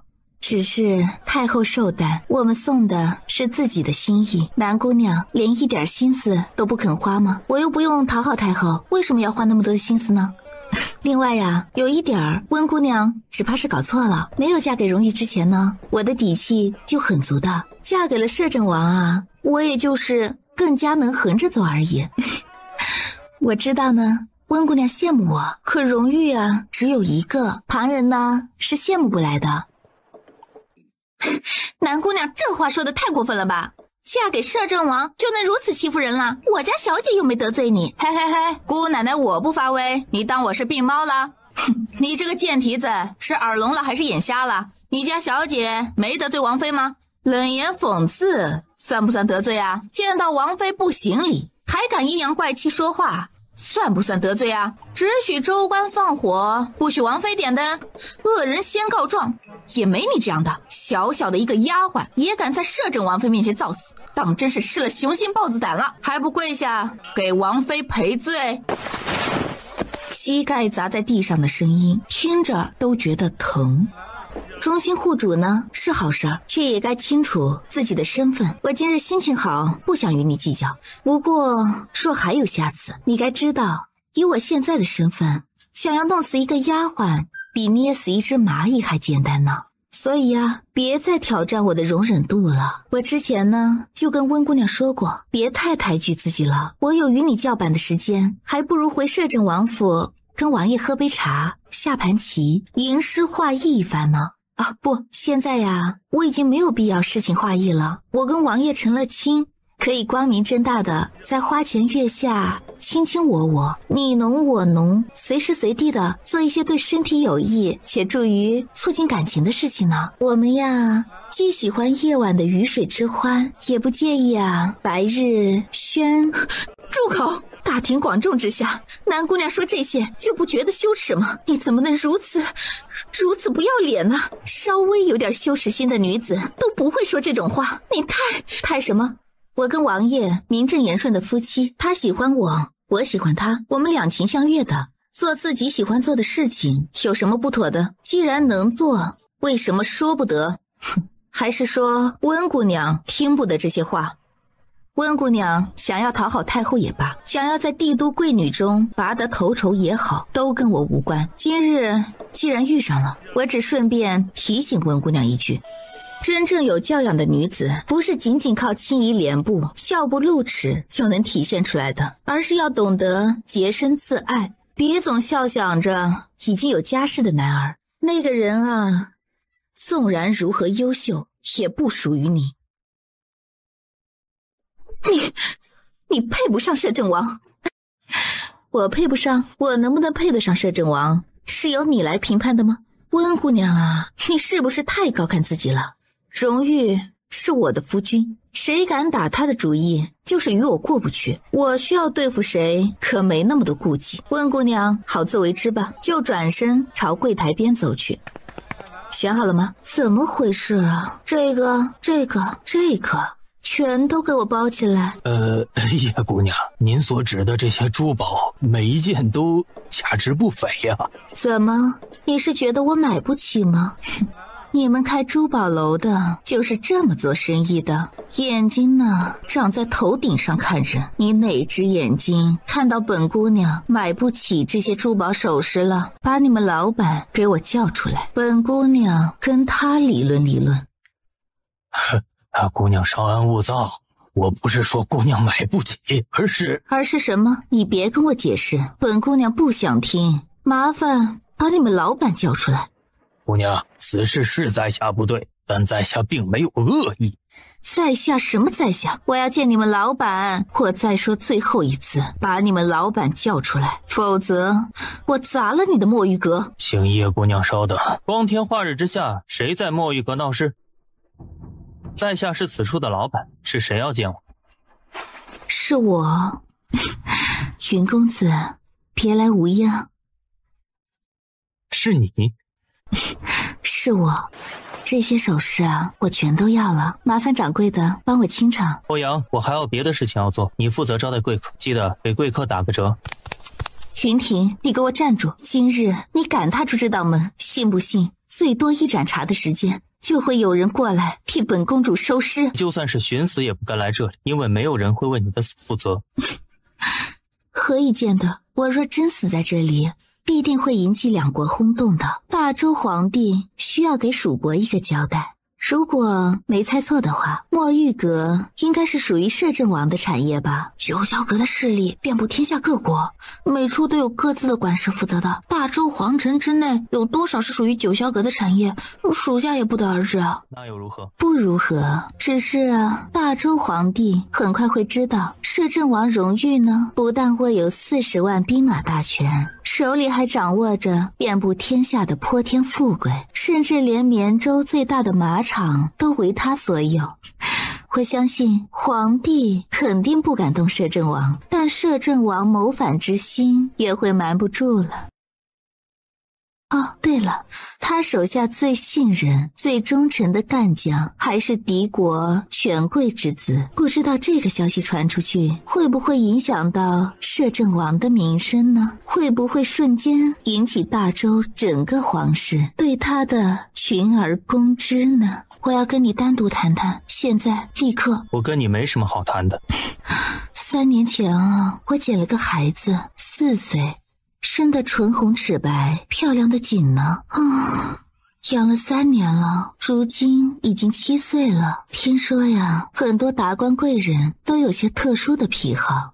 这般漂亮的孩子，若是落到这些人的手里，他在哪儿？我会告诉你吗？跟我来。这间楼是荣誉的？是，属下不是故意瞒着王妃，还请王妃恕罪。恕什么罪？我又不贪图荣誉的产业，况且这件事儿跟你也没什么关系，不用紧张。是。不过回去呢，我得问问荣誉，他这是什么意思啊？丈母娘这里买首饰都得掏银子，上次他可是花了整1万两银子买了个镯子。云婷，你来大周做什么？我有我的任务，跟你应该没什么关系。叶倾城身子闪电般一掠，把他压靠在亭廊边。你确定跟我没关系？我再问一次，你为什么来大周？如果你还要拿方才的借口来糊弄我，那你可以闭嘴了。我来大周做什么？需要让你知道。果然一段时间没见，胆子肥了。婷，你以为我方才说的话是跟你开玩笑的？你该知道，蜀国帝京是一个怎样肮脏龌龊的狼窝。我手里那只漂亮的小崽子，真要往狼窝里一送，不消3日就能让它被啃得只剩下一副骨架子。你猜我能不能狠得下心？别用这种眼神看我，我不喜欢。你了解我的脾气的，我这个人一向吃软不吃硬，你顺着我就什么事儿都没有。跟我犟，我都不知道自己会做出什么事情来。想问什么就问，我还能吃了你不成？想知道那小崽子的情况？他现在何处？你觉得我会告诉你吗？你到底想干什么？你问的不是废话吗？这却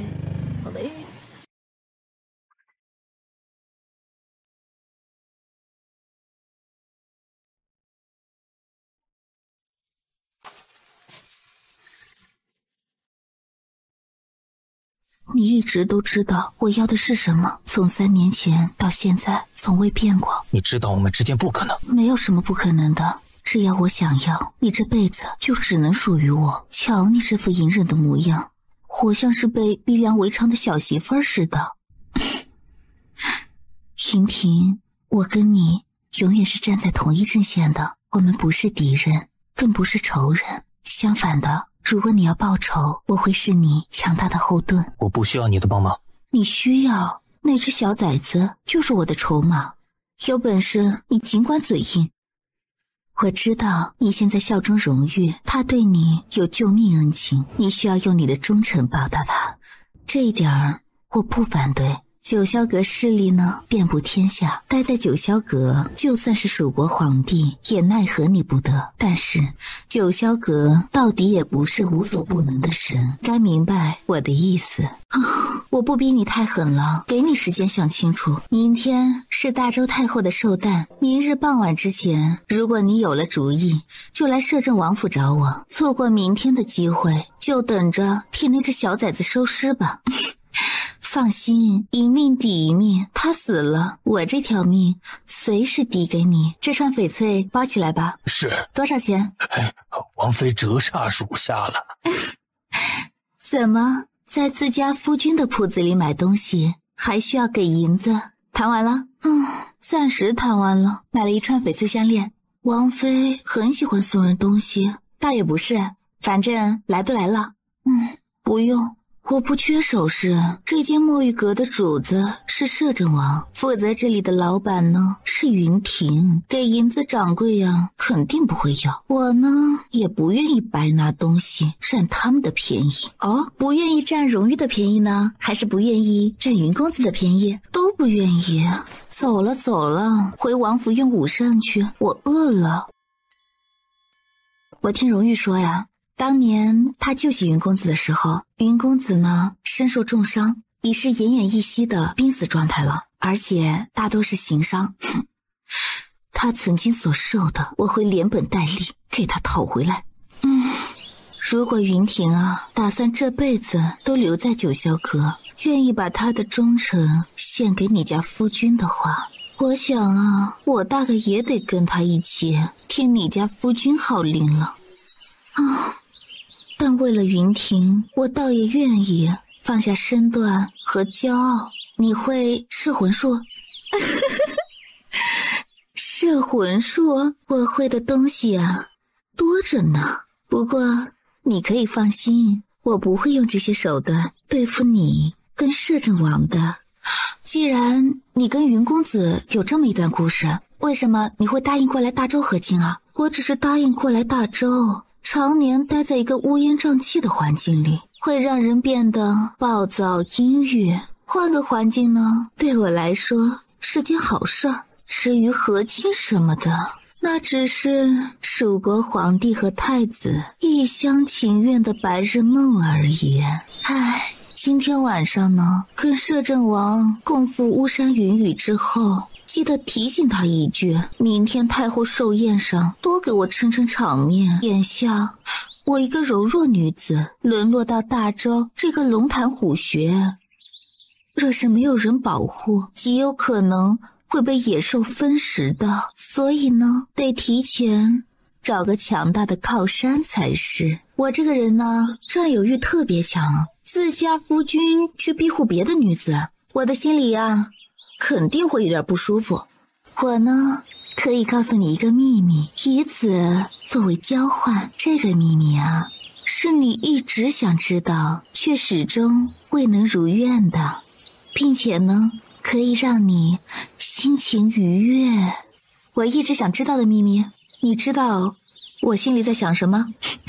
可以猜到。我发现呐，你真是个深不可测的女子。我现在呢对你的好奇啊比荣誉还多呢。哎呀，别，你吃醋了不打紧，要是让你家亲夫君吃醋了，我可是吃不了兜着走呢。我虽是蜀国公主，却并不以这个身份为荣。蜀国皇族带给我的从不是对亲情的依恋和认同感，而是仇恨和厌恶。若不是还有未完的事情要做，来时的路上我有100次机会可以让叶妍死得悄无声息。我的母妃呢，曾是草原上最美的女子。你知道凤族草原吧？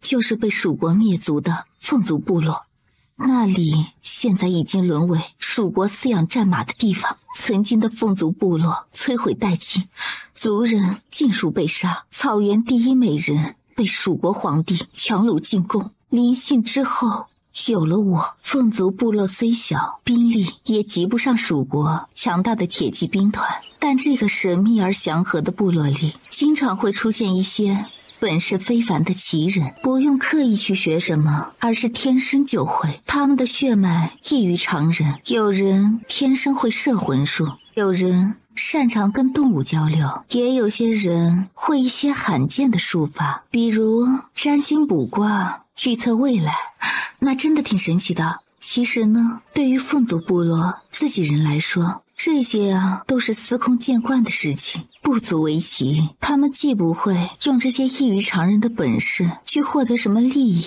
也不会用来害人。这些好像就是与生俱来的本事，跟其他国家的人读书习武都是一样的概念，没有人觉得稀奇的。长久以来，他们不涉纷争，只待在自己的草原上，过着与世无争的日子。可他们的部落太小了，小到连生存都是靠着周边强国的仁慈，一旦强国生出了野心，君王抬抬手，一道旨意，就足以摧毁他们所有的安宁和快乐。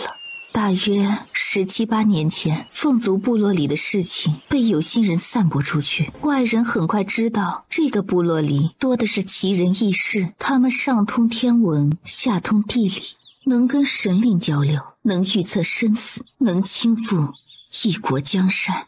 谣言越传越烈，越传越离谱，传到君王的耳朵里，凤族部落已经成了一个无所不能的神奇之地，谁能得到这个地方，谁就是天下之主。这是蜀国皇帝灭了凤族部落的原因。是啊，君王高高在上嘛，想要谁死谁就得死，想要灭一个部落也不过就是一句话的事儿。谣言多种版本，还有人说凤族部落第一美人乃是天生凤命，谁得到她，谁就能一统天下，成为整个天下的霸主。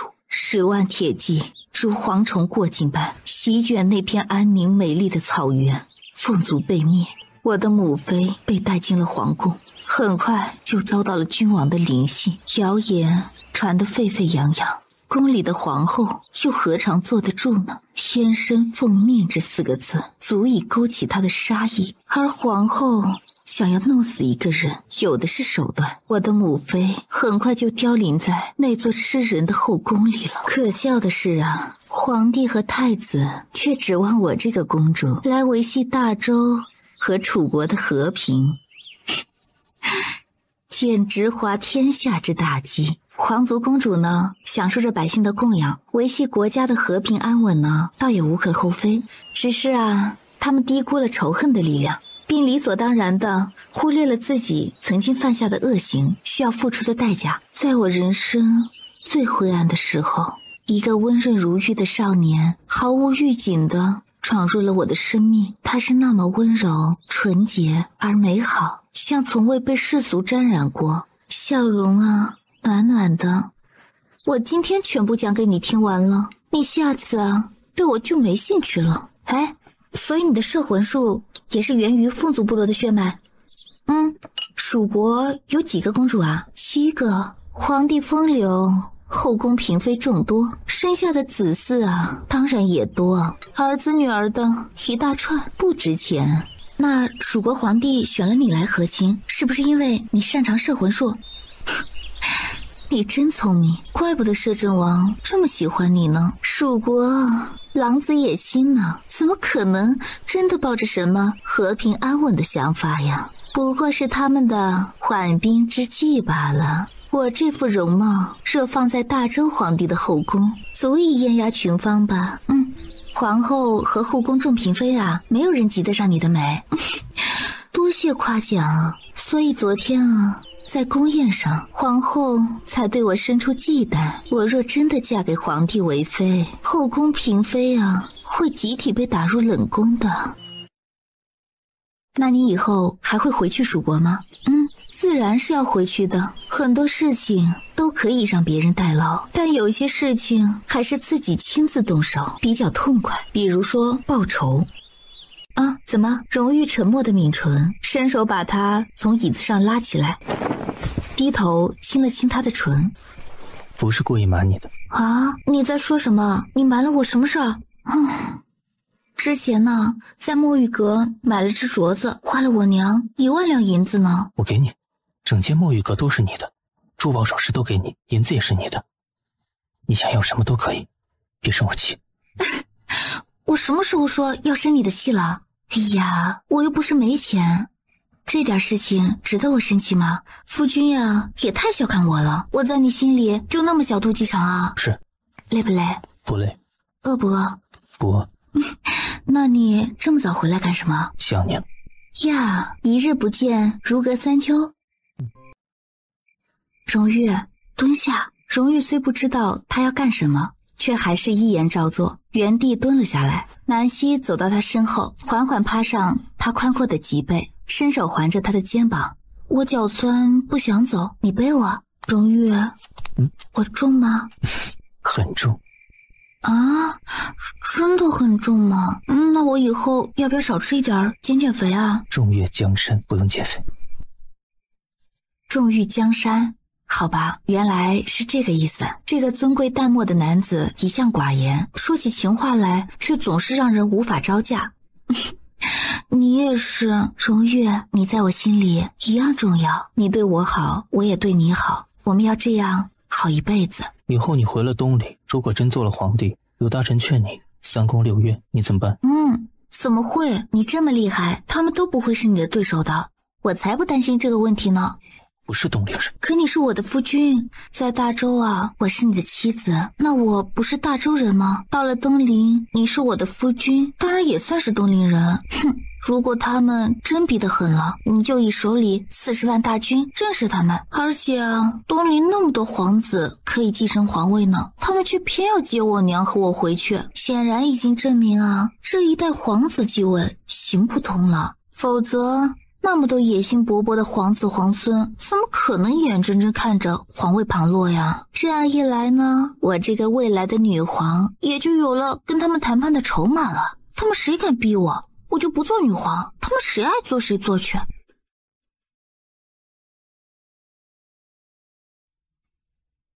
4月25，太后寿诞之日，宫宴在御花园的钟粹宫举行。银月，你觉得这套衣服怎么样？嗨，美极了！嘿，王妃啊，天生丽质，容颜倾国，穿什么都好看。太后寿宴呢，皇族宗亲权贵以及他们的亲属家眷都会盛装赴宴的，本王妃自然也不例外。喜不喜欢太后是一回事儿，在宗亲女眷面前光彩夺目却是有必要的，不能让那些人把我给比下去了，你说对吗？哎呀，那是当然。虽然有些肤浅，但女为悦己者容，我打扮的好看呢，荣誉脸上也倍儿有面。哎呀，王妃所言极是，最好能让那些觊觎我家王爷的小妖精们自惭形秽，知难而退。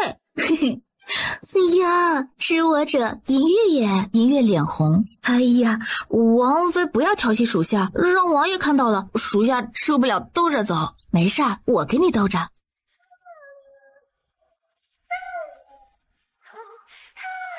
你要给谁兜着？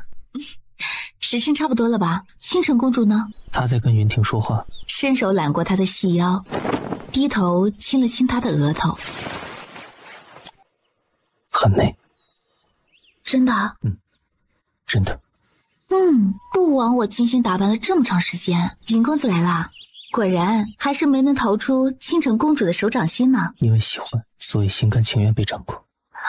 云公子也喜欢倾城吗？我对他们的事不感兴趣。今晚呢，也许能看一出好戏呢。站着干什么？过来给我描眉。我不会。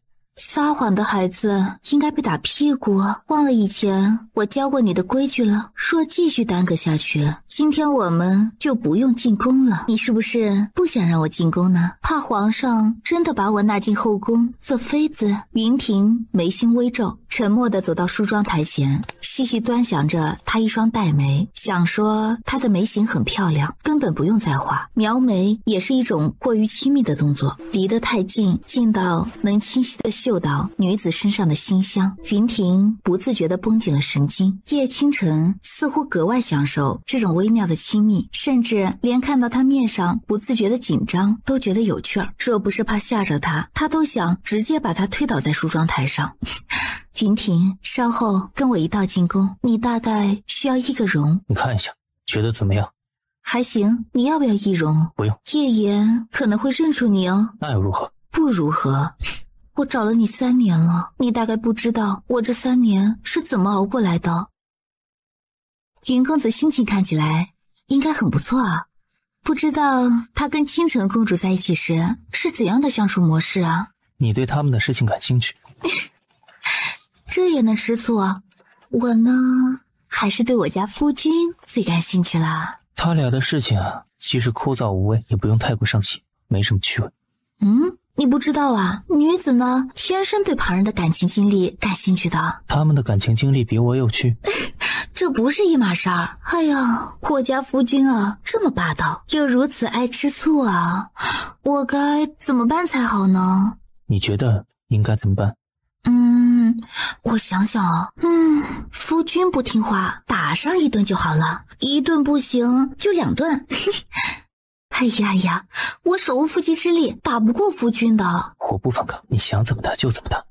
我才不舍得呢！谁敢动我夫君一根手指头，我就要他好看。荣玉唇角勾了下，低头咬了口他白嫩的耳垂。为夫这条命是希儿的，身体也是希儿的，只有希儿有权处置。荣玉，你呀，别撩拨我，我怕自己啊克制不住美色的诱惑。克制不住就不用克制了，为夫随时等着你轻薄。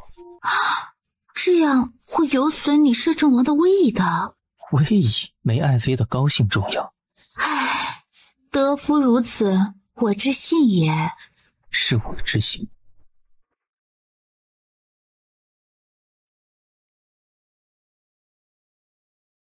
你是谁？南希走出马车，长公主。原来是长公主殿下，怪不得如此居高临下。见过小皇叔。你的眼睛有问题。见过小皇婶儿。这个出身商户的女子，以往在她面前连被正眼看上一眼的资格都没有，凭什么让她这个长公主朝她行礼？就因为她嫁给了摄政王。长公主不用多礼，有些日子没见到佳佳了。比我先进宫了，已经去太后那儿坐着了。我们也进去吧。摄政王王妃到，蜀国公主到。殿内群臣立即起身，整理袍服，迎出殿去，恭敬地朝摄政王行礼。参见摄政王，参见摄政王妃。免礼。希儿，你跟京城公主可以先去游花园里逛逛。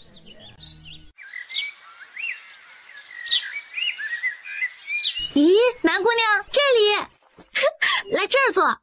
那位邻家郡主啊，是长公主的女儿，小姑娘挺有趣的，跟她母亲的性情不太一样。我看其他姑娘看你的眼神好像都有些不太友善呢。因为我的出身，我出身商户嘛，士农工商，商贾排最末等。这些出身权贵世家的公子小姐，常常觉得自己高人一等，看不惯我也是正常的。就连我的亲生父亲，都因为我母亲商户女的出身而觉得丢脸呢。谁要是能喝露水空气长大，吃穿用度啊，都用不上银子，一辈子抱着他们所谓的高贵优雅，就能活到终老，我才是真的佩服他们。门第阶层的观念啊，在这些人心里已是根深蒂固了，没办法改变的。况且呢，我这个人人看不起的商户女啊，嫁给了他们高攀不起的摄政王，羡慕或嫉妒作祟，以至于敌意越来越深，也是可以理解的。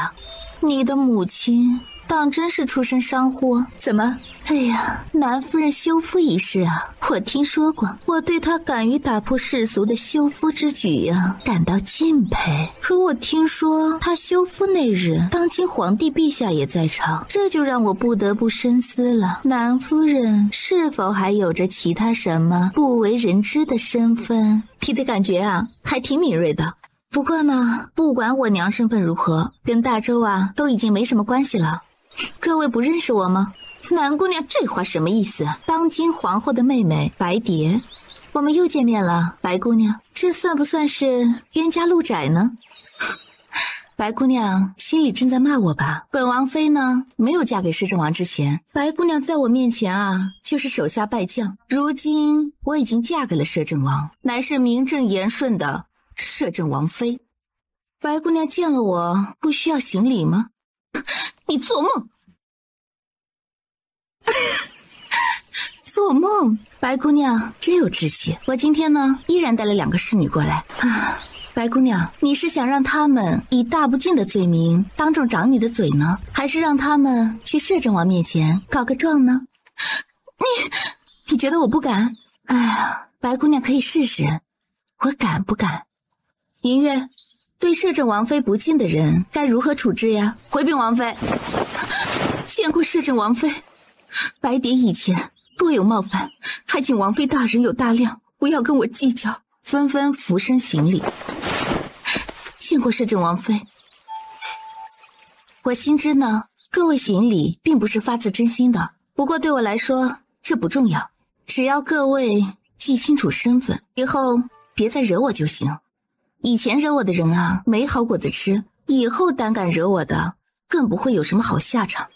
所以你好，我好，大家都好，希望各位明白这个道理。果然呢，做了王妃的人就是不一样，这仗势欺人的架势一点都不含糊。只是不知道啊，摄政王若看见你此时这副模样，还会不会被你外表假象所欺骗？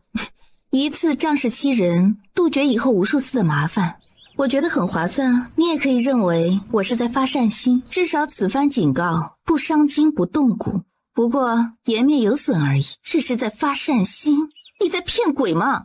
哼，的确呢是在发善心，不过也是为了我自己。我平日里呢跟世家贵女们打交道少，你们看不上我，我也懒得去凑你们的热闹，所以我觉得最好的相处方式就是井水不犯河水。你们可以当我是空气，我也不会主动去为难你们。可人呢都有脾气的，我今日若不提醒各位，你们动辄商户女的鄙视我心情呢就会不好。以前心情不好时啊，就是跟你们逞一逞口舌之快，可以后万一哪天我当真了，仗着摄政王的事对各位做出什么不好的事情来啊，到时候呢大家都难堪。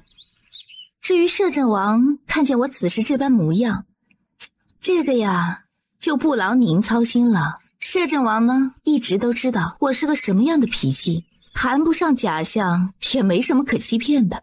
南希说的对，大家同是皇族宗亲女眷，以后抬头不见低头见的，和和气气的多好，没必要每次搞得像是死敌一般剑拔弩张的，结果呀让自己下不来台。南希，这个姑娘是蜀国的倾城公主。公主，这是见不得人吗？大白天的敷什么面纱呀？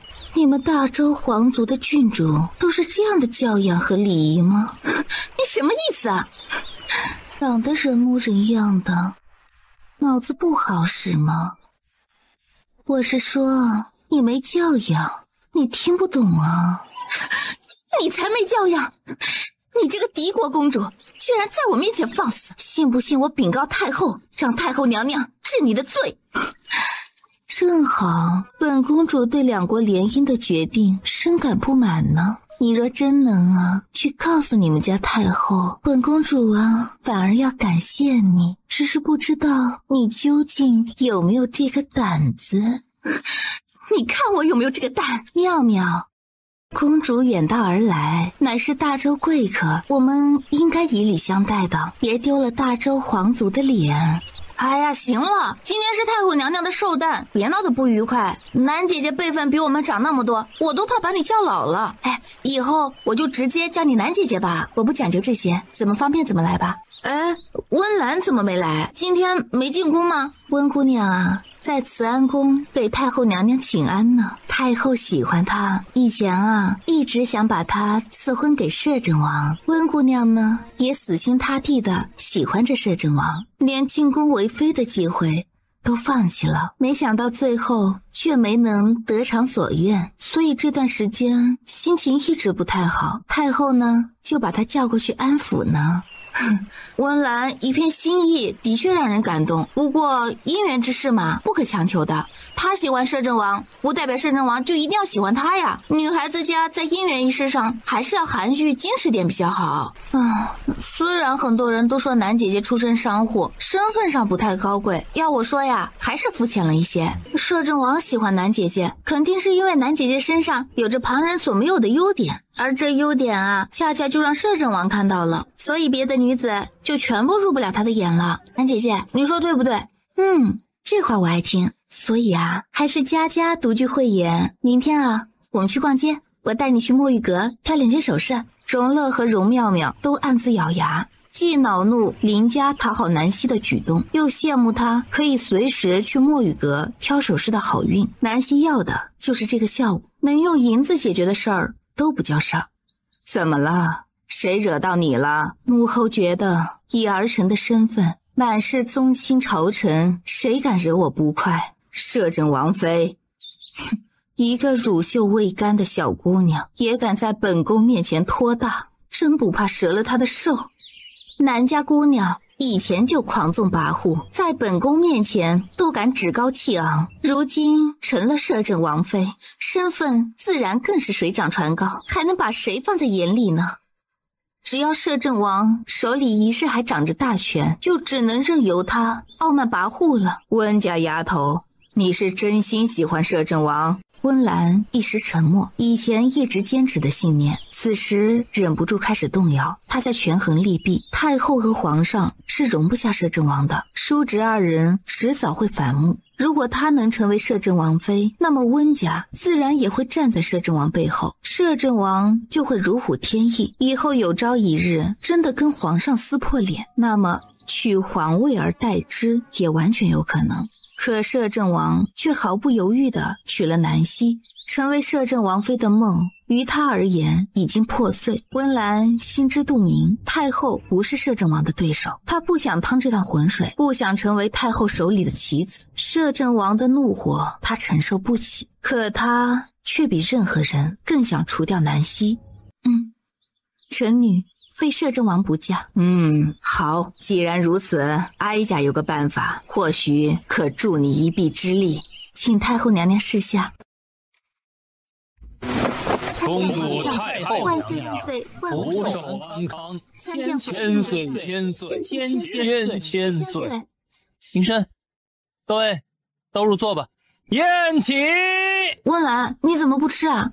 先吃点垫垫肚子嘛，等会儿要给太后献礼了。哎，对了，刚才你在慈安宫给太后请安，是不是已经把贺礼献上了？啊？什么贺礼？给太后的贺礼啊！今天是太后寿诞，我们不是要献上贺礼吗？你不是没准备吧？太后的贺礼怎么可能没准备呢？啊，温岚，你是不是有什么心事啊？有什么事儿可以跟我说的。有件事情想请你帮忙。我啊，什么事儿？我跟南姑娘之间有点误会，以前我对她能嫁给摄政王有些不服，可你知道摄政王权势滔天，对南姑娘宠爱有加，我并不想得罪她啊。你想跟她化干戈为玉帛？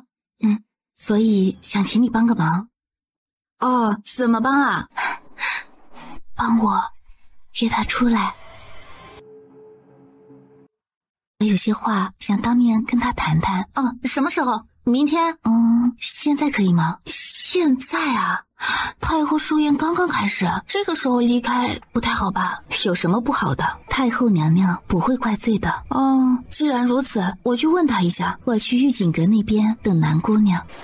既然温姑娘诚心赔罪，我又如何能拒绝呢？可是我觉得事情有些不太寻常，你要是不想去，就当我什么都没说。我去跟温姑娘谈谈，我跟你一起去。不用，可是万一一炷香的时间之后，如果我还没回来，你就告诉摄政王。小心一点，就待在玉锦阁附近，别走太远了。我知道，放心好了。本公主跟你一起去。不用，我跟这些贵女们都不认识，坐在这里也无聊。本公主想去更衣，都不知道该往哪个方向走了。今晚呀，就跟着摄政王妃了。走吧。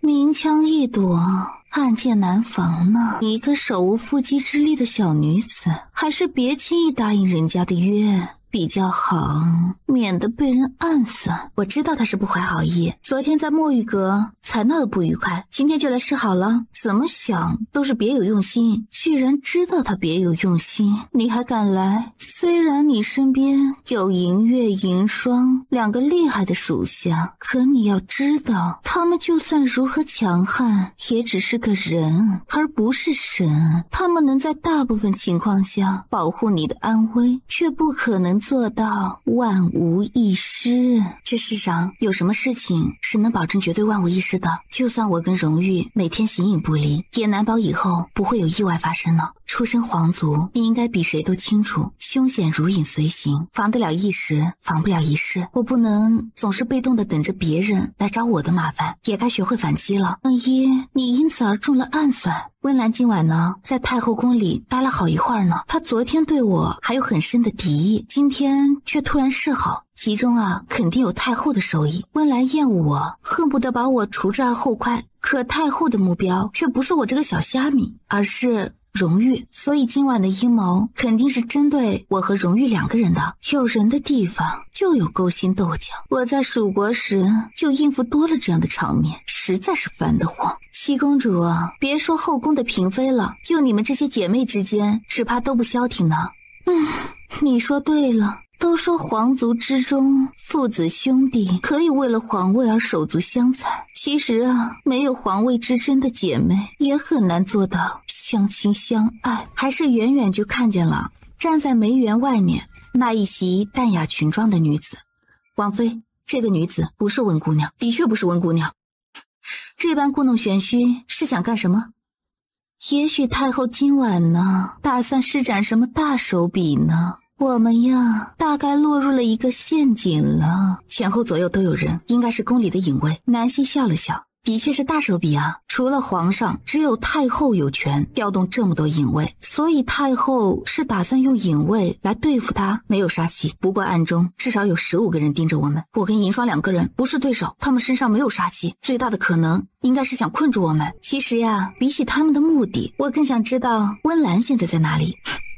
我大概知道他在哪儿。有人呢把我们当傻子耍呢。哦，不是把你这个摄政王妃当傻子在耍呢。所以我们现在是在这里等，还是本公主可不想在这里喂蚊子，还是回去看好戏比较有趣。我也是这个想法。既然如此，还等什么？云婷，解决掉。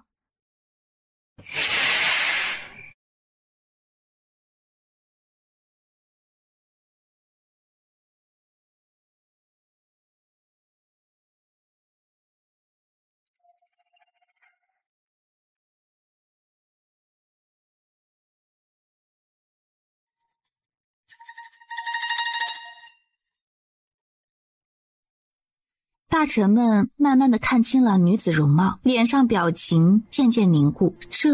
这唱的是哪一出？众臣不约而同的转头，屏息看向端坐在一旁的摄政王荣誉，心道到底是摄政王吃错了药，还是摄政王妃吃错了药？就算要给太后献舞贺寿，也不能让摄政王妃亲自上场吧？却见荣誉垂眼饮酒，对舞台上的女子看都没看一眼。你说什么？侍女小声重复了一遍。是真的，摄政王妃当众献舞，这简直伤风败俗，成何体统？妙妙，怎么了？发生了什么事儿了？南希正在给太后献舞呢。摄政王妃在献舞，好像真的是摄政王妃啊！这身段也太美了吧！而且舞姿娴熟轻盈，一看就是练过的。可我以前怎么没听说南姑娘舞技这么好呀？你们是不是都关注错了重点了？摄政王妃乃是皇族贵妇，当着众位朝臣的面献舞，她是根本分不清场合，还是故意想丢人现眼呢？摄政王知道这件事吗？应该不知道吧。当着这么多人的面，摄政王脸面尽丢，大怒之下会不会直接休了他呀？最好是惹得摄政王大怒，直接把他休掉才好呢。恭祝太后娘娘千秋万福，皇上万岁万岁万万岁。王妃有心了，哀家很喜欢这份礼物。太后这句话确定不是在打摄政王的脸？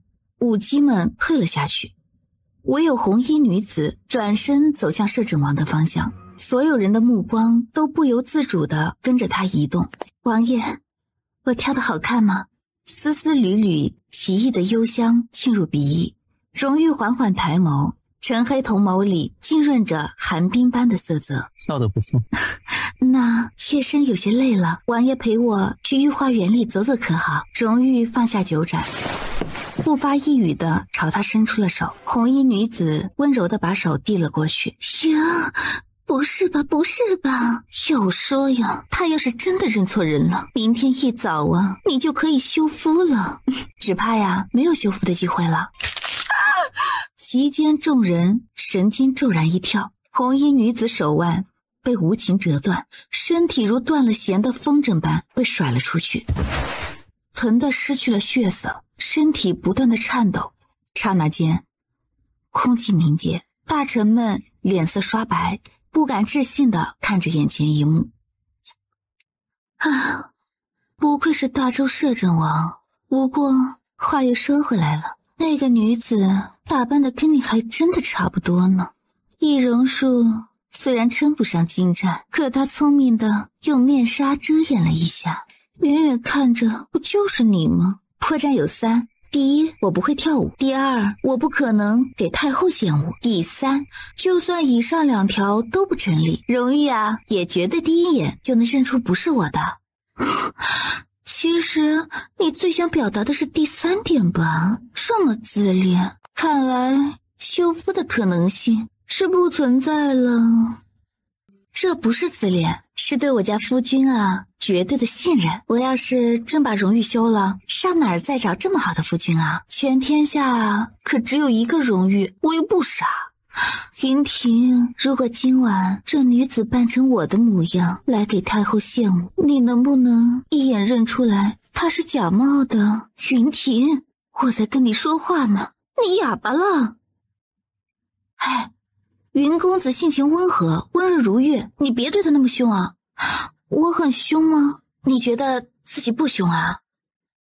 哼，比起你在摄政王面前的温柔啊，我肯定是稍微有点凶的。我们该过去了。2人抬脚走了过去。摄政王，你这是干什么？假扮王妃容貌，败坏王妃名声，罪该万死。青阳，杀了他！你敢？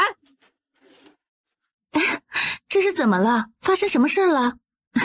我刚才只是有事儿，跟倾城公主2人离开了一会儿。这里发生什么事儿了？我好像听到有人在惨叫啊！群臣不敢置信的转头，各位郡主贵女也不敢置信的瞪着南希，呆滞的眼神像是大白天突然看到了鬼一样。然而下一瞬，他的身躯已落入一个熟悉的怀抱，2只铁臂紧紧地箍着他。南希却什么也没说，只伸出手安抚地拍了拍荣誉的脊背，因为他在颤抖。刚才表现得那么镇定漠然，此时一双手臂就泄露了他心里全部的紧张不安。我没事儿，别担心。荣誉闭了闭眼，声音冷酷的像是地狱里索命的死神。青阳，是。闻言立即上前，抽出手里的长剑，就朝地上女子的心口刺了过去。住手！皇帝身边的高手及时飞掠而出，哐！太后救我！太后救我！太后！许林君！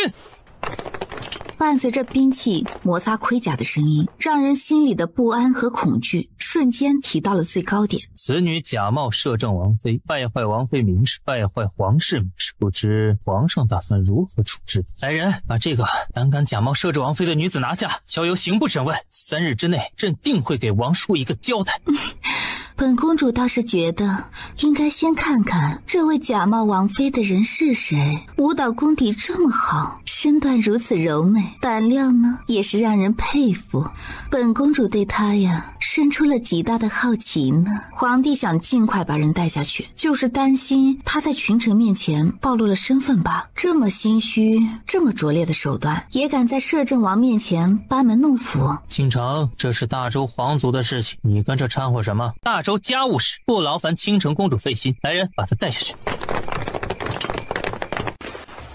荣誉，我们还继续留在这里吗？先回王府。我跟你们一起回去。寿宴虽然设在御花园，可这里的空气啊，简直臭死了。本公主待在这里都觉得熏得慌呢。叶倾城，你到底在胡说八道什么？你知不知道自己是什么身份？来大周的目的是什么？你太放肆了！皇兄别这么暴躁，让大周的文臣武将们看了笑话。你简直该死！动手打女人的男人没资格称之为男人，只能算是禽兽。叶太子觉得自己是禽兽吗？你是谁？怎么会出现在这里？你到底是谁？云某乃是九霄阁阁主身边的左护法，代阁主保护九霄阁千金。这位蜀国来的倾城公主跟九霄阁千金是朋友，云某就一并护下。谁要是敢动她，就是跟九霄阁作对。九霄阁？你是九霄阁的人？正是。九霄阁的人为何会出现在这里？谁带你进宫来的？九霄阁高手神出鬼没，天下无不能去之地，皇上不必大惊小怪。你说自己是九霄阁的人，就一定是真的？只怕是随便编个假冒的身份来糊弄皇上和太后娘娘吧。皇帝陛下，我觉得应该把此人拿下，好好审问一番，看他到底是什么人，居然敢在这里冒充九霄阁的护法。他的身份应该还轮不到太子质疑。本王王妃来自九霄阁，云公子是不是九霄阁的人？王妃都没有开口质疑，你倒是迫不及待想扒了他的身份。若王妃也不是九霄阁的人呢？王妃是不是九霄阁的人，是本王的事情，跟你有什么关系？叶太子现在该操心的是蜀国之事，若真闲得慌，本王不介意找点事情做。两国联姻之事到此宣布结束，明日傍晚之前送叶太子离开大周帝都。御林军今晚严重失职，撤掉秦卓统领一职，杖责30，暂由零陵接管御林军。这皇叔，皇上有什么意见？秦卓失职是事实，皇上觉得本王的处置不妥，来人把秦卓拉下去。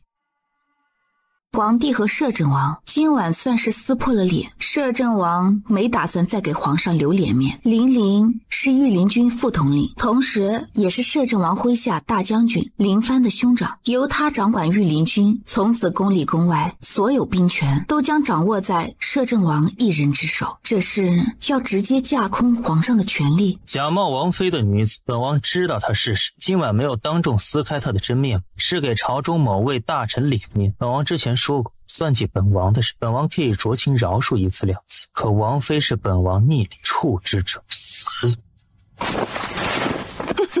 摄政王息怒，摄政王息怒啊！有人跪下，其他人接二连三全跟着跪了下来。请摄政王息怒，息怒！看热闹的郡主和世家贵女们也忍不住吓得脸色发白，齐刷刷跪了下来。母后，摄政王这是要干什么？他要造反吗？他真敢造反吗？他根本不明白今晚的事情怎么就完全超出了他的掌控。他明明给了温岚锦囊，他甚至把一套完美的计划都告诉了温岚，让温岚照着他的计划行事。只要今晚计划成功，只要温岚有机会接近他，就可以让锦囊里的药发挥药效。到时候摄政王中了毒，不但可以在神志不清的情况下跟温岚生米煮成熟饭，那毒性从此还会留在他的身体里，慢慢侵蚀他的经脉骨血，让他一点点孱弱下去，不能再掌兵权，连武功都无法施展。只要计划成功，荣誉从此就将由着他和皇上操控。太后的寿宴可以继续了，本王累了，先带王妃回府休息。众位大臣继续吃喝庆祝，宴席结束之后早些回去休息。明日早朝上，本王有要事宣布，秦卓该受的罚1杖也不能少，若是有谁敢挑战本王的命，都可以试试。摄政王今晚只是心情不好，御林军失职是事实，该怎么惩罚就得怎么惩罚。摄政王妃受了委屈，摄政王震怒之下发了脾气也是正常。皇上稍后命人从国库里挑几件好玩意儿送去摄政王府，把叶太子刚带来的2匹月光纱也送去给摄政王妃，给王妃呀做几件漂亮的衣服。太后再给自己和皇帝找台阶下，皇帝把太后送进了慈安宫，长公主和皇后都跟在身侧。皇上派人去摄政王府了吗？潘海，你从哀家的私库里再挑选几件稀罕的物件送去给摄政王妃，一定要亲自见着她的面。摄政王若不让进，你就跪在王府。什么时候摄政王肯见你了，什么时候再给哀家起来，然后把东西给摄政王妃，多说点好话。母后，有必要如此吗？今晚是哀家大意了，算计不周，眼下只能先安抚住摄政王妃，否则明日一早，荣誉如果真的在朝堂上做出什么事儿来，皇上处境堪忧啊！难道那么多皇族宗亲就任由着摄政王胡来？他想干什么就干什么？这江山到底是谁在做？皇上凭什么事事都得看他的脸色？形势比人强，不低头又能怎么样？是哀家太心急了，没有计划好，以至于今晚损兵折将，损失惨重。母后回宫早些休息，朕先去御书房。宗亲和内阁大臣都招回来，想想对策。人都死到哪里去了，还有没有一点规矩？太后回宫，不知道出来跪迎啊？怎么回事？奴才们是不是都觉得今晚太后不会这么早回宫，个个都偷懒去了？稍后把他们一个个找出来，全部拖出去杖毙，简直岂有此理！太后娘娘慢点走，当心时间。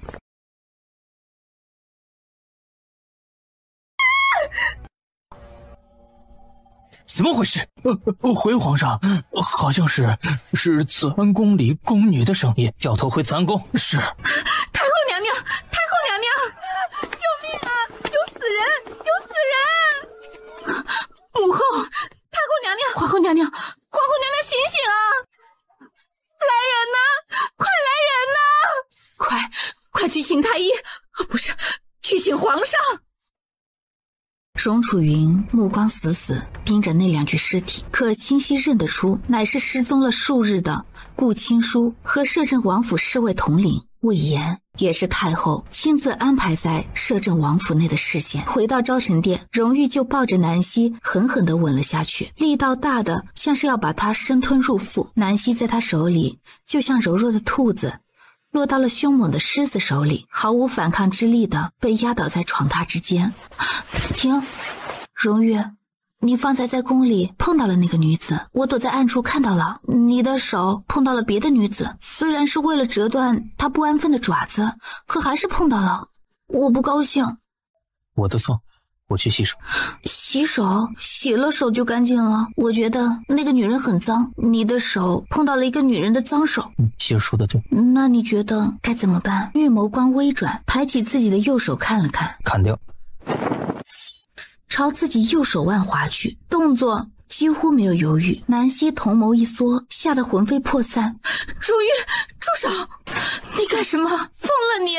别怕，不疼。他一把夺过匕首扔到了地上，好在伤得不深，只划破了一点浅层表皮。如玉，你故意想吓死我！伸手把他搂进怀里。没事，别怕。你是不是脑子有问题？堂堂摄政王在宫里威风凛凛的，怎么回到王府里就成了个傻子？连自己的手都能砍，你怕不是想让我有个独臂的夫君？是希儿说手脏，洗不干净。隐隐听出几分委屈。洗不干净就砍掉啊！砍掉了之后还能再长一只手出来吗？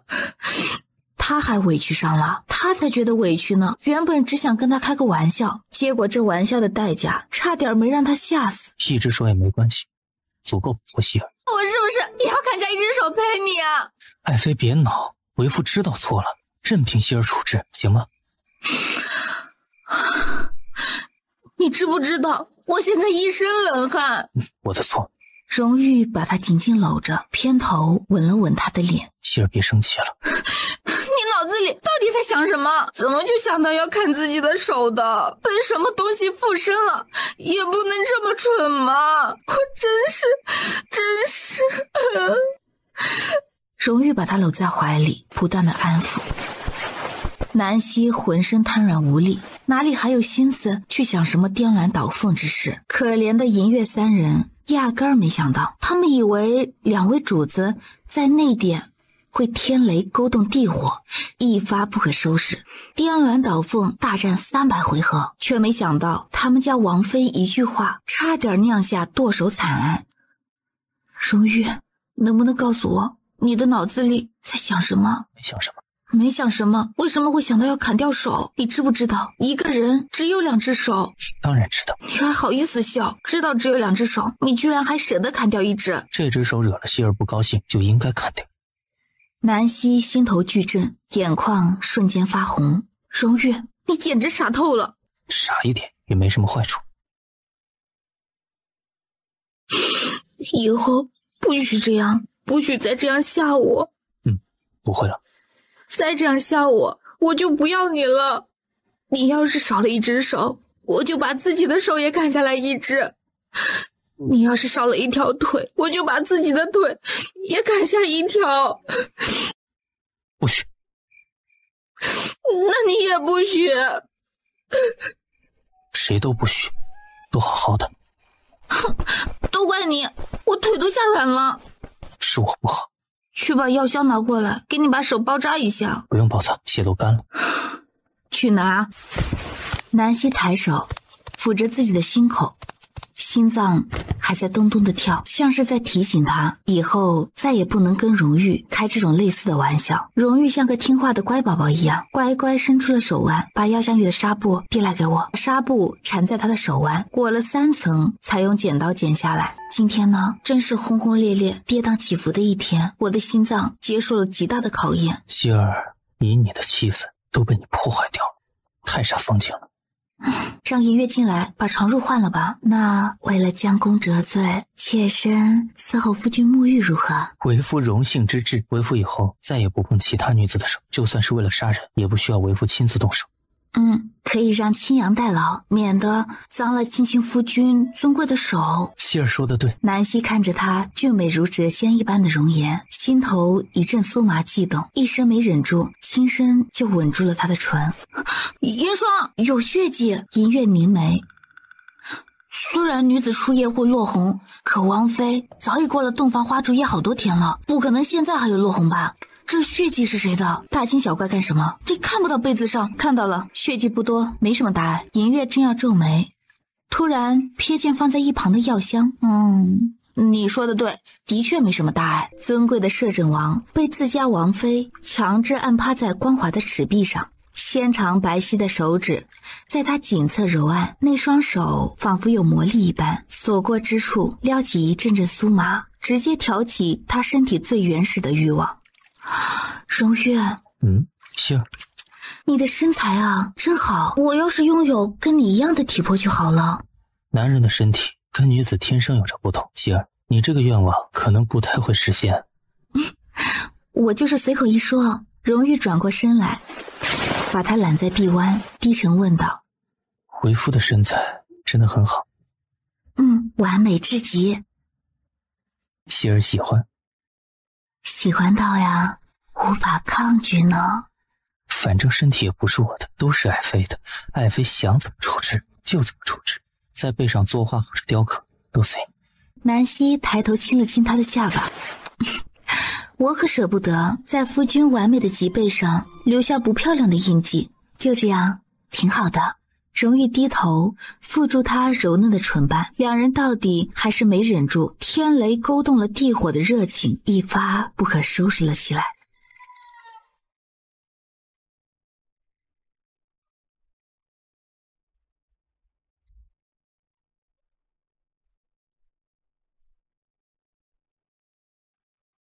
刚睡不久的荣玉伸手把翻出他臂弯的某位小娇妻再度圈进了怀里。宫里传出隐秘的消息，太后醒来之后却是浑浑噩噩，精神失常，连皇上都不认识，而皇后则是梦呓连连，止不住的恐惧颤抖。王爷，温公子此时正跪在王府大门外呢，说温姑娘昨晚已被接回温府，待温姑娘伤情好转，就把她送去白云山常伴青灯古佛，以修此身。温公子，吵醒你了。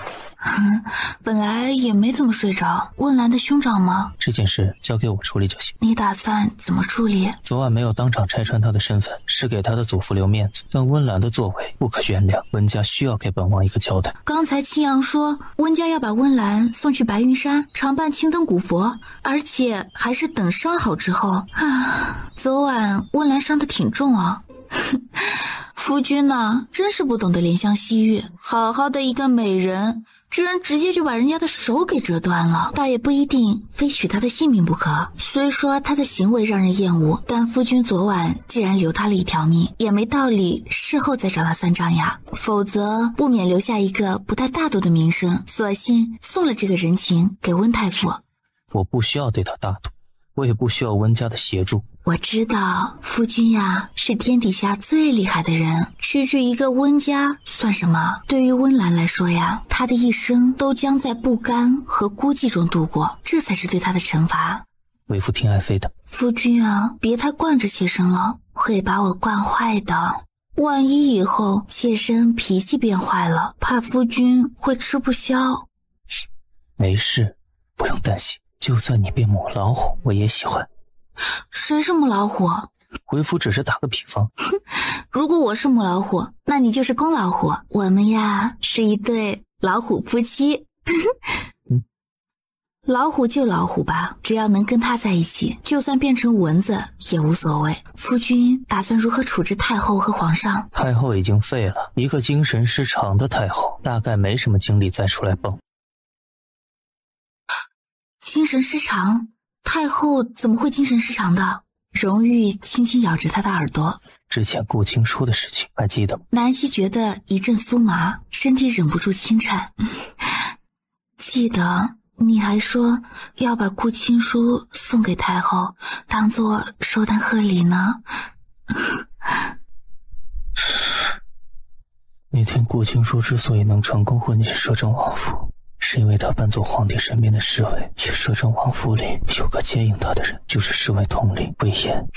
荣玉越咬越上头，几乎不舍得放开，声音都成了低喃。魏延是太后安插在摄政王府的眼线。就是之前我问你，摄政王府里是不是有内奸？你其实早就知道那个内奸是谁。荣玉嗯了一声，转移阵地，开始咬他的脖子。这位太后果然是自己作死。南希被他弄得痒痒的，忍不住发笑。别，太后这样的脑子是怎么在先帝后宫3000佳丽中存活下来，还成了最后的赢家的？荣玉没忍心继续，怕他累着。他还不是最后赢家。儿子当了皇帝，她成了太后，皇宫里最尊贵的一个女人，皇上和皇后在她面前也得恭恭敬敬，这不是最后赢家是什么？所以啊，我才说她作死，明明已经坐拥天下，却非得跟夫君作对。你说作对也就作对吧，他们完全可以等皇帝坐稳江山之后，再慢慢收揽大权的，有确切把握可以对付夫君的时候再出手，或者直接拉拢夫君，让夫君呀替他们守护江山，这才是一个有脑子的皇帝该做的事情，也是一个智慧的母亲应该替儿子想到的周全。可是很显然，这对母子不愧为亲生母子，两人一样愚不可及。希儿说的对，他不自觉地收紧了手臂。他们蠢不可及，没资格坐在龙椅上享受万民朝拜。荣玉，怎么了？南希微微拧眉，心底有股异样的感觉划过。没什么，你打算如何处置皇帝？他既然没能力做江山，就换个有能力的人来做。你想做皇帝吗？我没什么想法，你觉得应该换谁来做？我可以干涉大周江山的帝王人选。你想让谁做就让谁做，如果你想当皇后，我自己做也可以。我一个弱女子居然可以决定江山的归属了，想想啊，真是不可思议。齐王肯定不行，他人品太差。哎，浮尘是不是还在青叶楼里唱戏啊？还在。齐王最近没去找他的麻烦？齐王不敢，我已经警告过他。猛地抱着他亲了一口。我家夫君啊，最霸气了。想不想为夫更霸气一些？啊！南希还没反应过来，就被一个霸道的深吻覆盖住，密不透风的气息笼罩下来，让他逃无可逃，像个待宰的小绵羊，只能任由大灰狼为所欲为。这一缠绵又是半个时辰过去，南希累极，终于沉沉睡去。银月银霜守在外殿，不许任何人打扰王妃休息，就算是倾城公主来了也不许进。是。安静，府里事未安排妥当，本王回来之前不允许任何不相干之人踏进王府大门。属下领命。主子，温家公子已经在王府大门外跪了1个时辰了。太后身边的潘公公带着几个宫人也跪在前院，说是给王妃送些赏赐。韩统领把他们拦在了前院。潘海和宫人摇摇晃晃地跪在宽阔的前院青石板上。奴才参见摄政王，王爷千岁千岁千岁。王爷，太后娘娘深知昨晚的宫宴让王妃不快，太后她老人家也是心生愧疚，所以命奴才送了些罕见的物件。安静，清理掉。王府大门外也跪着一个人，温岭。王爷，小妹的事情，祖父知道后非常震怒，昨晚气得吐了血，爹娘也非常不安，命我过来给王爷王妃赔罪。谢王爷昨晚开恩，保全了祖父在大臣们面前的颜面，还望王爷看在祖父一直尽忠职守的份上，饶恕小妹一次。祖父承诺，永远不会让她再出现在王爷和王妃面前，求王爷恩典。荣玉利落地翻身上马，往皇宫方向疾驰而去。今日朝堂上气氛格外凝滞紧绷，像是层层乌云压下，充满着暴风雨来临前的不安。同样一夜没睡的荣楚云沉默地坐在龙椅上，眉眼间泛着几分阴沉乌青之色，眼眶下黑色的阴影清晰地照示着他昨晚跟大臣们一样不平静的心情。各位卿可有事要禀奏，若无事要奏，即刻散朝吧。有事禀奏，无事退朝。摄政王驾到！臣等参见摄政王。摄政王千岁，千岁。荣楚云瞳孔微缩，不发一语地坐在龙椅上。皇叔。摄政王虽掌摄政大权，可往常早朝上议事他经常缺席，偶尔出席早朝也大多站在群臣最前面，立于殿阶之下，从未踏上龙椅旁一步。今天都是他第一次在早朝上踏足那个他从未去过的领域。皇帝身边的大总管无法克制地跪了下来，低着头不敢抬。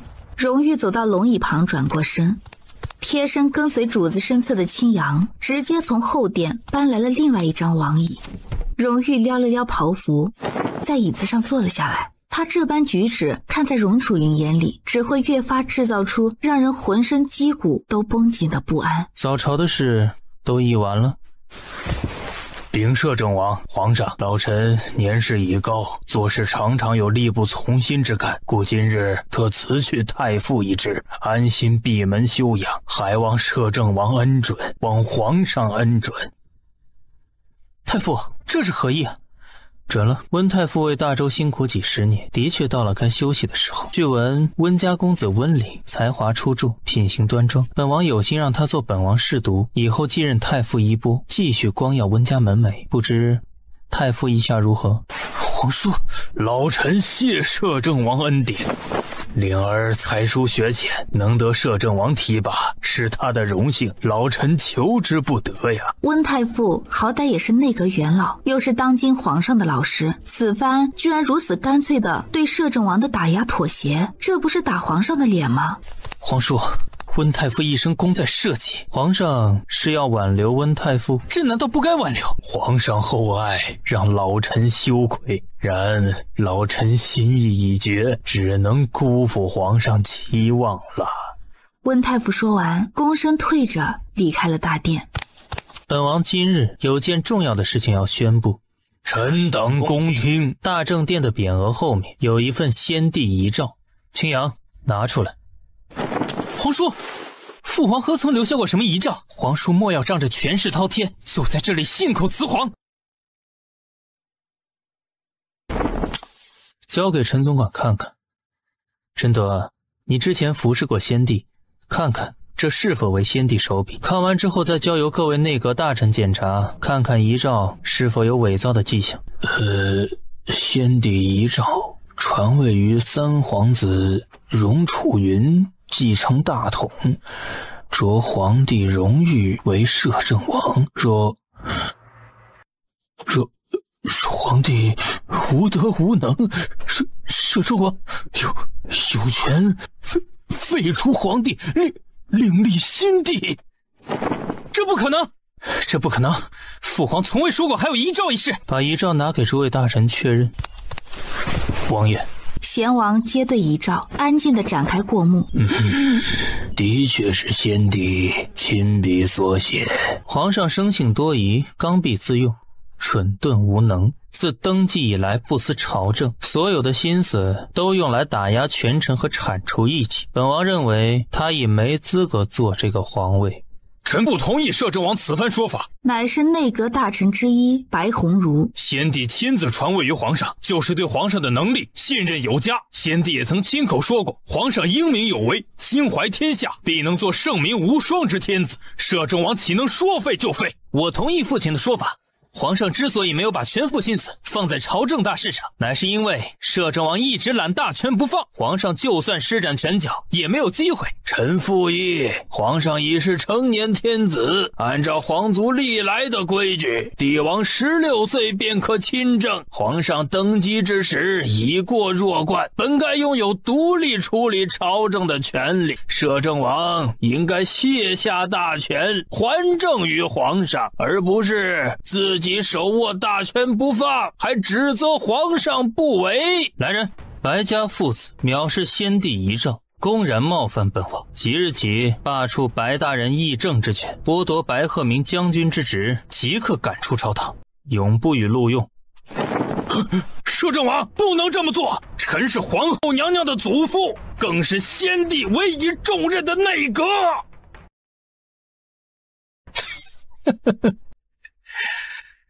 咆哮朝殿，殿前失仪，还不赶出去？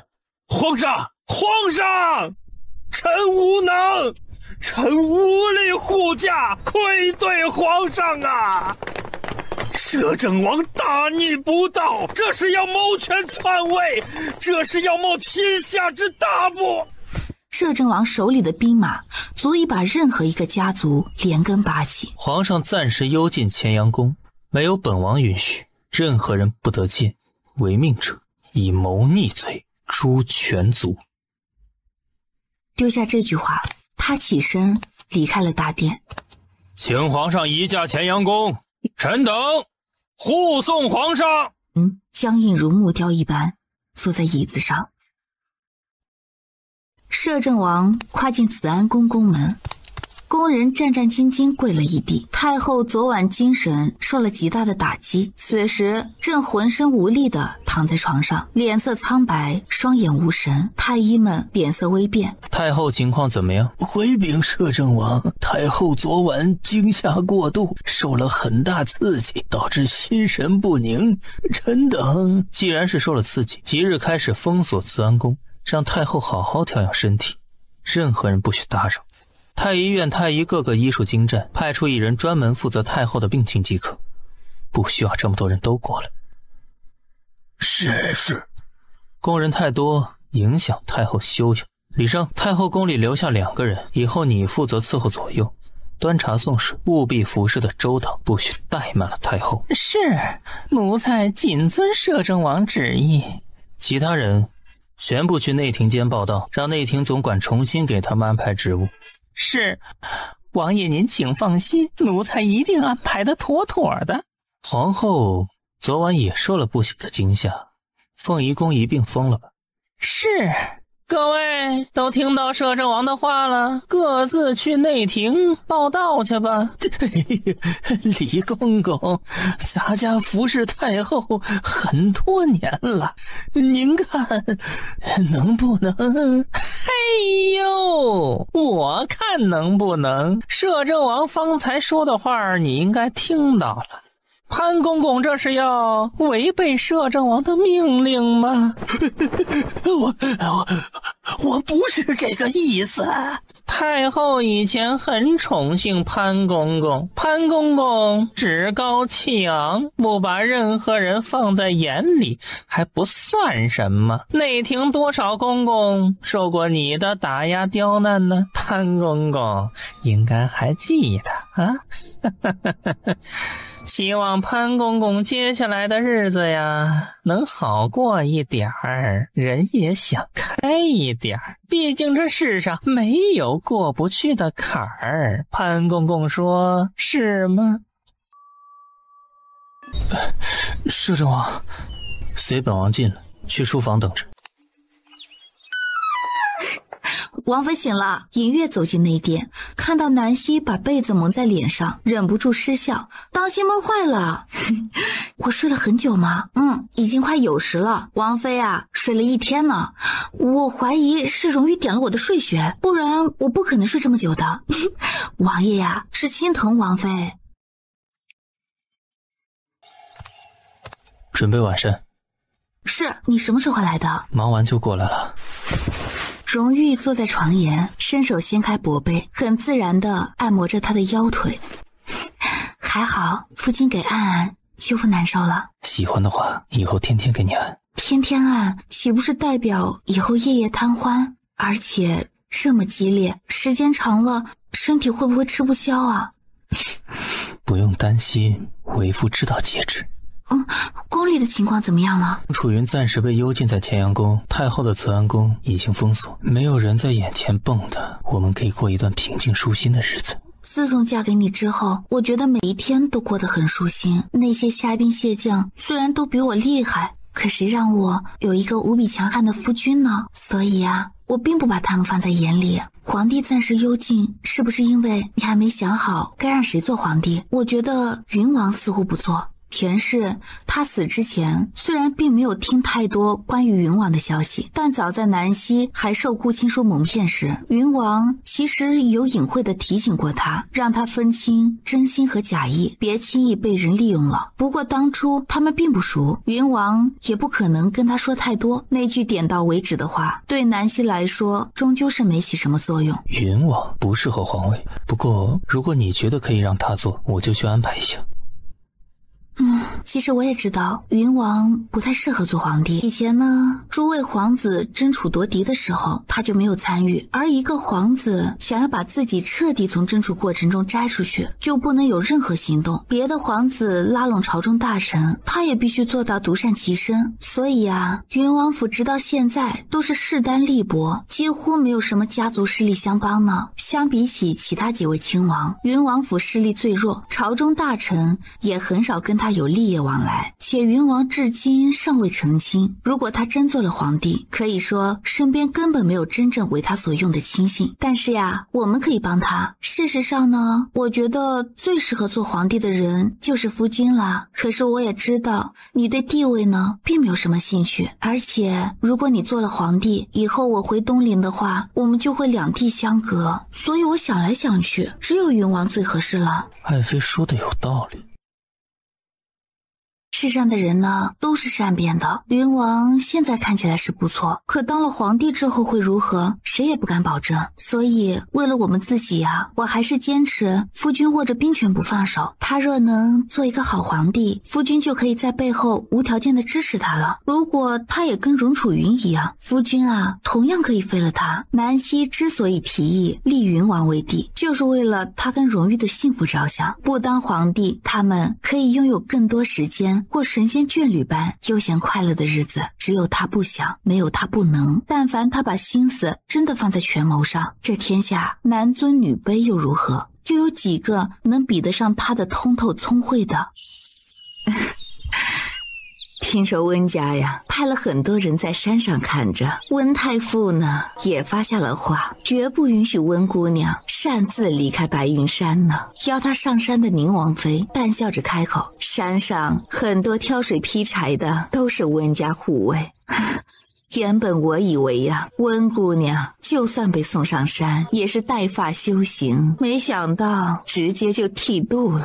可见温太傅啊，对这个孙女儿实在是失望至极。太傅治家之言果然非同一般呐。带发修行和剃度出家其实也没什么区别，反正他这辈子已经离不开这白云山了，索性直接剃度也算断了不该有的希望。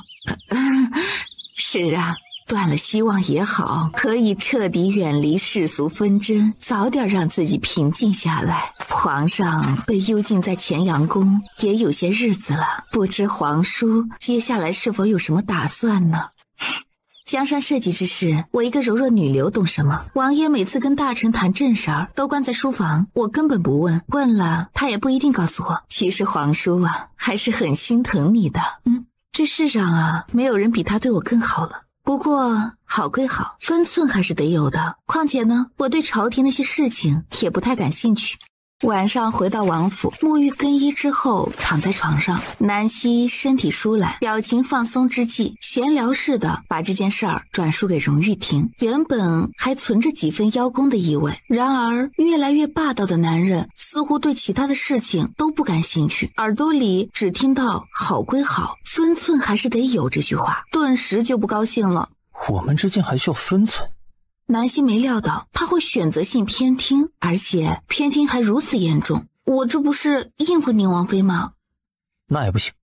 荣玉落下这句话，直接以强悍的体力证明了南希在外面乱说话的后果，以至于后来接连3天都没机会出门，没人打扰的日子真是好，可以尽情的卿卿我我，你侬我侬，夜里贪欢，白天补眠，两人着实享受了整个夏天的浓情蜜意，也让天生清冷的摄政王像是泡在了蜜罐之中，眼底的柔情越发浓郁。从大周回去的蜀国太子叶延，在穿越两国边界已经进入蜀国境内时，被一股不明势力劫走，他身边的使臣和护卫被诛杀殆尽，一个活口都没留下。边关就送来一份800里加急情报，北疆太子端木玉携北疆第一将军司徒玄觉率10万兵马于数日前抵达北疆边境冀州，表示愿意献上北疆公主跟大周联姻，以结秦晋之好。派驻10万军队在边疆，这分明是逼婚。南越皇帝派他最信任的丞相苏商作为使臣，不日就会抵达大周，表达跟大周联姻之意。但南越边关同样增兵10万，逼婚之意图十分明显。北疆和南越同时增兵逼婚，这哪是联姻，根本是想对大周发动战争吧。南越国似乎并没有适龄的公主，当今皇帝刚过而立，膝下唯有一个才6、7岁的皇子吧？难不成他们打算用郡主来充数？南越丞相表达的意思是想求娶大周丞相府的嫡女南家姑娘，并愿意3座城池作为聘礼。是他们听错了，还是南越皇帝搞错了？3座城池10万兵马，这是利诱还是威胁？南丞相膝下嫡女如今已成了摄政王妃，南越皇帝大抵是搞错了什么，所以这个要求不可答应。等他们的使臣来了之后，这场误会也许就能弄清楚。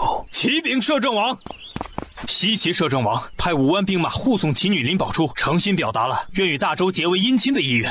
这北疆、南越、西岐同时出兵逼婚，他们是商量好的吧？否则怎么可能如此巧合，连时间都赶在了一起呀？大周兵力强盛，可架不住北疆、南越还有西岐都是强国，他们如果齐心协力想要为难，大周可有应付之力呀。蜀国联姻不成，如今又丢了太子，定然不会善罢甘休。也就是说，现在是4大强国合围大周，大周形势不妙啊。老臣觉得4国定是暗中联盟，想要借此机会瓜分大周疆土，联姻不过是个借口罢了。若摄政王打算即刻发兵，臣定会安排好后备粮草之事，请摄政王放心。事情应该没有那么严重。南行之，西岐摄政王派兵5万护送其女林宝珠来了大周，如果他们只是想找个理由发兵，大可不必把女儿送过来涉险。就算他们结盟，短时间之内也不可能做到真正的齐心协力。礼部做好招待各国使臣的准备，其他的一切照旧。散朝。叶岩现在情况如何？废了武功，暂时囚禁在苍云山。太子叶岩在你的手里啊，刚才怎么没说？亏得本公主还在猜测是谁替天行道，把这个祸害给收了。原来收了祸害的人是你啊！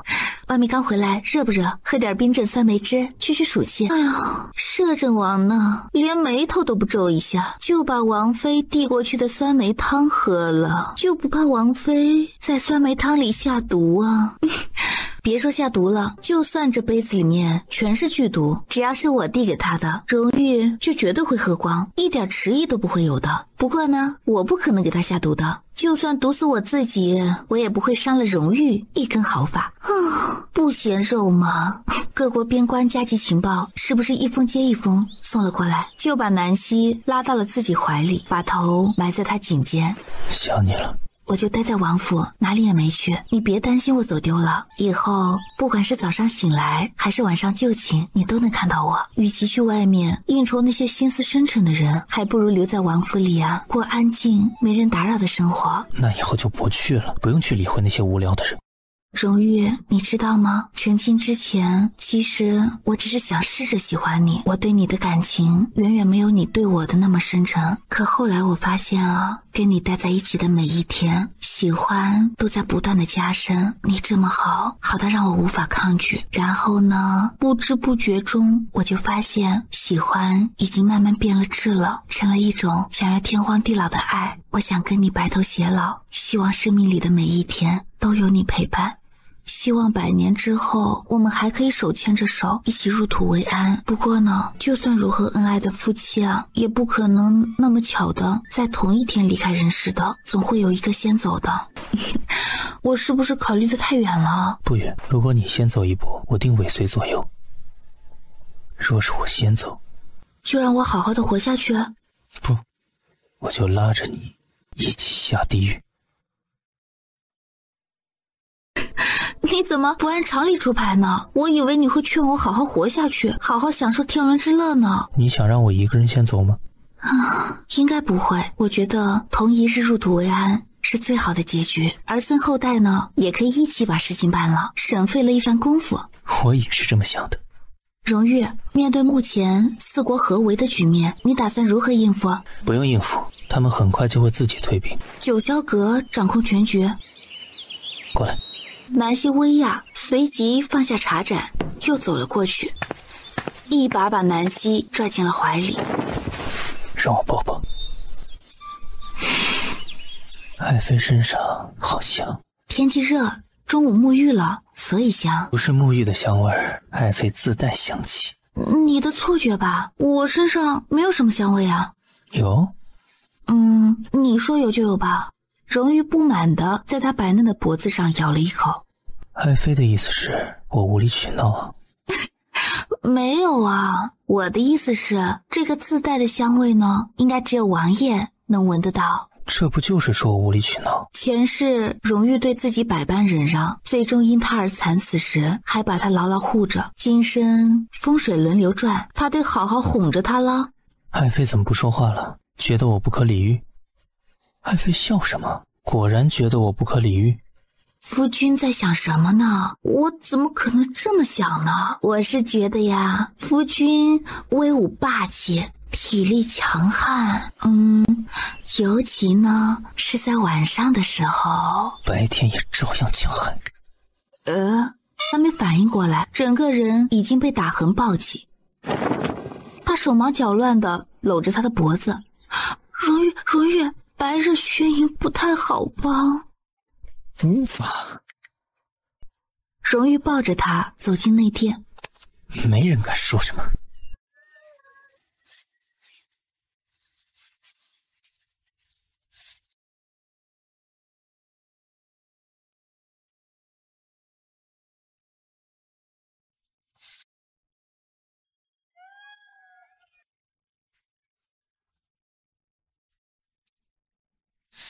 各国使臣都已抵达帝都了，夫君不打算接见他们？不着急。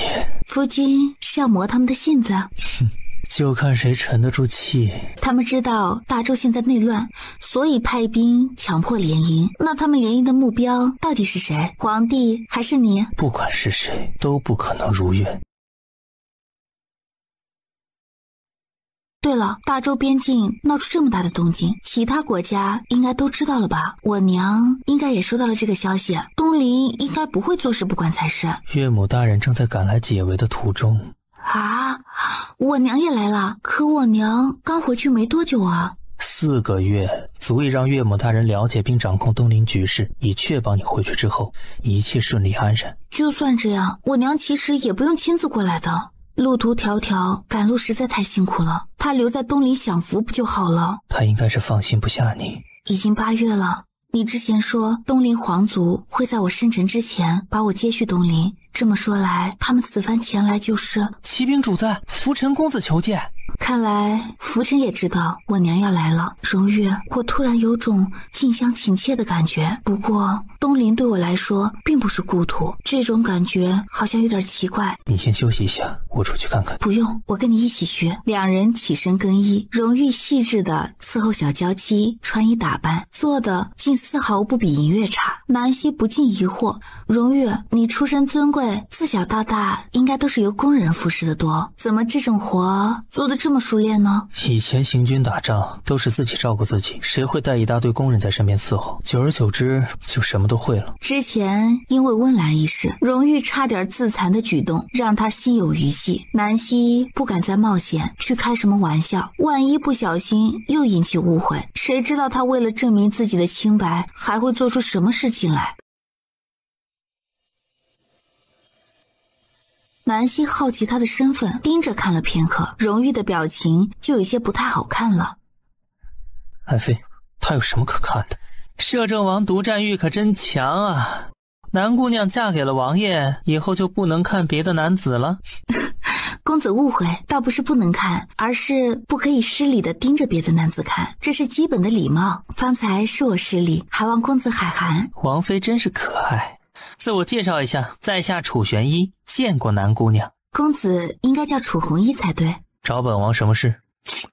摄政王以为我是来找你的，可别自作多情了，我是来见公主殿下的。你是东陵人？正是。素玄一啊，向来就没个正形，表妹不用太在意他。我给表妹介绍一下，这位楚玄一是我大舅哥，他的妹妹是我媳妇儿，此时正在来大周的路上，不日就会抵达。你已经成亲了？还没，媳妇儿还小，不过这趟回去之后，大概就得操办成婚大礼了。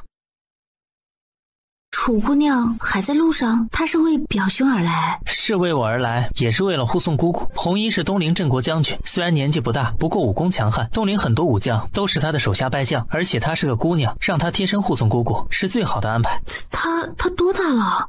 年方16，正是出阁的年纪。我打算这趟回去就把她娶了，免得旁人惦记。人家16岁的姑娘文武双全，都能领兵了。我也16岁，可我手无缚鸡之力，就是个手不能提肩不能扛的娇弱女子。果然人比人气死人。荣玉，我是不是太没用了？你比他厉害多了，你有一个强悍的夫君，只需要被宠着就好。楚姑娘文武双全，是因为她的未婚夫太过无能，除了一张脸能看之外，其他的一无是处。楚姑娘只有厉害点儿，才能防止她未婚夫到处招蜂引蝶啊。王爷是否还忘了一点啊？除了有个强悍的夫君之外，表妹更厉害之处在于她是东陵储君，以后会登基成为女皇，可以拥有后宫皇夫3000，整个东陵所有的美男子只要他想要，就全部可以纳进后宫，占为己有。并且除了东陵美男子之外，其他国家若想跟东陵联姻，也可以献上他们的俊美公子啊。而这些男子之中，虽说不一定人人都如王爷这般强悍，可文武双全的应该也不在少数。他们或者会抚琴，或者会争宠，或者会疼人，或者会下棋，总之王爷所擅长的，他们之中总有人会，王爷不擅长的也定然有人会。不知王爷到时候拿什么跟其他皇夫争宠啊？荣玉眸光冷沉，眉梢眼角萦绕着寒霜，有种想把他当场灭口的冲动。楚玄一沉默地抿着唇，心里忍不住想，有风度的男子绝对不可以在这个时候笑场，否则待会儿若发生血溅当场的惨案，以荣玉的身手和摄政王府的兵力，他只怕也很难做到全身而退。表兄别这么说，天下优秀的男子何其多呀，可我呀只倾心于荣玉一人，不管以后发生什么事儿，我对他都不会变心的，不会有皇夫3000，也不会有什么联姻的美男子。荣玉呀醋性大，表兄以后别拿这种事儿刺激他了。这番安抚像是一剂灵丹妙药。表妹真是见色忘义，别忘了我们是有血缘关系的亲人，你的故土在东陵。荣玉是我夫君，是我生命里最重要的一个人，这种关系呢凌驾于血缘之上。方才没来王府之前，我听玄衣说，皇祖父呢已经为东陵储君准备了6位皇甫准人选。表兄，能不能安分一会儿？你再这样，我都忍不住怀疑，你是不是故意奉了某些人的命令，来使挑拨离间之气，想让我留在大周，永远不踏进东陵一步了？哎，表妹冤枉！我这是想告诉表妹，东陵权贵之中，比摄政王好的公子多的是，没必要在一棵树上吊死。我已经怀了夫君的孩子。表妹冤枉！我这是想告诉表妹，东陵权贵之中，比摄政王好的公子多的是，没必要在一棵树上吊死。我已经怀了夫君的孩子。此生生是他的人，死是他的鬼。你们今天找我跟王爷，就是为了说这些？当然不是，我今日过来是有件事要跟你说。玄衣带了皇祖父的话，他希望姑姑和表妹跟南家彻底断绝关系，跟南之行再别有任何牵扯，不管将来大周发生什么事情，东陵都不会掺和。我跟这位皇帝陛下素未谋面，我觉得他应该左右不了我的决定。我跟父亲的关系的确是断绝了，我娘呢也已经修书一封，解除了跟我父亲的夫妻关系，这一点不需要他提醒。至于参不参和大周的事情，这一点我不敢保证。眼下他是皇帝，他说什么你们都可以照做，但如果以后真是由我来做这个地位，东陵的事情大概就得由我跟荣誉说了算，其他人无权干涉。殿下虽然言语有气魄，可江山地位之上只能有一个声音。你若说东陵的事情由你说了算，我还是比较赞同的。可大周摄政王却无权干涉东陵朝政，就算殿下以后登基，摄政王在东陵也只能是皇夫，有尊卑之分，君臣之别。哦，既然如此，我还是不回去了吧。我觉得大周比东陵要好啊。我这个人呢，特别懒，不喜欢操劳，就喜欢被荣誉宠着，让他替我遮风挡雨，让他保护我免受外面小人的算计。我这一想到回去东陵要受到诸多束缚，还有一大堆规矩，连跟夫君恩恩爱爱都得看人脸色，这心里呀就特别不舒服。所以我思来想去，表妹，江山大事不可儿戏啊，表妹别说胡话。就因为知道江山大事不可儿戏，所以我才需要好好斟酌考虑一番的，不可轻易做下决定，免得以后后悔。南越、西岐、北疆3国使臣都已到了大周帝都，不知接下来王爷会如何应付，这是大周的事情，我劳外人操心。他们刚走，荣玉就忍不住看向南希。爱妃，荣玉，从决定嫁给你的那天开始，我就全副身心的把自己交给了你，包括身体，包括信任，包括生命里所有的欢喜哀愁。不管以后发生什么事儿，我都不会伤害你、背离你、怀疑你。希望你也能给予我一样的信任，任何时候都不要质疑自己在我心里的分量，不要患得患失。荣玉，我只是一个娇弱的女子，没有那么多的野心抱负，没有心怀天下的帝王气度，所以啊，东陵的江山其实我并不稀罕。如果回去东陵注定要伤害到你，那我宁愿选择永远留在大周。东陵皇族的人不会让你留在这里。你保护不了我吗？我相信你的实力和能力，而且东陵皇族如果非要让我做女皇不可，那么这件事儿他们必须放低姿态，是他们求着我，而不是我要求着做女皇的，他们必须清楚这一点。有你这番话我就放心了，如果东陵皇族的人敢乱来，为父就率领40万铁骑抢回我的女皇。这么霸道？你不就喜欢为父的霸道？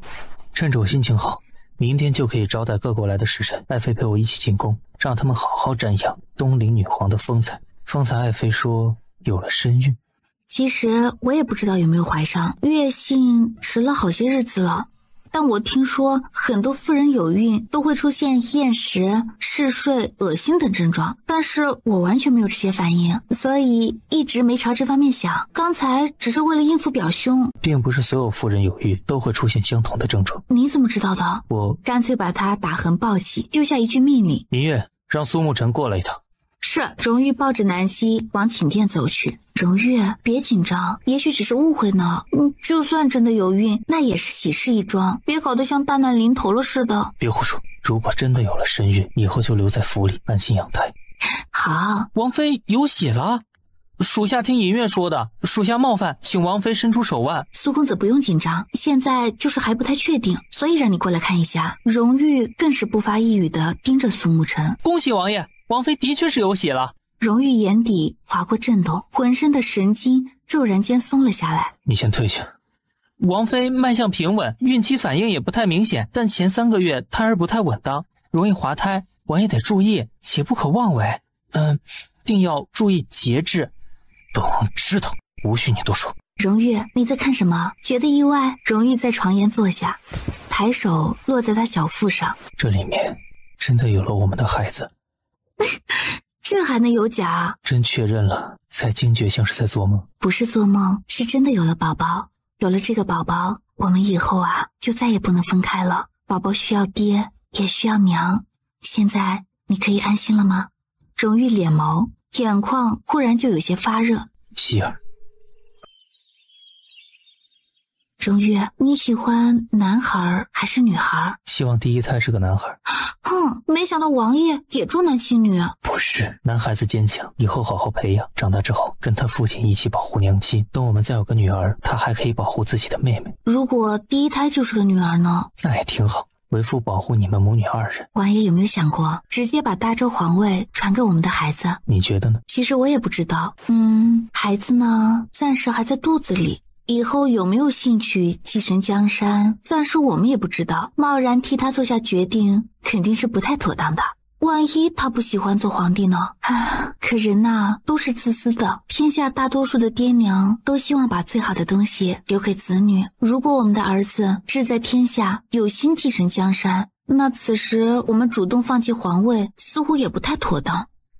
爱妃所言极是。王爷不觉得我太贪心了吗？不会，我们有这个条件。是啊，我们有这个条件。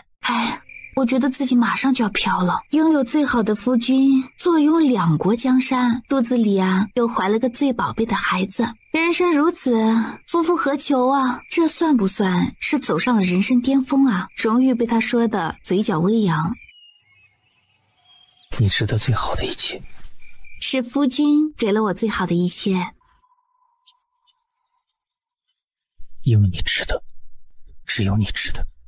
荣誉究竟是从什么时候开始喜欢他的？他的心里到底藏着什么不为人知的秘密呢？他对女子穿衣梳妆的流程非常熟悉，好像已经做过很多次了。他对她的感情深到近乎偏执，每次他问他是从什么时候开始喜欢他的，荣誉从来不说，像是有什么难言之隐。设宴招待西岐使臣和摄政王之女如意郡主林宝珠，是护送林宝珠而来的将军，西岐摄政王的侄子，林宝珠的堂兄林武。请林将军和手下卸了兵器，摄政王有令，任何人不得带兵器入宫。武将不带兵器还是武将吗？本将军不是你大周的朝臣，你们无权让我卸下兵器，这是摄政王的命令。如果本将军不能从命呢？那就是我不能让你进宫，这就是你们大周的待客之道。除了卸下兵器之外，还请轿子中的姑娘下轿走路进宫。摄政王的规矩不允许任何人骑马坐轿入宫。你们别太过分！直到身后响起另外一波马蹄声，南越丞相苏商从马车上下来。哟，这是怎么了？苏丞相，大周摄政王刚刚为我们定下了规矩，不许携带兵器入宫，还不许乘轿子，这是要给我们下马威吧？这也怪不得摄政王，西岐、南越、北疆先行给了大周一个下马威，还不允许人家反击吗？只卸下了随身携带的佩剑，交给林林。本将军的兵器还请收好。请放心，离宫之时，兵器定原封不动的奉还，男女授受不亲。我西岐郡主身份尊贵，身子也娇弱，不便出来见人，还请统领的坐轿子进宫，这个要求应该不算过分。抱歉，我不能做这个主，请贵国郡主下轿。没关系，入乡随俗，既然是大周规矩如此，我跟堂兄一起走路进宫便是。传闻大周摄政王骁勇善战，乃是天生的战神，一身本事强悍到让人胆寒。苏丞相觉得传言有几分可信度？从他领兵征战开始，真正与他交锋过的只有北疆和蜀国军队，不过次次战绩都漂亮至极。北疆铁骑当年何等风光，9国之中几乎没有哪支军队敢挑战他们的战术锋芒。然而这支不败神话却在荣誉手里落得惨败，名称不死神鹰的神鹰军短短半年之内损失大半，连号称北疆第一将军的司徒英都被他削了首级啊！这位摄政王当时据说才14岁。你相信一个14岁的少年只有这般可怕的本事？如果他真这么厉害，为何这些年都没有想过征战他国，一统天下？以后若有机会，我倒是真想跟他来一场真刀真枪的较量。比起高手对决，林武更希望有一天能把大周这位不败神话踩在脚底下，让他一世威名尽毁，尊严扫地，才能让他感受到真正的畅快。我觉得林将军还是不要有这样的机会比较好，否则大概只剩下了后悔。大周皇室被架空了权力，这位摄政王当真是连表面功夫都不愿意做。他从来就不是个喜欢表面功夫的人。大周皇帝跟摄政王作对，是他做过的最愚蠢的一件事情。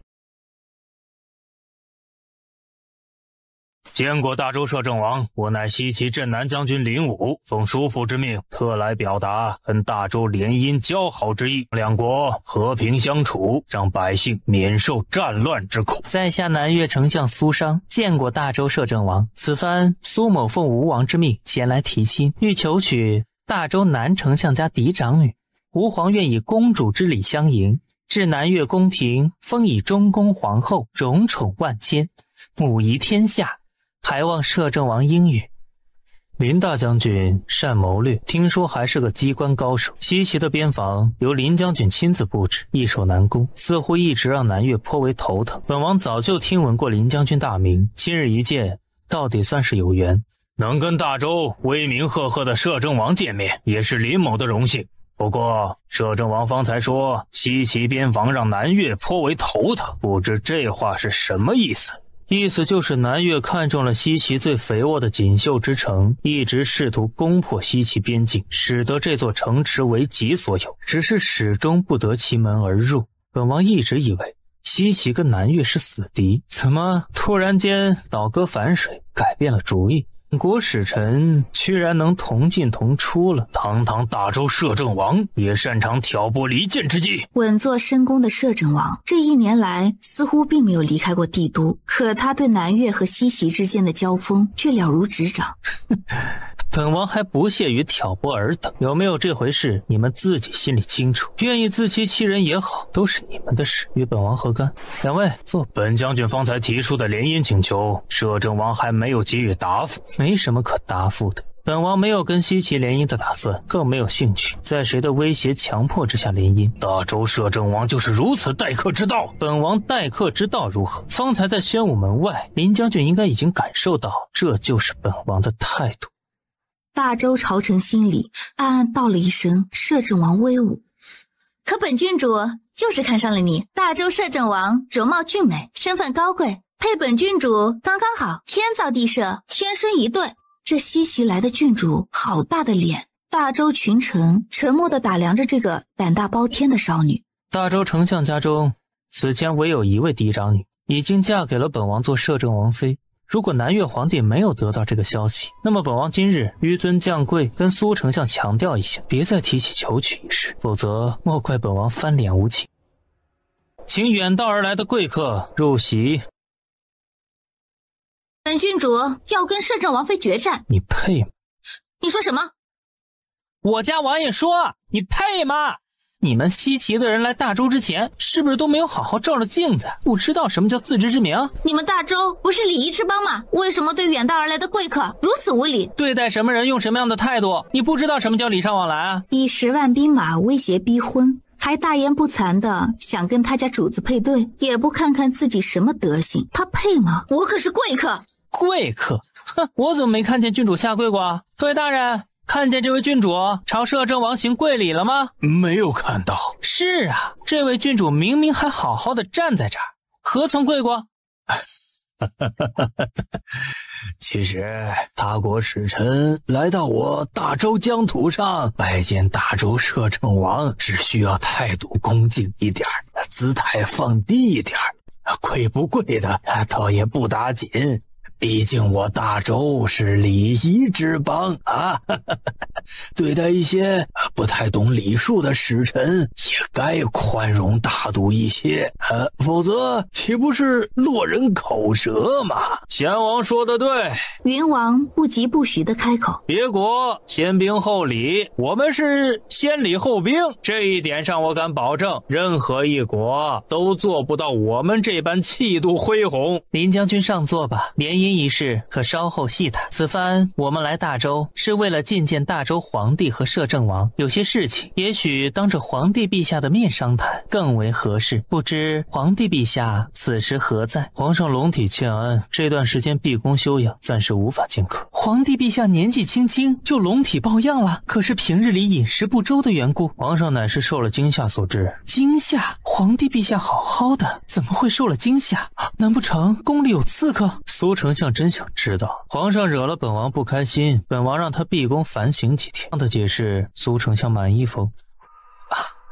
原来如此，是苏某失礼，不该对大周江山社稷一事打破砂锅问到底，请摄政王恕罪。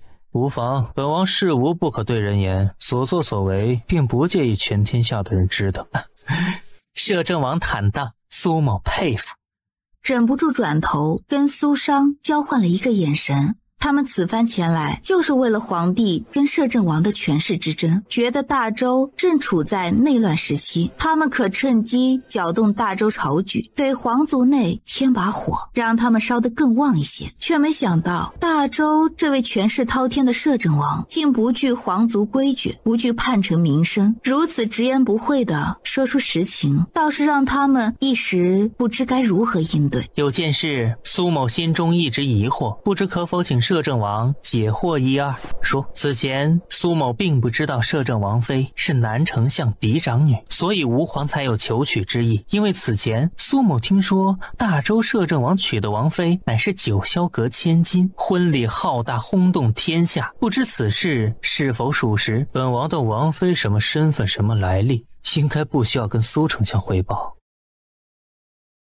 摄政王息怒，苏某只是偶然间听说九霄阁阁主似乎尚未成亲，身边既没有如意的枕边人，膝下自然也不可能有这么大的女儿，所以心下疑惑罢了。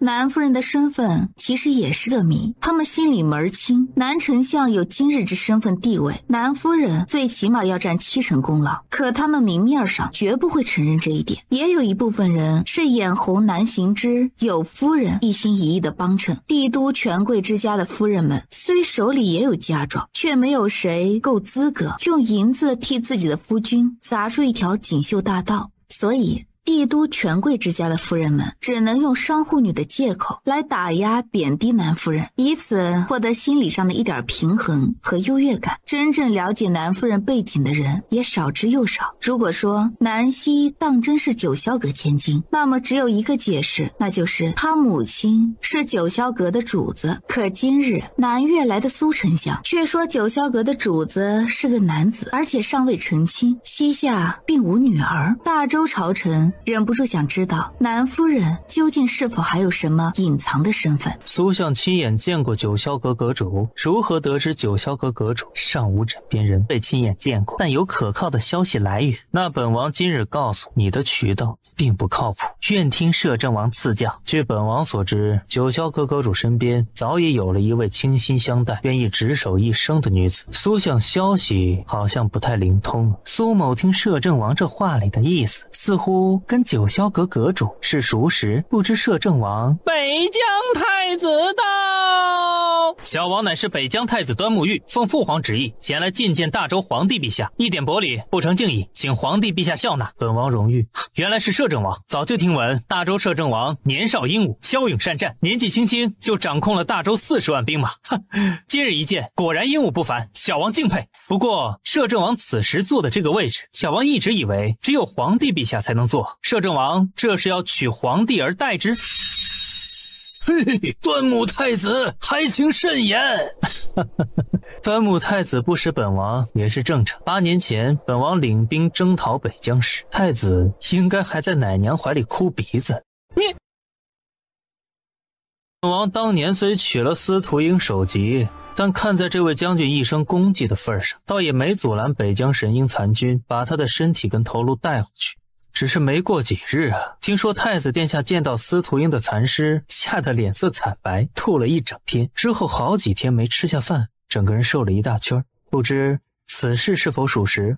我家太子殿下带着诚意而来，摄政王就是如此待客之道。8年前的事情拿到今天来说，摄政王是故意想勾起太子殿下对大周的仇恨，再度引起两国交战吗？这话说的真是可笑。北疆太子到了我大周地盘上，对我大周摄政王没有一点恭敬礼仪不说，反而句句都是挑衅之语，根本不把我大周摄政王放在眼里，还当我们都是傻子，听不出他言外之意，想挑事直说，信不信让你们有来无回？就是北疆太子和使臣真是好大的脸，自己浑身绿毛，还净挑别人的脸。哼！北疆前些日子不是已经派兵驻扎在边关了吗？想要一雪前耻，大周奉陪到底，别多余浪费唇舌了。北疆皇帝的心情就像2、8月的天气一样，说变就变。前一刻还派兵驻扎边关，兴师动众的想要挑起战火，后一刻又热情如火的想要送礼送美人。哼，这是人前一套背后一套，亦或是笑里藏刀？可不管是哪一种，太子殿下这定力和修为还明显不到家，还需要修炼修炼。端王说的对，边关增兵，这边挑衅，北疆明显不怀好意而来，不得不防。表面交好，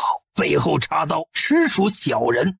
西岐、南越和北疆不都是这样吗？只是比起西岐林将军的蠢钝，南越苏相的奸猾，这北疆太子既蠢又钝，还多了个坏。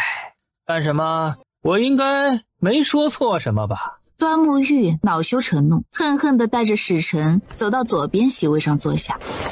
哼，大周皇族的修养气度，小王今天算是见识到了。哎，端木太子是不是忘了件事啊？太子殿下一路风尘仆仆，想来赶路应该很辛苦，这些美人是太子殿下带在路上犒劳自己的？本王洁身自爱，怎么可能？太子殿下不用这么激动，你又不用进宫选秀，是否洁身自爱一点都不重要，我也只是随口问问。你太子殿下，您失态了。这些都是北疆有名的美人，本太子命人精挑细选出来的极品，容貌身段才艺样样顶尖，特献给大周摄政王，以此表达北疆欲与大周联姻的诚意。奴家拜见大周摄政王，摄政王千岁千岁千千岁。我家王爷只喜欢王妃一人，对其他美人不感兴趣，只怕要让端木太子失望。这6位姑娘之中，应该有一位是北疆公主吧？这6位美人之中，其中就有一位是我北疆公主。不知摄政王是否有兴趣猜一下，哪位是本太子的妹妹？本王没兴趣猜。这几位女子，太子是怎么带来的，请怎么带回去。大周的疆土容不下北疆女子，摄政王当真一口回绝，连丝毫商议的余地都没有。西岐、南越、北疆都是大周的邻居，3位携使臣远道而来，一路辛苦。本王的责任是尽好地主之谊，在此先敬各位一杯。至于联姻方面，本王没兴趣，也希望各位都打消这个念头。当年摄政王大破我北疆铁骑，使得北疆这些年一直在休养生息。我父皇可是牢牢记得摄政王的功绩，当年司徒将军战死沙场，那是北疆一大损失。不过司徒家族个个骁勇善战，他的儿子司徒玄觉接替了父亲的主帅之位，此时正率10万精锐候在边关，是要为他父亲报仇雪恨。不知摄政王对此有什么想法？如果北疆真心有一战，本王不介意奉陪。司徒家既然个个骁勇善战，本王把他整个家族连根拔起，是不是就能让北疆从此消停了？摄政王果然威武，既然要开战，苏某觉得独乐乐不如众乐乐，南越也愿意借此机会领教摄政王无双谋略。西岐同样愿意领教大周强悍兵马的威力。若摄政王愿意跟北疆达成联盟，两国也许还可以继续交好。此番本将军也是为了联姻而来，还望摄政王莫要一意孤行，同时开罪了3位邻居才是。得了3国盟友，总比得了3国敌人要好啊！摄政王应该能算得过这笔账。本王没兴趣交3国朋友，也不惧3国敌人，尔等有什么招，尽可以使出来，别当个只会嘴上叫嚣的孬种。荣誉你别太过分！东陵使臣到。四国合围，最后一国不应该是蜀国吗？什么时候跑出来一个东陵？这个女子居然是骑马而来。这是怎么回事？摄政王这是什么意思？东陵来的使臣可以策马入宫，本将军就必须下马卸了兵器才能进来。本太子也想得到一个答案，为什么我们就要卸下兵器，徒步入宫？东陵来的使臣不但可以策马进来，还可以随身携带兵器。大周如何待客，还需要向尔等解释。东陵镇国将军楚弘一率使臣而来，拜见大周摄政王。东陵长公主随本将军一同前来，此时已入摄政王府探望王妃。长公主命本将军告知摄政王一声，晚上的宫宴，她会带着王妃一起进宫，当着大周皇族宗亲和文武百官的面，让王妃认祖归宗，还望摄政王安排妥当。东陵长公主是谁？为什么要入摄政王府探望王妃？东陵，天下人印象中那是一个强大神秘、与世无争的国家。东陵跟大周什么时候有了往来？本王明白，请楚将军入座。对了，还有一件事，长公主此番前来也是为了跟大周联姻一事。长公主说，为了感谢摄政王对东陵楚军的一片真心，她以长辈的身份送上一份大礼，算是给女儿的其中一份嫁妆。西岐、南越和北疆帝都都有九霄阁势力监督，各国皇帝身边也有九霄阁高手贴身监视。只要边关一动，他们可以在收到消息的瞬间让皇帝暴毙，制造三国内乱。除此之外，摄政王若对三国来的使臣不满，也可以想怎么处置就怎么处置，可以让他们来的走不得，看看谁还敢在摄政王面前嚣张。摄政王对东陵楚军一片真心，这又是什么意思？不可能！灵武第一个厉声反驳：把九霄阁搬出来，就以为能吓唬住我们，糊弄谁呢？九霄阁从不插手各国朝廷之事，你在这里大放厥词，就以为我们会相信？何况九霄阁只是一个江湖势力，你真以为他们有通天之能，想控制谁就控制谁？哼，简直是笑话！是不是笑话？不需要你相信，本将军只负责转达长公主的话，并且这番话是转达给大周摄政王。你算哪根葱，敢在本将军面前狂吠？你找死！信不信本将军活撕了你？我倒想看看到底是谁撕了谁。别说本将军以大欺小，先让你三招，不让你跪地磕头，我就是你孙子。这是你自己说的。本将军自己说的。来，主子，楚将军行吗？荣玉没说话。太和殿前广场地势宽阔，无需另择地方切磋，想怎么撕？本将军堂堂7尺男儿，自然不会占你的便宜，方式由你来选。那就动手吧。甫一出手就招招凌厉，身手不但刁钻诡谲，而且速度极快，快得让灵武几乎无暇反应，匆忙之间应付的很是狼狈。楚将军好俊的身手。东陵将军使诈，这场比武根本不公平。哼，使诈？郡主哪只眼睛看到他使诈了？我堂兄英勇无敌，她一个柔弱女子，若不是使诈，怎么可能打得过我堂兄？摄政王也是武将，应该能看得出我堂兄是什么水平。东陵女将军定是用了什么奸猾手段。郡主多虑了，在场这么多人看着呢，除去一些不会武功的文臣之外，还有许多会武功的高手。就算郡主怀疑我家主子和大周朝臣会偏袒，这不是还有北疆和南越的使臣吗？楚将军有没有使诈，他们能看得出来。端木太子和苏丞相总不会对林将军落井下石吧？就见他堂兄健硕的身躯狠狠摔在坚硬的青石板地面上，楚红衣纤细的身子急掠而至，下一瞬一只脚已经踩在灵武的胸口。哼，孙子，叫祖宗！你叫祖宗，否则我取了你的狗命！楚红衣，你别太过分，你是要跟西岐为敌吗？刚才你亲口说的，不让我跪地求饶，你就是我孙子。来者是客，摄政王就眼睁睁看着我堂兄受辱。我堂兄在西岐是人人敬畏的大将军。嘿，郡主这话说的就有些没道理了。切磋比武是林将军自己提出来的，愿赌服输也是他亲口所说。众目睽睽之下，东陵楚将军凭本事取胜，这一点在场的人都亲眼看到了。堂堂武将还要出尔反尔不成？就是刚才还说自己以大欺小呢，大言不惭的以为真能教训人家小姑娘，结果却被小姑娘教训的爬不起来，技不如人。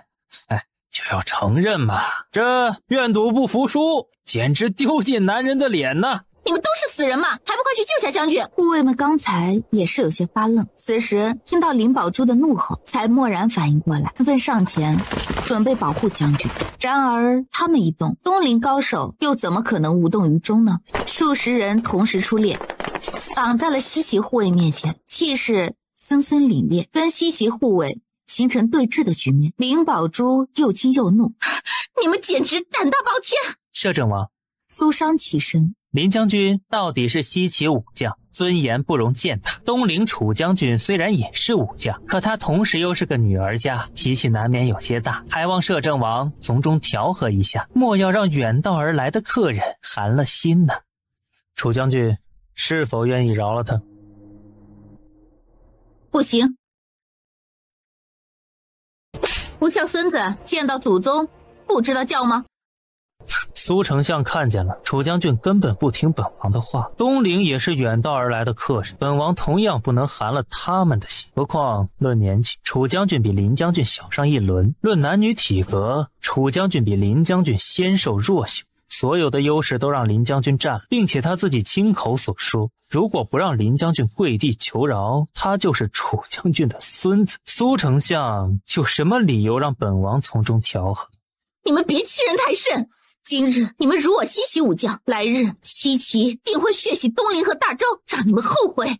东陵和西岐的将军争执是他们的私人恩怨，本王不予干涉。本王有事在身，就不陪各位了。稍后由内廷负责安顿诸位使臣的住处。前往照看一下，饮食起居方面都按照各国使臣的要求执行，别怠慢了任何一位。臣一定尽心尽力，请摄政王放心。晚宴在玉景宫举办，皇族宗亲能参加的都参加，礼部好好安排。丞相今晚务必盛装出席，若是可以，把你的平妻和女儿都带进宫。大周摄政王荣誉居然就这么抛下了所有的贵客，施施然转身离开了。此时的摄政王府招臣殿里，南希跟他娘正说着悄悄话。希儿，荣誉对你好吗？你如实告诉娘亲，他有没有惹你生气过？哪怕只有一次，为娘也绝对让他好看。可惜了，一次都没有，让娘失望了。荣誉啊，实在太不像话，都不给丈母娘发威的机会，简直欠揍。行了，得了便宜还卖乖，他对你好就行，其他的都不重要。有没有人为难你？东陵皇族的太子和诸位皇子对娘亲态度如何？会不会有人处心积虑想对付娘亲？别紧张，放心，东陵啊，没人敢为难我，他们对我的态度都非常恭敬。东陵的局势呢，比我想象中要平和许多。等你抵达东陵之后，也不会有人敢为难你的。我真的要去东陵做女皇，希儿，这是你的宿命。如果你不做这个皇帝，东陵也许无法再维持数百年来的祥和安稳，天下极有可能在几年之内陷入战火，到时候战争席卷各个国家，这片大陆上所有的土地都不会幸免，原本安居乐业的百姓也会流离失所，不知多少个家庭将会支离破碎呀。娘，我就是随口问问，并没有说我一定不愿意去当这个女皇。我知道，就是让你心里呀有个底。做一国之君呢，其实也没什么不好，君临天下，威风凛凛。但是其他的我就不能答应了，比如说女皇三宫六院之类的，我不能伤害荣誉。轩辕熙正要他放心，忽然听到外面传来侍女行礼的声音，话到嘴边却改成了三宫六院有什么不好啊？娘现在都想开了，这趟回去东陵长公主府啊，多了好几个俊美漂亮的公子呢。娘，荣誉一僵，迈进殿门的脚步倏地顿住。希儿啊，男人做皇帝可以三宫六院，女子为什么不可以呀？你现在还年轻，以为择一人就可以白头到老了。等你到了我这个年龄，你会发现那些20多岁的俊美公子远比中年男人更能吸引你。所谓的两情相悦呀，其实远远比不上喜新厌旧来得更实际。娘，我只喜欢荣誉一人，别说现在16岁，就算到了60岁，喜新厌旧的事情也绝不可能发生在我的身上，除非荣誉不再喜欢我。不会，我不会变心，不会喜新厌旧，也不会不喜欢你，永远都不会。荣誉，你怎么回来了？荣誉，我想到他曾经差点自残的光辉举动，南希可不敢让他有一点误会，万一他再做出什么失控的举动，他跟肚子里的孩子得哭死。我知道，岳母大人。看到红衣了？看到了，他刚认了个孙子。轩辕熙一口茶差点喷出来，认了个孙子？他什么时候有了这般爱好？楚将军的爱好很特别，可能岳母大人也不太清楚，就如同岳母大人不了解天下太多的女子一样。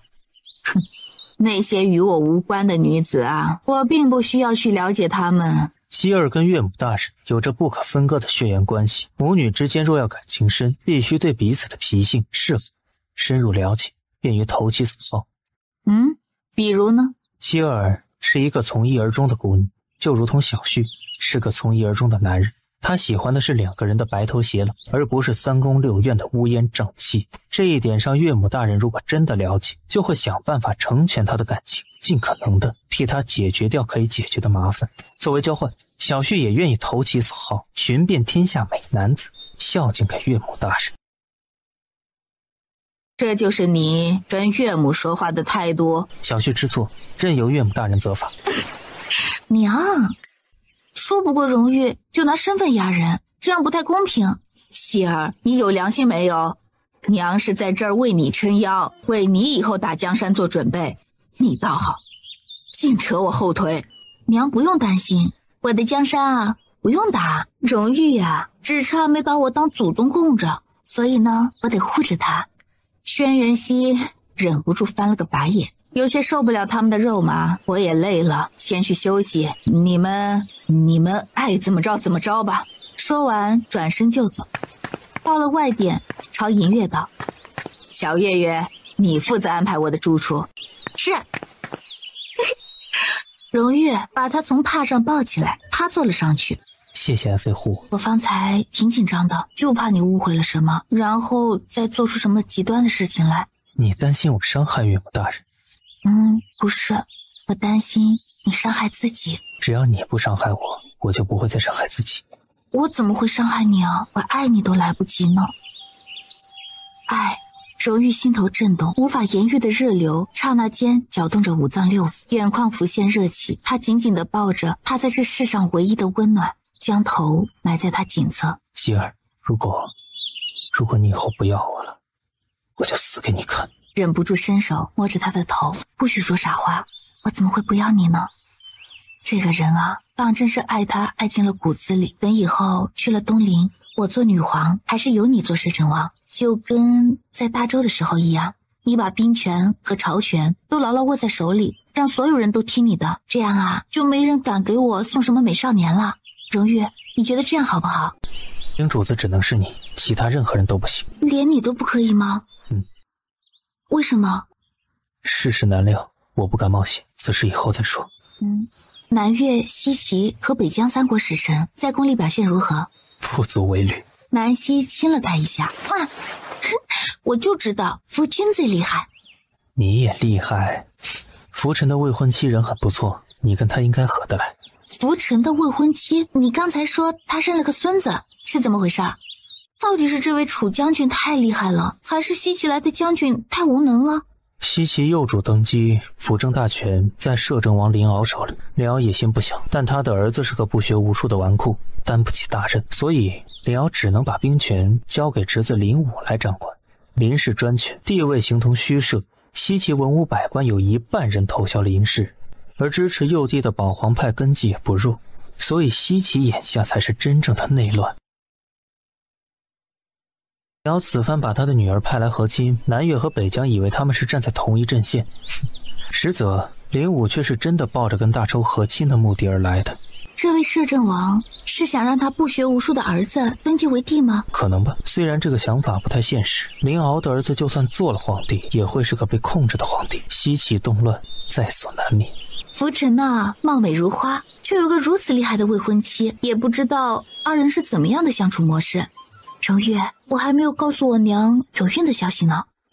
不急，明天再说也不迟。岳母大人今晚要在宫里宣布你的身份，你做好心理准备。那我今晚是不是要彻底的扬眉吐气了？虽然呢，本来也扬眉吐气，有个这么厉害的夫君，我已经是天底下最风光无限的女子了。再有我东陵皇族的身份加持，锦上添花呀，位上加贵我都能想象得到今晚会有多少人瞠目结舌。看看以后谁还敢说我是商户女。荣玉，我是不是太虚荣了？不会，你值得最好。你喜欢我，所以总觉得我值得最好的。可在那些不喜欢我的人眼中我其实一文不值。不用理会那些无关紧要的人，他们瞎。天下最好的大夫治不好他们的眼睛。我就喜欢夫君这种霸气，这辈子呀，我赖定你了。好，让你来一辈子。晚上的宫宴在御花园举办，历来招待使臣一事都只有大臣们出席即可，几乎没有女眷会参与到这样的场合中来。今晚摄政王却特意下令让所有宗亲女眷都参加宫宴，不知是何原因，南向的平妻李氏和次女南娇，娘，这是女儿第一次参加宫宴，场面好恢宏气派啊，比寻常权贵家中的宴席隆重多了。宫里的宴会当然比权贵家里的宴会要隆重了，况且呀，这是为了招待他国来的使臣，算是国宴。这种规格的宫宴是谁都可以参加的吗？今晚来的好像都是皇族宗亲。别一副没见过世面的样子，淡定一些。没看到长公主和郡主王妃们都安安静静地坐着。摄政王驾到，东陵长公主到，摄政王妃到。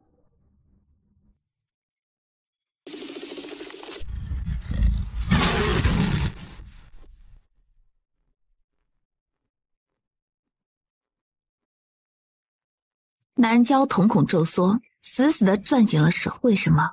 同样是爹的女儿，为什么南希就这么好命？不但有花不完的钱财，还能成为高高在上的摄政王妃，而他跟他娘就连买一件衣服都拿不出银子。南夫人，他们就看到了那个无比熟悉的女子，曾经被帝都所有权贵夫人都看不起的商户女，却在数月前霸气而决绝休夫离京的南夫人袁氏。李氏不敢置信地盯着袁氏，咬牙切齿，是要夺回丞相府当家主母的位子，还是回来享受南希带给他的荣华？南行之如醍醐灌顶般反应过来，摄政王让他把南氏和南娇带进宫的原因。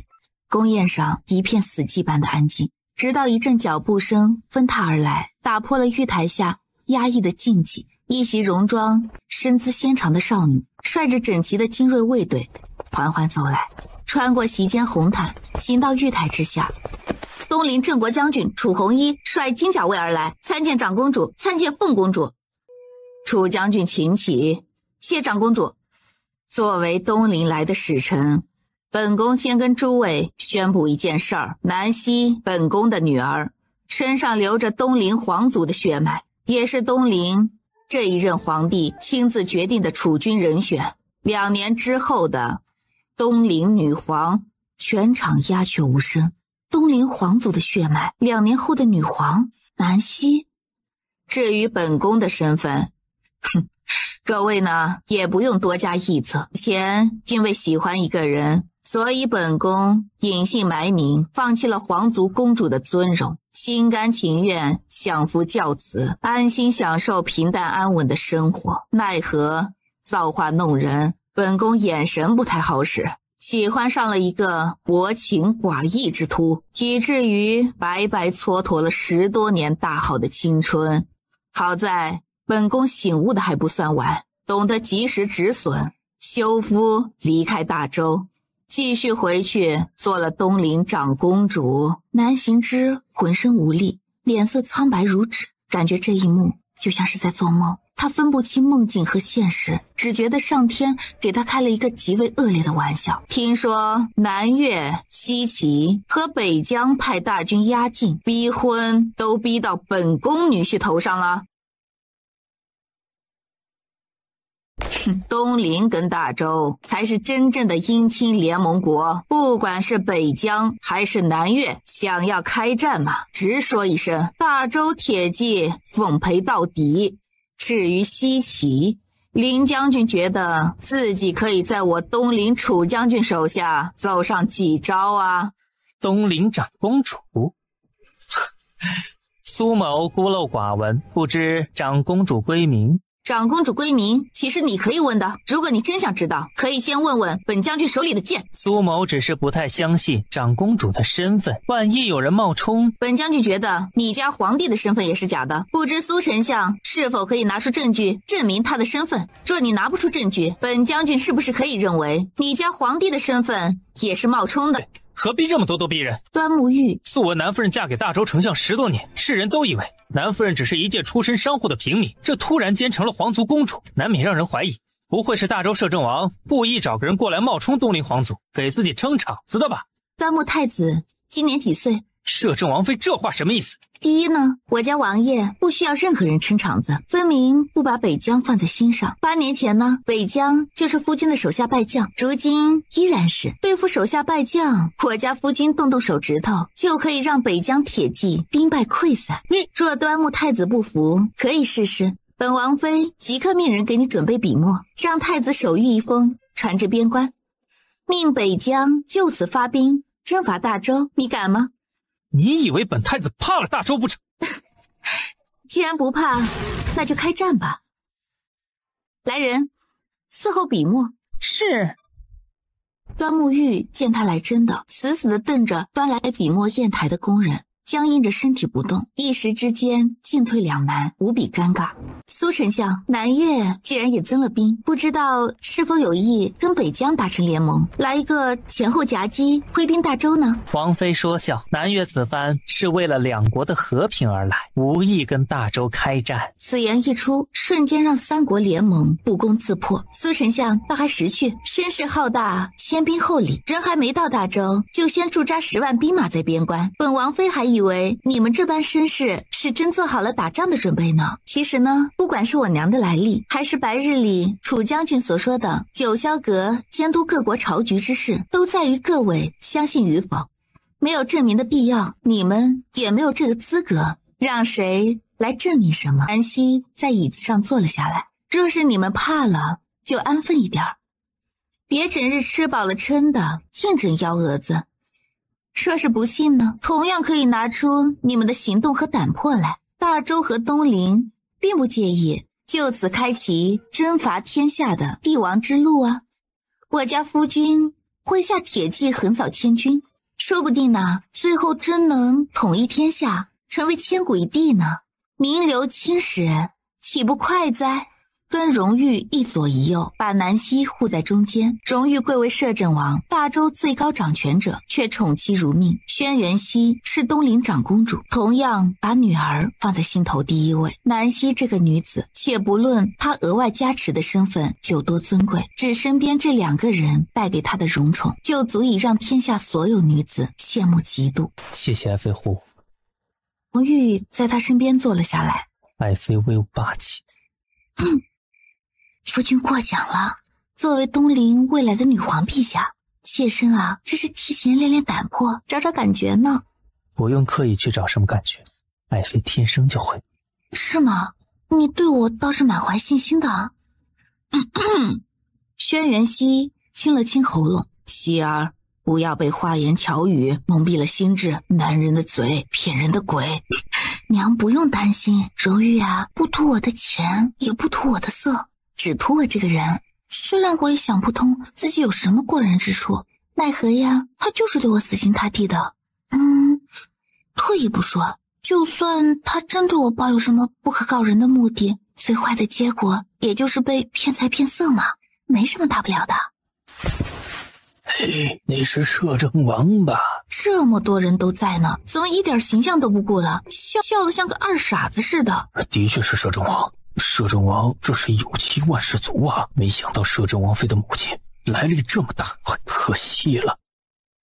这些日子，南向的日子并不好过。府里已经被掏空，家宅不宁，南行之在朝上的地位一日不如一日。再加上他是皇帝宠臣，如今皇帝被幽禁之后，明哲保身的朝臣们也渐渐疏远了他。想来再过不久，他这个丞相之位就会有人取而代之了吧。说来虽是唏嘘，可事实上他的运气却比大多数人好上太多了。自己把运气作没了，后悔已是来不及了。小皇叔这是真的喜欢皇婶啊，跟皇婶待在一起，皇叔才笑得那么真心，幸福都掩不住。没想到皇婶居然是东陵皇族的公主，谁能想到她的身世居然有这么大的转折啊？不过南夫人隐藏了10几年，也藏得够深的。什么意思啊？齐王认为南夫人别有用心？哪那么多别有用心？没听南夫人说吗？她当年只是因为喜欢了南丞相，所以才隐姓埋名，以商户女的身份嫁给了丞相大人，大概就是担心她皇族身份会引起一些臆测吧。再说南夫人嫁给丞相这么多年，除了一路扶持丞相，还生了一个女儿之外，并没有做过其他出格的事。可她的女儿嫁给了大周摄政王，而且正值大周朝局敏感之际，她却回来宣布自己的身份，这算不算是一场精心的算计啊？云王眉头越发皱得深了。什么意思？什么意思？你还不明白？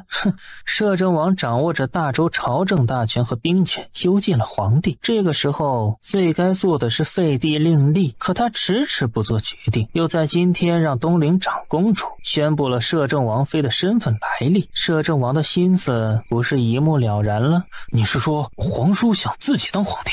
如果他真有这样的想法，我倒觉得还是件好事呢。反正我对皇位没有任何想法，劝你们也别有。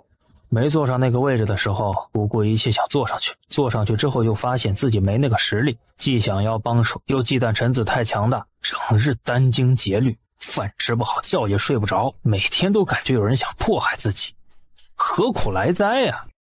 没想到南希来历这么厉害，以前嘲笑她是商户女的那些人，这下脸都要被打肿了吧？佳佳，你跟摄政王妃不是处得很好吗？这段时间怎么没见你去找她？之前呢，本宫跟摄政王妃之间也有点误会。佳佳，有空的话，你替我跟她赔个不是。我知道。择日不如撞日，索性就明天吧。本宫让人在公主府设宴，你把摄政王妃请过来一聚，本宫当面给她赔不是。明天啊，母亲，这件事儿我得先问问南希，如果她不愿意，这不是强人所难吗？我是要给她赔礼道歉，又不是要找她麻烦，她不会连这点容人之量都没有吧？郡主，南郊。有件事儿想请郡主帮个忙。以前我性子直，说话冲，对大姐不够恭敬，让大姐对我误会颇深，心里一直难过不已。听闻郡主跟大姐关系特别好，我想请郡主帮我在大姐面前美言2句，让我有机会给大姐赔礼道歉。不知郡主能不能帮我这个忙啊？让我帮你这个忙？你算哪根葱啊？这失势的相府庶女，你有什么资格走到本郡主面前来，让本郡主去南希面前替你说好话？今天是摄政王主动开口，让父亲带我跟娘进宫。我觉得这是摄政王给我的一个机会，也许就是大姐的意思。劝你别自作多情，以我对摄政王的了解，他应该只是为了给丈母娘撑场子，让你那个忘恩负义的父亲和不自量力的母亲看看，离开了相府，南夫人照样过得风光显赫，而你们却只剩下狼狈不堪、苟延残喘。郡主，就算不愿意帮忙，也不该如此羞辱人吧。李氏走过来，不管有没有袁氏和南希这对母女在，我家老爷都还是当今丞相，怎么就狼狈不堪、苟延残喘了？堂堂郡主，说话怎么这么难听？人必自侮，而后人侮之。姨娘既然不想让自己的女儿被人羞辱，就别让她上赶着自取其辱啊！你以为长公主府就好到哪里去了？夫妻不和，形同守寡，没了太后和皇上的庇护，我看你们迟早也是没落的份儿。他的声音太大，太过激动，以至于几乎所有人都清清楚楚地听到了他说的话。你们在干什么？玉台方向传来南希淡淡的声音，跑到宫里来闹事？丞相治家无方，官降3级，李氏母女宫里失仪，来人拉下去，掌嘴30，赶出宫去。李氏母女则很快被粗壮的嬷嬷拖了下去，劈顿耳光，打得两人惨叫连连。席间气氛紧绷，静得可怕。南行之冷冷地想着，不过是摄政王位高权重，替他们母女撑腰罢了。他沉默不发一语地带着李氏母女远离了所有的喧嚣和荣光，带着满腔不甘和怨恨。身边哭哭啼啼的声音让他厌烦加剧。都给我闭嘴！废物，成事不足败事有余的废物。前世荣誉的死虽主谋是皇上，可南行之和顾青书都是帮凶，一个是他的父亲，一个是他曾经最喜欢的人。他们为了效忠皇帝，为了自己的利益，合起伙来利用他，算计他，一步步把他推入深渊，让他亲手害死了荣誉。这笔账也许直到今天才算讨完。前世算计他们的那些人都一一得到了报应。顾青书死了，皇帝失势了，太后疯了，他父亲也得到了应有的教训，这些都是他们该得的，自作自受，根本不值得同情。希儿在想什么？没想神。摄政王是西岐的灵武。本将军千里迢迢从西岐赶来大周，用摄政王的话来说，也算是远道而来的贵客。就算东陵跟大周有着姻亲关系，也不能明目张胆的偏袒吧？什么意思？今天本将军在众人面前受了委屈，丢了脸面，越想越觉得不服气。本将军若是就此咽下这口气，以后回去西岐还如何统领3军，号令千军万马？所以你想如何？本将军有个不情之请，还望摄政王能答应。明天见内丞教场一用，本将军要正式挑战东陵将军楚弘一。楚将军，你觉得呢？是否愿意接受？输了别哭鼻子就成。说大话也不怕闪了舌头。回到王府中，然后召苏沐橙过来给南希把脉。王妃脉象平稳，一切正常，王爷不用担心。荣誉嗯了一声，抬手让他退下。我感觉心情挺复杂的，曾经最亲密的夫妻反目成仇，血脉相连的父女也成了陌路，反而是没有任何血缘关系的人把我宠成了公主。你本来就是公主。是啊，没想到我本来就是金枝玉叶的公主。对你父亲的处置，你心里面有什么不痛快？若是你觉得不忍，为什么要觉得不忍？他有今天这样的结局，不是他自找的吗？我若心疼他，谁又来心疼我娘10几年的青春呢？我以后一定对你好。我也没说你会辜负我呀。累了吧？为夫伺候爱妃沐浴，早些休息。夫君抱我去。荣誉亲了亲他的脸。遵命，我的公主殿下。荣誉历来起得早，可自从成亲之后，他越来越习惯在早起之后再在床上赖一会儿，睁着眼就这么安静地看着心爱的女子躺在自己身侧，什么也不做，就这么安静地看着，沉浸凝密的睡颜，精致绝伦的眉眼，就让他心扉深处充斥着浓浓的满足感。夫君天天这么看我，都看不腻吗？荣誉亲了亲他的脸颊。看吧，一辈子都不会腻。如果可以，我希望下辈子、下下辈子都跟你做夫妻。我也希望如此。夫君这么好的人哦，我可舍不得让给别的女子。荣誉眸心荡漾着万千柔情，身体里却在叫嚣某种偏执的欲望，那种熟悉的疯狂，强烈到近乎病态的占有欲席卷而来，让他必须利用强大的自制力才能把这股欲望压下去。一辈子太短暂，他渴望着漫长的岁月里永远有他在身边，他想要每一天早晨醒来都能看见他的容颜，他想要两人白头偕老，想要两人死后同学。可他不知道下辈子该如何找到他，不知道该如何克制自己这些偏执不切实际的想法，担心吓着他。可越是压抑，心头的欲念就越是疯狂滋生，像是疯长的藤蔓。荣誉，你在想什么？看起来好像有很多心事的样子。只是觉得日子幸福的让我感觉是在做梦，生怕一觉醒来美梦破碎。我让你没有安全感吗？不是，是我自己的问题。有了身孕就得早睡早起，呼吸外面新鲜的空气，这样对宝宝有好处的。若是天天赖床，以后宝宝生出来也跟我一样懒怎么办？若是男孩，丢到军营里训练几天，保管治好所有懒病。若是女孩呢？女孩懒就懒一点，以后自有夫君宠着。本王的女儿生来就是享福的。这位公子是大朱人吧？棕色骏马上那位林将军是我的堂兄，西岐第一将军。这场比试他非赢不可。是吗？公子名讳？本公子的名讳可不能随意告诉他人。你知道我是谁吗？姑娘方才不是已经说了，西岐林将军是你的堂兄，那姑娘自然就是西岐送来大周和亲的郡主了，这还需要问？你既然知道我是西岐的郡主，还敢如此跟我说话，大周摄政王对我们无礼，所以你也不把本郡主放在眼里是吗？郡主此言，浮尘公子，你怎么会出现在这里？小厮身边站着个镇主，真是无比熟悉的齐王。原来是齐王。青银楼的当家头牌浮尘公子，此时不在青银楼里唱戏招待贵客，怎么会出现在皇宫里？谁放你进来的？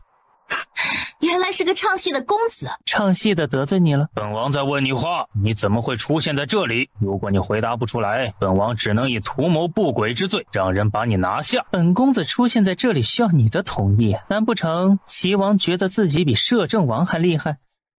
凌统领，齐王殿下，这位浮尘公子为什么会出现在这里？别说你不知道他什么身份。浮尘公子是光明正大进来，得到了摄政王的允许，让齐王失望了。浮尘公子，这是你的名字？怎么？你是戏楼台柱子？算是。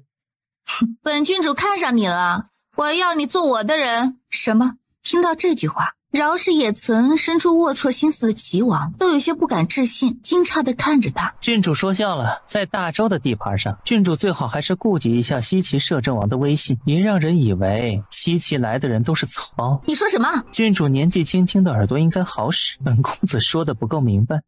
你青阴楼的公子居然这么大的胆魄，浮尘公子可还有别的身份？无可奉告。别的身份？齐王语气冷淡。在青阴楼里唱了6年戏的公子，能有什么别的身份？苏丞相难不成以为他是流落民间的皇子不成？浮尘，之前本王说的话还作数，只要你愿意做本王的人。你说什么？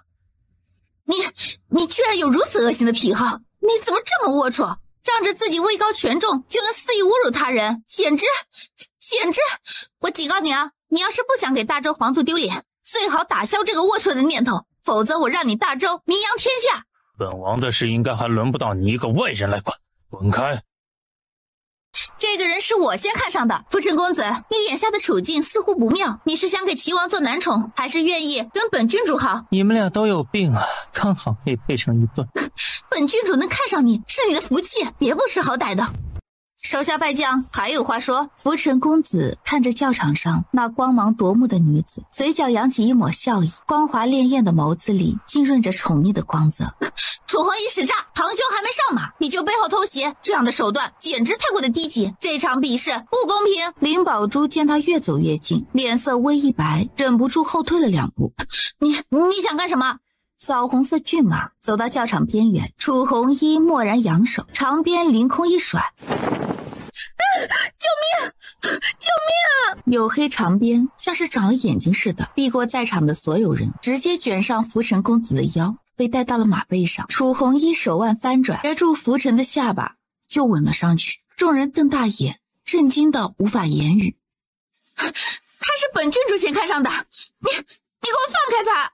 众目睽睽之下行如此伤风败俗之事，你简直不害臊！楚将军简直就是我心中的女王啊，奈何家人已心有所属，可惜了。宁王，这样的女子你驾驭得了吗？什么叫驾驭得了？且不说我并没有这个想法，就算真的有，最美好的姻缘讲究的是两情相悦，不管是男子强大保护妻子，还是女子强大男子弱小，两个人之间要姻缘长久美满，势必就要彼此和睦，互相关爱。为什么非得驾驭他？事关男子尊严。小皇叔倒是强悍，在小皇婶面前还不是事事依从。我觉得小皇叔比以前快乐多了，待人处事多了些人情味，这些都是小皇婶的功劳。就算当着天下人的面，皇叔也不介意把他的王妃摆在第一位，这算是没有尊严吗？我觉得男人的尊严是用本事挣来的，通过打压弱女子来体现自己高高在上的优越感，这不是尊严，而是无能的表现。这位楚将军身手不凡，境界也彪悍，在大庭广众之下做出这般不合时宜的举止，可不是你说的弱女子。你觉得如果这位浮尘公子以后成为他的夫君，你觉得他的尊严不会受到损伤？虽然我还不知道他们到底是什么关系，有没有成过亲，但楚将军看起来是个正派的女子，应该不屑于用暴力强迫别人做不愿意做的事情。你的意思是，眼下这种情况是浮尘公子心甘情愿的？也许真的是心甘情愿呢。外面乐不思蜀了，桃花运不少。小祖宗息怒，为夫保证绝对洁身自爱，没有沾染任何乱七八糟的人。说着亲了亲他的唇，随时等着小祖宗夜深。他是本将军的人，谁敢打他的主意，先问问能不能吃下本将军手里的鞭子。凭什么？就凭你会武功？听说你之前想跟摄政王妃决战，王妃没空搭理你，你可以选择跟本将军决战。现在上来，本将军给你一个抢他的机会。浮尘公子伸手拧了拧他的腰，低声抗议：奴家是将军的人，将军怎能随意将奴家送人？放心，我虐得他哭爹喊娘。娘子威武，仗着自己会点武功就了不起吗？你何不问问浮尘公子，他是否愿意被你强迫？你是否愿意委身于本将军？求之不得。林宝珠神色一僵，原以为是一出女将军强抢美男的戏码，原来是一对小情人疯狂撒狗粮。南越使臣走了，北疆使臣也不好再待下去。西岐使臣急急忙忙上了教场，把他们的林将军扶下去疗伤，很快也撤退。齐王留步，齐王喜欢男人，大周的男人不够你用。你说什么？天下男人千千万，齐王若有特殊嗜好，府里的小厮护卫都可以用，别把主意打到不该打的人身上。浮尘是你这辈子都肖想不到的人，你若不服，先回去对着镜子照照，看看自己算个什么东西，再敢生出这般妄想，本将军活剥了你。哼，飒的女子，她武功看起来很厉害啊。浮尘表兄貌美如花，跟他很般配呢。楚红衣的功夫是浮尘教的。咦，浮尘表兄亲自教的？可他不是在大周待了6年吗？青衣楼每年会闭楼3个月。楚红衣就算如何霸气，也该考虑一下浮尘愿不愿意在大庭广众之下被如此宠爱呀。没想到，如此看来，倒是浮尘甘之如饴了。若是如此，表兄这副柔弱全是装出来的。放媳妇开心吧。明明自己厉害的不得了，却心甘情愿放下骄傲，让一个女子宠着，还宠得这么霸道，看在众人眼中分明是一对女强男弱的搭配，可他自己却毫不在意。都说世间的幸福是相似的，不幸的人却各有不同，然而在我看来，幸福的方式也各有不同呢。本质上是一样的。宠妻狂魔也难得有反驳娇妻的时候。荣玉，以后不管发生什么事儿，我都不会让你受委屈的。去见见公主啊？没空。怎么回事？小祖宗要验身，看看我有没有在外面乱来。丢下这句话，他举步就跟上了楚红衣。楚玄一嘴角一抽，一验身。楚红衣一路走到之前浮尘居住的红尘院，抬脚跨进内室，坐在临窗的矮榻上。楚寒，属下参见主子。浮尘大抵知道小祖宗召楚寒的目的，无奈的叹息一声，转身去给他泡茶。回禀主子，公子身边并未出现过烂桃花。广报军情的下场可知道？属下不敢。除了齐王，公子身边确实没有出现过其他的桃花，属下敢以性命担保。齐王也算是桃花？不算，他是癞蛤蟆。齐王与摄政王的关系如何？大周摄政王性情冷漠疏离，却所有人于千里之外，除了摄政王妃，还没见他对谁特殊照顾过。既然如此，今晚去取了他的狗命。不用这么麻烦，如果你真的想杀他，跟公主表妹说一声就行。以表妹在摄政王面前的地位，别说一个齐王，就算让摄政王把大周皇族中心所有人全部诛灭，他也不会皱一下眉头。娘子在看什么？你这张脸生得如此祸水，是怎么控制住自己没出去招蜂引蝶的？家有悍妻，为夫哪敢招蜂引蝶啊？浮尘在他身边坐了下来，从侧面环着他的细腰，将头埋在他肩侧。奴家自幼沦落风尘，身份卑贱，也就仗着这点身段和姿色，能在青音楼里站住脚，并侥幸挣了个台柱子的地位。然而说到底，不过是个戏子，就算得了客人捧场，依然摆脱不了下人的身份。也就将军还把我当个人来看。身份卑贱，人下人？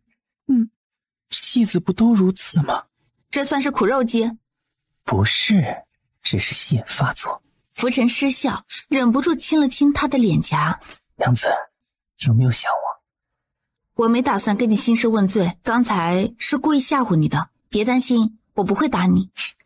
娘子真是可爱。公主什么时候回东陵？大概还得等上几天，为夫年纪也不小了，这次回去东陵就把婚事办了吧，早点成了亲，娘子才不用担心我在外面招蜂引蝶。你敢吗？不怕腿被打断？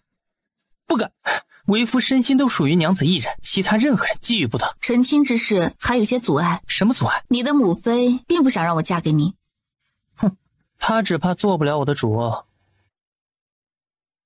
不用把她的话放在心上，这世上没有人能干涉我要娶的妻子是谁。旁人的阻碍于他而言什么也不是，他之所以说出来，不过是让他知道有这么个事而已。不管是浮尘还是楚红衣，都从来不会把旁人的同意与否放在心上。无关紧要的事说完了，娘子是不是该验身了？浮尘环着他的身子，为夫准备好了，随时恭迎娘子蹂躏。浮尘亲着他的耳垂，要不我们生米煮成熟饭，让任何人反对不得。可以。楚红衣直接用行动表示，伸手一捞，打痕抱了起来。红衣，你从了我，以后我罩着你。楚红衣没再犹豫，抱着他就往内室走去，直接身体被放在床上，楚红衣也跟着压上来时，小祖宗，我开玩笑的。我没开玩笑。不行，你是姑娘家，还没成亲，不许乱来。浮尘亲了亲他的唇角，等洞房花烛夜，我让你尽情蹂躏。要是让楚玄一知道我对你做了禽兽之事，他一定饶不了。娘子不想我挨揍吧？现在是我要对你做禽兽之事，况且他揍不过你，他要是敢打你，就是以下犯上。他是你大哥啊，我以后的大舅子，谈不上以下犯上。我说以下犯上就是以下犯上，有我在，他不敢揍你。有孕，这个孩子以后跟谁姓啊？这是荣誉的孩子，当然跟荣誉姓，不然跟谁姓？姓轩辕。这是大周摄政王府怀的孩子，就是大周的，随荣誉姓。第一个孩子必须随荣誉姓，以后是继承大周江山，还是做个逍遥隐士的九霄阁阁主，都由他自己决定。我跟荣誉都不勉强，但姓氏上他没得选。九霄阁阁主，是啊，荣誉不但是大周摄政王，还是神秘莫测的九霄阁阁主。我们的孩子一出生就享尽了天下尊贵荣华，我觉得他真是上苍的幸运儿。若不想做皇帝，就掌管九霄阁，既能享受了自由，又同时拥有天下人尊崇的身份，且还能更好的庇护大周和东陵。我真是嫁了个神仙夫君，看你那花痴样。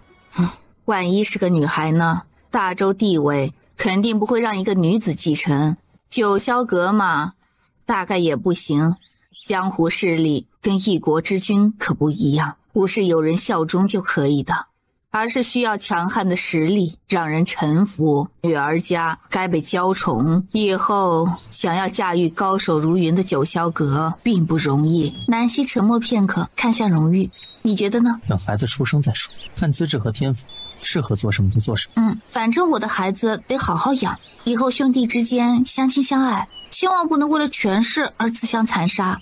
想法是好的，可惜呀，一听就是个单纯善良的小姑娘说出来的话。身在权势之中，就算你养得再好，再怎么用心去教，有些孩子骨子里都藏着对权势的追求，这个呀没办法完全避免的。没事，我们的孩子不会出现这样的情况。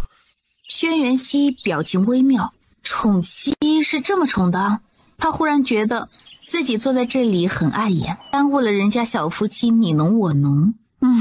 你们自己看着办吧，反正东陵皇族的江山肯定要有人继承。不过不管是大周还是东陵，你们都可以提前想清楚，目光啊放长远一些，别整日拘泥于儿女情长，觉得有情就能饮水饱式的。一切交给荣誉就行，我才懒得操心那些呢。轩辕熙斜睨了他一眼，交代了几句怀孕需要注意的事项，然后就转身走了出去。荣誉走到他身边坐下来，动作很自然地把他圈在自己的怀里。孩子跟谁姓不重要，我不在乎这个。我觉得呀，还是让我娘做女皇比较好。我是不是想法转变太快了？都说女人善变，这句话呀，果然有道理。没有，你看看。荣誉，我如果说现在是腊月寒冬，你是不是马上就让人给我准备御寒的衣物了？你是女皇，为夫是你最忠诚的臣子。荣誉亲着他的脸颊，声音温软。不过，若你真想让岳母大人做女，我便让人寻遍天下，把所有美貌少女都给她送过去。你想让我娘成为风流女皇？岳母大人秉性高洁，不会做出那样的事情。美少年呢，放在后宫欣赏就成，可以愉悦心情。就像闲来无事去御花园走走的感觉是一样。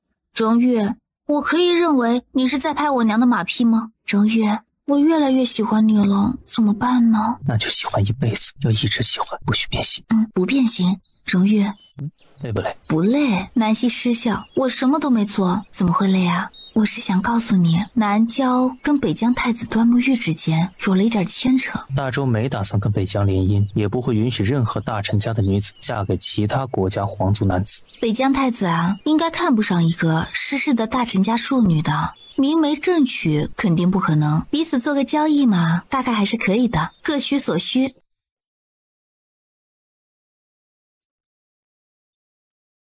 将白驹轻踏寻山海走10年，拼出倔强，一点假期之别。浮尘和楚红衣两耳不闻窗外事，只专注于培养感情。数日前刚接到消息，摄政王这段时间身体欠安，连宫里的御医都束手无策，宫里要变天了啊！怎么会？我们来大周之前，摄政王身体不是好好的吗？从未听说过他有不适之症，怎么突然间？属下不太清楚，但暂时还不能确定是不是中毒症状。将军还是快回去吧，回去晚了只怕……近日有没有行迹可疑之人出现在皇城？他担心的是九霄阁当渗透进了皇城，后果只怕不堪设想。属下不知，加快速度赶路，10日之内必须赶回皇城。是。苏商于次日也接到了一个让他心惊的消息。丞相，边关出事了！5日前军营粮库突发大火，粮草被烧到70%，高将军和窦统领几位将领接中了奇怪的毒，上吐下泻。军医看了之后，用了好几种草药救治，却不见起色。眼下需要马上寻找医术精湛的大夫，以及调运粮草至边关，否则将士很快就会面临无粮可食的困境。端木太子觉得这会是九霄阁的手笔吗？不敢确定。不过未免太巧合了些。如果九霄阁跟大周有什么不为人知的关系，再加上东陵这个姻亲盟国，我们只怕还得小心为上。昨晚我问了南郊，南郊对他这位嫡姐的身份一无所知。东陵长公主在嫁给南行之这10几年里，也确未透露过自己的身份。南郊主动跟端木玉示好，端木玉不过是来者不拒，顺水推舟就要了他。至于能从南郊那里打探到什么消息，压根儿就不用抱太多的幻想。边关局势不得疏忽，今晚我就得离开大周。太子可有什么想法？如果九霄阁真要动手，不可能只针对南越。西岐灵武已经先行离开，途中有没有收到什么紧急的情报，暂时还不得而知。但国家大事不能掉以轻心，还是早些回去为好。明日一早，本太子就跟大周摄政王告辞，此次只算是白来了一趟。太子明天可以带我去墨玉阁逛逛吗？人家想添2件首饰。明天只怕不行，本太子明日一早就会离开大周，没时间陪你去逛什么阁了。怎么突然就要离开了？本太子是大周的客人，又不是这里的主人，没有留下去的必要。那我你是大周官宦家的女儿，不得皇室允许，不能擅自离开大周。本太子就算想带也做不到。可是我已经把身子给了太子了。这是你自愿的，不是吗？这2天服侍本太子尽心尽力，本太子也不能亏待了你。这些金银首饰算是给你的酬了。玉盘上整整齐齐放着金灿灿的元宝石锭，几张天下通用的银票，面额100两一张，还有几个精美的首饰盒子。而他却连讨价还价的勇气都没有，甚至没有别的选择。在尊严被彻底践踏碎之后，只能沉默地收下这些报酬。他现在缺的就是这些。本太子知道你现在的处境，这些是你需要的，收着吧。不过你就没想过如今这样的局面是谁造成的？本太子一直就有个不太好的习惯，容易记仇，惹了我的人，就算豁出这条命，也要让对方付出代价。南姑娘好歹也是个娇娇女，如今连日子都快过不下去了，却不知道找罪魁祸首讨个公道。趁夜间人少，本太子派人送你回去，把衣服穿好。太子，求求你带我走吧，我留在大周也不能再娶人家，以后我还怎么见人呢？太子，求你了，太子。端木玉冷漠地走了出去，并不理会他的哀求。惹人厌的都走了，感觉耳边突然清静了很多。轩辕熙坐在凉亭里，大热天的，着急赶路，也难为他们此时火急火燎的心情。活该，谁让他们存着欺负荣玉的心思呢？你现在啊，是有夫万事足了。对于时下大部分女子来说，拥有一个完美的夫君，就等于拥有了一切嘛。打算什么时候去东陵啊？如果是问我自己的意愿的话，我压根儿就不想去。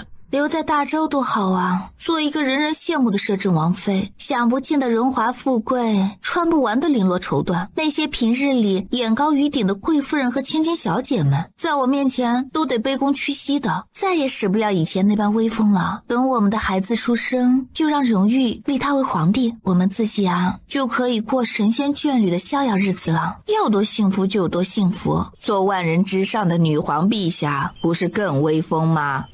那不一样，我对东陵没有什么归属感，就好像大周是自己的家，去到东陵之后却成了客人，而这个客人就算拥有至高无上的身份，那种感觉还是跟待在自己家里不一样的。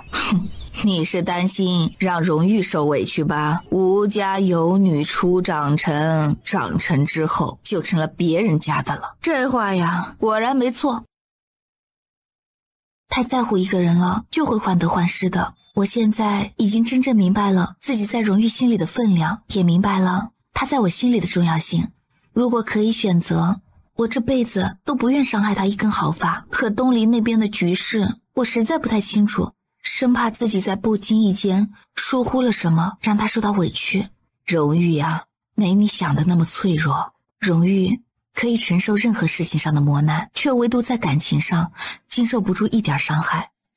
娘，去东陵之后，我是否可以做一个不问政事的女皇？你是想让荣玉掌权，也给她足够的安全感？希儿，荣玉的安全感不是靠着权力得来的。娘已经说了，她没你想象的那么脆弱。你喜欢她，心疼她，我可以理解，但是也不必把她当成一个易碎的孩子。过犹不及，当心弄巧成拙。别想那么多了，东陵不是龙潭虎穴，没你想的那么可怕。但凡有一丝一毫的危险和不确定性，我都不会让你回去的。况且有祭司殿的支持，没人敢为难你们。谢谢娘。荣玉来了，我就不打扰你们小两口情意绵绵了。你跟荣玉商议一下，看什么时候启程比较妥当。我的建议是重阳之后，9月中旬。9月中旬？9月中气候凉爽，适宜赶路，而且9月份你的危险期就过去了，不用担心引起太多的不适。赶路啊，也不用太着急，腊月之前能到就行。岳母大人考虑的周到，就这么决定了吧？轩辕熙笑了笑，转身走出凉亭。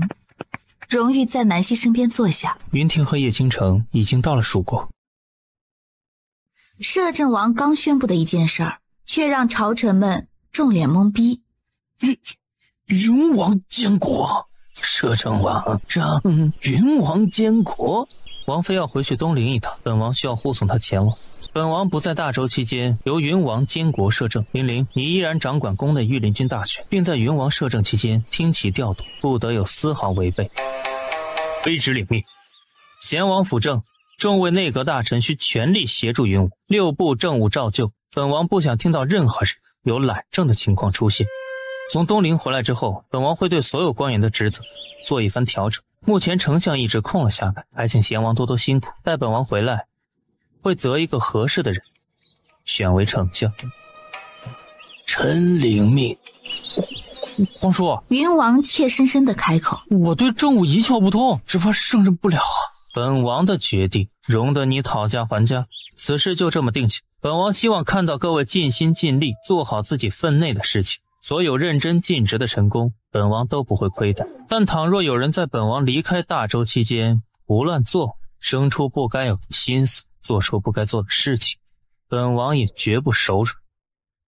早朝之后，荣誉命云王随他一道回到王府之后，又宣温陵、麒麟和林帆等幕僚进了书房。军营里麒麟照看，林陵负责宫里，林帆点兵5000，随本王前往东陵。温陵，你明日开始任御书房参政，辅佐云王。皇叔，我什么都不懂，怎能监国？本王给你安排了这么多人，你若还扶不上墙，待本王回来之后，不介意亲自教你。亲自教啊？这天降馅饼的事情，怎么就砸到他头上了呢？今日之事暂时就这样。林帆，先回军营挑选5000精锐，后天一早出发。是。皇叔，若没有其他的什么事儿，那我也先告退了。我先去跟那几个大臣们交流一下。记住一句话，请皇叔示下，在其位谋其政，别让本王抓到你懒政的把柄，否则你一定会后悔。是，楚修一定谨遵皇叔教诲，不敢有丝毫懈怠。天上掉下的这块金子还挺沉，砸得他脑门生疼。他也没做过什么惹皇叔不高兴的事情啊。云王，怎么了？你想见荣誉？参见皇婶。不用多礼，你是不是要进去见荣誉？不是，我刚从书房出来，已经见过了皇叔。哦，但是看你的表情，好像很苦恼的样子啊。皇婶，有件事，我想问问皇婶。你问。皇婶，那个，皇叔让我监国。监国啊，荣誉信任你，你千万别辜负了他的信任啊。不是，皇婶，我怕自己胜任不了皇叔给的这个。怎么会呢？我觉得荣誉用人的眼光还是有的，你身上啊必有可取之处，否则他不会做出这般决定的。行了，别如临大敌，感觉天要塌下来似的。荣誉不是给你安排了可用的辅政大臣？其实我是有些捉摸不着皇叔的用意，心里有些不安。荣誉以后呢，极大的可能会留在东陵，国不可一日无君，你该明白他的意思。大周需要一位用心为政的皇帝，他觉得你合适，你不用忐忑，先听我说。请皇婶明示。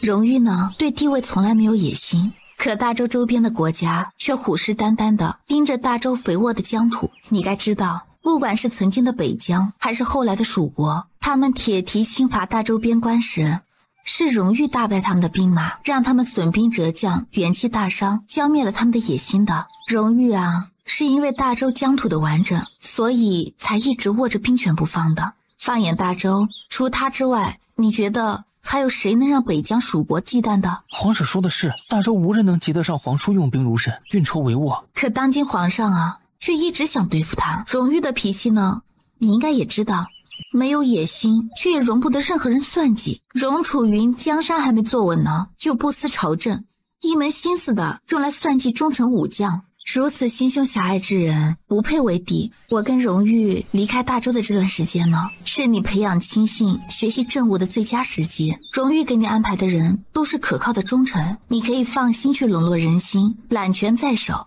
而不必担心惹来谁的猜忌。江山呢，有荣誉守着，外敌无法入侵。你可以把所有的心思都用在政务上，在你需要那些元老大臣们帮助时，别介意放低身段，虚心请教，多听听众人的意见。只要你不做出有损大周百姓的事情，荣玉不会过分干涉的。是我。等一个合适的时机啊，荣玉从东陵回来，应该就会宣布扶持新帝的。你可以一步一步慢慢来，不用着急。等你手下有可用的忠臣良将，有足以守护大周边关的英雄武将，荣玉手里的兵权啊，早晚还是会让出来的，只是时间问题而已。王叔跟皇婶这样算是能为病师，软硬兼施，打一棒然后再给颗甜枣吗？你要这么想呢，也没错。总之啊，荣玉想让你当皇帝是真心的，我也觉得你比较合适。那我还真得谢谢皇叔和皇婶抬爱，旁人心心念念想得到的江山，就这么轻飘飘的落到了我头上，砸得我一阵脑晕，到现在还觉得像做梦似的。所以你的想法呢？以前我从来没有想过这些，不想参与那些勾心斗角、争权夺势，也不想日夜提心吊胆被人算计，所以从来置身事外。不过既然皇叔皇婶信任我，我自然也不会矫情的推辞。与其看着大周再次陷入内乱，我只能当仁不让地接下重任，让皇叔放心，也期待早些还大周一个平静安稳的社稷。好像还挺委屈似的。不委屈，我反而应该谢谢皇叔信任我，我尽量不让皇叔皇婶失望。我跟荣玉都相信你。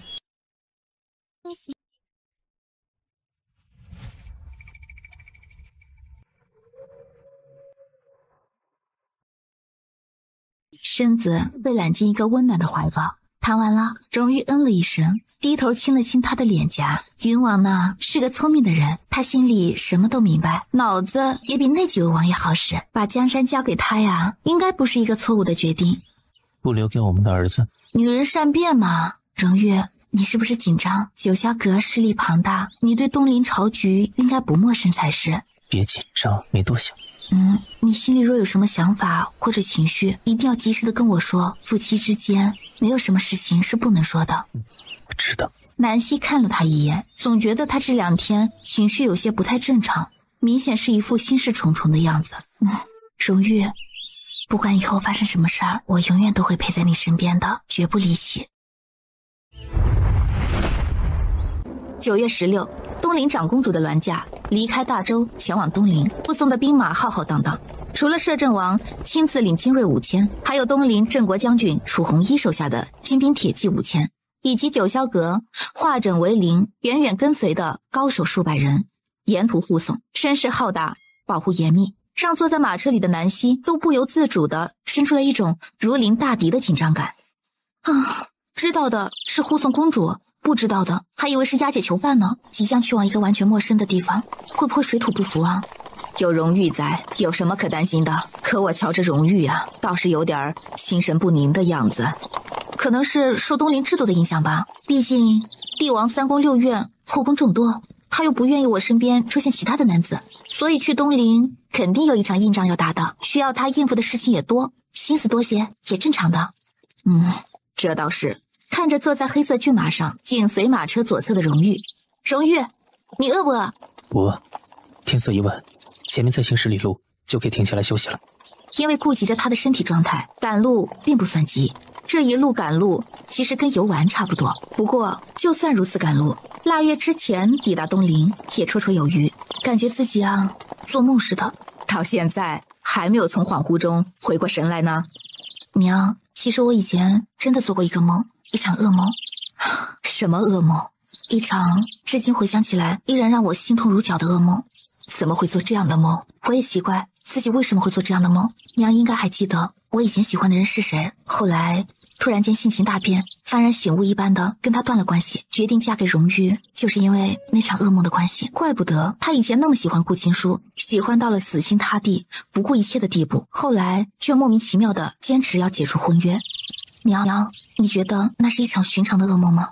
我也不知道自己为什么会做那样的噩梦。以前我一直以为那些事情真实发生过，可知道了自己的身世之后，我才终于明白，那真的只是一场单纯的噩梦。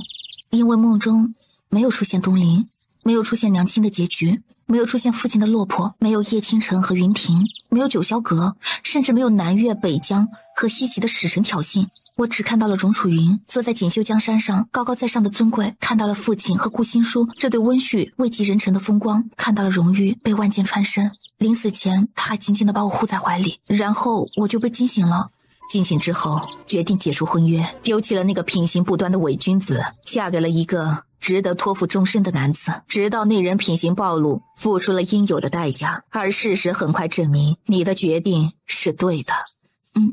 所以你可以当作是这是神灵给你的提醒，也由此越发可以证明你的确是东陵这一带的天命所归。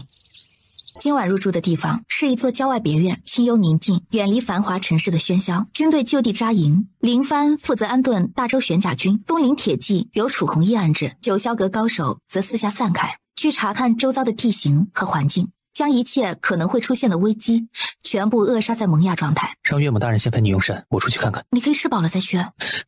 今晚为你准备的这些膳食都是稍微清淡有营养的，你先吃，我出去看看。那你待会儿记得吃啊，别饿着自己哦。王爷是九霄阁阁主，执掌九霄阁几年了？怎么？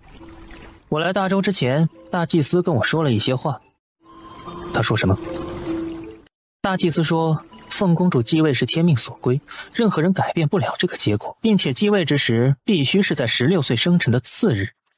东陵皇族应该不止希儿一个公主。哼，很不巧啊，所有的公主都只生了儿子，没有女儿。摄政王是九霄阁阁主，对东陵皇族的情况应该了如指掌才是。荣誉的确了如指掌，他知道东陵所有公主岁数都已经不小了，比轩辕熙小上几个月或者小几岁的都有，她们也早在多年前就嫁了人，并有了孩子，可无一例外的个个生的都是儿子。大祭司让我带去话给王爷，纵然九霄阁势力如何庞大，也无法做到在东陵为所欲为。你可以把他的话当成空气，就算是在东陵，也没有人敢把大祭司的话当成空气。摄政王果然孤傲不可一世啊！只是不知到了东陵，你是否还可以这般傲气？你可以拭目以待。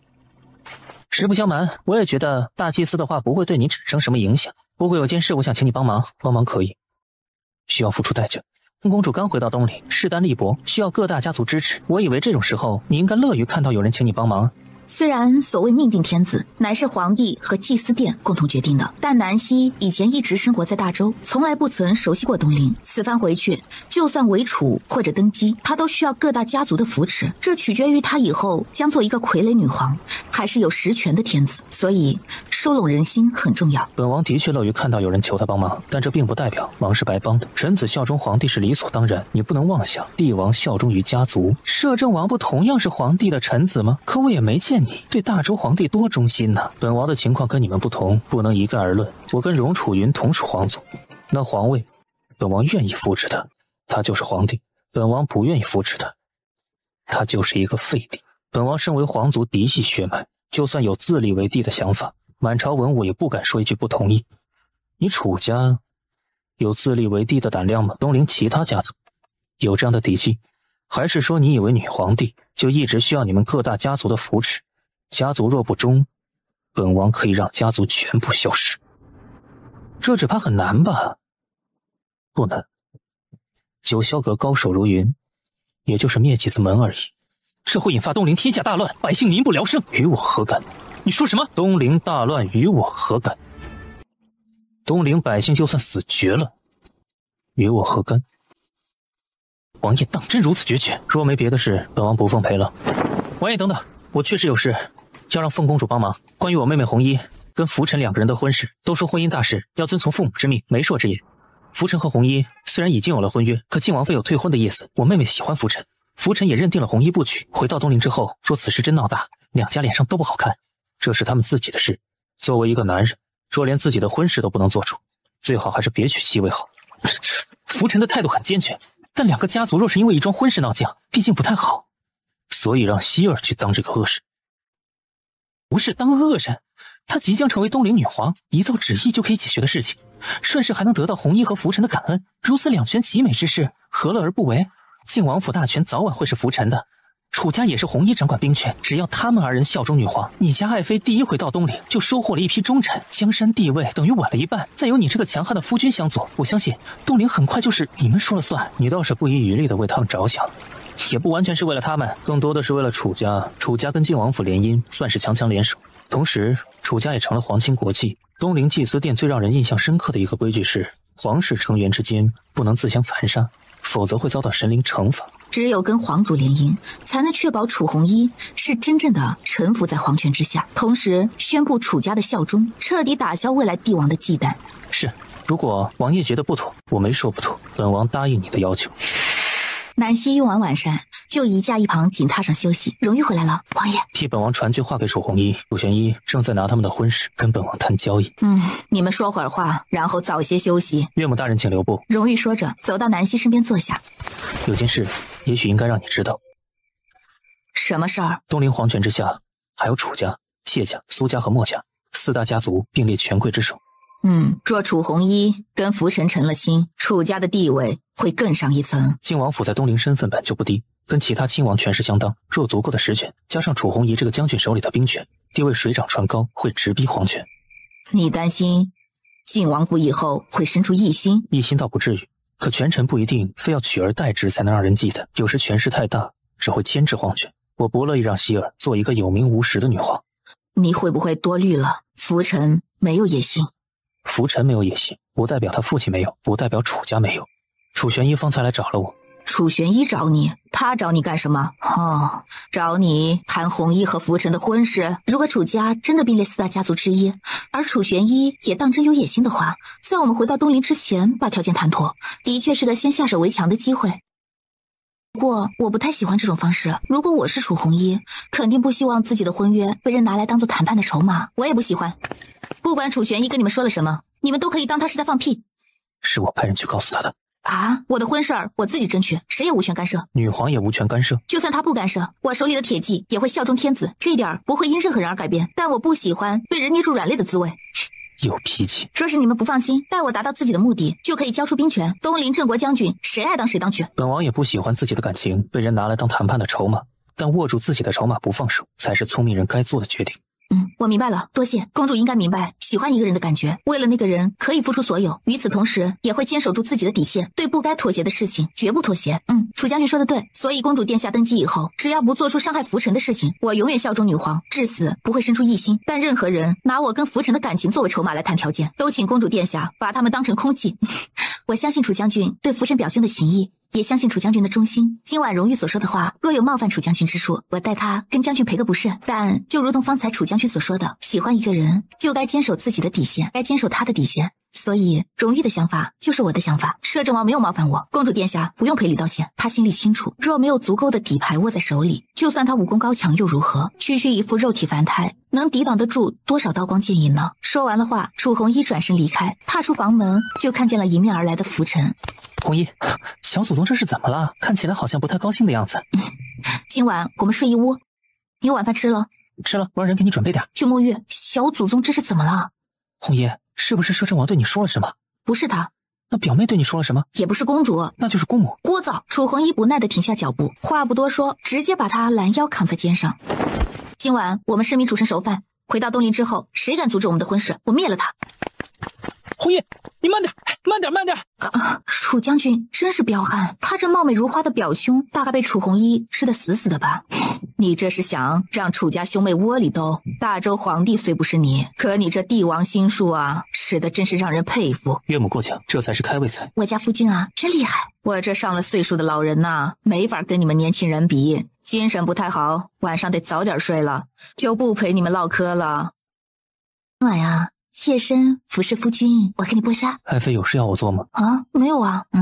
你每天既要顾着外面的一大堆事儿，又要贴身照顾我，本来就已经很辛苦了，我体贴你一下，不是应该的吗？爱妃这手可不是用来剥虾的。人长了一双手，就是用来做事的呀。平日里娇生惯养，偶尔做点什么也委屈不了他们。荣玉抓着他的手，低头吮了吮他的手指，指尖带着一点鲜虾味。不用剥，我不吃虾。南希被他吮的指尖酥麻，脸颊一阵阵燥热。别这样，赶紧用膳，都饿了大半天了。你不问问我关于楚家的事情？没什么好问的。南希把包好的虾肉塞进他嘴里，你做事儿我放心。楚玄一虽然让人讨厌，楚红衣却是个值得信任的，且她是女子，以后在朝政上可以帮你，不用顾忌什么。你倒是懂得未雨绸缪啊！浮尘像个强迫着狂化大闺女。小祖宗，我们还没成亲啊！闭嘴！楚红衣开始扯开他的衣服。今晚你从也得从，不从也得从。不是，你别这样，你先听我说。不许说话。小祖宗，这样是不对的。我说对就对，不许反驳。再多嘴，我点了你的牙穴。好吧，我愿意从了你，但是能不能请你告诉我，为什么要这么猴急啊？猴急？回到东陵之后，如果你父王母妃不同意你娶我，你会跟他们脱离关系吗？浮尘一愣，随即缓缓坐起身，把他整个人圈在自己怀里。如果有必要的话，会。我也一样。若是楚家以我的婚事大做文章，我也可以离开楚家，自立门户。不许扯开话题。楚红衣挣开他的钳制，伸手一推，就把他推到，俯身堵住他的唇瓣。算了，由着他吧，反正他这辈子已经栽在这个小祖宗手里了，不会再娶旁人，他也不会再嫁他人。既然如此，从了他又何妨呢？夜渐渐沉，月光从窗子渗透进去，洒落一世银灰。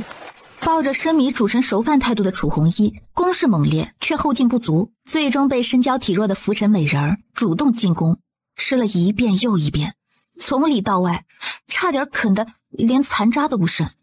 月色照进雕窗，渲染了一世旖旎暧昧。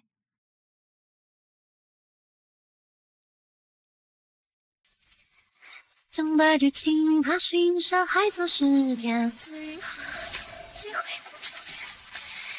新愁却将花一点点纠结，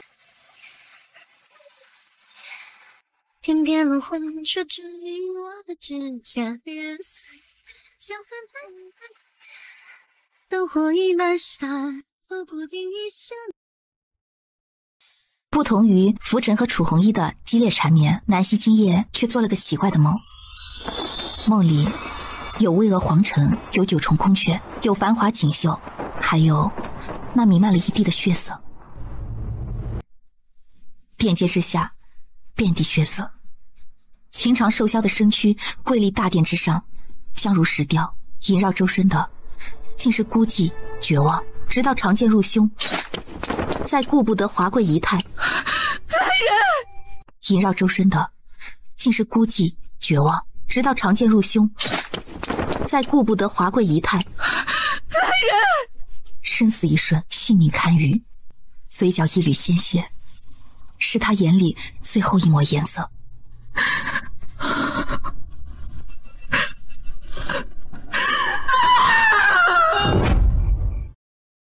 南希从睡梦中惊醒。怎么了？做梦了？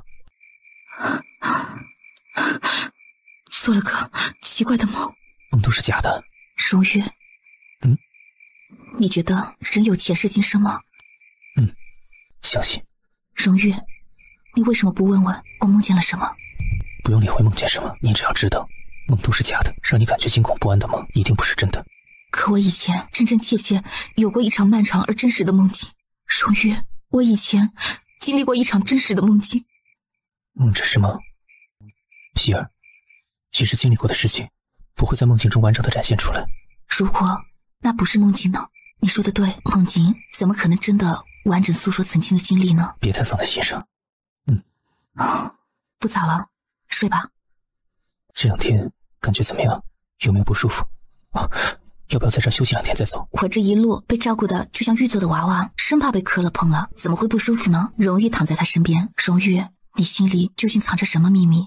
强悍如你，尊贵如你，也会为了某些旁人所不知道的事情而感到不安吗？若是可以，他多希望能分担他的不安。一夜过去，早上下起了蒙蒙细雨。乖，今天下雨，不赶路。又哄得继续睡，睡到了近正午才醒。睡得骨头都快酥了。南希伸手抱着他的脸，吧唧一口亲了上去。夫君早。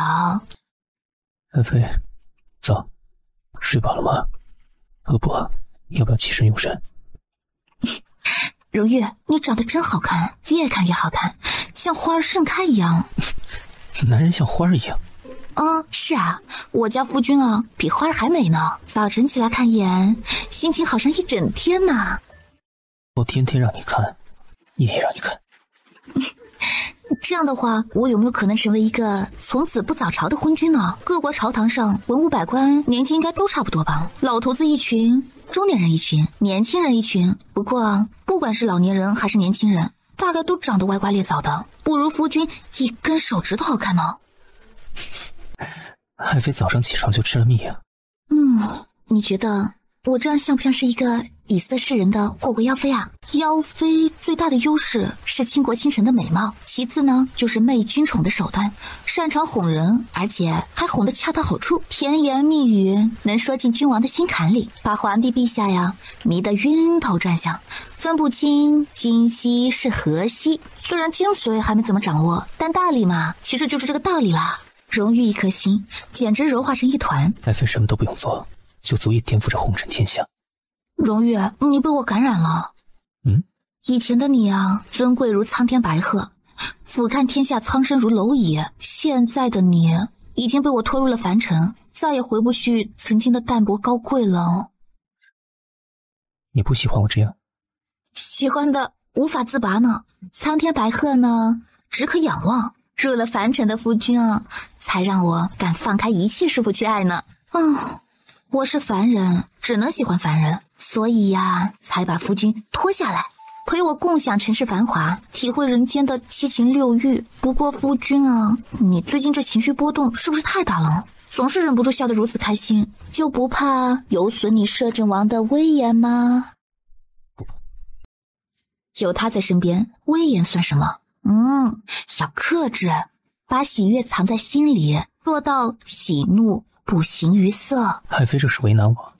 为难？我以为对你来说，喜怒不形于色是不必费力就能做到的事情呢。那是以前，有了爱妃之后，怒可以不形于色，喜悦却一定要放在脸上，这样就可以让所有人都知道，爱妃嫁给我，可以让我比天下所有的男人都幸福，每天都沉在无尽的喜悦之中。荣誉，我真的有那么好吗？你的好是苍生所不及。希尔方才说我是苍天白鹤，为夫心底，爱妃才是云端那遥不可及的尊贵白鹤。我们是不是该起身了？再赖下去就只能等着吃晚饭了。我娘会不会以为我们是一对懒虫啊？你怀有身孕，本就应该多休息。孕妇容易困乏，岳母大人能理解。可是我并没有太明显的症状。我说有就有，不许反驳。他难得使用一次作为夫君的霸权，只逗得南希闷声直笑。是，夫君圣明。玉和南希形影不离，浮尘和红衣如胶似漆的。我一个孤家寡人呐，怎么着都显得多余。让楚玄义过来陪我用午膳吧。于是，同样是孤家寡人的楚玄义，有幸跟长公主共进午膳。昨晚我掐指一算，玄义啊，你已大祸临头了。长公主不妨直言。天机不可泄露啊！银月走进内殿，把红色滚雪白毛边的披风给南希穿上。长公主吩咐了，说天气冷，让王妃您尽量待在殿内，跟王爷情意绵绵就好了，千万别出去雨中浪漫，万一染了风寒就不妙了。王妃肚子里有宝宝，很多药都不可以用，所以啊，千万得注意防寒保暖，保护自个儿的身子。这话真是我娘说的？应该是岳母大人说的。荣誉，我们今天不出门，没必要穿得这么……有必要。荣誉挽着他往外殿走去。今天下了雨，骤然降温，理该多穿点。而且岳母大人送的这件皮肤漂亮极了，配得上你。连日来舟车劳顿，今天给爱妃稍微补补，爱妃不用亲自动手，想吃什么跟我说就行。荣誉，我只是有了身孕，手脚并没有断掉啊。爱妃不喜欢这样。我是怕累着你。带兵打仗都不累，照顾爱妃又怎么会累？难道爱妃觉得自己比千军万马还能伺候？南希到底还是没有拗过荣誉的坚持，安静温顺的坐在那里，被荣誉一口一口投喂，且专挑他爱吃的。希儿，怎么了？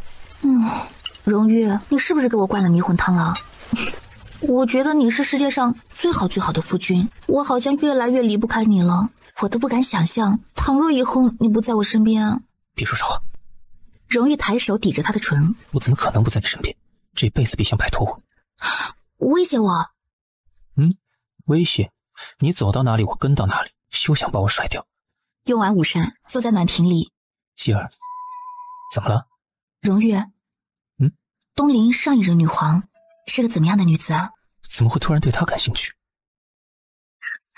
就是想知道她是如何做女皇的。虽说东陵每隔200年就有一个女皇是祭祀殿的决定，也算是成了天命，但不管怎么说，既然成了帝位，那就要肩负天下苍生的责任，需要跟南皇帝一样处理政务，治理天下的。这位女皇陛下是个什么样的女子呢？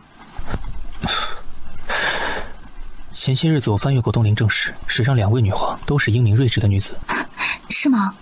不知道我能不能做得跟他们一样好。可以的，你可以做得比他们更好。那这2位女皇都有3宫6院吗？对，都有啊。有多少？第一任女皇泽元女帝，记载在册皇夫16人。看来也是多情的皇帝，记载在册的就是有名分的，还有些没名分的呢。这位女皇志在天下，儿女情长从不放在心上，后宫皇夫多，更多也是为了稳固江山。看来她跟大多数男皇帝一样，是个胸怀天下苍生的大女子呢。第二任呢？第二任女皇也这么多皇夫吗？第二任静华女帝只活到了30岁，生平皇夫4人，无一善终。为什么？因为她爱上了一个不该爱的人，这个人毁了她的江山，杀光了她所有皇夫，最终连累女皇也含恨而崩。你刚才不是说她是个英明睿智的女皇吗？是啊，16岁继位，在位14年，东陵国泰民安，前所未有过的盛世繁华。治理天下方面，她胜过史上大多皇帝。倒也是个奇女子，可惜了。可惜最终毁在了情字上。希儿觉得那个人可恨吗？谁？杀了女皇所有皇夫的那个。我不知道，不知内情全貌，如何知他可不可恨呢？就算是那位英明神武的女皇，也不过是史书上如此记载的，谁又知道她是真的那么好，还是别有隐情呢？荣玉，我觉得静华女帝的故事比泽元女帝更精彩呢。可能帝王的爱恨情仇更让人有挖掘的兴趣吧。你能不能给我讲讲静华女帝的生平？你想听？静华女帝闺名丹淑，在兄弟姐妹之中排行最长，容貌最美，气度最佳，因生来承袭天命，这一生光华显耀，荣宠万千。10岁被立为储君，16岁正式登基为帝。登基是皇子们最大的年方12，最小的5岁，个个对他尊敬爱戴，恭顺有加。登基之后他就选了皇夫？长公主没登基之前，身边就有了一个特别亲近的人。这个人是长公主的驸马？不是，他原本卑贱，只是生了一张祸水的容貌。我是不是正在把自己的好奇建立在别人的痛苦之上？那都是200年前的事情了，管他们是痛苦还是幸福，都早已做了过，没什么好在意的。所以长公主是看中了她的容貌？应该说她是作为美貌的侍奴被送进了长公主府。侍奴？是，容貌不错的少年，算是讨好长公主的一个物件。此子生性桀骜难驯，被送进公主府之后，先交由内务管家和嬷嬷教规矩，可因性子不讨喜，屡屡惹怒他们，一度几乎被打死。然而贴上公主侍奴的标签，又不能真的把她打死。后来无奈之下，内务管家禀报到了长公主那里，长公主日理万机，那天还是第一次见到她。这少年被送进公主府时，公主没见过？没见过。后来经管家禀报之后见到了。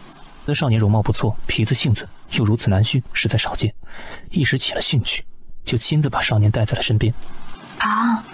长公主没有治他的罪，反而是少年因祸得福。后来呢？长公主留他在身边伺候，亲自调教皇族规矩和礼仪。后来他喜欢习武，还专门请来了东陵第一高手授他武功。长公主每日读书，少年跟着他一起学45经，学治国之道，学帝王心术。长公主对他真好，公主应该是个很温柔的人吧？很温柔。荣玉拥紧了南希纤细的身躯，轻轻吻了一下她的发梢。他用一种温水煮青蛙的方式，把少年驯服得彻彻底底，磨去了他的棱角，让他收起了锋锐利刃，从此死心塌地，眼里只看着他一人，摒弃了外界所有，只愿受他一人驱使。少年喜欢上了长公主，少年是不是就是后来杀了长公主所有皇夫的那个人？是，他是不是太贪心了？除了贪心，还自私、凶残、忘恩负义。应该没这么差吧？站在长公主的身份上来说，少年的确贪心了些。毕竟公主对他真的是很好，他就算无法接受长公主身边出现其他的男子，也不该痛下杀手的。为君者其实本身就有很多的不得已，也许那些皇夫并不是他自己想要的。你说的对。何况这位长公主做了女皇之后，身边仅有4位皇夫，那这4个男子定然都是东陵权贵家子弟，就这么杀了，显然不太合适，极易惹来众怒的。对江山社稷来说，也极有可能会引发一番动荡，甚至引起危机内乱。不过呢，情之一字实在是害人不浅。我相信这个少年是因为喜欢长公主太深，所以才无法克制自己的行为，并不是因为他本性有多自私。不过，荣月，你怎么会知道的这么清楚的？就算史书上有所叙述，像这种事情也大多是3言2语寥寥带过，应该不会给一个侍奴太多的笔墨吧？那个侍奴后来做到了东陵摄政王的高位，位极人臣，权倾朝野。哦，原来如此。这样一来，就成了女皇陛下跟摄政王之间的爱恨嗔痴，足以谱写一部跌宕起伏的传奇爱情。只是这场爱情的结局，却让人忍不住为之唏嘘。女皇陛下如此英明睿智，于16岁登基之后，能独自亲政的情况下，还封这个人为摄政王，足见对少年的感情之深了，不惜为了他而破例。可惜了，本来应该是一场两情相悦的美好爱情，却最终败在了世事难料上。希儿，如果你是这位女皇，会不会后悔当初一念之仁？会不会后悔把这只恩将仇报的豺狼带在身边？我不知道，这位女皇陛下应该不会后悔吧。不管怎么说，那也是她曾经爱过的人。回去吧。原本是出来赏菊的，结果听了一出女皇陛下和摄政王之间跌宕起伏的情感大戏。荣誉深深看着他，眼底似有许多欲言又止的情愫，然而最终却什么也没说。日子过得简直赛神仙呐，想吃什么吃什么，出入起居啊，有人照顾的无微不至。我就负责张嘴就行了，连手都不用伸。哎，你就不担心把我养成废物了？不怕。荣誉，记载晋华女帝和摄政王生平之事的那本书，以后有机会啊，给我看看吧，我好想多了解一下他们的生平。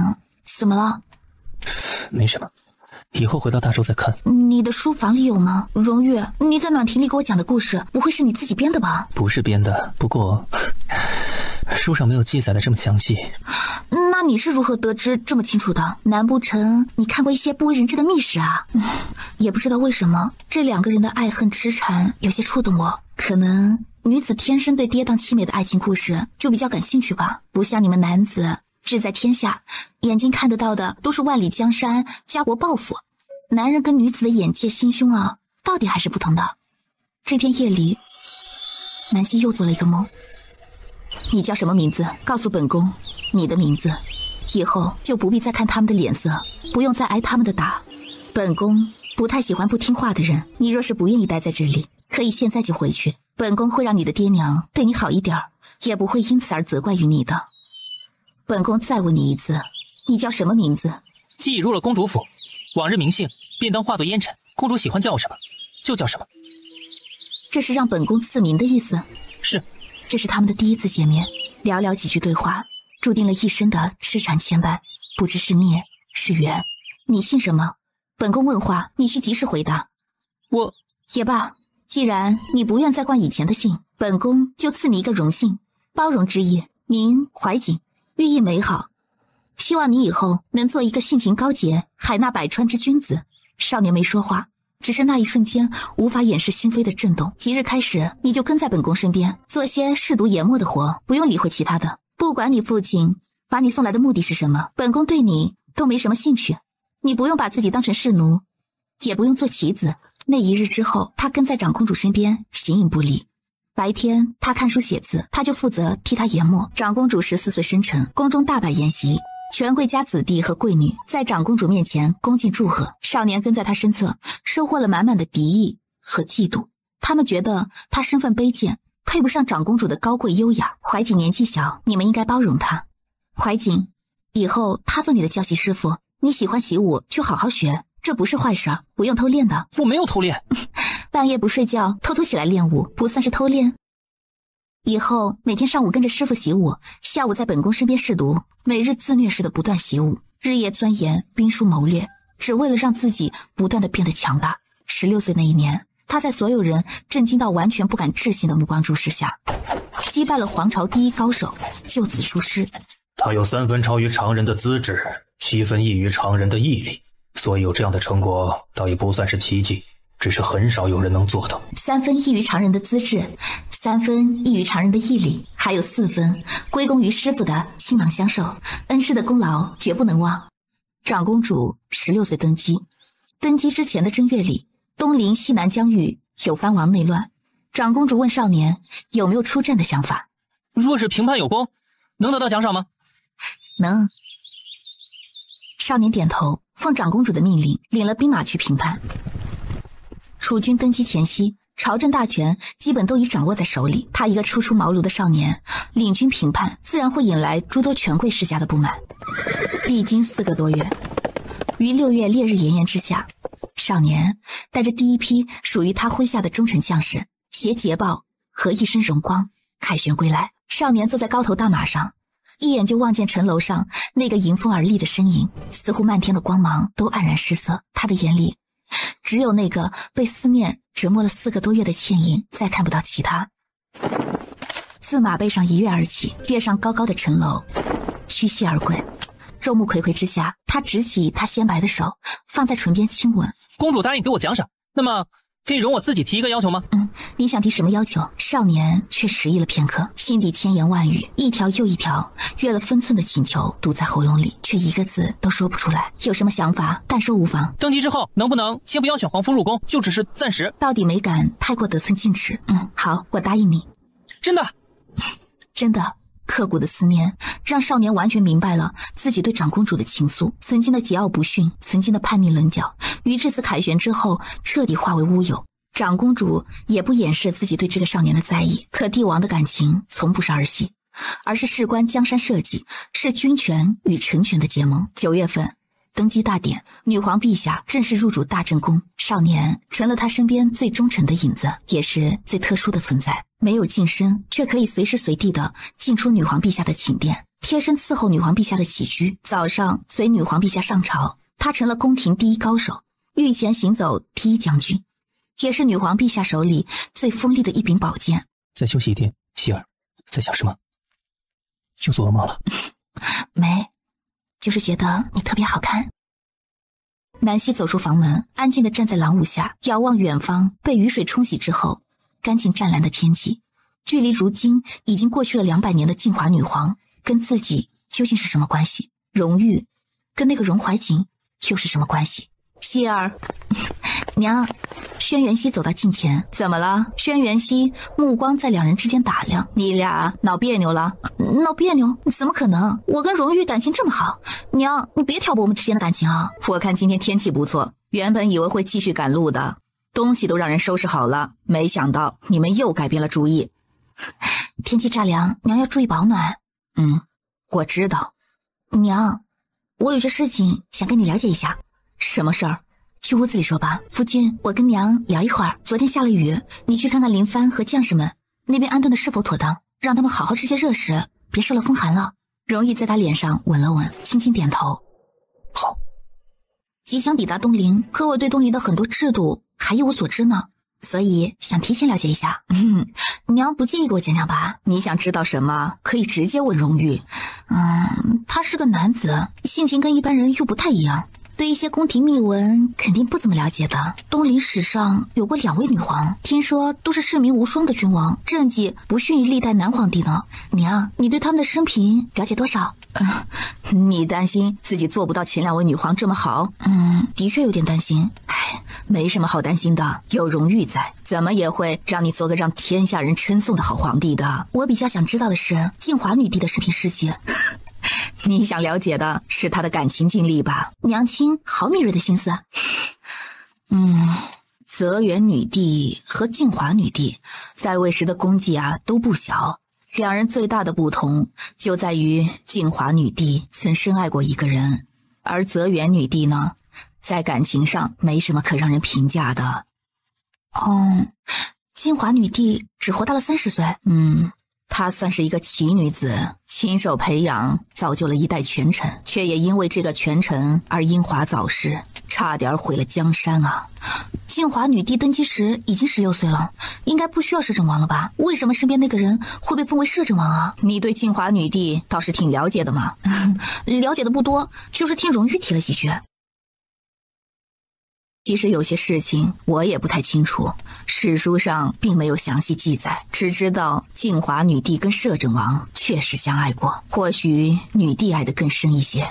更多的说法是摄政王野心勃勃，想要取帝位而代之。那个时候他权倾朝野，几乎把持了整个朝政大权，最后被女帝忍痛赐死，才还江山社稷一片安宁。而失去了这个最爱的男子之后，静华女帝精神上也是大受打击，一病不起，没过多久就驾崩了。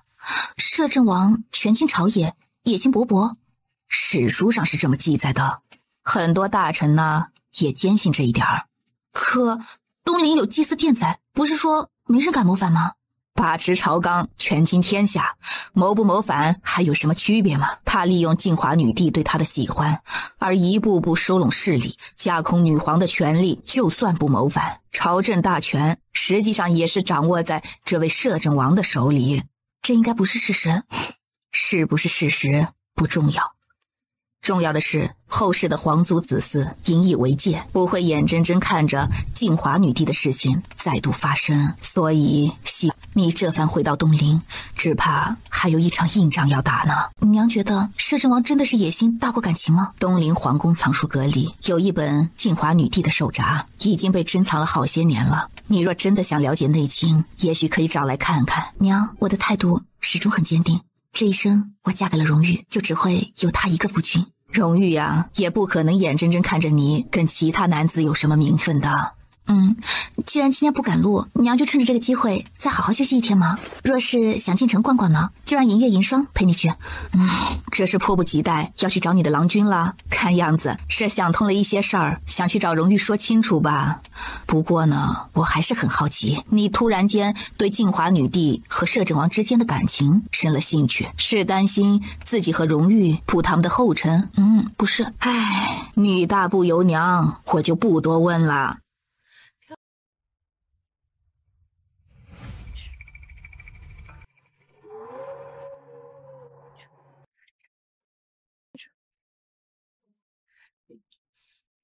荣玉，荣怀瑾是被静华女帝赐死的吗？不是。荣怀瑾有称帝的野心吗？没有。那他算计过静华女帝吗？算计过。我也觉得荣怀瑾算计过静华女帝。他是不是很该死？该死？为什么？荣怀瑾呢，犯下的最大一个错误就是不该轻贱自己的性命，不该让静华女帝伤心绝望而亡。我觉得爱一个人没错，深爱入骨，很多事情都无法控制的，就该两个人一起去想办法克服面对，而不是做下极端的事情，连一点退路都不给自己留下。荣玉，你觉得荣怀瑾该死吗？该。为什么？你看，你觉得他该死，却说不出他为何该死。爱上静华女帝是他宿命的开始，爱得越深，越无法控制自己的占有欲，所以无法容忍他身边出现别的男子。我觉得在静华女帝刚选皇父的那段时间里，她肯定也经过一番痛苦的挣扎的，曾艰难地说服自己必须接受这样的事实，可最终她还是没能克制自己。或者说这其中还有别的原因，也许那些皇父的家族给女皇施加的压力太大了，惹怒了荣怀瑾。她可以容忍自己吃醋嫉妒，却无法容忍旁人伤害自己心爱的女子，所以才不惜触犯众怒，除掉了那些皇父的，最终却自己一力揽下了所有的罪责。怎么了？你为什么会这么想？因为那个男子自成年之后，每每跟在女帝身边，周身都萦绕着一股挥之不去的孤寂哀伤，那是少年时期不曾拥有的。那个16岁的少年看着长公主时，眼里只有明亮的倾慕和顺服，两人数年形影不离的亲密和情感，在少年心底生根发芽。少年时期最美好的纯洁爱恋，到了渐渐步入成年，感情在加深，独占欲越来越强烈，可理智和大局却让他必须学会隐忍。然而任何事情都可以忍，唯独心里疯狂滋生的情感不可控。你觉得荣怀瑾做错了，却说不出他错在哪里，因为就算再给他一次机会，他应该还会做出同样的选择的。明知爱上一个帝王很辛苦，他还是会选择在少年时期就喜欢长公主，为了守护自己的感情，一步步掌握大权在手。明知四周扑面而来的敌意是他控制不了的，站在一国之君的身边，注定要面对无数刀光剑影，他依然不会放弃自己的感情的。女皇陛下要顾及天下江山，要保证社稷的安稳，就只能委屈自己的感情。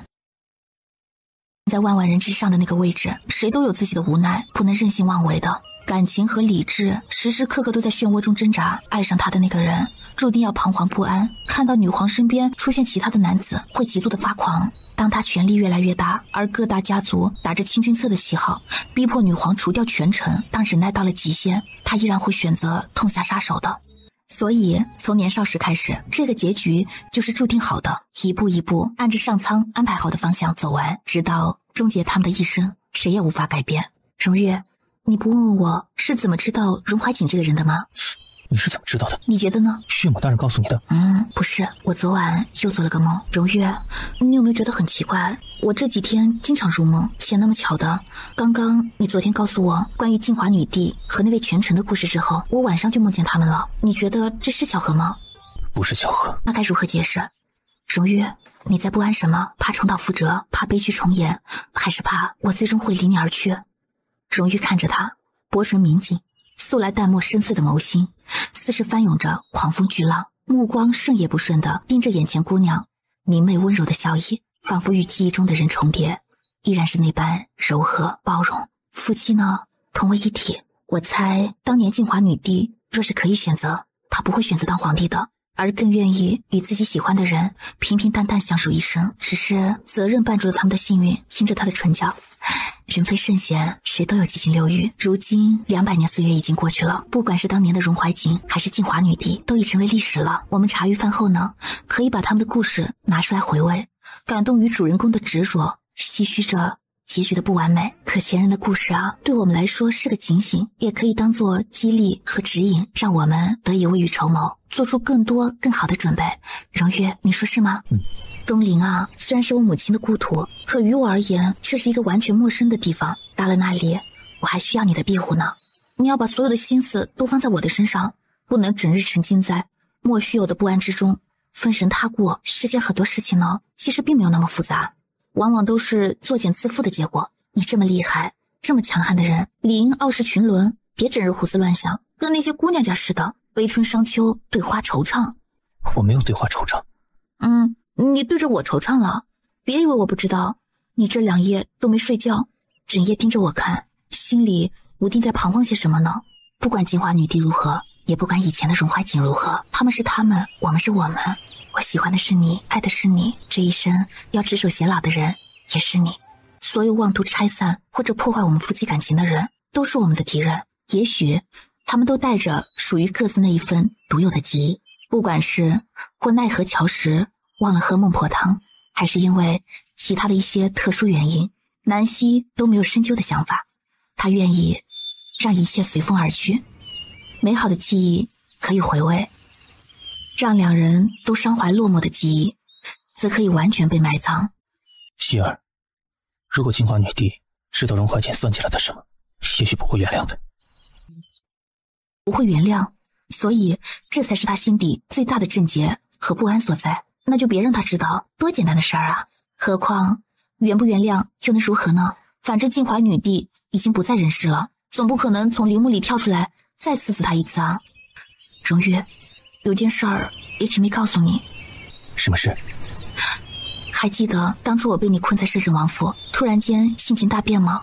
以前我对顾青书死心塌地，反而厌恶你强行把我困在摄政王府的举动。可是后来突然有一天，我态度变了，像是突然间开了窍，就是南岳来王府里找我的那次，你还记得吗？我觉得我跟梦境结下了不解之缘，当初呢也是因为一场梦，让我看清了谁是真心，谁是假意。希儿，梦里出现的一切都是假的，不必太过当真。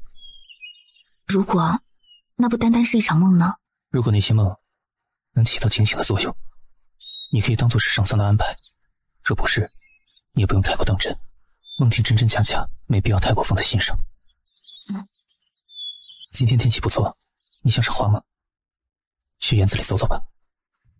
2人一起走出暖亭，沿着曲折花径慢慢走着。哎，荣月，你觉得东陵每隔200年必出一个女皇的宿命能不能改呀？是不是真的必须遵循天命而行，否则就会降下灾祸？在不违背自己意志的前提之下，可以选择相信。如果你能接受自己成为女子，而且这个皇位并没有给你带来苦恼和负担，我们就顺天命而为。那如果我实在不愿意做这个女皇，或者说这个皇位会带给我无穷尽的烦恼，我们就逆天而行，不理会那些所谓的天命。是这样。荣玉，我们即将抵达东陵的地盘，你要不要这么目中无人啊？你不就喜欢为父的目中无人吗？切，傲娇。荣玉克制了很久，终于忍不住伸手把他抱了起来，低头亲着他的眼睛。希儿，你是我最坚强的后盾，有你在身边，我才可以目中无人，可以肆无忌惮。我的所有底气都来自于你。若是以后有一天你决定不再喜欢我，你一定要亲口告诉我，好吗？南希微怔，心头一时又酸又涩又痛。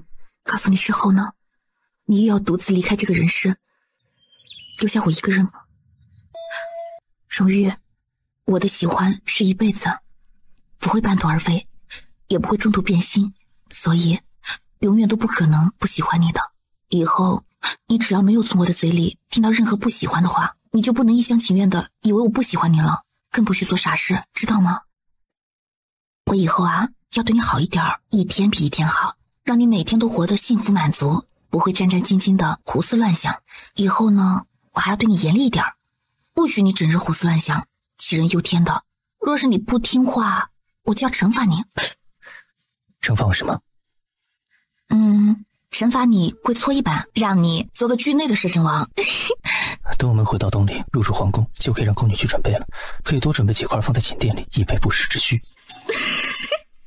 荣玉，你说真的啊？真的。哼，我才舍不得。这般骄傲尊贵的男人，他怎么舍得去折辱他的尊严呢？就算打着爱的名义，也不能。他不想看他被折了傲骨，不想让他低下身段，不想让他为了任何事情委曲求全。这个傻气的男人用他偏执到让人心疼的方式，一点点走进他的心里，霸道强势的在他心里占据了一席之地，用脆弱和谨慎小心翼翼的呵护着这份感情，任他慢慢生根发芽，像是从头到尾精心编织了一张天衣无缝的情网，牢牢的把它套在网中，再也无法离开。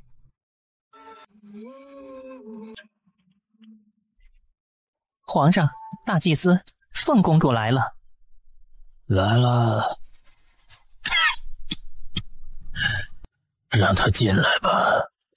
是，皇上召见公主殿下。南希点头，举步往内殿走去。父皇只召见凤公主，不相干之人留步。荣玉神色冷漠。娘，这位就是大皇伯。没错，这位是东陵皇长子，娘的兄长，你的大伯父，封号魏王啊。原本作为晚辈呢，我应该给皇伯父见礼的。不过此番回来东陵，听说是为了继承皇位，所以按照皇族礼仪来说，君臣在前，应该是皇伯父跟我见礼才是。在场的其他宗亲大臣也都诧异的看着他，显然没料到这个才15、16岁的小姑娘，刚回来就给了他们一个下马威。凤公主说的极是，君臣原本就排在父子之前，皇族论尊不论长，但魏王并没有让凤公主见礼的意思，他的意思是说……我知道皇伯父是什么意思，只是我的意思可能你们还没听明白。魏王皱眉，凤公主不妨直言，看看我们是不是真的太过愚钝。我的意思是说，此番回到东陵是为了继承皇位，做东陵的女皇。若非如此，我是不会回来的。我16年生长在大周，一直以为自己是大周之人，后来嫁给了摄政王，成了摄政王妃，这些都是在我回东陵之前发生的事情，任何人无法改变这个事实。荣玉不是外人，对我来说更不是不相干之人。作为我的夫君，我初到一个完全陌生的地方，夫君必然需要随身保护我的人身安全，怕我受委屈，担心我被人欺负。凤公主乃是东陵储君，谁敢欺负你？这只是大伯父自己的想法，夫君对我情深似海，自然不愿冒一点风险的。可他不是东陵臣民。如果我成了东陵女皇，夫君就是女皇皇夫，皇夫应该算得上是名正言顺的东陵皇族之人吧？还是说大伯父其实并不愿意看我回来继承帝位。哦，若是如此的话，我可以即刻打道回大周去了。大周摄政王的威名，本王也听说过，手掌40万兵马大权，在大周权倾朝野，是无冕之皇，说一不二。朝廷内外无不对摄政王敬畏有加。难不成到了东陵，摄政王就打算靠着凤公主庇护于你？甘卿何事？没有多余赘言，就一句话，4个字，却堵得魏王脸色青白交错，一口老血差点没喷出来。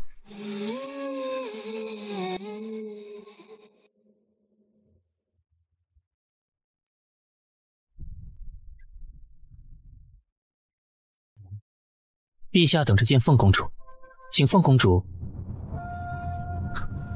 和这位大周摄政王一起过去。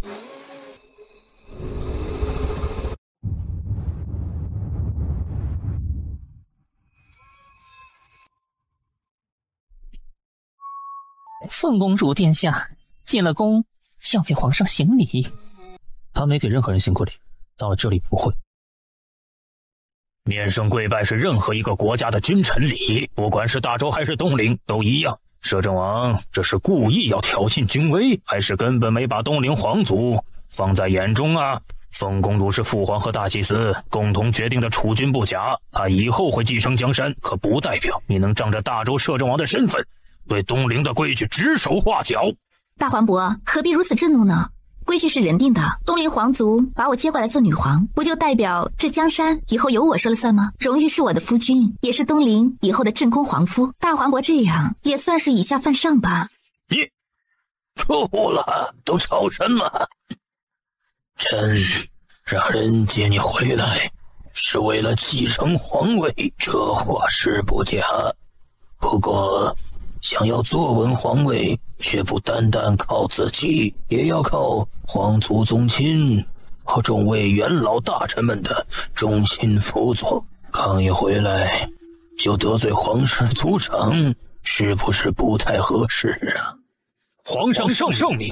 皇祖父所言极是，不管是皇族贵胄还是平民之家，尊重长辈都是一个不容忽视的德行，人人都该以身作表率，君王自然也不例外。不过呢，一国之君如果只能靠着讨好尊长和大臣来稳固自己的地位，跟傀儡有何区别呢？公主还请慎言，这句话说得太严重了吧？公主就算不懂规矩，也不该在皇上面前如此大逆不道啊！这简直是目无君王，目无尊长啊！公主还不赶紧跟皇上请罪？我虽是一介女流，却也并不愿意看别人的脸色行事。若尊长言行符合其德高望重的身份，作为晚辈，我自当尊重；若尊长言行有悖身份，只知倚老卖老，那么我的身份就只是东陵储君。君臣尊卑，各位应该比我更清楚吧？是一个才15、16岁的小姑娘，居然敢在他们面前如此大言不惭，连皇上的面子都不给。皇祖父若觉得我适合做这个女皇，我就做；若觉得我不合适，也可以另择他人。但是，请皇祖父和各位宗亲尊长明白，皇位不是我求来的。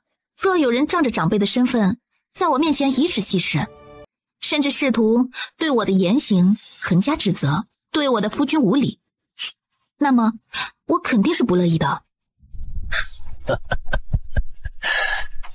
果然是大祭司占卜出来的天命女帝呀！这份胆识气魄，放眼整个东陵皇族，也无人及得上。老四于爱卿，臣在。长公主之女南希，乃天命所授之胄，即日起恢复东陵皇族轩辕姓氏，应自陈入嫡系宗谱。正式册封凤公主，居东宫享储君之礼。你们2人全权负责操办此事，不得有误。恭敬领旨。臣遵旨。最后看向轩辕熙，凤公主刚回东陵，对东陵还不甚了解，对皇族宗亲也不甚熟悉。接下来就由长公主在这方面多多指点一下，毕竟是你的女儿，你们母女说起话来倒也方便。父皇放心，儿臣知道该怎么做。3日后在太和殿举行册封大典。今儿晚上的家宴，通知所有皇族宗亲务必进宫拜见东陵储君，任何人不许再刻意为难凤公主，否则臣不介意杀鸡儆猴。大祭司啊，册封储君的典礼由你主持。祭祀殿的祈福仪式也由你全权负责。陛下放心，臣职责所在。按照礼节，凤公主回宫之后，应先去见皇后、皇妃这些后宫长辈。不过大周到东陵路途迢迢，今天先安顿下来，好好休息，养足精神。晚上啊，还有一场家宴要应付，如此安排可觉妥当？皇祖父的安排自是妥当。那就这样吧，跟你娘先回去休息啊，让你的夫君留下来，朕有话想单独与他说说。荣誉跟我一样长途跋涉，皇祖父有什么事情可以等明日再说。你们这一路赶一路休息，以摄政王的体力应该不至于疲累吧？的确不太疲累，不过本王暂时没空，有什么事明日再说。累不累我先陪你去休息，让人传个太医过来给你诊脉看看。等等，凤公主啊，身体不适啊？也没什么大碍，只是我有了身孕，荣誉担心我长途跋涉动了胎气，所以才忍不住担心的。众人心头浮现的第一个想法是，凤公主跟大周摄政王乃是名正言顺的夫妻关系，腹中这个孩子一出生就将拥有东陵最尊贵的血统身份，皇族嫡长子。倘若是个男孩，会不会直接就被立为下一任储君呢？可荣誉是大周摄政王，如果他跟凤公主所生下的子嗣成为东陵储君，东陵江山只怕无法安稳。先去休息吧，其他事情明天再说。南希点头，转身跟荣誉一起走了出去。紧张吗？你要听实话？自然是实话。哼，不紧张。紧张吗？你要听实话？自然是实话。哼，不紧张。东陵和大周虽然是两个国家，可除了东陵多一个祭祀殿之外，两国本质上其实没什么两样。皇族贵胄秉性不一，世家大臣各有所图，人心有善有恶，尔虞我诈随处可见，都不是什么稀奇事儿。如果我只是一个没见过世面的山野姑娘，从未接触过帝都皇城的达官贵人，那么此番出进宫廷，也许真的会无法避免的生出一些拘谨、惶恐、不安等情绪。可宫廷与我并不陌生，帝王身份对我也没什么威慑力，又有什么好紧张的？况且啊，我还有一个厉害的夫君随身护驾，自然无所畏惧啦。只怕为夫以后还得仰仗公主殿下庇护。没问题，我护着你。走在前面的长公主，你们俩能不能稍微克制一下？娘，我已经很克制了，都没有搂搂抱抱、亲亲我我的啊。希儿，你以前的名字可以继续作为小名用，上了宗谱的名字不能乱来。作为储君，你皇祖父给你赐的名寓意尊贵，也避免了跟为娘的谐音，你得记在心上。子臣乃帝幸，皇帝陛下用此种方法宣布你是唯一的皇位继承人，这是对你的认可，也是对其他人的警告。若你不喜欢这个名字，也不用在意，名字只是记入宗谱，对你没什么影响。因为除了皇帝、轩辕熙和荣誉，没人敢直呼未来女皇的闺名。皇帝精神不济，坐在软榻上饮茶。魏王，父皇就由着大周摄政王在东陵疆土上叫嚣狂傲，指手画脚。不然呢？你觉得朕应该即刻下旨，命子臣跟大周摄政王夫妻和理，断绝关系？儿臣不是这个意思。朕可以给你几个理由。第一，大周摄政王手握精兵铁骑，虽未曾跟东陵交过手，但战场上让人闻风丧胆的威名是真刀实枪打出来的，不是蜀国和北疆吹出来的。如果朕让他和子臣和离，你能保证他不会在震怒之下直接对东陵发兵？第二，子臣跟他成亲在前，回东陵在后，朕可以下旨给他选皇夫，却无权命他抛弃自己已有的夫君。如果朕真的这么做了，你能保证子臣不会一怒之下弃江山于不顾，直接回去大周，从此不再踏入东陵一步？方才凤公主对荣玉的态度，他们可都是看在眼里的。如果真让他们夫妻和离，后果不是大周跟东陵开战，就是凤公主回去大周，从此不再理会东陵之事。第三，天下九国相安无事了数百年，虽说偶有战争，但总体来说是太平的。今年开始，各国周边已经蠢蠢欲动，生了不安分之心。大周摄政王身份和本事摆在这儿，他们的关系就全当是东陵和大周连了姻，对各国也都是一个震慑。大祭司且留下，其他人归安吧。皇上这2天精神气有明显好转，臣没有说错吧？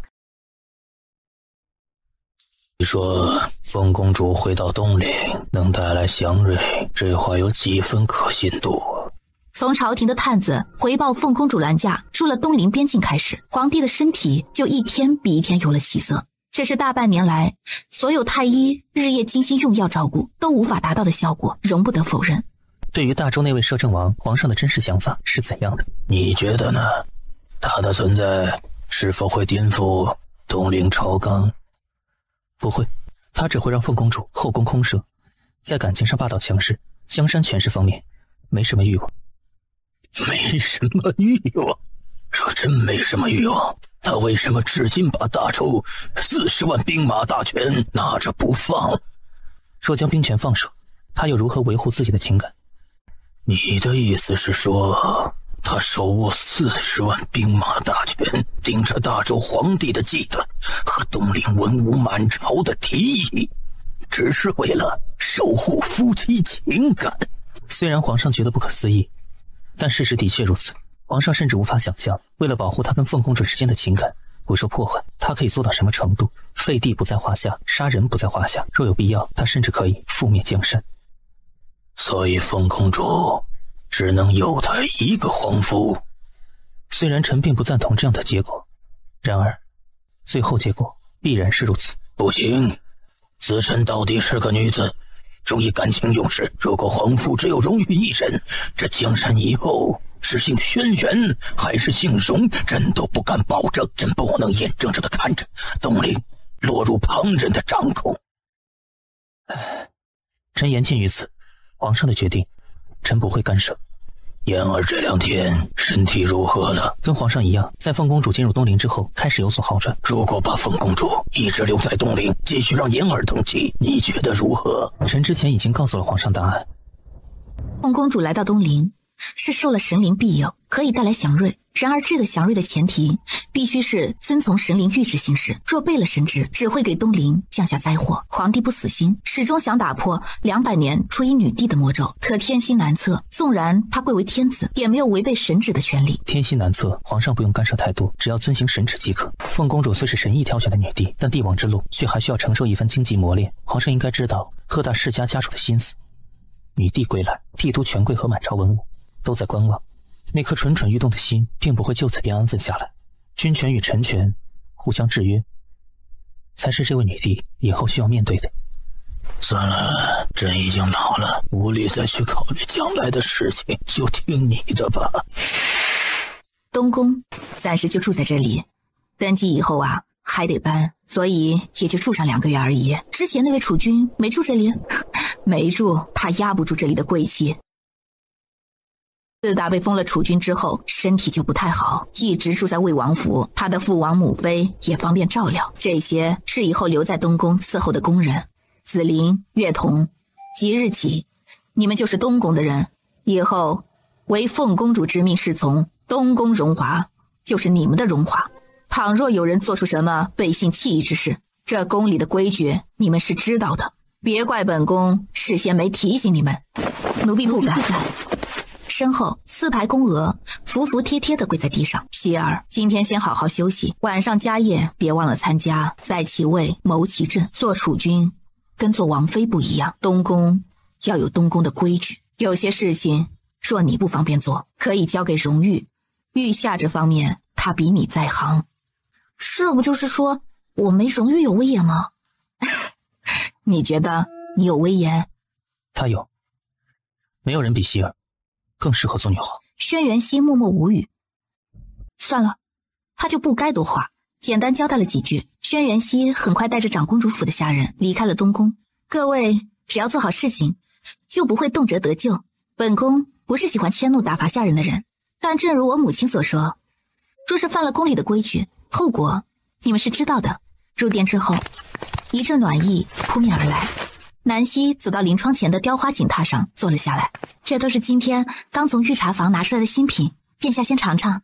银月不动声色地咽了毒，淡淡说道：以后奉茶事上的活就由我来做，稍后你把工人们的名字和各自负责的职务都写在名册上，让公主过目，由公主定夺。照银月说的做。是，公主殿下累了吧？奴婢给殿下铺床，殿下先休息一下，暂时先让我安静会儿，你们都出去吧。银月，你负责统筹一下宫中个人的品级职责，然后告诉他们以后需要遵守的规矩，不用太严厉，以后都是一起共事的，主子放心。说完就把所有人都带了出去。南希坐在床沿，两只纤细手臂亲密而眷恋地环着荣玉的腰。荣玉，累了？还好，你会不会觉得不习惯？不会。不骗我。骗你做什么？东林跟大周不一样，这里的人不认识你，不会把你当成自己人，他们也许会对你生出敌意的。你的军队、身份、王府都在大周，到了这么个陌生的地方，难免束手束脚的。不会。荣玉低头亲了亲他的脸。也是，九霄阁可是遍布各国的势力，大周摄政王的身份只在大周管用，九霄阁阁主却是走遍天下都让人畏惧的人。睡一会儿吧，养足了精神，晚上好应付那些牛鬼蛇神。应该没那么严重吧？防患于未然。荣玉低头吻着他的唇瓣。局势不明之前，所有人都是敌人。南希嗯了一声，还想再说什么，忽然一阵困意毫无预警的袭来，他眼皮沉重的抬了抬，最终还是合眼睡了过去。我回来之前不许任何人打扰公主。荣玉独自去了东宫花园，远远就看到一袭雪白袍服的大祭司手握权杖站在花园阁楼上，荣玉身子拔地而起，如一阵风般急掠而至，转眼到了2楼高处凭栏而立。摄政王殿下，别来无恙。我以为你不会让他再踏进东陵一步，看来还是料错了。浮尘和楚红衣就出了宫。先回去休息，这段时间你也累坏了，今晚就好好在家休息。这2天我选个合适的日子去楚家提亲，把婚事定下来。如果你母妃不同意，你别跟她闹得太僵。怎么，准媳妇还没进门，就担心婆婆不高兴了？听你的，你说什么我都听。浮尘原名轩辕齐，乃是晋王府的唯一嫡子，御封齐世子，晋王府2公子轩辕华。大哥，母亲呢？母亲在松鹤厅，有客人在。是，母亲正在跟郑国公夫人说话。除了郑国公夫人，还有谁在？郑国公的女儿方姑娘也在。我先回红尘院梳洗打理一番，你派个人告诉母亲，就说我已经回来了，半个时辰之后去跟她请安。啊，都已经到这里了，你不直接进去？男女授受不亲，有别的姑娘在，我还是避讳着点好。你去禀告王妃一声，就说世子已经回府，半个时辰之后会来松鹤院请安。世子，王妃让您直接去松鹤厅。他们走了吗？还没。方姑娘容貌端庄秀丽，性情温顺，又是琴棋书画样样精通，琪儿若能娶得她为妻，实乃……启禀王妃，世子到了。禀报什么？还不赶紧让世子进来。正襟危坐的方姑娘娇美的脸颊泛起红晕。给母妃请安，国公夫人也在。儿子刚从宫里回来，公主表妹已经正式册封了储君，入主东宫。奉公主回宫一事，世子终于尘埃落定，儿子完成了此桩任务，接下来就是考虑跟弘毅的婚事了。我打算这2天就去楚家商议成亲的细节，顺便把日子定下来。母亲，意下如何？琪儿，我觉得你跟楚家姑娘不太合适，正打算给你另择一个合适的妻。不合适？儿子觉得很合适。你说什么？我跟楚红衣已经订了婚约，没有合情合理的理由，无故退婚会给女儿家造成多大的伤害？就算是皇族贵胄，也不该做出如此背信弃义的事情。况且我就喜欢红衣那样的性子，英姿飒爽，女中豪杰，与我最是般配。其二，婚姻大事，父母之命，岂容你想怎么样就怎样的？母亲此言何意？这桩婚约当初就是父王跟楚伯父定下的，父母之命，儿子已然遵从。母妃应该知道，婚姻大事不容儿戏，岂能说结就结，说毁就毁？母妃应该还有事情要与人商议，儿子不打扰了，儿子告退。说完，头也不回地转身离开了松鹤厅。此事容后再议吧。其二刚回来，有些事情可能还没搞明白，稍后我会与他好好说说的。楚红衣出身将门，性子彪悍，虽有军功在身，可我觉得他不太适合做个贤妻，这一点夫人应该也清楚。今日待得有些晚了，我带着兰衣先回去。昨晚上我跟皇后娘娘特意请了个恩典，让宫里的徐嬷嬷静服几天，教导兰衣礼仪。虽说打小就对她要求严苛，不过我寻思着总没有宫里的嬷嬷教得周全。方姑娘聪明灵慧，高雅端方，我是极满意的。晋王妃亲自送郑国公夫人出去，然后命身边的嬷嬷送他们母女二人出府。你跟楚红衣的婚事我不同意，你明天就去楚家把婚事退了。刚才在松鹤厅，儿子的话已经说得很清楚，母亲应该明白我的态度。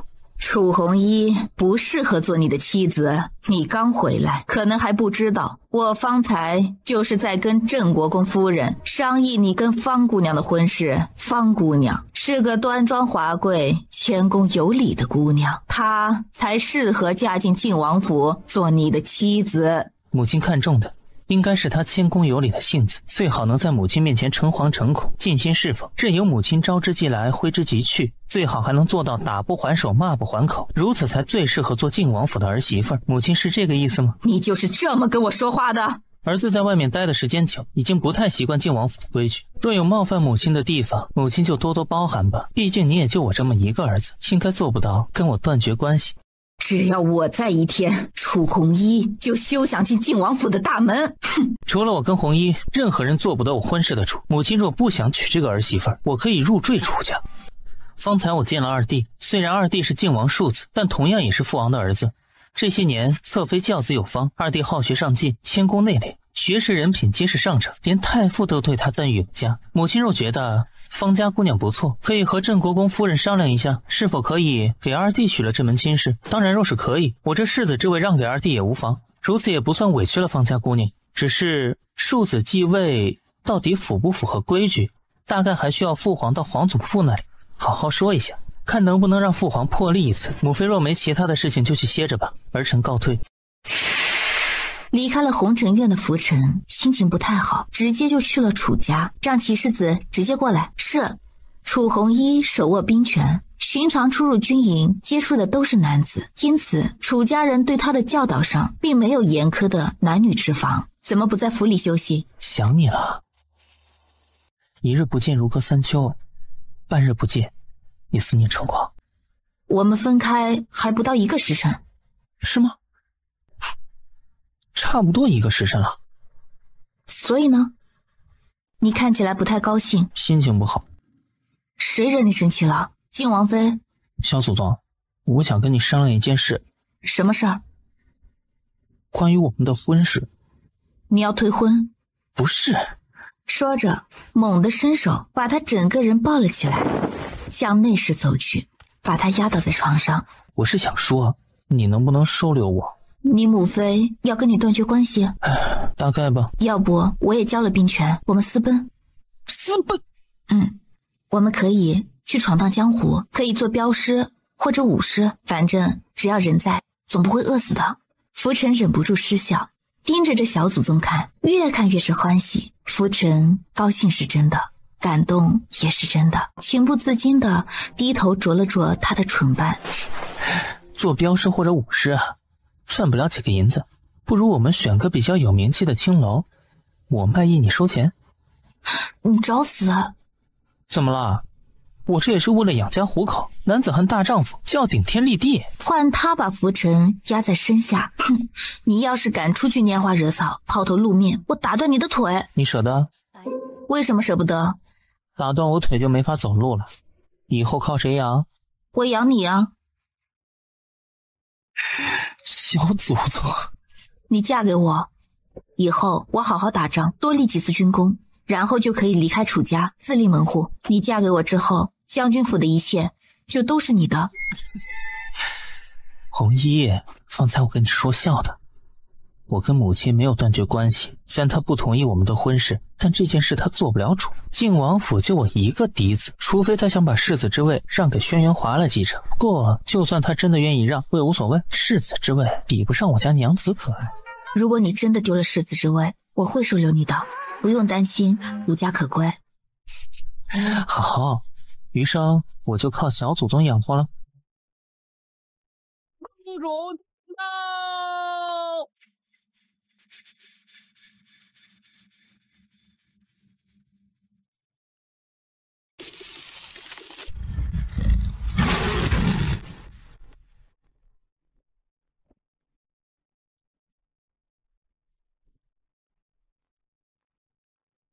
南希看了眼坐席，淡淡道：“这里少了个位置。”什么意思？我今天见过了皇祖父，皇祖父也见过了我的夫君。按照东陵皇族的名分来说，荣玉应该算是我的驸马，他理所当然应该坐在我的身边。魏王沉声道：“就算是驸马，也该有君臣之分。凤公主，我不以为夫妻一体就可以平起平坐。”在大周时，他是摄政王，身份何其尊贵，却处处以我为先。到了东陵，我自该与他平起平坐，这有何不可？既然入了东陵，自当以东陵皇族的规矩为先，君臣有别，尊卑不可乱。东陵既然引我回来，自当以我的规矩为先。谁若想做我的主，先做到凌驾于我之上的位置再说。摄座。很快有内侍领旨意，在南希的坐席旁又设了一席，紧靠着南希的座位。容本宫介绍一下，坐在本宫身边的这位，乃是大周摄政王荣玉，手握40万兵马大权。本宫名正言顺，拜过天地的夫君。你们可以叫他摄政王，也可以称他荣驸马，或者在本宫登基之后喊他一声皇夫摄政王。本宫不挑，都可以。皇夫摄政王，凤公主的意思是登基之后，让这位大周的摄政王直接参与东陵朝政。的确是这个意思，这不太妥当吧？我们承认他是你的夫君，也愿意在你登基之后，让人尊他为正宫皇夫。可摄政大事关乎东陵社稷，万不可儿戏呀，更不是用来体现夫妻恩爱的筹码。请皇后娘娘稍安勿躁，荣玉在大周就是摄政王，在处理政务上有足够丰富的经验，有他协助，本宫登基之后可以很快学会处理国家大事，不会因为经验不足而出错，这才是对东陵社稷和天下苍生的负责。荣玉是大周王爷，你们担心我一个女子感情用事，会使得大权旁落，但本宫可以保证，这种事情永远不会发生在本宫和荣玉身上。凤公主如何保证？魏王冷冷开口：就凭你一句轻飘飘的口头承诺？荣玉若真有野心，在大周时就已是天子了，而不会迂回婉转，费尽心机来谋夺东陵的江山。若是你们想当皇帝，会握着40万兵权不动手，而去他国抢别人家的江山吗？众人语塞，手握40万兵权，若真有野心，显然在自己国家逼宫上位更容易成功。如果各位尊长觉得不妥，本宫不会勉强，这皇位可以另择明主。我回大周继续做我的摄政王妃，或者如果我愿意，也可以做母仪天下的皇后，我们夫妻平起平坐，不管身在何处都是一样的，不会有任何改变。当真是仗着祭司殿的支持，就以为有了为所欲为的胆魄了。后宫尚且不得干政，况且还是一个联姻的后宫。若真的封个皇夫摄政王，这东陵的江山以后姓什么，只怕凤公主都不敢保证吧。这个声音是魏王妃，作为皇太孙的母亲，距离太后之位只差一步之遥，只等她的儿子做了皇帝。可因为南希，她将永远失去这个机会。轩辕皇族的江山永远会姓轩辕，这一点本宫可以保证。既然各位尊长都知道本宫是祭司殿和皇祖父共同选出来的储君人选，那么本宫倒想问问各位，此时的质疑是对本宫的质疑，还是对大祭司和皇祖父的质疑呢？公主表妹的态度已经挑明了，这皇位她其实并不稀罕，所以做不做女皇对她都没影响。但若是让她从皇位和夫君两者中选一个，她必定选择自己的夫君。晋王皱眉，凤公主在说话，你多什么嘴？父皇且莫恼怒，我不过是把你们自欺欺人不愿意挑明的话说出来，让父皇和大伯父别再为难公主表妹而已。这江山地位是我们需要表妹来做，而不是她求着要做，如此咄咄逼人，是不是有点不合适了？阿奇，你住嘴！晋王怒道，胡说八道些什么？大伯父别怒，父皇也别恼，我只是说出事实。若非摄政王对表妹视若珍宝，这次他能不能顺利回到东陵都不好说，毕竟这是人家明媒正娶的王妃。摄政王若说一句不愿，你们还能把人硬抢过来不成？表妹既然回来了，自然不会眼睁睁地看着他的夫君在东陵被人为难。行了，都不许再多说废话。子臣是东陵储君，眼下已入驻东宫，这个月开始适应储君的身份，下个月朕退位，子臣登基为女皇，以后东陵江山的主子是子臣，他的话就是圣谕，他的身份至尊至贵，谁若背逆天子，便是同时背逆圣旨和祭司殿的神旨。众人起身跪地，恭恭敬敬地行礼叩首。南希低眉直展，朝荣玉轻举示意。这场家宴倒也算不得惊心动魄，南希一人稳占上风，甚至都没需要荣玉撑场子，轻轻松松就得了一个大获全胜的结果。酒过三巡，皇帝陛下体力不支，帝后二人相携起身，在众人恭送之下回宫休息。这位大周摄政王文武双全，骁勇无比，我们能不能跟他切磋一下？你们不是他的对手。哼，天外有天，人外有人，既然有切磋，肯定会有输赢，我们也不在乎能不能赢，就是想领教一下他的本领。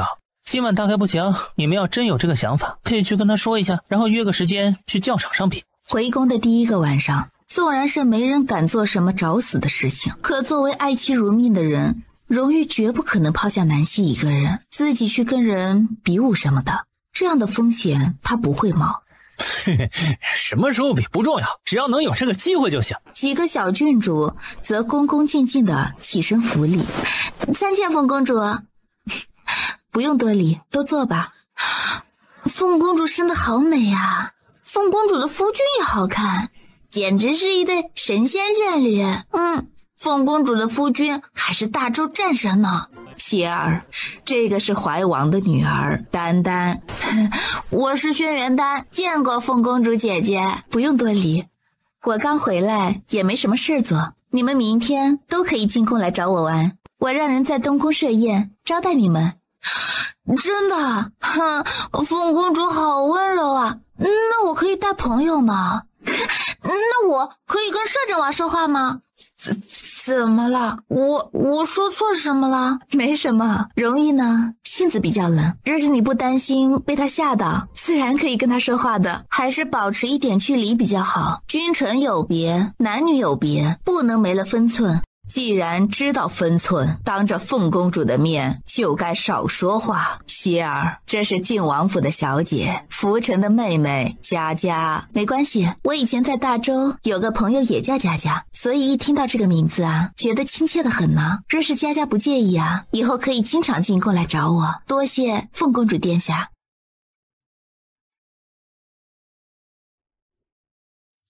要不要先回去休息？一阵短暂的安静，年轻少女们视线齐刷刷地转移到荣玉脸上。你们聊着，我先回去了。两大主角都走了，其他人自然也不会逗留太久。这场宴席到底已算是圆满的结束。走到殿外，荣玉低声道：“我好像多了一群情敌啊。”你是说那些小姑娘？她们小吗？跟你差不多大，小的也只小1-2岁。我觉得她们挺可爱的，比大周那些贵女们好相处呢。是吗？吃醋了？荣玉不说话，还真吃醋了。不能吃醋？当然不能，吃醋的应该是我才对。方才他们看你的眼神，你没看到？若不是顾着礼节，只怕一个个的呀，直接扑到你身上去了。方才我只顾看你了，没注意到他们什么眼神。哼，你好像很高兴。因为他们想扑你啊。不是，因为你吃醋。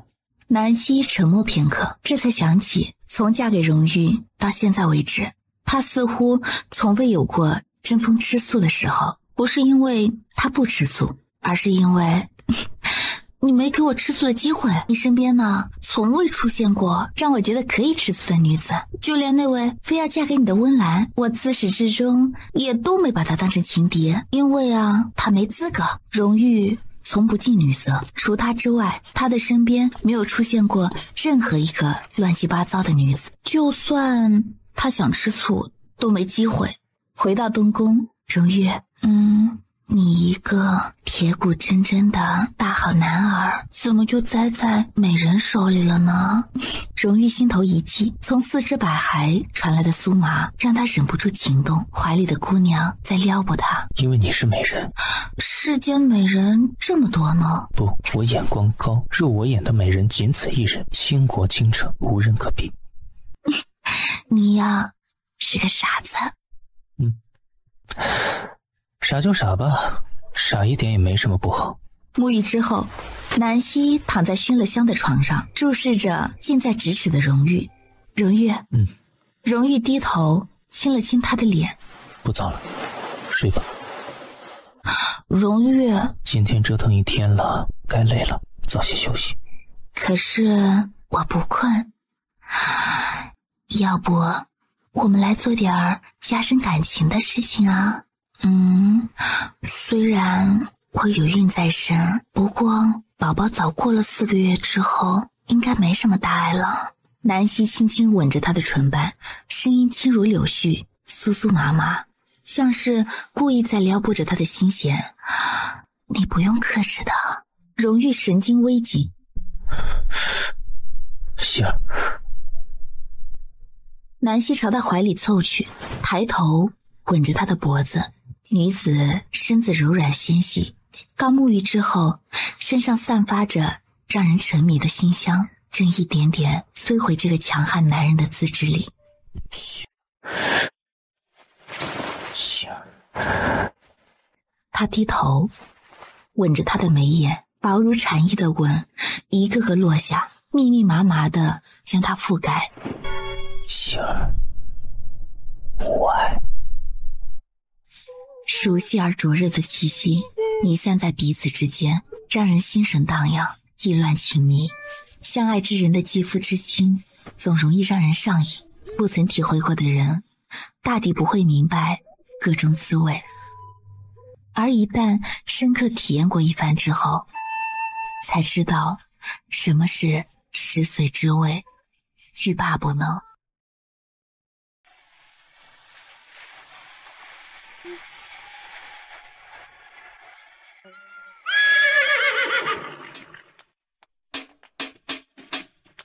听闻大周摄政王骁勇善战，用兵如神，是战场上的神话，本世子仰慕已久。哼，今日这阵仗不知摄政王打算如何解决啊？本世子想亲自领教一下摄政王的本领，不知摄政王是否愿意给我这个机会？本王治军历来有个规矩，军营中生事不问缘由，皆以军法处置。本王给你们2个选择：第一，参与生事的所有将士，每人30军棍，你们2位主将统领责罚；第二，免除其他人的军法，只你们2人主将领责，每人军杖80。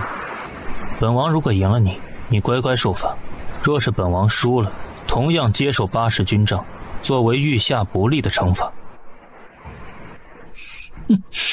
本世子应了，将士的不满因主将而起，所以本世子接受第2个处置方式，所有责罚由主将承担，免除其他人的责罚。如果本世子赢了，请摄政王和凌将军各领80军杖；若本世子输了，也自当领责，绝不抵赖。今日在场上的所有将士作证，世子爷万万不可呀！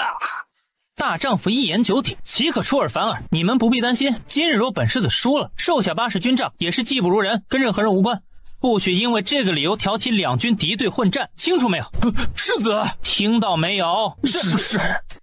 话音落下，对峙的2支军队顿时如潮水般有致的一同往后退去，让出足够宽敞的地方，供轩辕耀和荣誉切磋较量。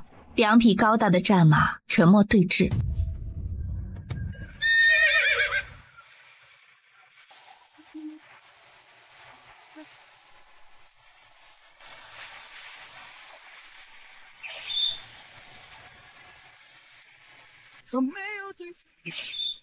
胜败一见分晓，所谓的比试更像是实力上的碾压，从开始到结束只在须臾之间。本世子愿赌服输，摄政王处置便是。世子爷不可呀！你们是要本世子自毁承诺，做个言而无信之徒？姚世子此番随淮南王回京述职，乃是奉诏而来。淮南王此时正在宫里面圣，对军营里发生的事情一无所知啊！若是摄政王擅自处置了姚世子，稍后皇上那里只怕不好交代，还请摄政王三思啊！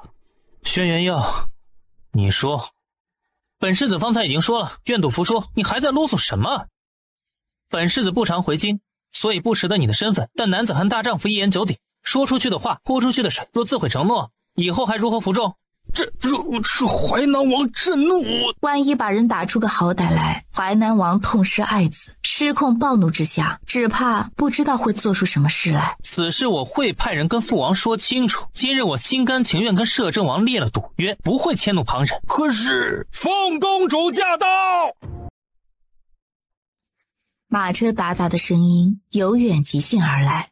军营里众将士不约而同地转头，看着由数百禁军护送而来的华丽马车。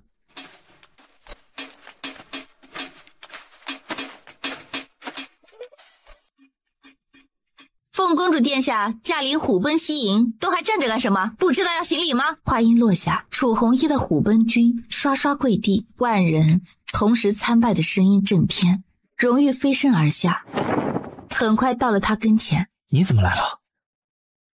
听说军营里起了冲突，我担心你为难，所以过来看看，怎么回事儿？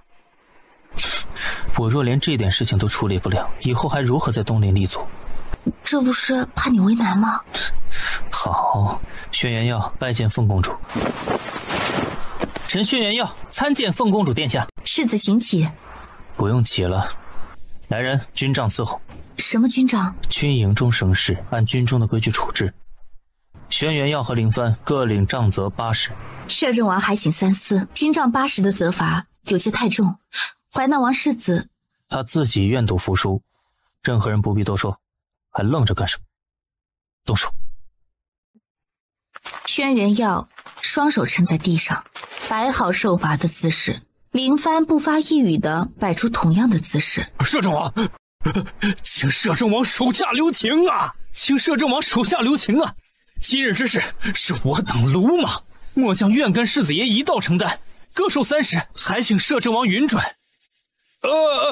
末将愿意承受30军杖。卑职等，各愿意承受30军帐。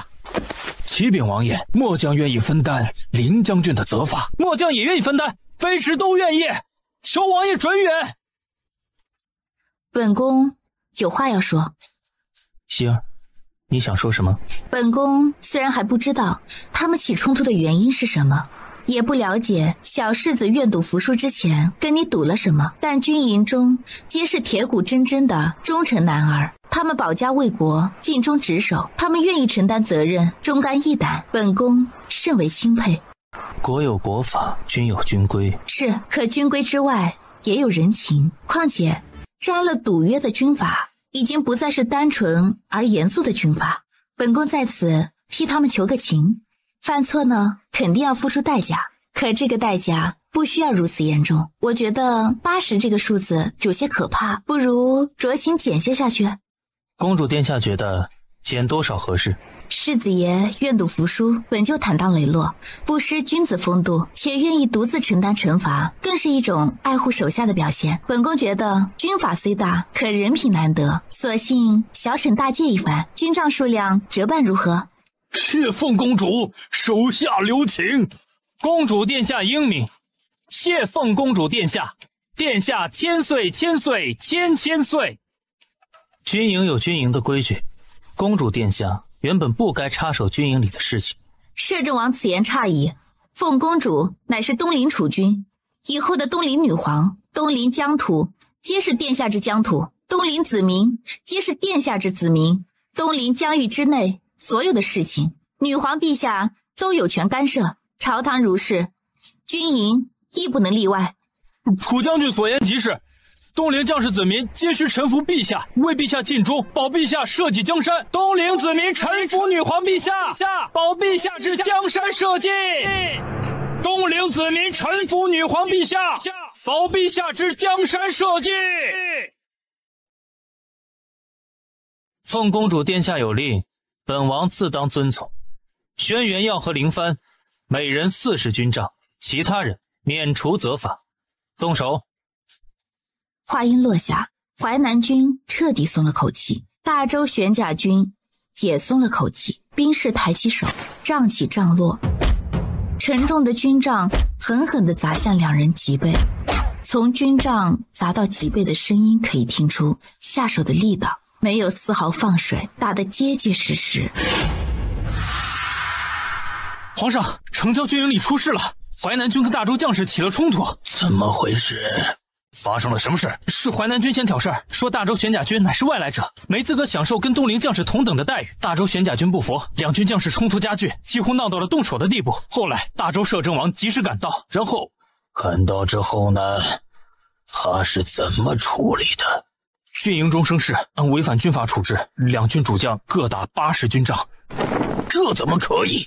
这是打算把人给打死吗？这位摄政王简直目无王法，他以为自己是在大周，仗着自己是凤公主的夫君，想对谁处置就对谁处置，想发落谁就发落谁。军中所用刑杖皆是沉重，80军杖下去，只怕摄政王处置的没什么不妥。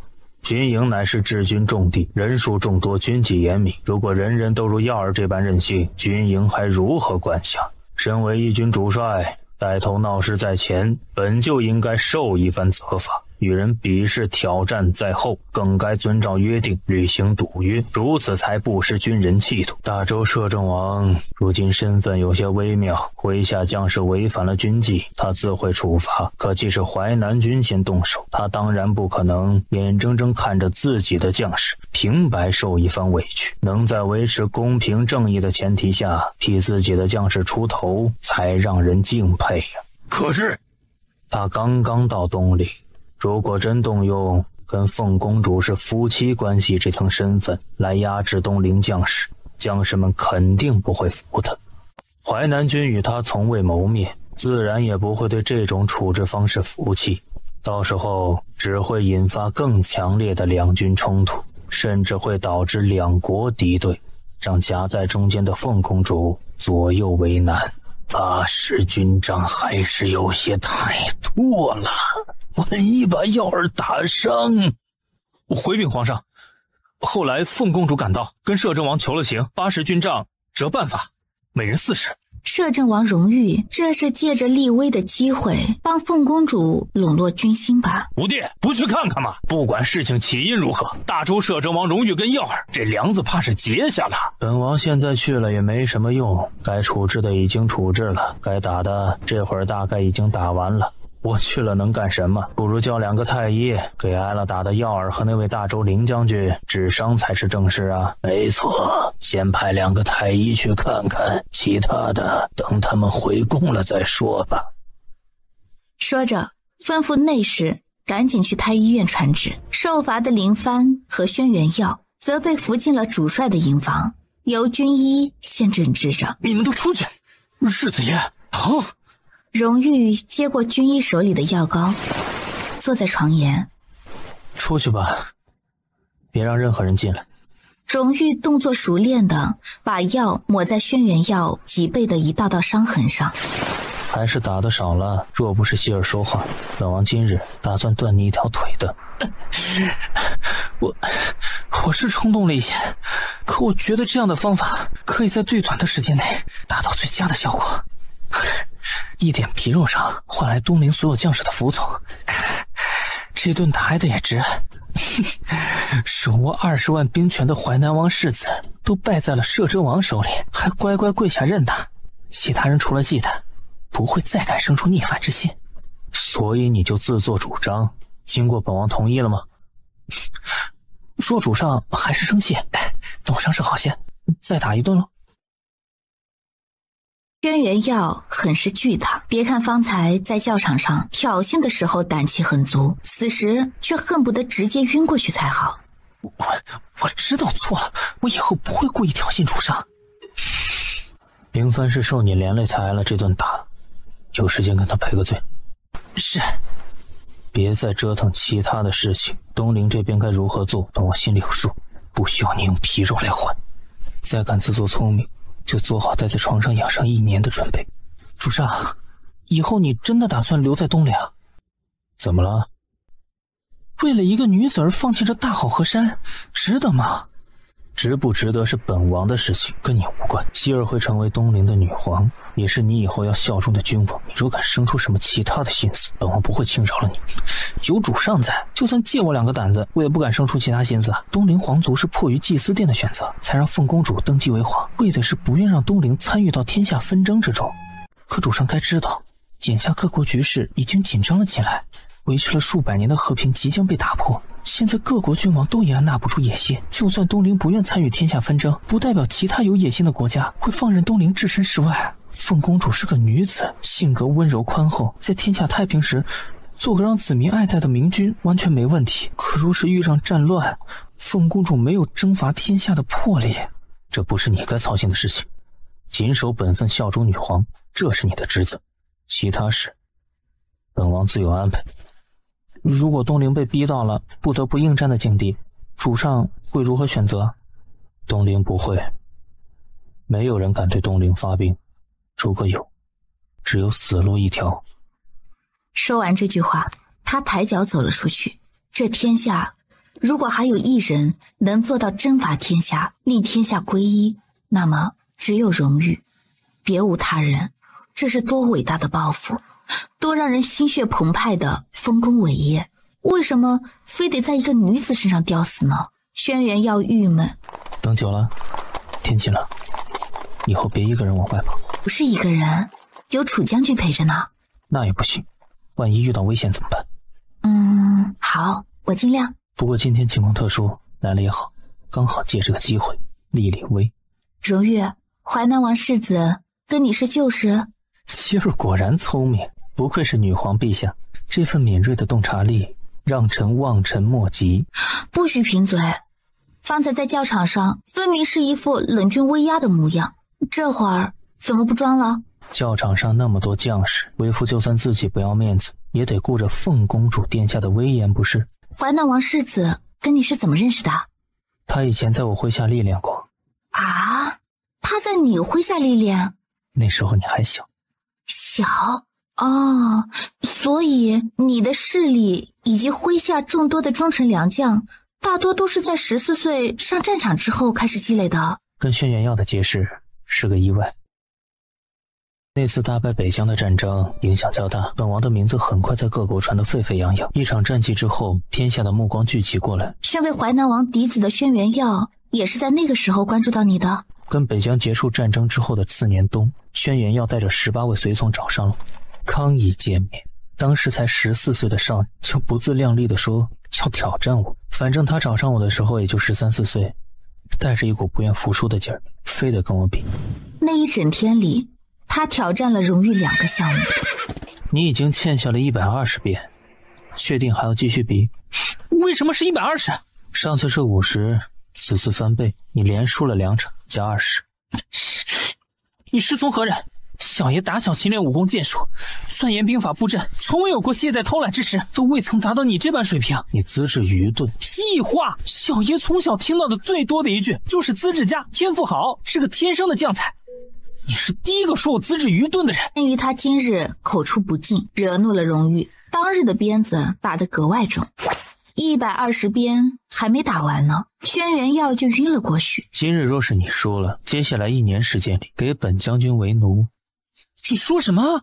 你若输了，在我身边为奴1年。如果你不愿意，今日比试就此作罢。好。后来呢？他真的给你为奴了？是不是在得知他的身份之后，你就存了要驯服他的心思啊？虽然驯服这个词用的有些不妥，不过确有这个意思。他明面上跟你素不相识，自然不可能服从你的处置方式，所以才故作狂妄的提出挑战。因为呀，明知自己不是你的对手，所以输了之后就可以利用愿赌服输的借口，顺理成章的接受军法处置。如此一来，既可以给予三军以镇守，也能让东陵皇族权贵和朝臣们知道你的魄力。一个连淮南王世子都照打不误的摄政王，对其他挑衅的人更不会手软。这轩辕耀啊，聪明，敢付出行动。与此同时呢，他对你的情谊也非同一般，否则就算这计划如何周全，他也不可能用自己的骄傲和皮肉伤换取让你立威的机会。一个镇守边关的王爷世子跟别国的摄政王是旧识，本身就是一个大忌。若传到君王耳朵里，一旦给淮南王父子安上一个通敌罪名，后果就不是区区一顿军法就可以解决的了。希儿，你太聪明了。这样聪慧睿智的他从不陌生。聪明不好吗？自然是好的。我的希儿是最聪明的姑娘，以后会成为东陵最盛名有为的女皇。公主姐姐，你们回来啦！凤公主、摄政王，过来坐吧。刚才军营里发生一点事情，本宫出宫去处理了一下，让你们久等了。摄政王长得真好看，不知今年几岁了？看起来比我大哥应该大不了多少，20有2，过完年应该就23了。22，我大哥19，大3岁。摄政王有个妾室吗？怎么了？我这个问题有什么不妥吗？摄政王乃是大周皇族权贵，身份尊贵，又掌兵权，王府中本来就该妻妾成群啊。不会，荣誉是个感情专一的人，没有那么多姬妾的。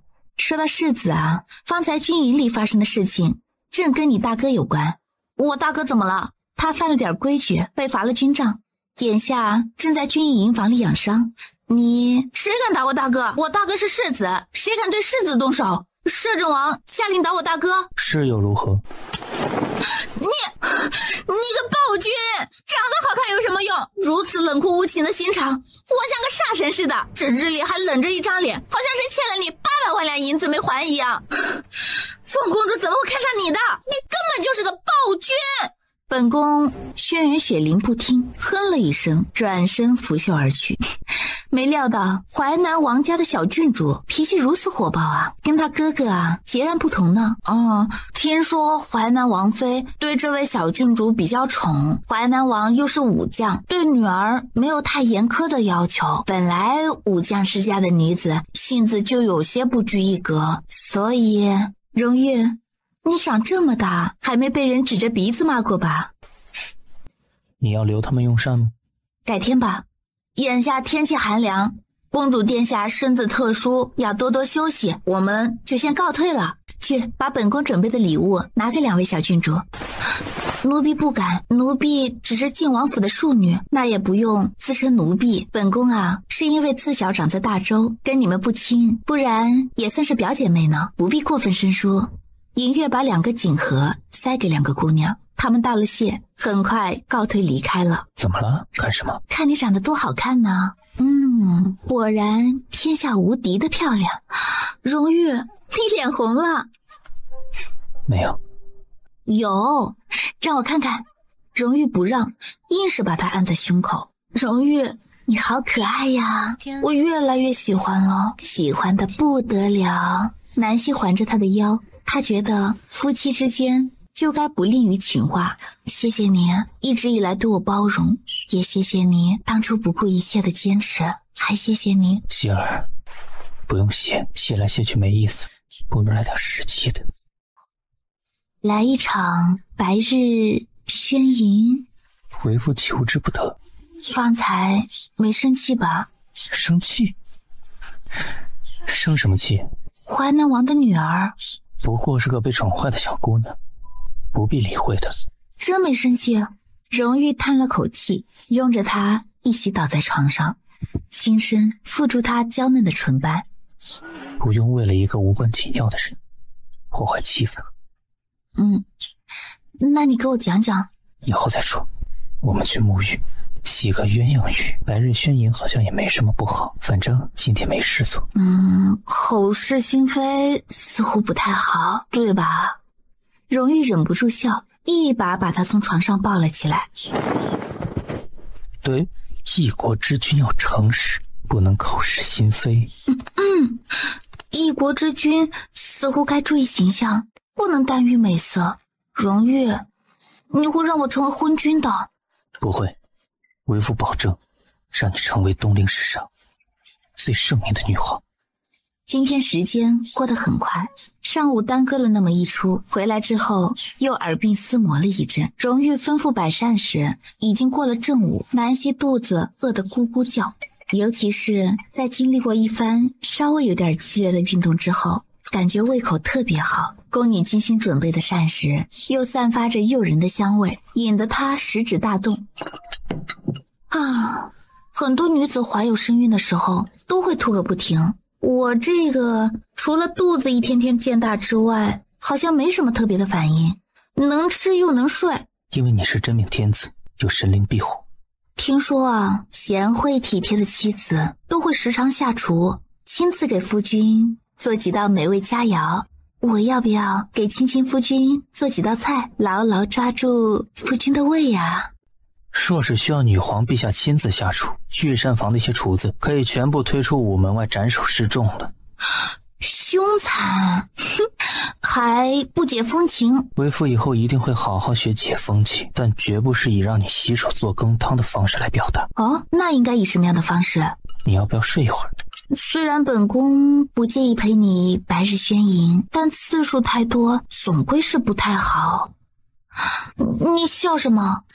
因为开心所以才笑。荣玉搁下茶盏，伸手把他抱了起来，往那边走去。我说的睡一会儿呢，就只是睡一会儿，午睡的意思。为父这不是怕你累了吗？想让你好好休息一下。你的小脑瓜里都装了什么？还是说，其实女皇陛下特别期待与我白日宣淫？若真是如此，为父也不是不能满足。荣玉，闭嘴，不许胡说。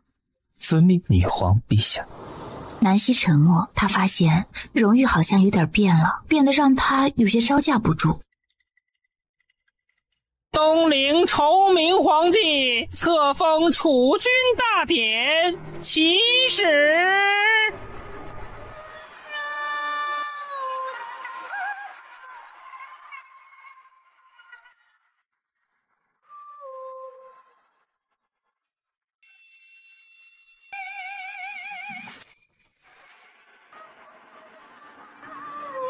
请凤公主跪下接受册封。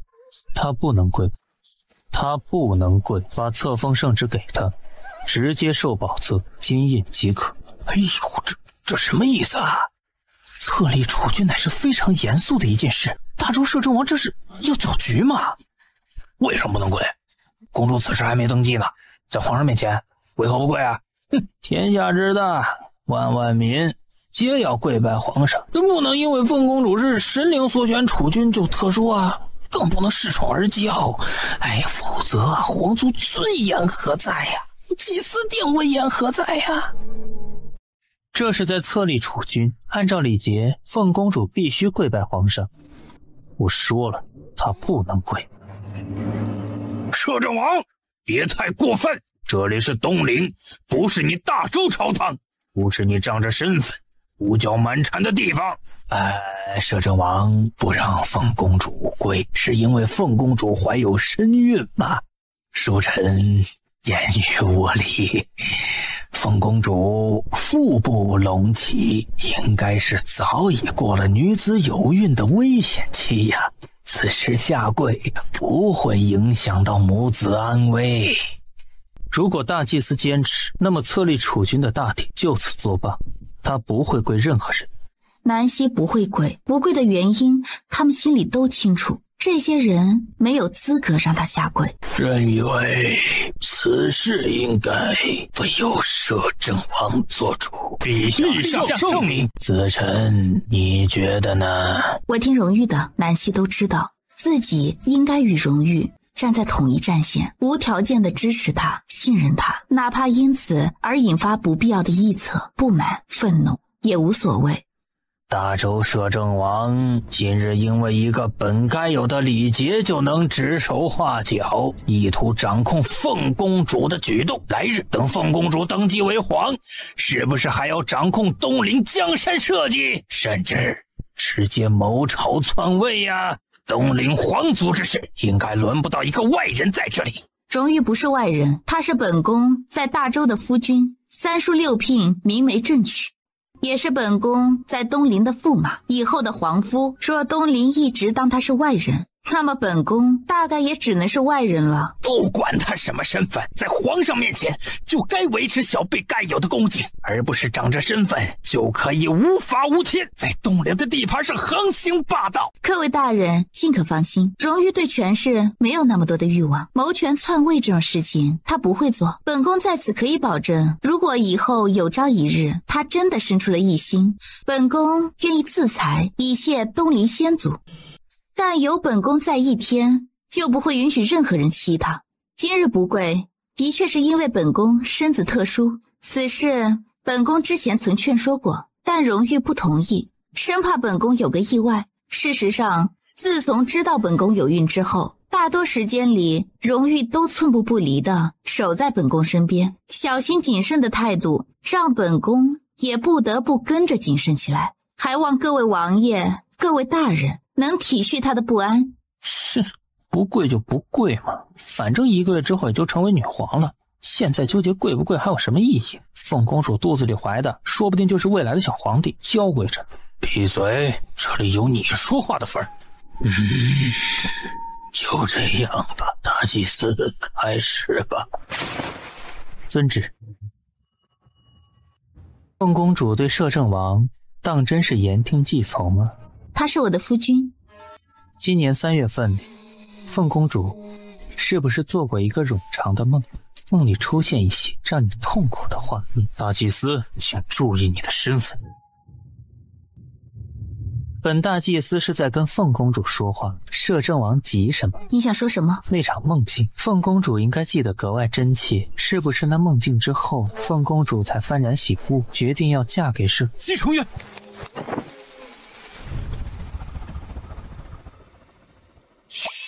再说一个字，本王即刻带他离开。大祭司，怎么回事？南希为荣誉禁锢在怀里，动弹不得。他能清晰地感受到荣誉此时的不安，握着他肩膀的那只手攥得很紧，力道大的让他肩胛生疼。然而他在意的却不是这阵疼痛，而是肩上传来克制不住的颤抖。没什么，臣失礼了，请皇上恕罪。凤公主，请接宝册金印。荣玉伸手接过了玉盘，揽着南希的肩膀，转身往外走去。满殿文武大臣沉默无声，呆呆地看着这一幕。大祭司随朕到大成宫一趟，杨二爷来一下，其他人散了吧。吾皇万岁万岁万岁！你先休息一会儿，我肩膀有点疼，刚才被你掐到。我看看。荣玉，你今天失控了，我想听真相，我只给你这一次机会，你要是不想说，以后就不用说了。梦是假的。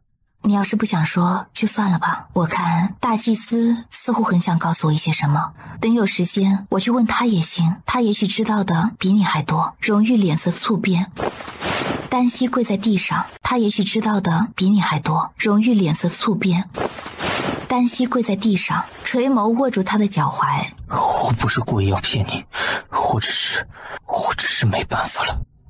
我不怪你欺骗我或者隐瞒我，但这些事情埋藏在你心头一天，你就会时刻感觉到一根刺扎在那里，会让你疼，让你害怕，让你日夜惶恐不安。既然如此，索性一切都说出来，我们一起来解决，好吗？东陵祭祀殿是个充满神秘感的地方，东陵则是个受神灵庇佑的国度。大祭司是真正的弑神者，修为达到一定程度之后，可以拥有逆天改命的本事，但是要付出极大的代价。之前我跟你说的那位镜华女帝是你的前世，所以你其实就是荣怀瑾。那你为何能保留之前的记忆？这是我跟大祭司的一场交易，荣怀瑾手上沾了太多的血，需要赎罪。那你为何能保留之前的记忆？这是我跟大祭司的一场交易，荣怀瑾手上沾了太多的血，需要赎罪。可大祭司比任何人都清楚，荣怀瑾执念太深，若放任他一个人，只会屠遍天下，使苍生陷入炼狱。荣怀瑾死之后，他在祭祀殿不知用了什么艺术，让他得以保留前世的记忆，条件是荣怀瑾必须还东陵社稷一个清明盛世。所以荣怀瑾一直带着前世的记忆，等镜华女帝投胎转世之后，可以顺利找到她，然后完成她以前一直没能完成的夙愿。可荣怀瑾太忙了，忙着积攒大权，忙着收复各方势力，忙着为东陵的盛世做准备，所以没时间谈情说爱，也因为心里的秘密和不安而不敢轻易表露情感。但是他又迫不及待想要得到镜华女帝转世之后的那个女子，所以才有了那一场看似真实且残酷的梦境。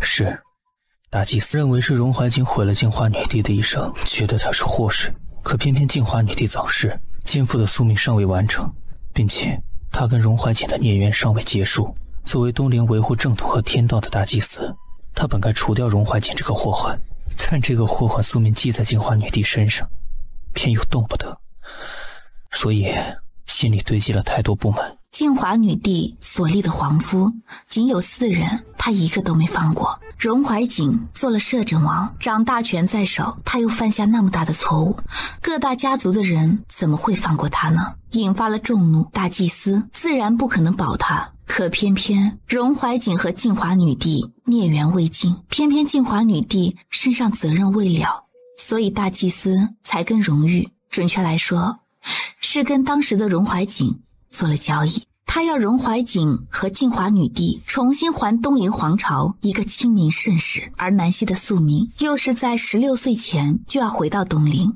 生辰之后继承帝位，所以荣誉所拥有的时间其实有限，太难了，所以他才说实在没办法了。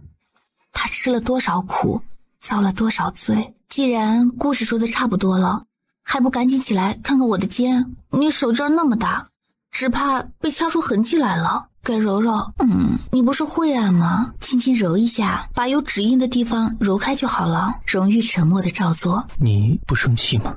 生气？你对我使用暴力？疼吗？有点疼，不过我知道你不是故意的，所以没关系，我原谅你了。虽然你说镜华女帝是我的前世，我也没有那时的记忆。是我入了魔，一直无法走出来。那你现在喜欢的是以前的镜华女帝，还是现在的我？你就是她，她就是你。可我们的性子是不一样的。一样，你跟她一样，骨子里温柔、宽容、善良，也刚烈，会体贴他人，让人会觉得很温暖。对不喜欢自己的人敬而远之，不会与人记仇，心胸宽广大度。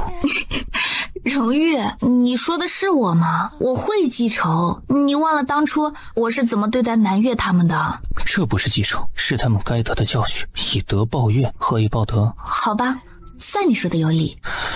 你跟前世唯一不同的地方在于，他出身皇族，自幼接受的规矩和教导不同，所以他生来高高在上，让人望而不可及。这也是你想过一种更单纯的生活方式，所以出身富贵，却不必背负太多的责任，所以性子更纯真平和一些。可这都是你，不管是睿智聪慧的，单纯温柔的，都是你。背负着那么多沉重的记忆，会觉得累吗？习惯了。南希心口闷闷的疼，南希哪忍心责怪他什么？你说大祭司拥有强大的修为，可以逆天改命，那他也能操控人的梦吗？那场梦虽然是假的，但是如果没有那场梦，梦里的一切就会成为现实。那是他预测出来的场景。你喜欢上了另外一个人，可那个人算计你，背弃你，我强制把你困在摄政王府，你会恨我，怨我。虽然最终结果跟你梦里的有所偏差，但很多事情的确会发生。我没办法凭一己之力扭转你对我的态度，所以……南希伸手环着他的腰，轻拍着他的脊背。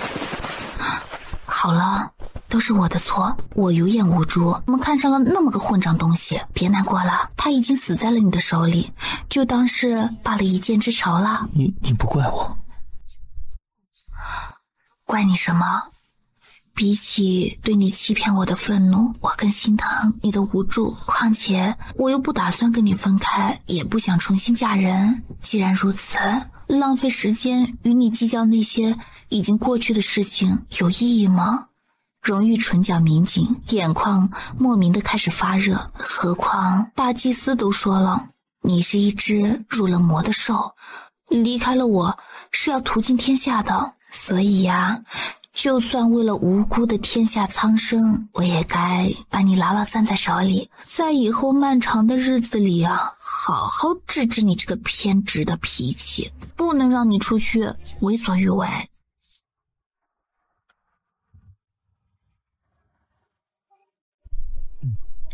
让你治，应该好好治治才是。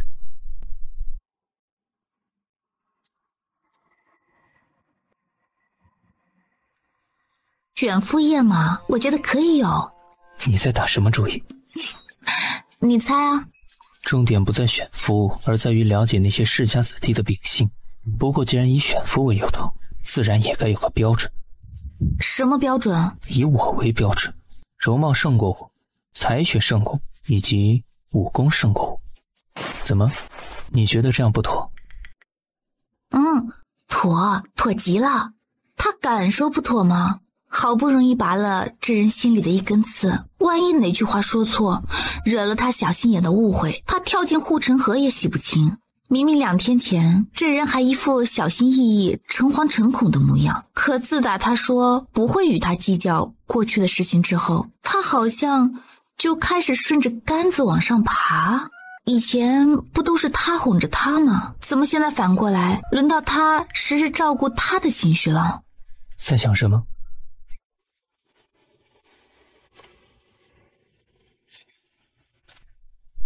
有我在的时候，不许胡思乱想别的事情，要想也只能想我。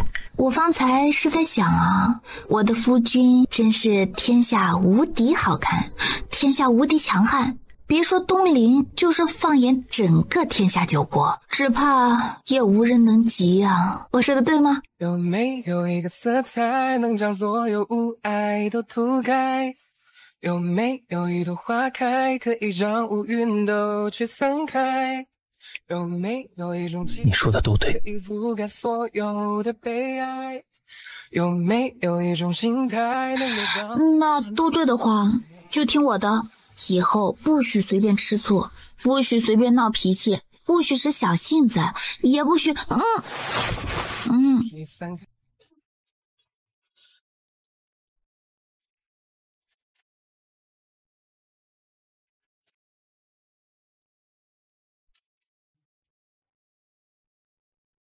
春天来了，春天来了，来到了小河边，小溪欢快地流着。春天来了，春天来了。楚红衣忽然蹙眉，弯腰就是一阵干呕。怎么回事？中毒了？银月连忙走过去，执起楚红衣的手就开始把脉，好像没中毒。我没事儿，走吧。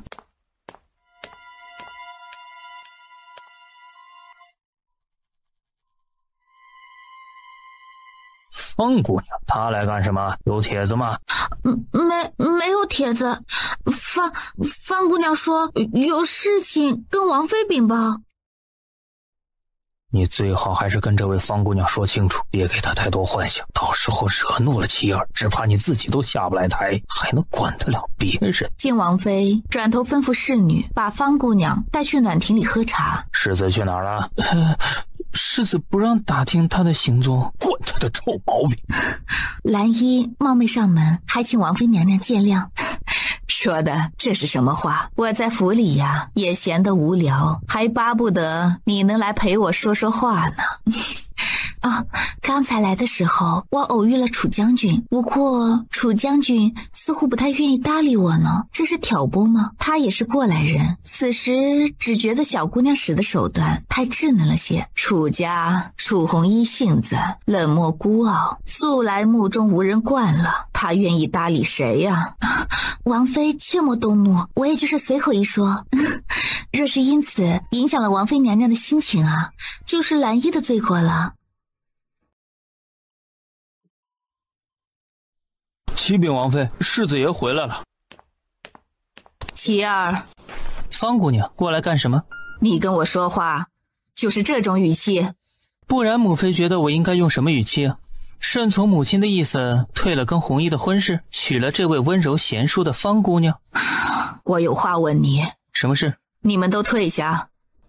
楚红衣护送长公主去大周之后，你们是不是就在一起了？是，我早就知道她要去大周的消息。我不是说这个，我说的是你们有没有做过什么不该做的事情？我并没有做什么不该做的事情，跟红衣在一起做的每件事，我觉得都是应该做的，可以做的，因为那让我感到充实，感到满足。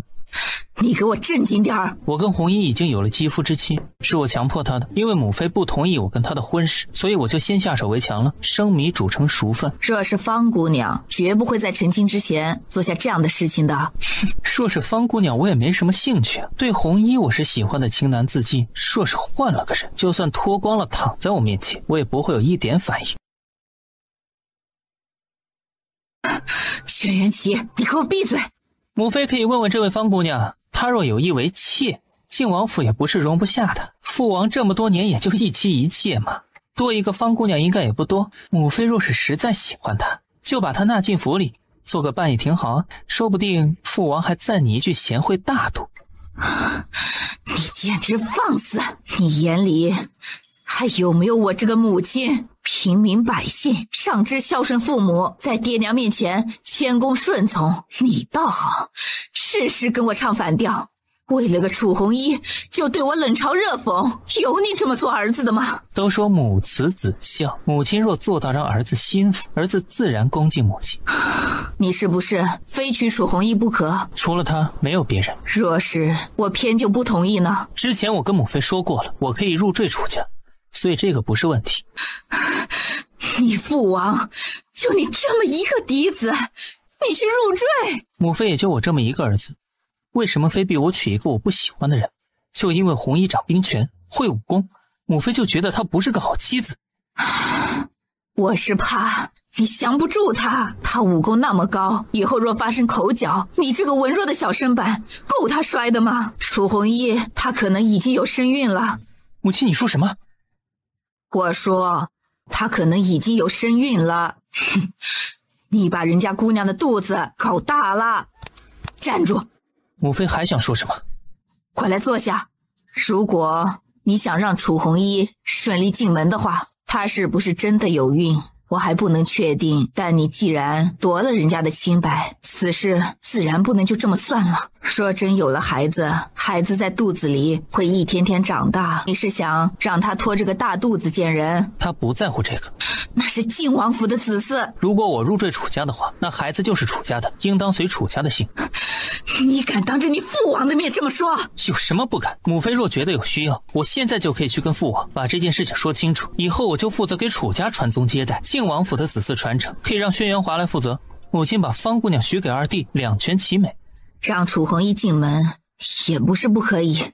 那一瞬间，浮尘确定自己心里突然冒出的情绪叫得意，不过还是红衣的肚子争气，否则大概也不可能让他母亲这么快就妥协。没想到就那么一晚上居然就有了。这个孩子会是男孩还是女孩呢？应该起个什么名字呢？生出来之后啊，不知道像谁多一些。有什么条件？我是你的母亲，你对我就一点信任都没有？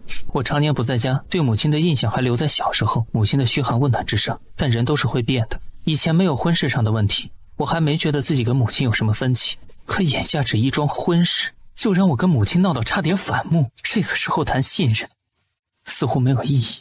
我同意你娶了楚红衣，唯一的条件就是有孕期间她需安心的在府里养胎，不可出去抛头露面。他是将军。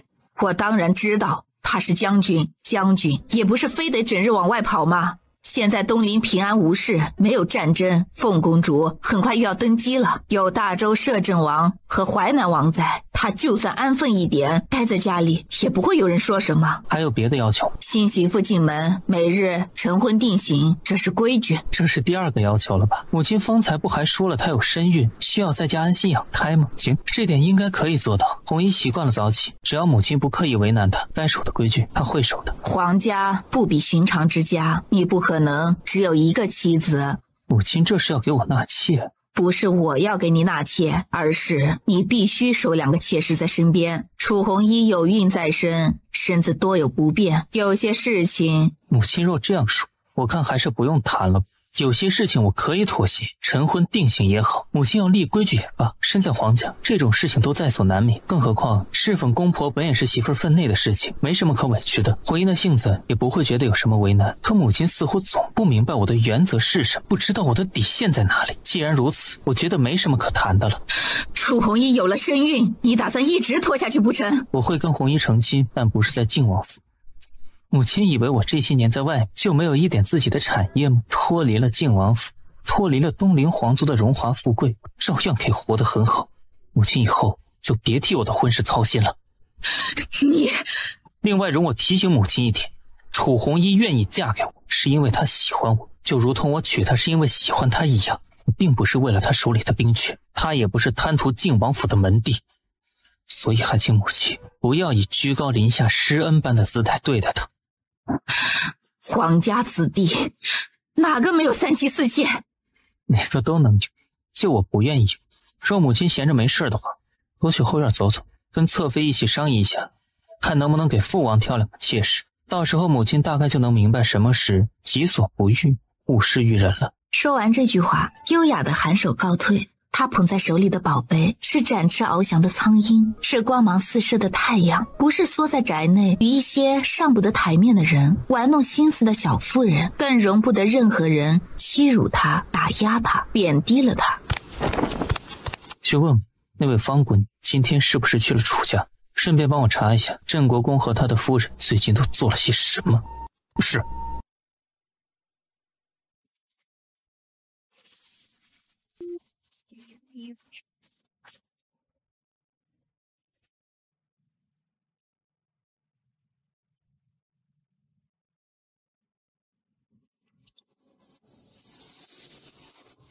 谢家九爷每天不是出现在青楼，就是在赌场。今日难得看到这般岁月静好，这是要转性了吗？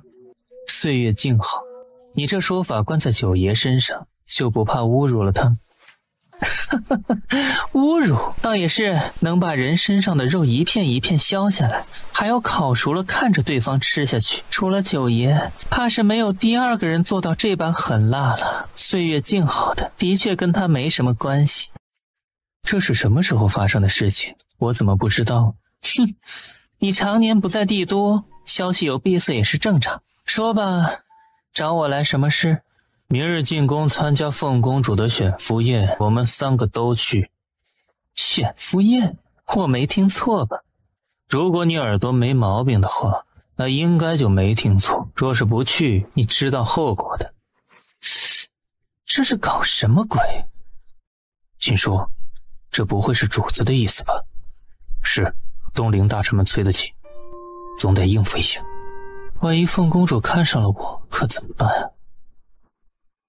你，呵呵，有本公子在，你只有滚边陪衬的份儿。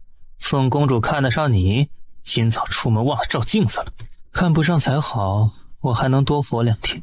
只怕你得小心了，万一这张脸惹了祸，当心主子也让人把你身上的肉一片片削下来，烤熟了命你自己吃下去。嘿，那倒不至于，我觉得充其量就是把他那张脸刮花，让他以后不能靠着这张祸水的脸欺骗人家单纯无知的小姑娘。容我告诉你一件真实的事情，凤公主在大周时曾喜欢一个姓顾的书生，这个书生后来被主子关进了摄政王府的地牢，着实遭受了一番酷刑伺候，双腿都废了，临死前身上已经找不到一处完好的肉。哟，都说沉默寡言的人说出来的话通常最让人信服，此时我却不得不怀疑你这句话的真实性了。那姓顾的人难道不是因为自己作死？这世上永远不乏主动作死的人。放心，这种事永远不可能发生在我身上。我刚从家里出来时看到齐狮子过去了，应该是去找我那位将军妹妹。这两人一个娇弱柔美，一个彪悍飒爽，男生女相，女子嘛则拿了男儿的戏本，看起来倒也有趣。主子为了宠媳妇当真是没底线了，连给他选皇夫的决定都能做得出来。蠢！若是真这般没底线，我们几个在这里干什么的？还不是为了以防万一啊！就是宠妻没底线，不然也不会拉我们几个去当挡箭牌啊！你知不知道这样很危险？万一哪天主子醋意大发，想到我们曾经居然被凤公主挑选过，不分青红皂白，就想灭了我们。你想多了，主子想要灭了你，不需要找那么多借口。好吧，算你说的有理。晚上帖子会发到你们手里，明日一早都打扮好看点，争取都能艳冠群芳。听这话的意思，好像是要把我们卖进青楼似的。不过话说回来，主子这般费尽心机，到底是为了什么？缜密筹谋，步步计划周到，一度我还以为主子是想要整个天下呢。也许这天下最终真的会落到主子手中。谢姐，你大哥最近是不是对你有些不满啊？他前2天秘密从票号里取走了3万两银子，这件事你知道吗？我对他的事情不感兴趣。那你不妨猜猜，他取的这笔银子用在了何处？3万两，区区一个谢家庶子，哪来的本事一下子取3万两银子？他在谢家有这么大的权力？他从10几岁开始就悄悄存银子，一直存到如今而立之年。我还以为他打算用这笔银子娶媳妇置办聘礼呢。所以这是他的私人财产。他存的的确是私人账户，不走谢家总账。这么说来，他忽然拿出这3万两银子，是打算娶媳妇儿。我的直觉告诉我，他极有可能用这笔银子买凶刺杀你。怎么了？你可以去给人占卜了。我猜中了，你的命居然只值3万两。你信不信我1文银子不用花，就能让你当场暴毙？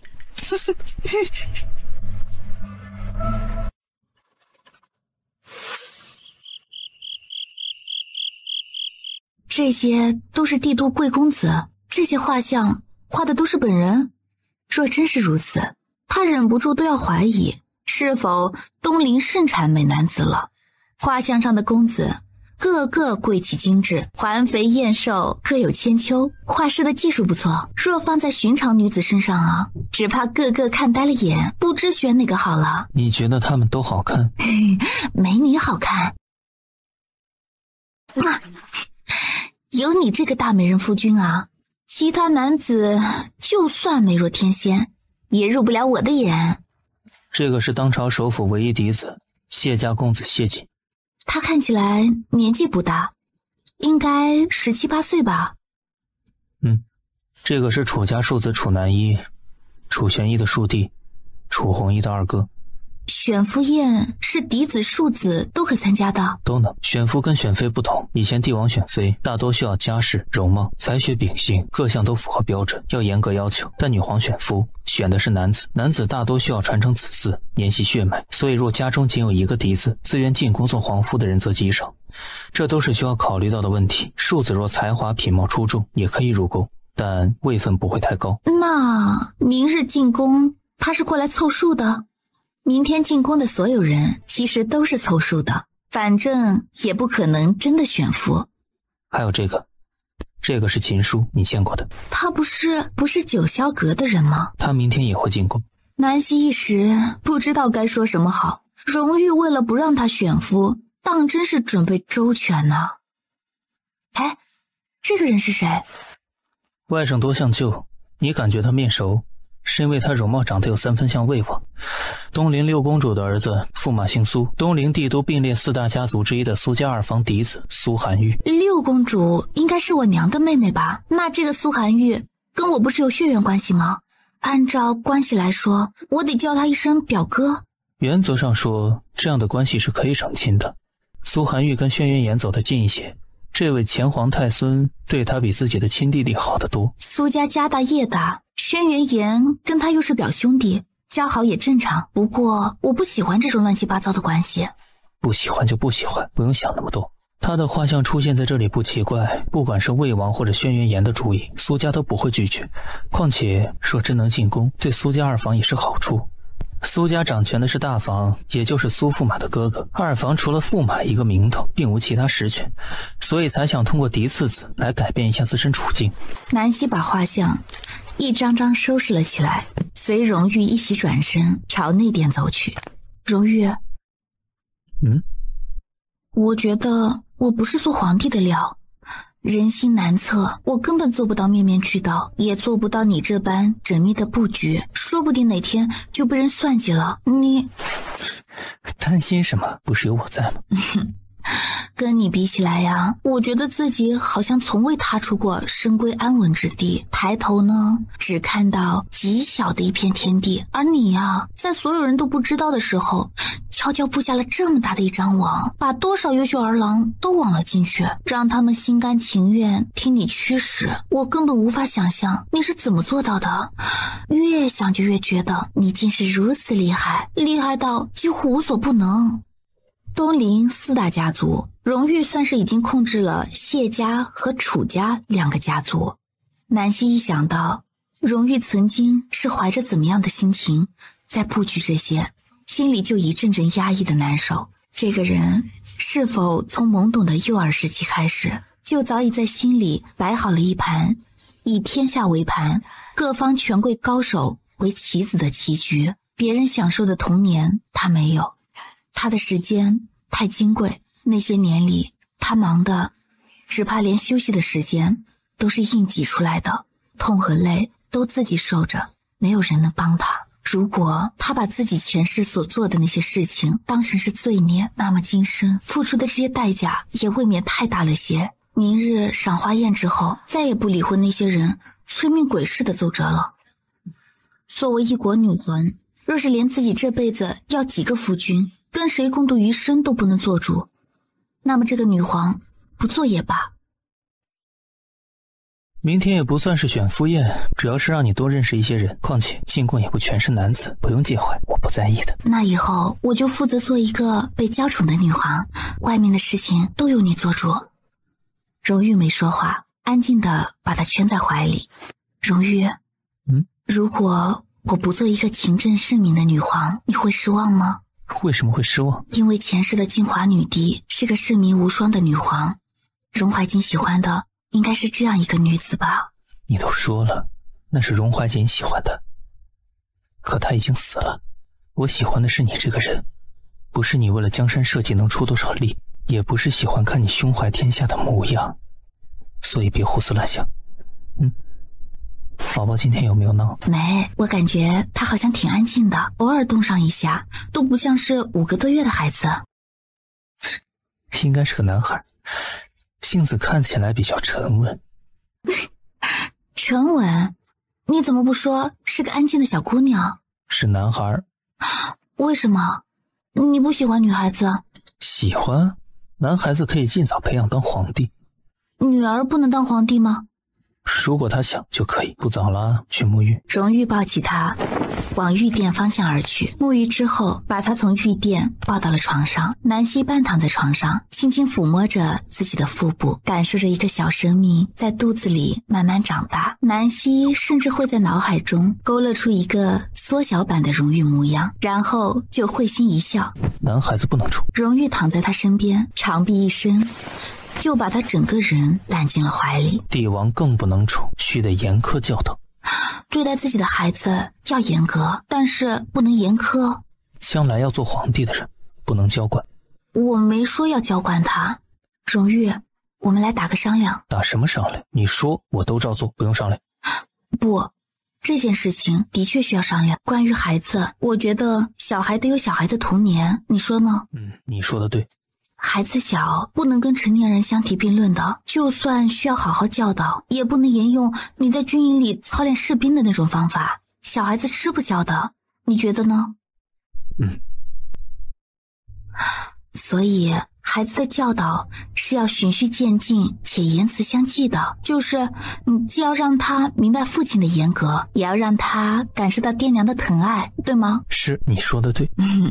不着急，反正也不是一天就能长大的，慢慢来。今晚好好睡，有个充足的睡眠，明天气色才会好。如果以前都不曾好好休息过，那么从现在开始，每晚必须在这个时间准时入睡，把以前丢掉的那些睡眠时间全部补回来。一瞬间的沦陷。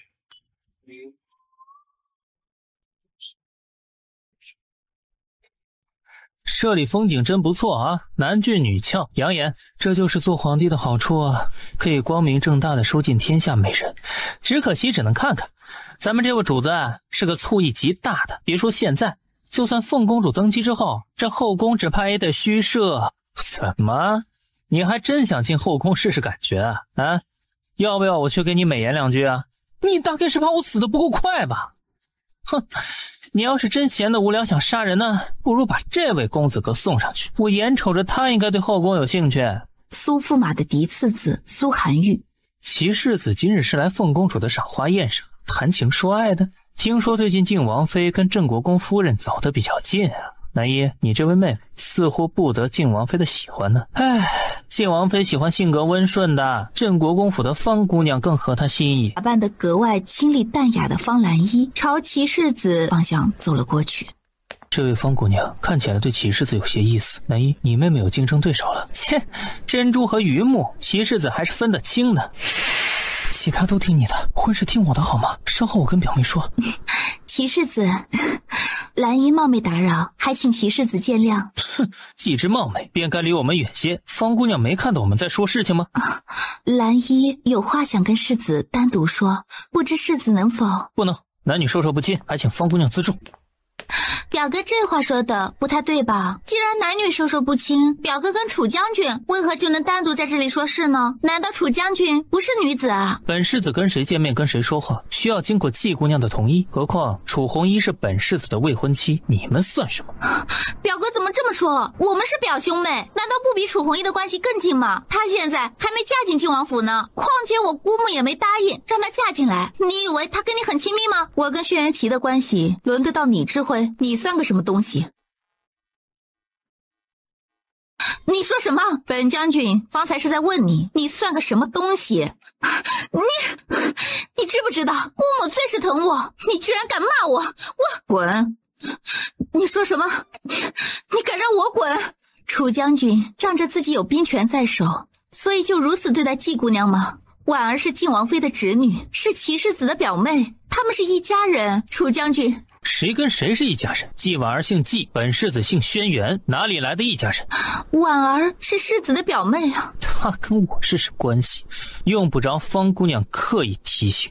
表哥，你到底是什么意思啊？你为了他，连姑母都敢顶撞，让姑母为了你的事情操碎了心。然而你可知道，他背着你做了什么？楚红衣，他根本不值得你喜欢，他就是个水性杨花的女人。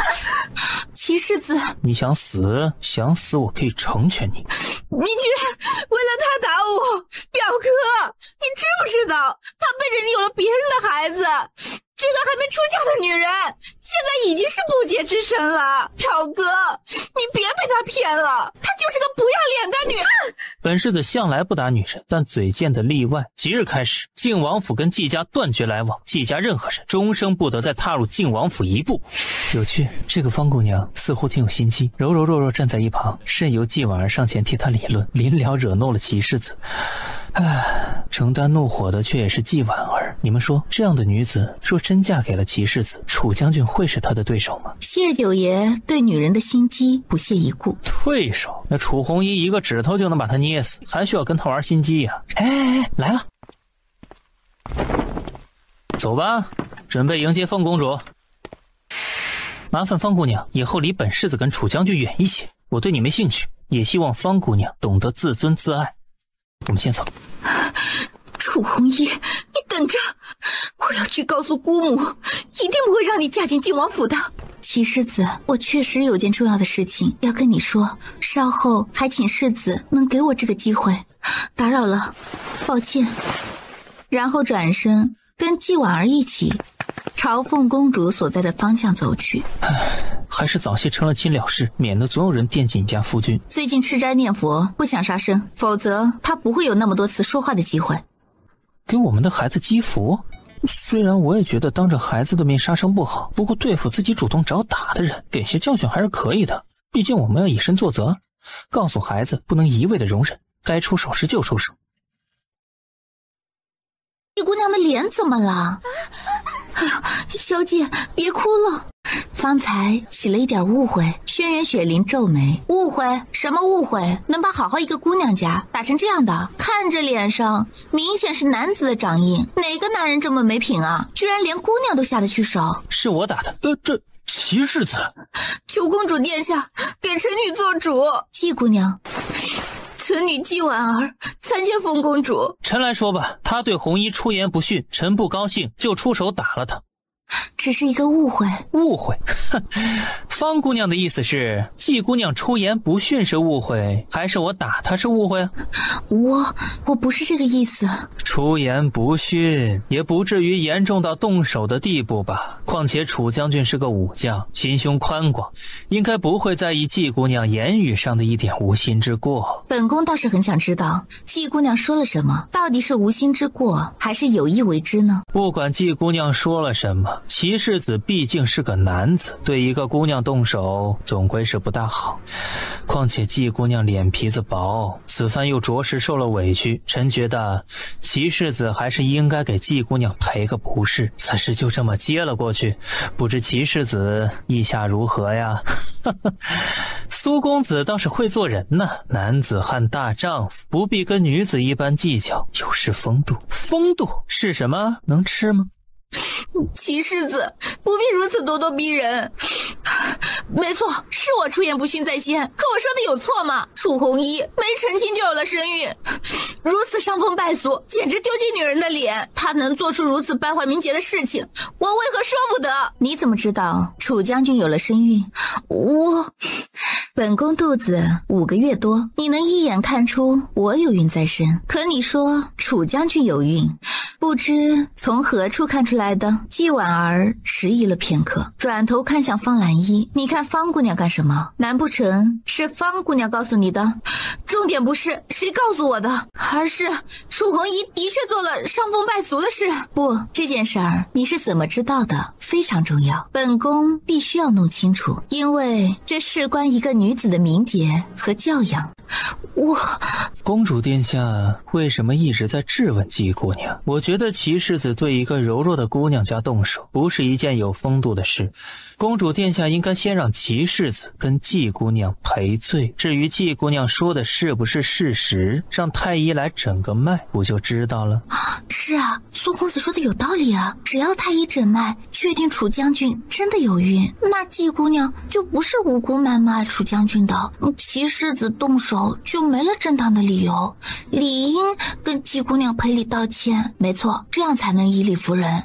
如果季姑娘冤枉了楚将军，那么太医诊脉之后也能还给楚将军一个清白。若是季姑娘胡言乱语，败坏楚将军的名节，也理应跟齐世子和楚将军赔礼道歉。这样一来，齐世子冲动之下动手一事也就可以不用计较了。本宫还是想知道你是如何判断出楚将军有孕在身的？难不成你是大夫，一眼就能看出楚将军的身子状况？季婉儿再一次看向方兰依，是臣女跟她说的。哦，方姑娘是如何知道的？臣女无意间看见楚将军似有不适，像是妇人恶心呕吐的反应。所以你就到处嚷嚷楚将军未婚先孕，这是你镇国公府的教养，还是东陵名门贵女都是如此大嘴巴，唯恐天下不乱呢？公主殿下，方真真皱眉，凤公主怎么能如此说话呢？凤公主虽常年居于大周，对东陵没什么认同感，却也不该甫一回来就对东陵贵女有如此偏见。放肆！你现在是在指责公主殿下？臣女不敢，请公主殿下恕罪。方姑娘觉得本宫的话委屈了你？你是大夫吗？如果你不是大夫，又如何仅从楚将军一点的不适症状，就得出他有了身孕的结论呢？臣女知错。你的确应该认错，所以你们觉得本宫是在冤枉你们，还是对东陵贵女有偏见呢？女儿家的名节有多重要，本宫相信在场的各位都知道，可仅从一个自己都不确定的小细节，就能判断出一个女子有孕，并唯恐天下不乱的昭告天下，这是你们东陵贵女的教养吗？方真真脸色发烫，她一个人并不能代表所有的东陵贵女，一个人明明是两个。方姑娘太心急了，今日本宫邀你们进宫参加赏花宴，是因为本宫初来乍到，有意跟各位先认识一下，倒也没有要偏帮谁的意思。可方姑娘作为名门嫡女，自小接受贵族的教养，应该知道有些话说出去会给别人造成什么样的影响，带给别人多大的伤害。如果连这些都想不到，只能证明家中对你的教养是失败的。楚将军的确是有了身孕，不过呢，他并不是未婚先孕，因为他已经成了齐世子名正言顺的妻子。齐世子呢，去大周接回本宫，本宫原本是不愿意的，因为本宫喜欢安定的生活方式，也习惯了大周的生活环境，并且本宫要在大周跟荣誉成亲，做他的妻子，做大周万人之上的摄政王妃，不愿意操心江山社稷，也不相信什么神灵旨意。可后来啊，楚将军护送我娘到了大周，跟本宫说了东陵的一些事儿，本宫被他说服了，以及不愿让我娘失望，就答应回来东陵，但就此提出了一个条件。各位都知道，齐世子容貌生得好看，楚将军又是英姿飒爽的女子，本宫以前啊并未见过如此般配而特别的一对有情人，所以呢，答应回东陵的条件就是楚将军必须先嫁给齐世子。所以他们于今年的9月在大周成过亲，拜过堂，已经是名正言顺的夫妻关系了。成亲呢是他们2个人之间的事情。不过回到东陵，2人的婚事同样也是晋王府跟楚家2个家族的事情，在东邻各大家族和子民见证之下，齐世子和楚将军理该再重新举办一次婚礼。楚将军虽有军衔在身，但至今未曾有自己的将军府。如果楚将军觉得有需要，本宫会去皇祖父面前提上一嘴，让他赐一座将军府于你。多谢殿下，昨日一早啊，本宫让太医给楚将军诊了脉，他的确有了身孕。表兄，看来你这个做夫君的有点失职啊。是，臣回去之后就筹备婚礼细节，争取早些让夫妻关系更加名正言顺，绝不让红衣再遭受无辜非议。这就是你们自己的事情了，本宫不予干涉。方姑娘和季姑娘都起来吧，今日之事就此接过，以后不准再发生。今日初次见到凤公主殿下，臣倒是有些意外。皇上和大祭司宁愿舍弃皇族众多世子郡主，千里迢迢把凤公主从大周接回来继承大统，果然有些道理，臣钦佩之至。哼，钦佩啊！凤公主处事公正，不偏不倚，以理服人，的确该钦佩。不过世子倒是听出来了，苏公子这句话说的似乎有些别的意思。什么叫宁愿舍弃皇族众多世子郡主啊？你知不知道这句话说出来会让人误会的？世子这是什么意思？本世子说的是什么意思？苏公子真听不出来，还是故意与我装傻？江山虽大，帝王子孙也多，龙椅却只有一张，谁是真命天子？自有皇祖父和大祭司按神灵旨意选定，容不得他人智慧。苏公子好歹也是出身氏族大家，这样的话说出来，不是自己蠢得无药可救，就是心机深沉，故意搬弄是非，想在凤公主和摄政王面前挑拨，试图引起他们对皇族子嗣的忌惮，以便日后给铲除宗室制造一个顺理成章的理由。世子说的这是哪里话？我怎么会？这么多人都听见了，难道苏公子还要否认？各位觉得本世子冤枉他了吗？你什么意思？你这里装了什么？什么意思？需要问我？小世子伤势好些了，多谢关心。小爷身强力壮，受伤乃是家常便饭。哼，比起你们这些生活在锦绣堆里磕不着碰不着的公子哥们，小爷那是皮糙肉厚，的确皮厚，脸皮尤其是厚啊！怎么，各位世家公子，这是打算联合起来要围攻本世子？小世子别误会，在下只是出于一片关心。我谢谢你全家。小爷是个武将，虽有些技不如人，但素来习惯有话直说，玩不来你们心机深沉那一套。所以不管各位今天抱着什么心思，小爷都把话撂在这儿。前些日子在军营教场上被打一事，是小爷我有错在先，本应该受军法处置。况且本世子主动提出挑战，最终输在摄政王手里，愿赌服输也是本世子心甘情愿。各位是真心好奇也好，关心也罢，或者试图以这件事情为由挑起本世子对摄政王的敌意，那么本世子大概得让你们失望了。说着，他亲自斟了杯酒，起身走到凤公主面前。今日仅以此酒表示臣的一片忠诚之心，还望凤公主和摄政王心胸宽广，大人不计小人过。殿下登基之后，但凡有旨意所下，臣必肝脑涂地，效忠君上，兴国家社稷，保边疆安稳。说罢，举杯一饮而尽。世子请起，本宫相信世子的忠诚，也相信淮南军的实力。荣誉与你同是武将，心胸宽大，对于发生过的事情不会放在心上，世子不必介怀。轩辕耀道了声谢，起身之际，抬眸瞥了一眼荣誉，正对上荣誉清冷淡漠的眸子。回到自己的席位上，轩辕耀抬眸看向方才说他脸皮厚实的谢景。素来听闻谢家九爷容姿倾城，艳冠群芳，今日一见果然不假。这张脸把在场的姑娘们都比下去了。若非知道九爷是个男子，本世子只怕都难免要对九爷一见倾心了。小世子这副姿容也还算能入得我眼，在下后院姬妾10数人，环肥燕瘦，皆是娇弱女儿身。虽然温香软玉，明媚可人，看多了却也难免乏味。若小世子真有这般情趣，我倒也愿意成全世子一番情谊，在后院专门为世子辟出一座院落，以作分桃之用。此言当真？千真万确。好啊，今天晚上我就登门，还请谢九爷提前收拾好床榻。谢家大宅大院，人口也多，若暂时腾不出院落，本世子也愿意跟九爷同榻而眠，诉说心事。果然是在边关长大的男儿，直言不讳，什么都敢说。谢家九爷眼高于顶，能跟世子看上眼也算是有缘，即便结个分桃是玩笑，可交个朋友却是可以的。不知九爷是否有这个意愿？爷要跟谁交朋友那是爷自己的事情，什么时候轮到你苏寒玉来做这个主了？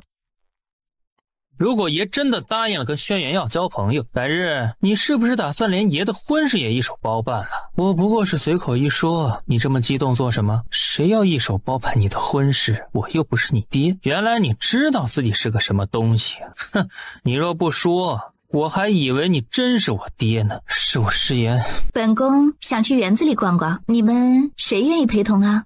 我跟殿下一起去，我也去，我们都去吧。众姑娘纷纷站起身，迫不及待地想离开这个是非之地。几位小郡主随南希走了出去。耀世子方才是在跟凤公主表达自己的忠诚。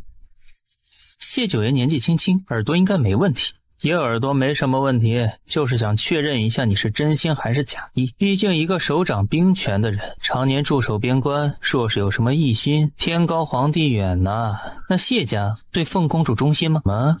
今日来的诸位公子都是年轻贵胄，各个家族杰出代表的人物，东陵将来的肱骨之臣。本世子得确定一下，以后该跟谁来往，又该跟谁保持距离。毕竟谁也不想跟叛臣扯上关系，我怕有异心的人将来遭天谴的时候会连累到我。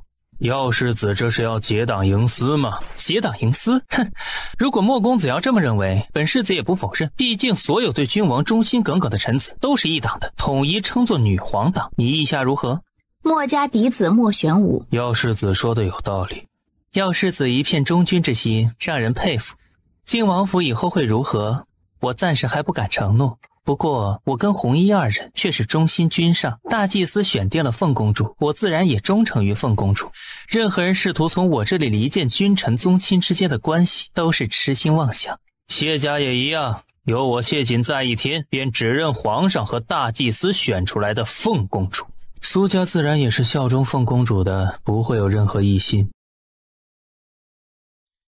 公主殿下，季姑娘，关于齐世子跟楚将军的婚事，真的没有回旋的余地了吗？为什么你如此关心齐世子的婚事呢？齐世子是我表兄，姑母正在跟郑国公府的夫人商议表兄跟方姑娘的婚事，我也觉得方姑娘比楚将军更适合表哥。殿下，婚姻大事历来是听从父母之命的，表哥未经姑母同意就跟楚将军私定终身，实在有违孝道。所以这件事儿，你是在责怪本宫自作主张吗？不是，臣女不是这个意思。齐世子和楚将军的婚事呢，是本宫同意的。季姑娘是不是不太清楚内情啊？齐世子和楚将军原本就有婚约在身的，并且这婚约据说就是靖王和楚大人商议好决定下来的。你想说靖王做不得这个主呢，还是说这桩婚约不作数呢？我不是这个意思。齐世子呢，是你的表兄不假，但你不是他的爹娘，无权过问他的事情。本宫呢，跟你们年岁相当，曾经在家世背景上也相差无几，所以此时不以储君的身份告诫，仅以旁观者的身份提醒你一句，别试图对旁人的事情指手画脚的。别说你没资格，就算有资格，你首先也得有这个底气承担指手画脚的后果啊。这脸上的肿印还没消失呢，就忘记了教训？表兄是因为我出言不逊才动手的，可你此时依然在做着逾越身份的事情啊。这么做的结果呢，除了得罪齐世子之外，没有其他任何的好处。方姑娘，靖王妃正在跟郑国公夫人商讨你们的婚事。是。所以你觉得齐世子非娶你不可？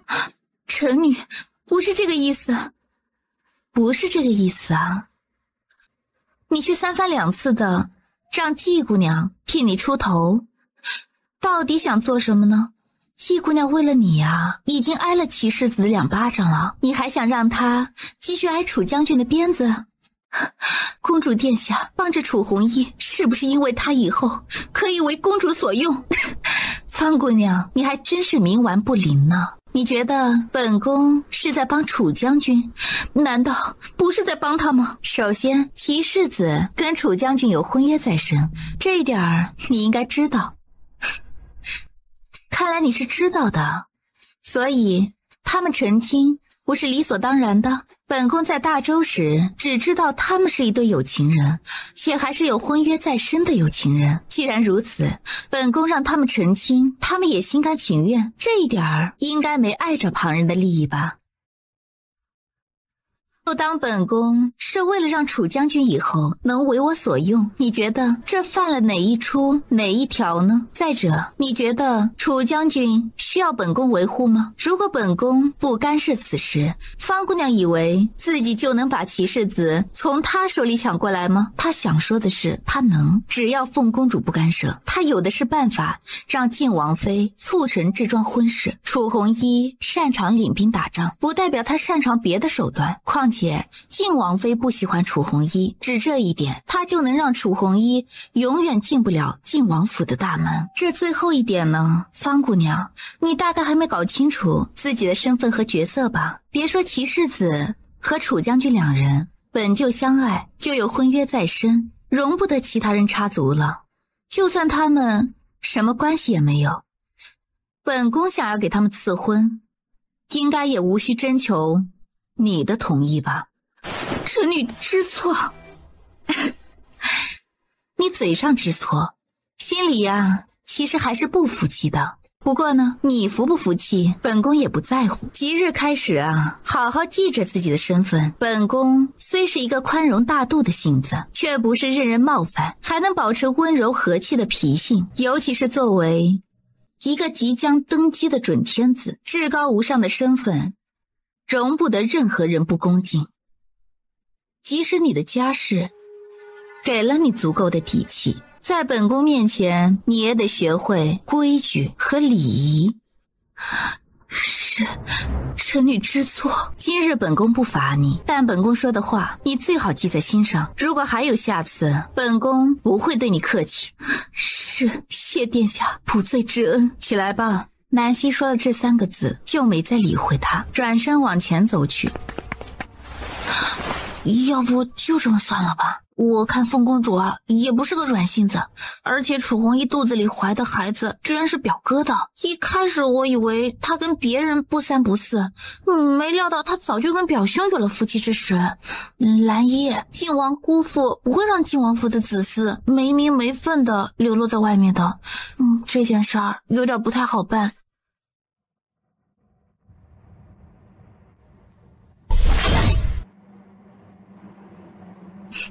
怎么了？想揍他一顿？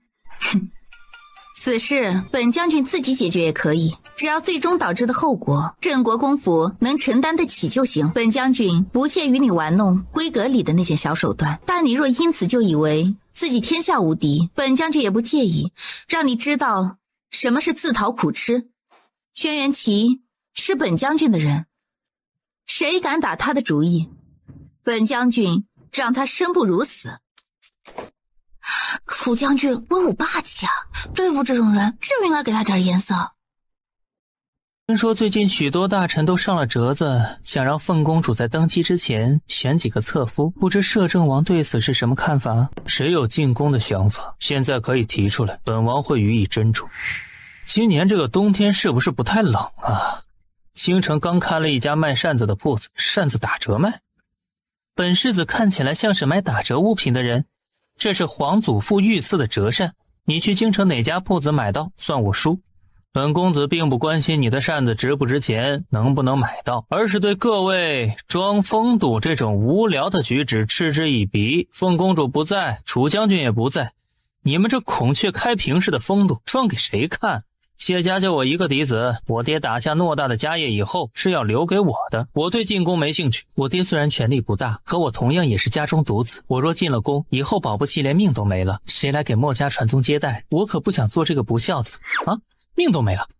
为什么会没命？自古以来，后宫的争斗不是都是残酷的吗？虽然女子擅长勾心斗角，不过我觉得那是因为男人没什么机会。否则在这方面大概也是不遑多让。我要是悄无声息地死在后宫，说不定连个深渊的地方都没有啊。你说的太夸张了吧，好歹也是东陵世家公子，谁敢让你无声无息地死在后宫啊？这种事情谁说得准啊？反正我对进后宫没兴趣，可惜我跟公主是堂兄妹啊，不然倒是愿意一试。你不怕80军帐让你一命呜呼？后宫哪有军帐？后宫没有军帐，只有白绫和1丈红，还不如军帐威武呢。难不成你想像个犯错妃子一样被赐死？谁敢让我死？摄政王敢，当初若非凤公主求情，那80军帐下去，你今天只怕还躺在床上呢。哦不，趴在床上。谢姐，你找死是不是？我相信你不敢对我如何。谢首府放在心尖尖上，宠着的唯一宝贝嫡子，这条命金贵着呢。别说轩辕耀，就算皇帝想要对他如何，都得掂量掂量后果。哼，本世子能不能认为方才那句话你是故意挑拨，想挑起我对摄政王的敌意？当然不是，小爷是想告诉你，摄政王是个独占欲极强的醋坛子。你们觉得自己是他的对手，认为自己比他城府深，本事强，心肠硬的，能算计得过他，并且保证自己不会死在他手里的，大可以进宫试试，尝试一下争宠是什么样的感觉啊！听起来谢九爷好像很了解摄政王似的。说真是如此，那不是代表除了摄政王之外，凤公主不能有其他皇夫了？切，能啊，做好意外横死的心理准备就行了。各位坐吧，夫君容颜俊美贵气，跟你带兵打仗的本领一样，冠绝天下，无人可及。梅花呀，代表美好坚贞的爱情，这些都是我特意折来送给你的，希望夫君喜欢。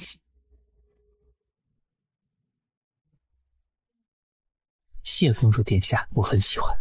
花厅里，众人对此反应不一，完全忽略了一国储君该有的矜持端庄和威仪。看吧，沉着稳重的摄政王撩不成什么样了，冷峻自持的摄政王笑得跟傻子一样。今天进宫的人呢，本宫已经大致认识了，各位自行活动吧，本宫有些累了，先回东宫休息。本宫刚回来不久，对各位皇叔伯家里的兄弟们认识还不周全，今日东宫设宴，请各位皇兄前去，本宫与各位说说话，彼此加深一下了解。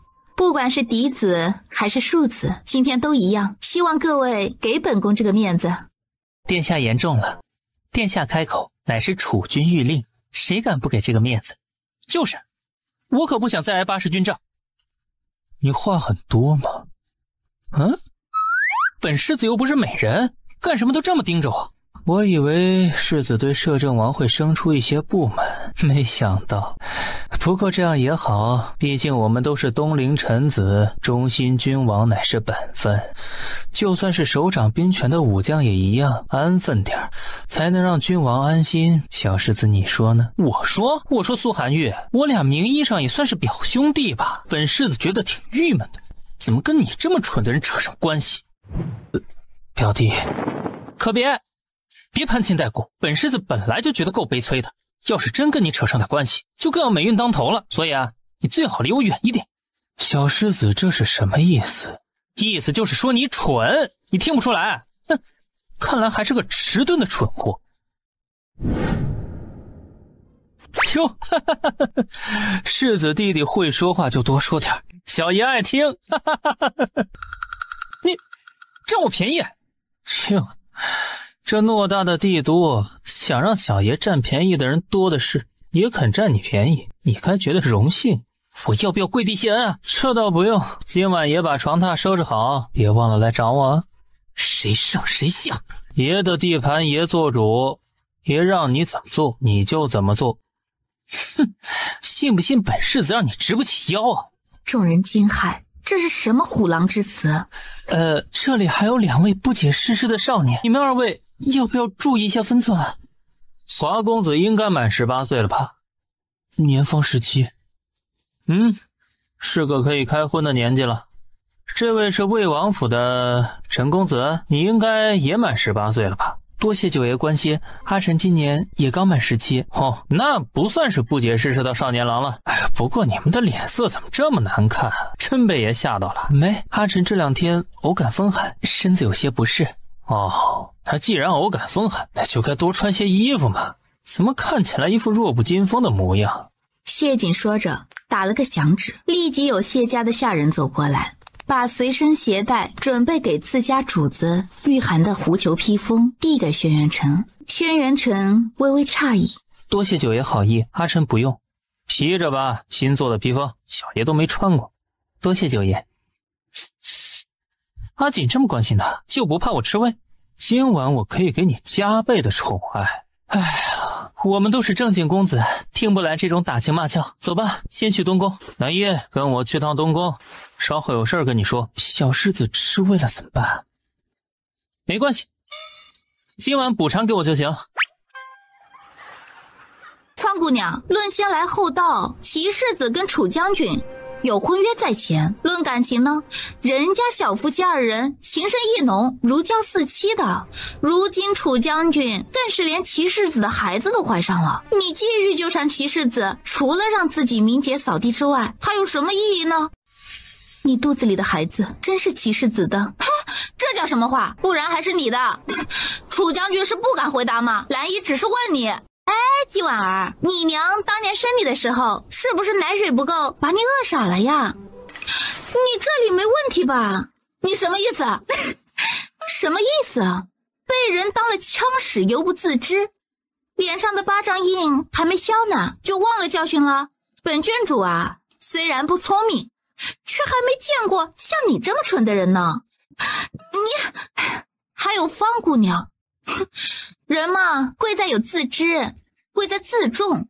未出阁的女孩子家，更应该要注意自己的名节，保护好自己的名声。你这般死缠烂打，若能得到回应，也还不算白忙一场。可明知齐世子对你厌恶的很，却还是3番2次往上凑，你是不是不知道经史怎么写啊？你娘以前没教过你啊？姑娘家应该自尊自爱。我只知道晋王府是王妃在做主，言下之意，她是晋王妃看中的儿媳妇，而楚红衣到现在却是连踏进王府大门的资格都没有。这个不用你操心，我跟轩辕琪的婚事不会在晋王府办，你若跟晋王妃投缘，随时可以搬过去住，本将军不会打扰你，你也别来打扰本将军。如果齐世子不在王府住，我去王府干什么？楚将军是想让齐世子跟晋王妃断绝关系吗？你不觉得自己太自私了？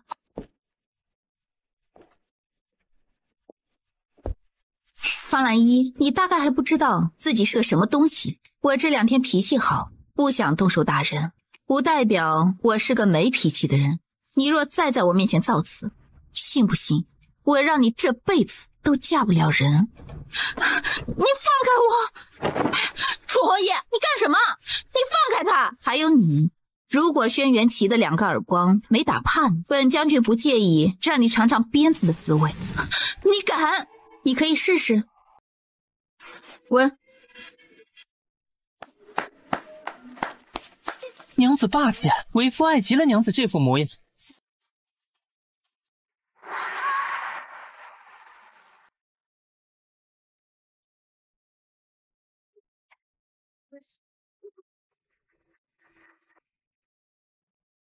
媳妇儿，除了不能弑君杀父之外，这天下任何人敢惹你不快，你都可以一鞭子抽死他，抽死之后为夫负责善后。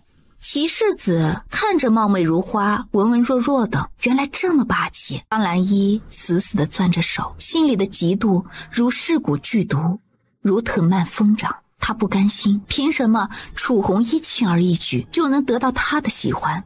兰一，我觉得如果你是想劝我放弃，就不用说了，我不会放弃的。婉儿，你不知道我从什么时候开始喜欢了他，这辈子我不会嫁给别人。若是没有齐世子，我宁愿终身不嫁。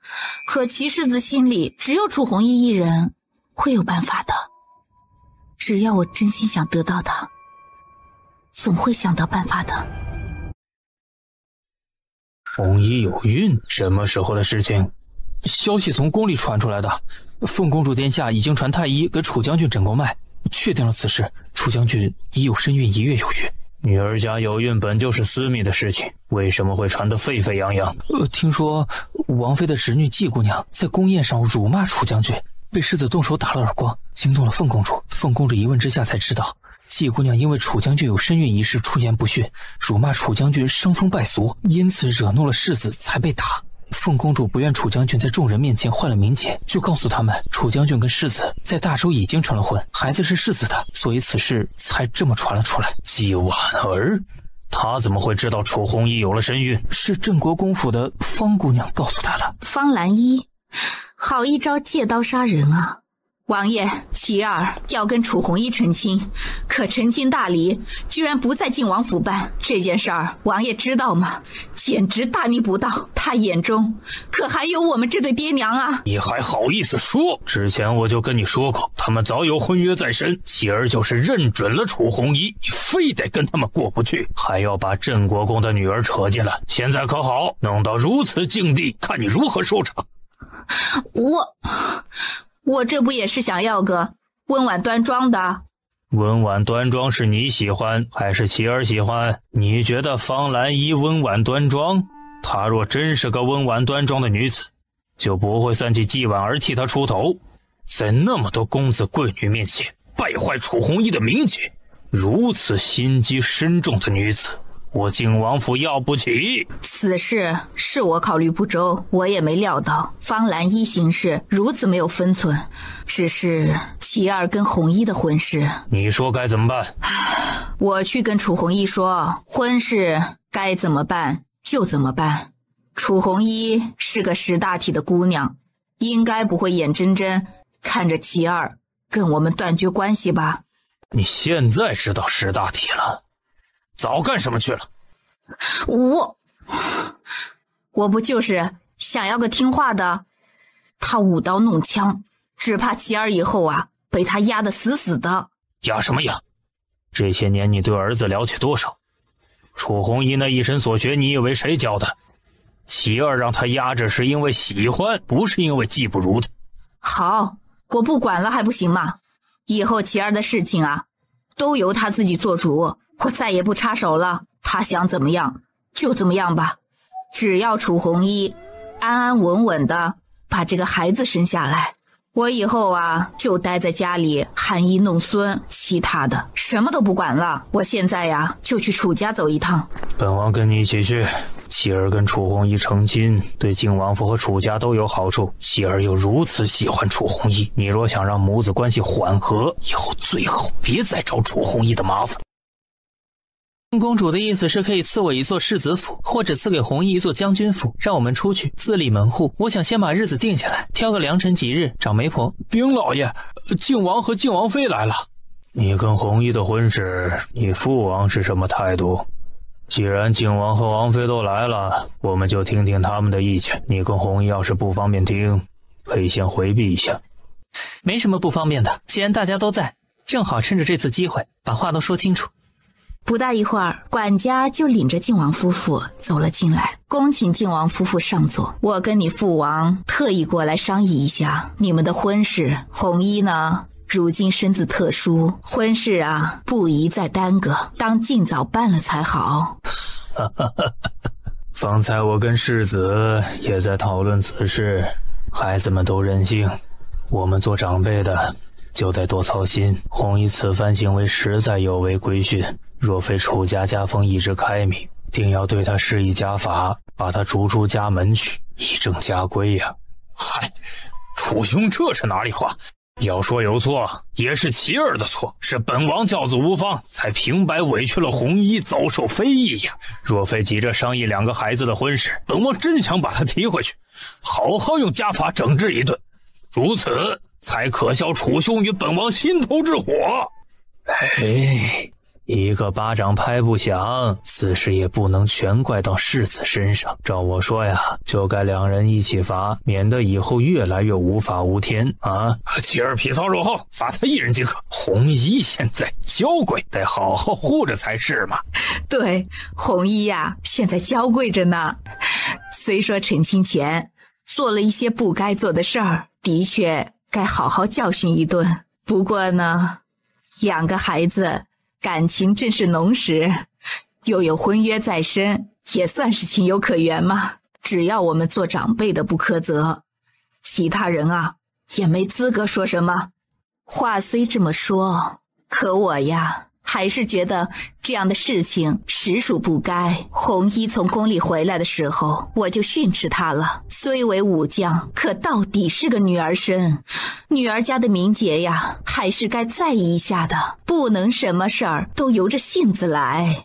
好在王爷王妃都是个宽容的性子，这若是遇到个家规严苛的，姐姐说的这话我就不爱听了。明明犯了错的人是琪儿，跟红衣有什么关系？也亏得琪儿啊铁了心要娶红衣，两人感情深笃，否则就他这样的举动，非得让王爷打断他一条腿不可。轩辕琪颇觉得有些无聊，不由执起红衣的手放在自己的掌心，缓慢的一圈又一圈的在他掌心轻划。在他掌心写着媳妇儿，红衣淡漠眉眼悄然柔和了3分。那这陈青呢决定的匆忙，我们还没来得及准备聘礼呢，所以呀可能需要再等2天。红衣身体特殊，陈青大礼稍稍从简，不必要的流程啊可以免去一些，但场面一定要隆重，聘礼呢也要准备的丰厚，让东陵世家都看到咱们王府对红衣的重视。好吧，他得承认，靖王妃这几句话说到他心坎里去了。他要让东陵所有世家臣民看到他对红衣的重视，以抵消今日在宫里流言所带给他的影响。咱们哥俩也好久没有喝2盅了，不如今日我就厚着脸皮说的，这叫什么话？您贵人忙，难得到我府上一趟，我还不得好好招待你呀？说着连忙吩咐下人去准备酒菜，随即哥俩去了书房谈正事儿。今日宫里的事情啊，我听说了，方兰依做的事情太不靠谱，你表妹呢也实在不像话，我会提醒她以后少跟方姑娘来往的。红衣啊，以前呢是我偏见，给你们造成了很多的不愉快，这次婚礼啊我一定给你们好好办，并且承诺进了王府之后不会有人敢刁难你的。妻儿以后是否要纳妾也是你们自己的事情，我不过问。什么叫纳妾是我们自己的事情？我看起来像是会纳妾的人吗？我说了我不过问，你想纳就纳，不想纳就随你，这样还不行？红衣呀，长得真俊呐。谢谢。我下午回去啊，就让人把王府里最好的院落收拾出来，给你们做那个成亲前的新房。不用，我习惯了住红尘院。另外，我们也没打算在靖王府成亲。我在跟红衣说话，你别插嘴行吗？我的确没。这2天啊，我让人置办些新的家具物事，你看需要什么都可以跟我说。抽空的，我给孩子多做几件小衣，估摸着应该是明年夏天出生，那就做一些夏天的衣服鞋子，再多买一些宝宝的玩具。成亲之后，你只管安心养胎，让琪儿好好照顾你。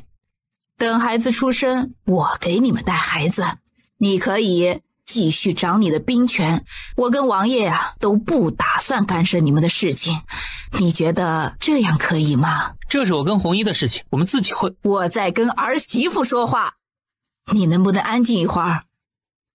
这是我的媳妇儿。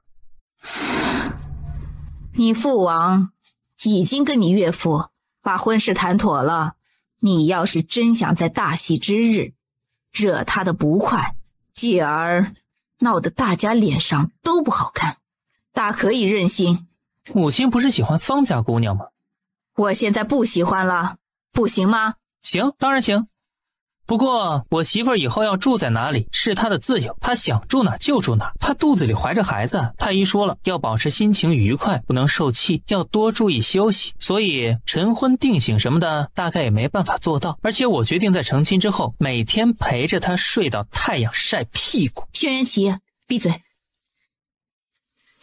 我自己的儿媳妇和自己的孙子，我心里有数，不需要你提醒。也是孙女儿，我比较喜欢女儿。沈元启啊，你放肆啊！王妃不必与他争执，王爷王妃就他一个嫡子。如果两位能接受我们自然愿意在晋王府成亲，但是请王妃仔细考虑，不必为了孩子而妥协。我这样的性子呢，不讨喜，我自己知道，我也不会为了谁而改变。如果王妃希望我跟别的姑娘一样低眉顺从，我大概做不到。成亲之后呢，最好的相处方式就是我对王爷王妃保持晚辈该有的礼节，以及互不干涉的相处方式。也希望王妃尽量别来左右我们的生活方式。我已经考虑好了，你们的婚事呢，我负责筹办。成亲之后啊，你先在府里安心养胎，孩子生下来之后，你们想做什么就做什么，我不干涉。成婚定型这些规矩不用刻意去守，只要别做什么有损王府名节和利益的事情就行。你们新婚之后的院子呢，我不会经常过去的，就算去了也会提前让人通报，绝不擅自越界。你们还有别的要求吗？我没别的要求，只要母亲别为难红衣就行。红衣虽然不擅长甜言蜜语，不会哄人，但父王和母妃毕竟是长辈，只要话说的在理，以理服人。我跟红衣都会尊重你们，绝不会无缘无故给父皇母妃制造麻烦。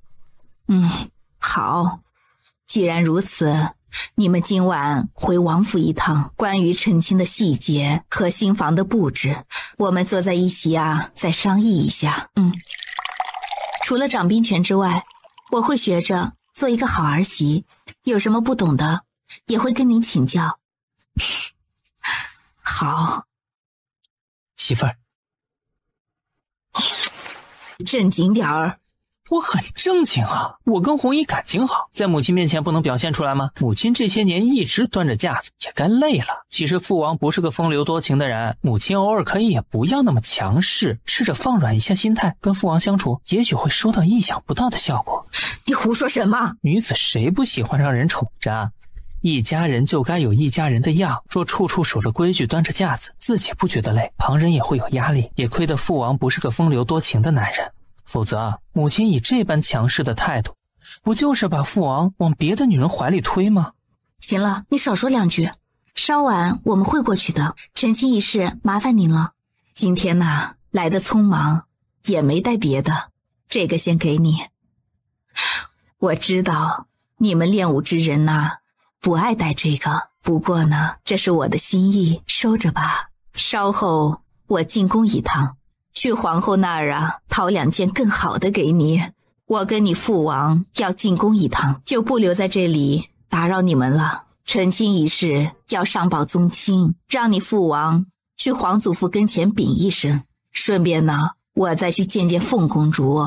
公主表妹性情温柔，可她身边的摄政王却是个冷人，母妃得注意分寸。今日御花园一见，我察觉到淮南王叔父家里的阿耀似乎跟摄政王很熟，还有谢家小九大概也靠向了摄政王那边，母亲可以提点父王一声，让他以后离魏王府远一点。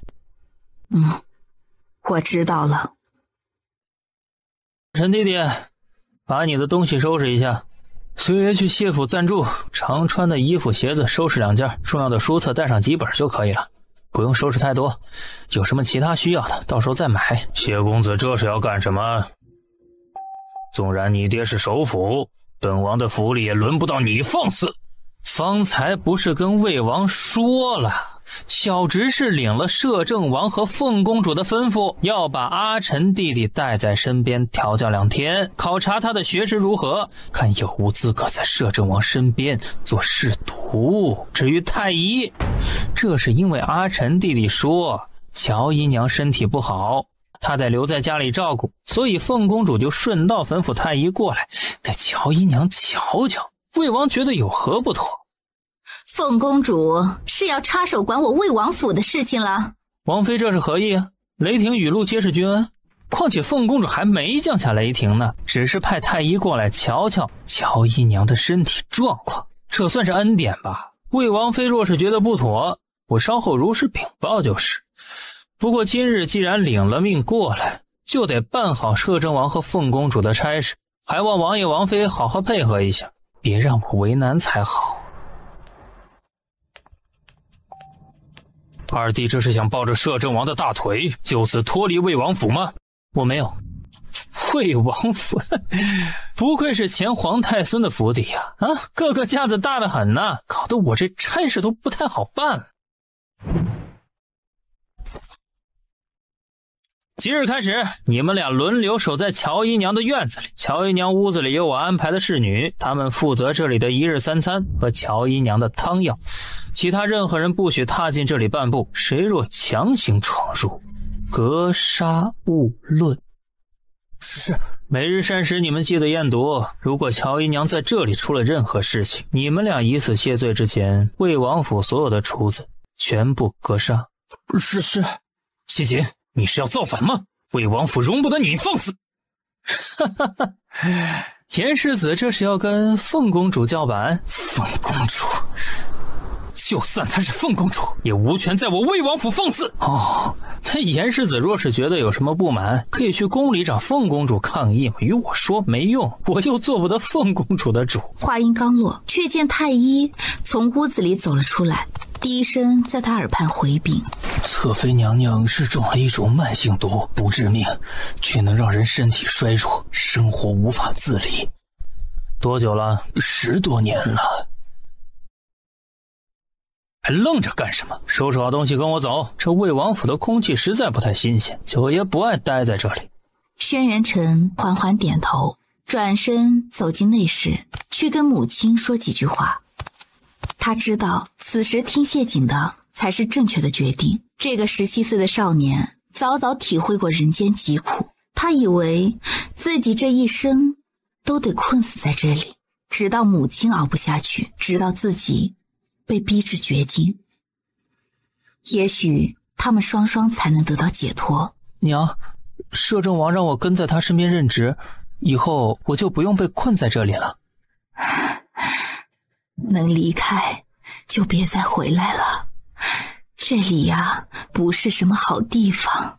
娘还在这里，我怎么能不回来？儿子这些年认真苦读，终于算是派上了用场，以后我会认真做事，争取早日获得凤公主殿下和摄政王的信任和重用。若能幸运一些，说不定还可以封个一官半职，到时候就能拥有自己的府邸，就算小一点也无妨，至少有机会把娘接出去住了。这2天，谢公子安排的侍女会在这里照顾娘，还有保护娘的高手。娘好好吃饭，好好服药，其他的都交给我去做。轩辕晨不敢让谢景久等，又细细叮嘱了几句。多谢你们在这里照顾我娘，我现在手头紧，等以后有了银子，我家爷给的银子足够我们用了，陈公子不用担心。轩辕晨点了点头，谢谢。陈弟弟这礼貌不错啊，九爷喜欢。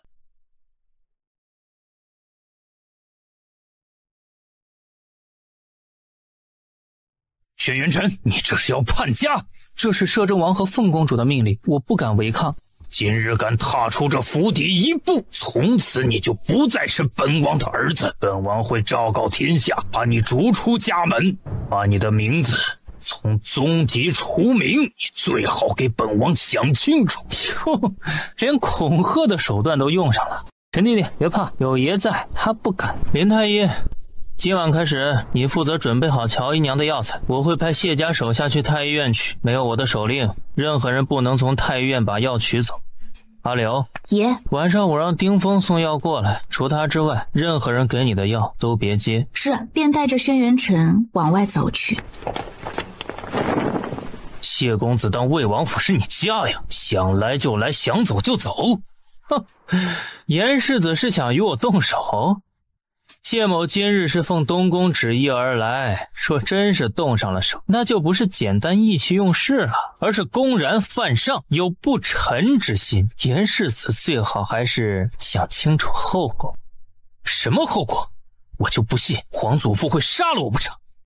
来人，拿下！哈哈哈哈哈哈！皇上不会杀你，因为这件事根本不会传到大政宫去。宫里如今执掌朝政大权的人是凤公主和摄政王，这是满朝文武都知道的事实。严世子不会到现在还以为被接回来的凤公主只是摆设吧？你说奉东宫之命就是奉东宫之命，谁能证明你说的是真的？东宫储君的手谕应该能证明。如果这2样东西还不够分量，谢某就只能让禁军来证明了。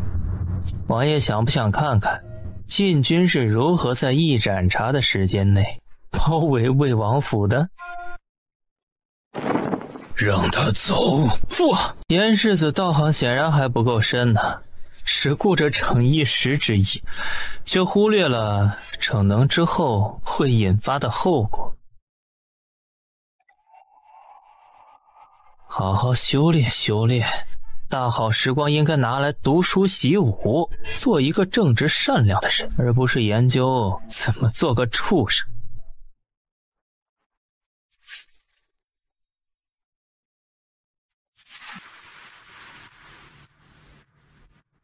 九爷，我什么时候去东宫听令？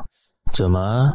摄政王让我做他的侍读，不敢麻烦九爷。别这么生分，喊我的名字就好。把衣服脱了。啊，九爷，紧张什么？还真以为我对你有兴趣？衣服脱了，让我看看你身上的伤。我没。如果你想让林太医看也没什么，我身上的伤已经习惯了，没什么的，不用让太医看。还求九爷给阿晨留一点颜面。颜面是什么？当饭吃啊？行了，不愿脱就别脱了。看你这副受辱的表情，好像爷成了个逼良为娼的老鸨似的。是阿晨不识好歹，多谢九爷体恤。都是男人啊，扭扭捏捏干什么？莫不是真以为爷男女通吃啊？不管你顾及着什么颜面，该看伤还是要看。自尊和颜面有时候是最不值钱的东西。谢家人多，人心复杂，你暂时住在这里，别乱跑，在这里老实待着，没人敢过来找你麻烦。把身体调养好了，凤公主登基大典之后，你再进宫。阿玉，我喜欢这个叫法，多叫2遍。阿玉，东陵这边的势力啊，几乎都在你的掌控之中了。今日又收了2个少年，登基之后，东陵朝臣就算有什么不满，大概也翻不了什么浪花了。荣玉低头吻着他的唇瓣，灼热的唇沿着下巴一路延伸到娇嫩的脖颈，吻得南希气息都有些不稳了。阿玉，我在跟你说正事儿。我知道，放心，我不会乱来。南希感受到他的贪恋和依赖，这2天心里还觉得不安吗？不安一直都在，除非你一直对我不离不弃，给我足够的安全感，并保证这辈子只喜欢我，不会对其他男子多看一眼，不理会大臣让你选妇的建议，眼里只看到我一个人，心里也只想着我一个人。荣玉，你把我锁起来吧，我不会选别的皇夫的。这些事情啊，本来就由你做主，大臣们以后若有此类建议啊，都可以当耳旁风，听听就算了，不用当真。但是你说不看其他男子一眼，这只怕很难做到的。要是让谢景和轩辕耀看到你此时的表情，不知他们会是什么反应呢？满朝文武大臣都是男子，以后上朝，难道我要把眼睛都蒙起来？哎呀，这个要求嘛，好像有点霸道。不过，若是你能代替我上朝，我觉得也没什么不可以的。我是不是很烦啊？怎么会？我就喜欢你这副模样。我方才是逗你的。我说的可都是真心话。反正我这辈子啊，心无大志，只要负责好好爱你就好了，其他的都交给你操心，我才不想那么累呢。东陵江山是属于你的。阿玉，你是不是一直没办法从静华女帝和荣怀瑾的感情中走出来啊？她似乎很执着于让她做这个女皇。不是，这是你跟我的宿命，我们都违抗不得。前2日就陆陆续续收到了一些消息，殿下的登基大典应该会很热闹。这2天皇城之中多了很多外来的面孔，还有几个比较漂亮的少年。有我漂亮吗？如果单纯比美的话，你不一定胜得过他们，因为来的这几个少年都是各国千挑万选出来的，姿色不凡，堪比青楼花魁。这是想用美色来蛊惑我东陵女皇啊？大抵如此。女皇陛下，您怎么看？各国皇室都蠢蠢欲动的，准备给您送美少年呢。我还不是女皇陛下，这句话若是让有心人听到，当心你脑袋搬家呀。没关系，有摄政王在，我的脑袋搬不了家。切，别太自信啊！以你这副红颜祸水般的容貌，说不定哪天搬你脑袋的就是咱们这位摄政王殿下。阿耀，这是在变相的夸我生得好看啊。男人好看有什么用？能当饭吃？能啊，可以吃软饭吗？小姑娘都喜欢长得好看的，就跟男人喜欢美人是一样的道理。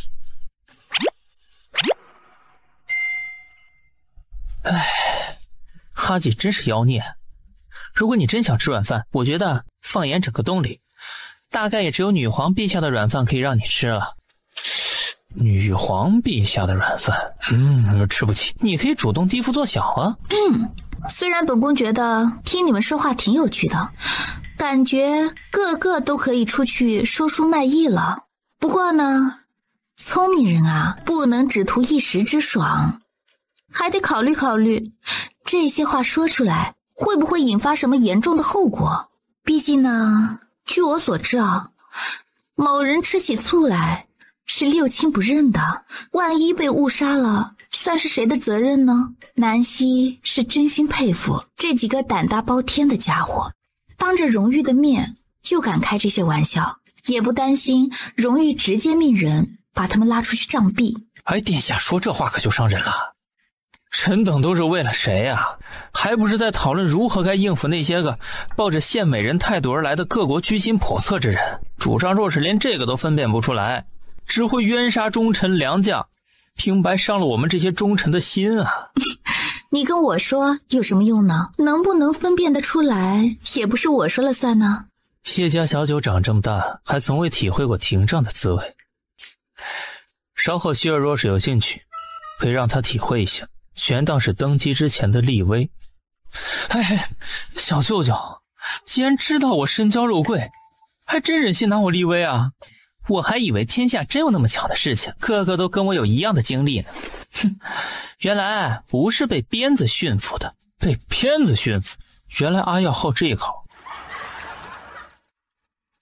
原来不是被鞭子驯服的。被鞭子驯服？原来阿耀好这一口。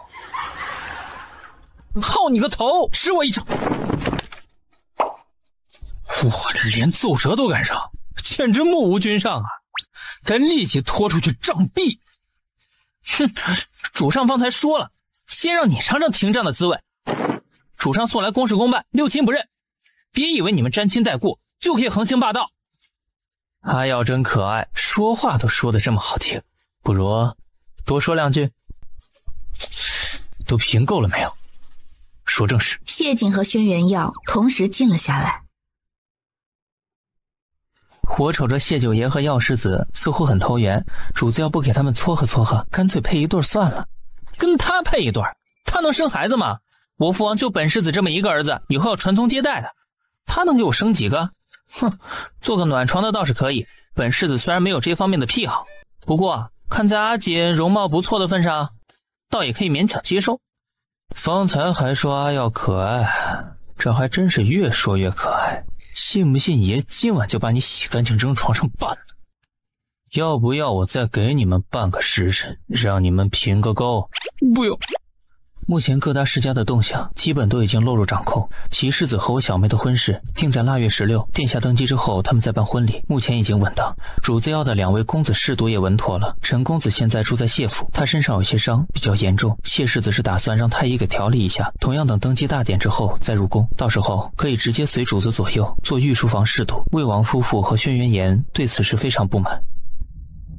晋王府不用再多费心思，魏王府也没什么，淮南王更没什么可说的了。苏家是魏王府一派的人，目前还站在轩辕岩那条船上，苏策掌户部大权，手里多的是理不清的烂账。殿下登基之后，可以第一个拿他开涮。苏家这些年掌控的势力也不小，开涮那是肯定的，但可以不用太着急。这里面有我记下的名单，可以先把中枢属于苏家和轩辕岩的势力朝臣一个一个替换下去，把苏策的羽翼剪完，最后再清算苏家。四大家族唯独一个墨家立场不明，不过莫玄武跟楚红衣是对头，让他们毫无芥蒂的同朝为将有些难度，一个弄不好，也许他们会选择跟苏家站到同一阵线。墨家公子跟红衣是对头，他们俩怎么会成为对头？红衣这个镇国将军的头衔原本应该是莫玄武的，不过齐世子去年年底从大周回来之后，在皇帝面前提了些建议，大致就是如果要把殿下您接回来，朝上最好有个女将军，行事也会方便些。皇上觉得此言有理，就同意了齐世子的建议，于次日朝堂上宣布了此事。墨家自然是不服，当殿提出抗议。许多支持墨家的大臣也觉得红衣只是个15岁的少女，根本不能跟莫玄武相提并论。最终皇上为了让众大臣心服口服，就安排红衣跟莫玄武比试了3场单人武功较量，较场上比试骑射，以及军营里两军对阵比阵法谋略。3场比试莫玄武都略输红衣一筹，面子受挫，镇国将军的头衔也没了，两人就此结了嫌隙。镇国将军的头衔自然是有能者得，保家卫国这件事儿容不得疏忽。况且圣旨提拔，难不成这武将头衔必须属于墨家才算公平吗？如果人人都能像殿下这般想法，天下将一切太平，哪还会有那么多人为财死鸟为食亡的事情发生啊？别说墨家心头不平，就算是如今的谢家和楚家，甚至是淮南王府，也是因为有足够多的利益好处，才会心甘情愿效忠殿下和摄政王。若无这些好处，我们有什么理由为君王鞠躬尽瘁呢？你胆子不小啊！臣说的是实话，不敢在殿下面前巧言蛊惑。哦，既然如此，你能不能告诉我，荣誉许了你什么好处呢？臣得到了最大限度之内自己想要的自由，支配财富的权利，以及追随一个自己想要追随的人，这个过程中所感受到的充实和信仰。其实啊，最后一句才是重点吧。效忠荣誉和效忠天子是2种不同的选择。就算你们不表以忠诚，只要以后忠心耿耿，尽职尽责，各自的家族依然可以得到应得的名和利。南希轻叹口气，荣誉根本就是一个被爱情耽误了的天生霸主。如果是他来执掌这个天下，眼前各国蠢蠢欲动的野心，也许反而是他的机会。这么多忠臣良将无怨无悔地追随在侧，九州统一又有何难呢？这些光芒万丈的男儿，私心里是否也希望能辅佐他成为千古一帝，青史留名呢？5时，莫林安带来了情书刚得到手的情报。不管是哪国提出联姻一事，你们4人负责应对，必要时把轩辕齐也安排上。听起来我们像是专门挡刀子的。不是挡刀子，是挡桃花。谁忍心让阿锦挡刀子？放肆！九爷的头发都敢拽，你爪子不想要了？哼，你待如何？都做事去。登基大典之前给本王盯好了，谁若出了差错，别怪我真让你们尝尝廷杖的滋味。主上果然冷面无情啊，在我面前就这么冷冰冰，到了凤公主面前瞬间化成绕指柔，如此2副面孔，就不怕让人心里不平衡？此言有理。南希真的坐着也中枪。要不我跟如玉说说，以后对你们温柔一点。温柔？轩辕要在脑子里想象了一下荣誉对他们温柔的模样，深深打了个寒战。还是算了吧，我天生命贱，消受不起主上的温柔。我觉得你们最近皮痒了，当着凤公主的面就敢争宠，依我看，不如直接送去内廷，一刀下去一了百了，以后就可以光明正大的出入前庭后宫，每人跟在凤公主身边侍奉茶水，如此也就能时常看到主上这张温柔的脸了，跟着沾沾福分。各国送来的美少年若是真角色，凤公主不妨考虑一下收几个在后宫，就算什么都不做，看着也舒心，不是？谢瑾是个聪明人，这句话刚说完，身子一闪，转瞬间就失去了踪影。他担心再慢一步会被灭口。开心，感觉怎么样？你是问我身体的感觉呢，还是问心情啊？身体和心情都关心。轩辕要说你两副面孔，你怎么看？不用理他，这2天好好休息。登基大典虽然尽可能的从简，却也累人的紧，需要养足精神才是。对了，谢瑾怎么会叫你舅舅啊？他母亲是大周郡主，一位已故亲王的女儿。这也是你安排的？怎么可能？他当年嫁入东陵时，我才刚出生不久，就算有逆天之能，也没办法真的筹谋这么远。你以为我是神仙？和亲吗？不是和亲。谢首府那样的脾性，他不想娶的女子，皇帝也做不了主。南希了然，所以谢家夫妇应该是真心相爱的。看来这位同样出自大周皇族的郡主也是个与众不同的女子，能让当年据说非常风流的谢首府都收了心，从此专心做起了宠妻宠儿狂魔，不简单呐。那此事倒也巧了，不过难得的是谢瑾他居然愿意听你的。你方才跟谢瑾他们说，若有哪国提出联姻，就让他们去应付，这意思是不是说以后每当有大臣劝我选夫，就把他们拉出来当挡箭牌？你会不会觉得我心机深沉？我就喜欢你心机深沉。谢瑾、楚南一、轩辕耀、莫临安，还有一个貌美如花的轩辕齐，这随便一个拉出来都是俊俏出众、气度非凡的贵公子，谁敢与他们争锋呢？只怕所有想入宫的人在这几个人面前都会被衬托得黯然失色，自惭形秽。最近一直没见到我娘啊，她回来之后很忙吗？说忙倒也挺忙，大多时候都是在跟世家夫人们一起坐下来喝茶聊天。岳母大人现在是整个帝都最炙手可热的人物，有眼色的世家夫人们都知道要跟他打好关系。今儿个邀请赏花，明儿个邀请看戏，长公主府啊，每天都有人送些稀奇珍品给姐妹儿。他们讨好我娘有什么用？我娘又不会在我耳边吹风，不如直接来讨好我呢。你希望他们来讨好你？当然不是，我就这么一说。岳母大人离开东陵10年，跟以前的熟人都有了生疏，与年轻一代的公子贵女们更是成了陌生人。这段时间常与人接触一下也挺好。等我做了女皇，我娘是不是应该封一个大长公主？可以征询一下岳母大人的意见，不过我觉得她应该不会在意这些。他若是在意这些啊，也不会隐姓埋名，在大周生活这么多年了，还要忍受我爹薄情寡义的背叛，以及那嚣张的妾室。云王监国，我那荣宠不在的父亲现在也不知道如何了。你希望他如何？我不希望他如何，现在我跟我娘都与他没什么关系了，不再有什么感情，自然也没什么怨恨，没必要在他身上浪费心思。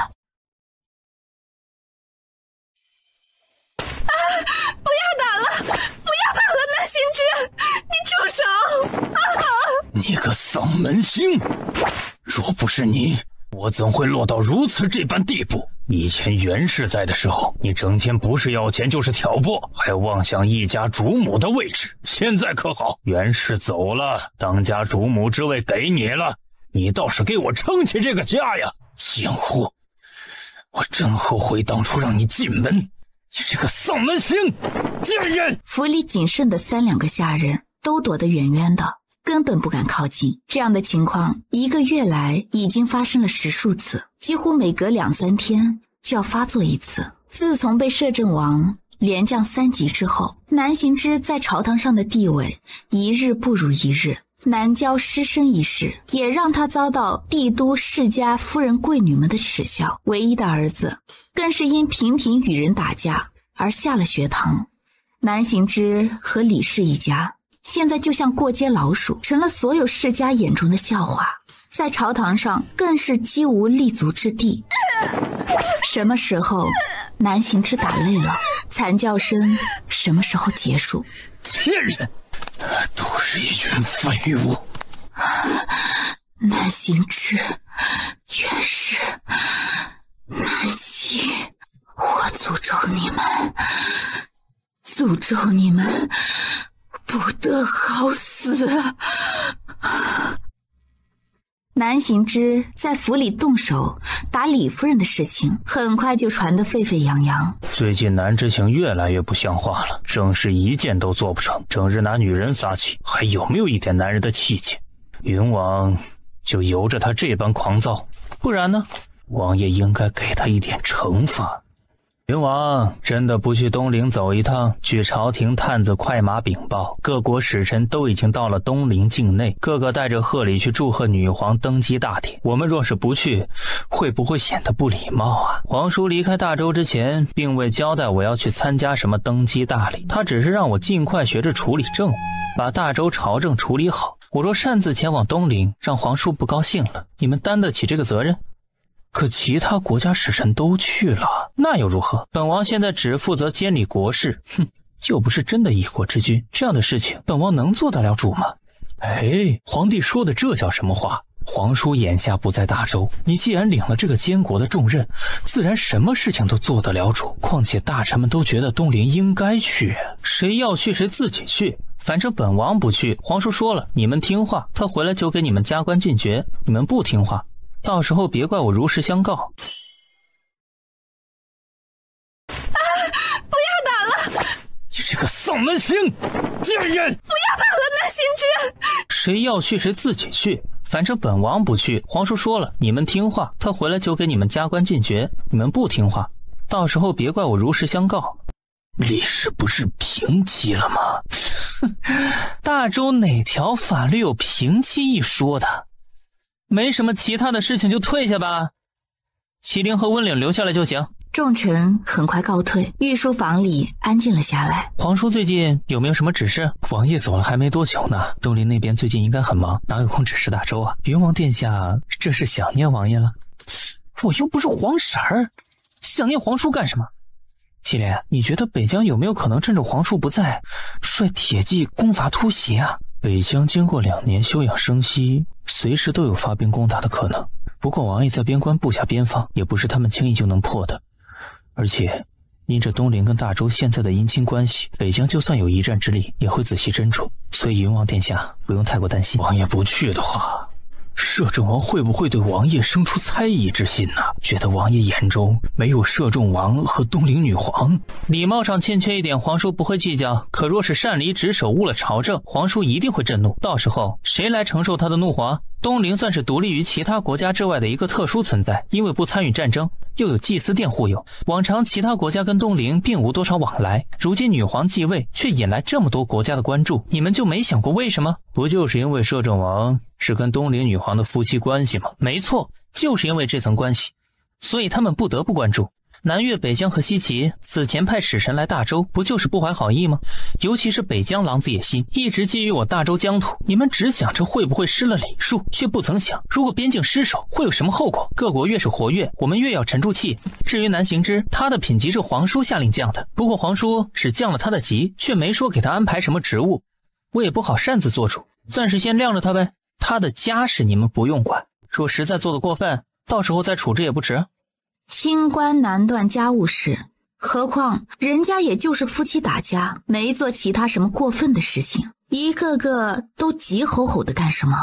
就不能体谅一下人家的心情吗？被原配休夫在前，没了丞相一直在后，如今南府啊更是穷的快揭不开锅了。以前做丞相时靠妻子养着，不屑黄白俗物，两袖清风，廉洁好官，如今却是想贪也没权贪了。可自家事情总不能发泄在无辜百姓身上吧，所以啊，只能委屈李氏了。谁让她当初极力撺掇着自己的丈夫宠妾灭妻呢？所以东陵就不去了？不去，以后若真因为失礼而惹了皇叔不满，也是本王来担这个责任，跟你们没关系，各位不用多想。那南知行大人的事情暂时也不理会了。各位家里都有小妾吧？你们对自己的妾室动过手没有？就算你们没动过手，家里的当家主母对妾室动过手没有？本王是不是挨家挨户都得问问？8月初9，大吉，诸事皆宜。凤公主登基大典，帝号荣华，册封荣誉为皇夫摄政王，拥有决策朝政之权，与女皇共主东临江山，大赦天下。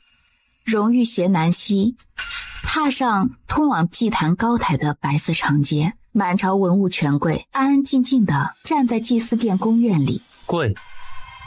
荣誉扶着南溪，在祭坛前跪了下来。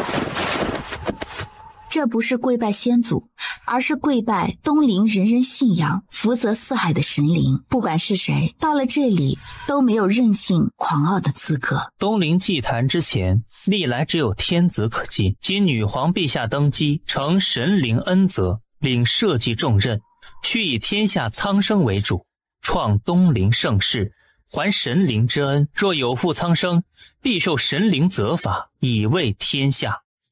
皇夫摄政王得以晋升辅佐，乃是得神灵恩赦庇佑。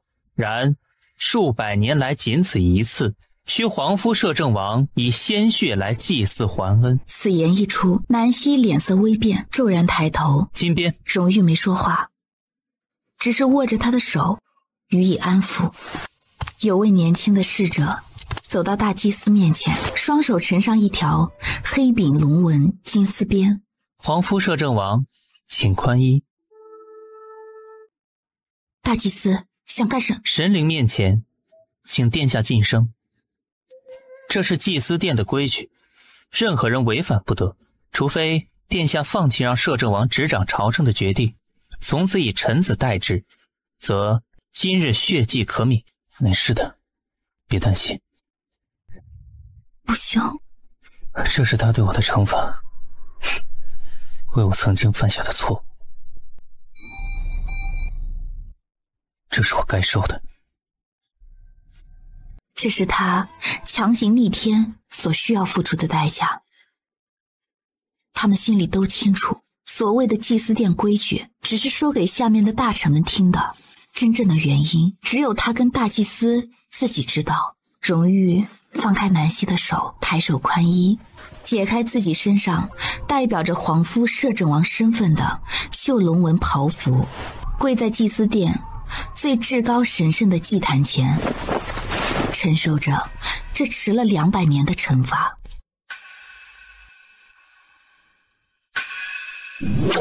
天地间所有的声音仿佛都已消失。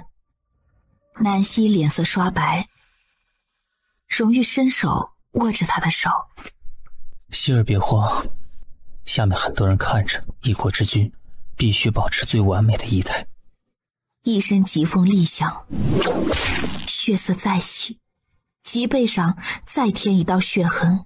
大祭司手里的这条金鞭乃是金丝产制，威力极大，虽说是鞭，却比最锋利的刀剑更可怖，轻则可以致残，重则致命。这血祭的规矩你听说过吗？未曾听闻。大祭司跟主上是不是有嫌隙？会不会是册封储君大典那次？不像啊。不过我仔细回想一下，大祭司跟主上之间的关系的确不睦，而且我这个正宗的东陵皇族世子都不知道大祭司的名讳，主上却知道。大祭司的名讳从无人敢直呼，连皇上都尊称一声大祭司，所以除了祭司殿殿谱上的记载，东陵臣民不知道他的名字也很正常。大祭司深受东陵臣民崇拜，应该不至于为了一点冲突而挟怨报复，可主上跟他之间好像确实有着一些不为人知的私怨。稍后反攻的时候，你让楚南一进宫一趟，主上这伤势不知能不能撑到大典结束。大祭司也太狠了，不行我去替了主上。你不是我看不起你，那金鞭的威力只怕你受不住。何况祭坛高台其实谁想去都能去的。那就这么眼睁睁看着，这里是祭司殿，对主上动手的人是大祭司，谁敢乱来？荣誉脸色白得透彻，他握着南溪的手，无法克制的轻颤，掌心一片汗湿，整个脊背被道血痕贯穿，隔着远远的距离，仿佛都能嗅到那弥散在空气里的血腥味。南溪无数次想起身告诉大祭司这个女皇她不当了，却每次被荣誉阻止。希儿，没事，我没事，不疼，真的。别哭，喜儿，别哭。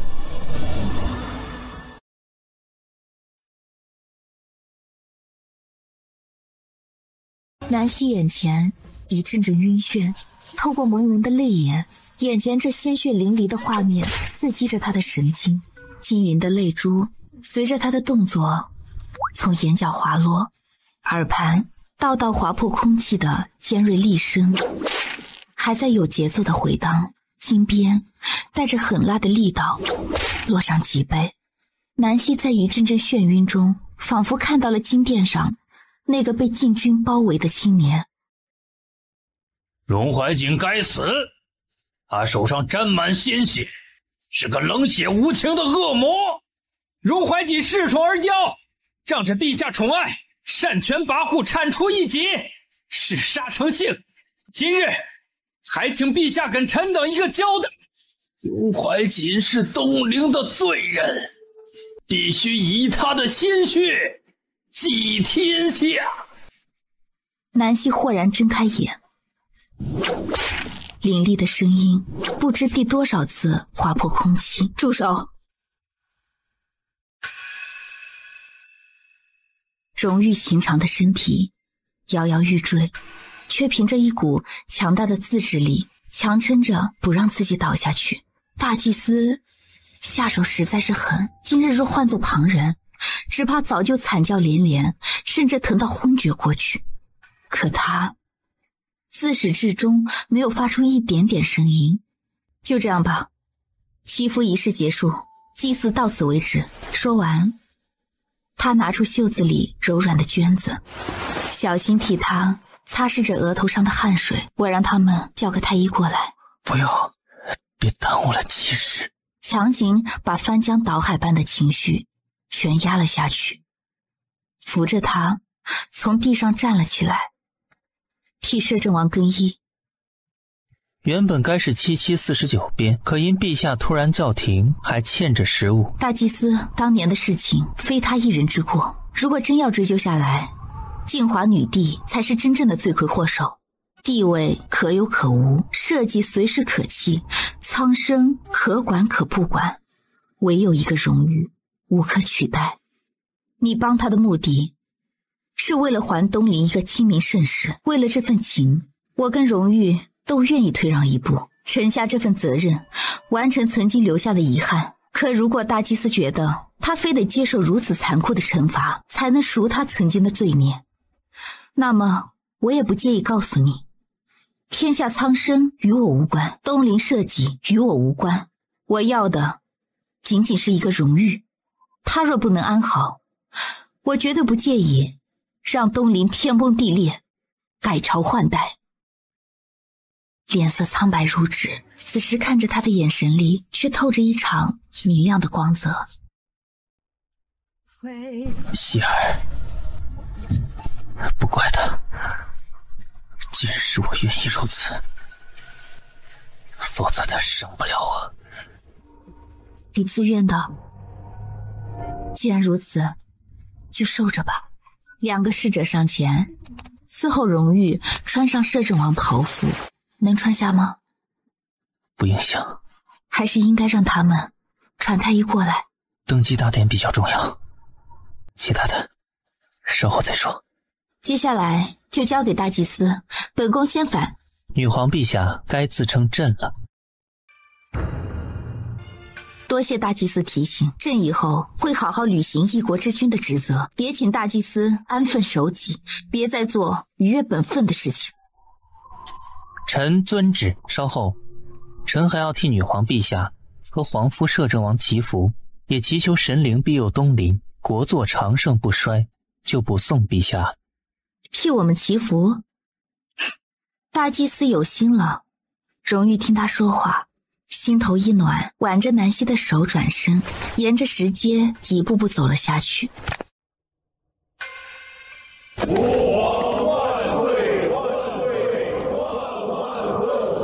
皇夫摄政王荣誉越是镇定，越能给人深入骨髓的震慑。大祭司对他动用了打龙鞭，是认可了他掌权的决定。从此东陵皇朝的江山之上将有2个当家做主的人，一位女皇陛下，一位皇夫摄政王。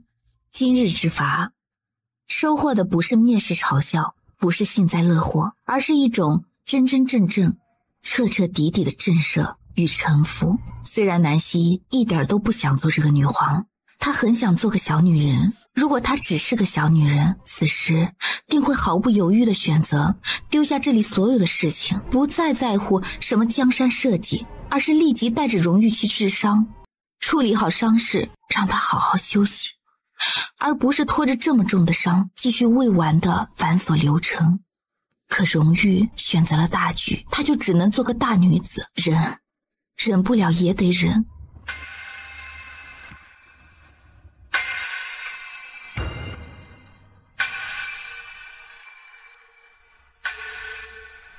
一步步朝那人人仰望的至尊之位走去。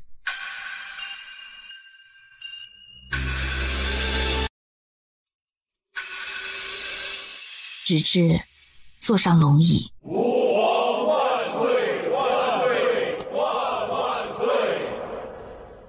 陛下，是否即刻宣使臣觐见？宫宴留着晚上再办，朕身体有些不适，需要先回寝宫休息。礼部负责招待使臣进宫。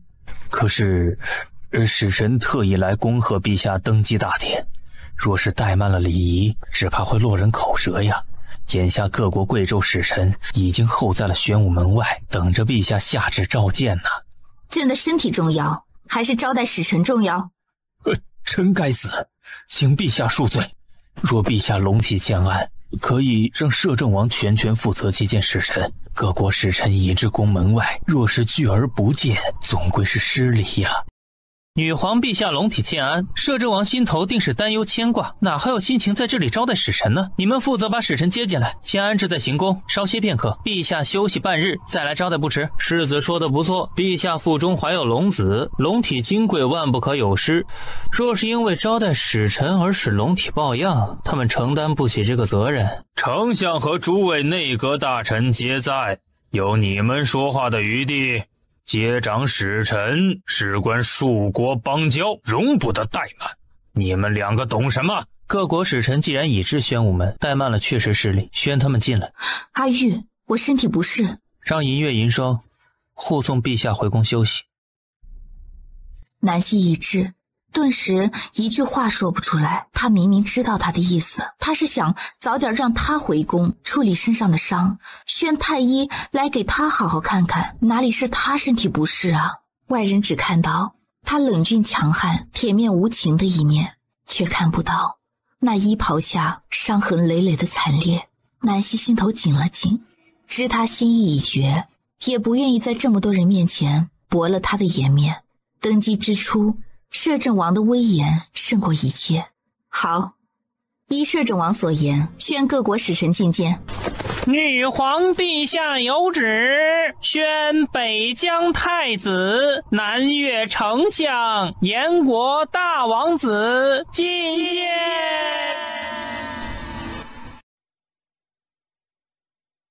吾皇万岁万岁万岁！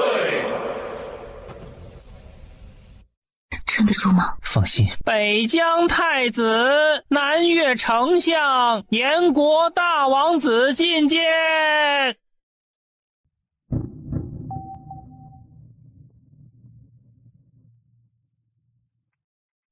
他是司徒玄觉，北疆第一将军司徒英的儿子，端木爵身边最骁勇善战的武将。他的父亲当年被我削了头颅，所以此番该是来者不善。寻仇来的。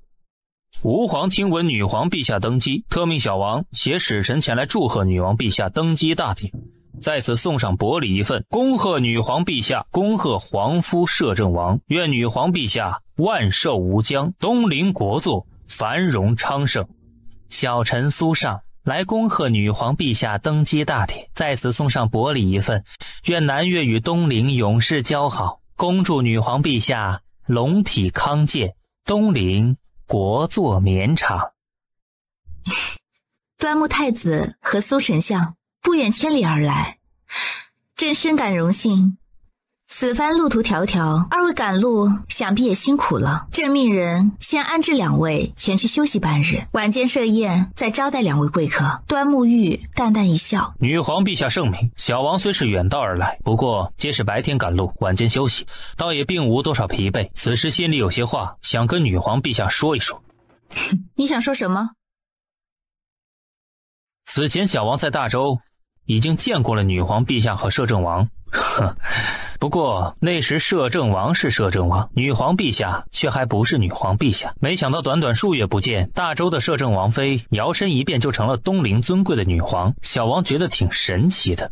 的确是挺神奇，朕自己也没想到。前去大周，小王奉吾皇之命欲与大周结下秦晋之好，却未能如愿，深感遗憾。此番前来东陵，小王依然抱着结姻亲的目的而来，愿东陵与北疆勇士交好，不知女皇陛下能否成全小王的心愿。朕并无跟他国联姻的想法，只怕依然要让端木太子失望了。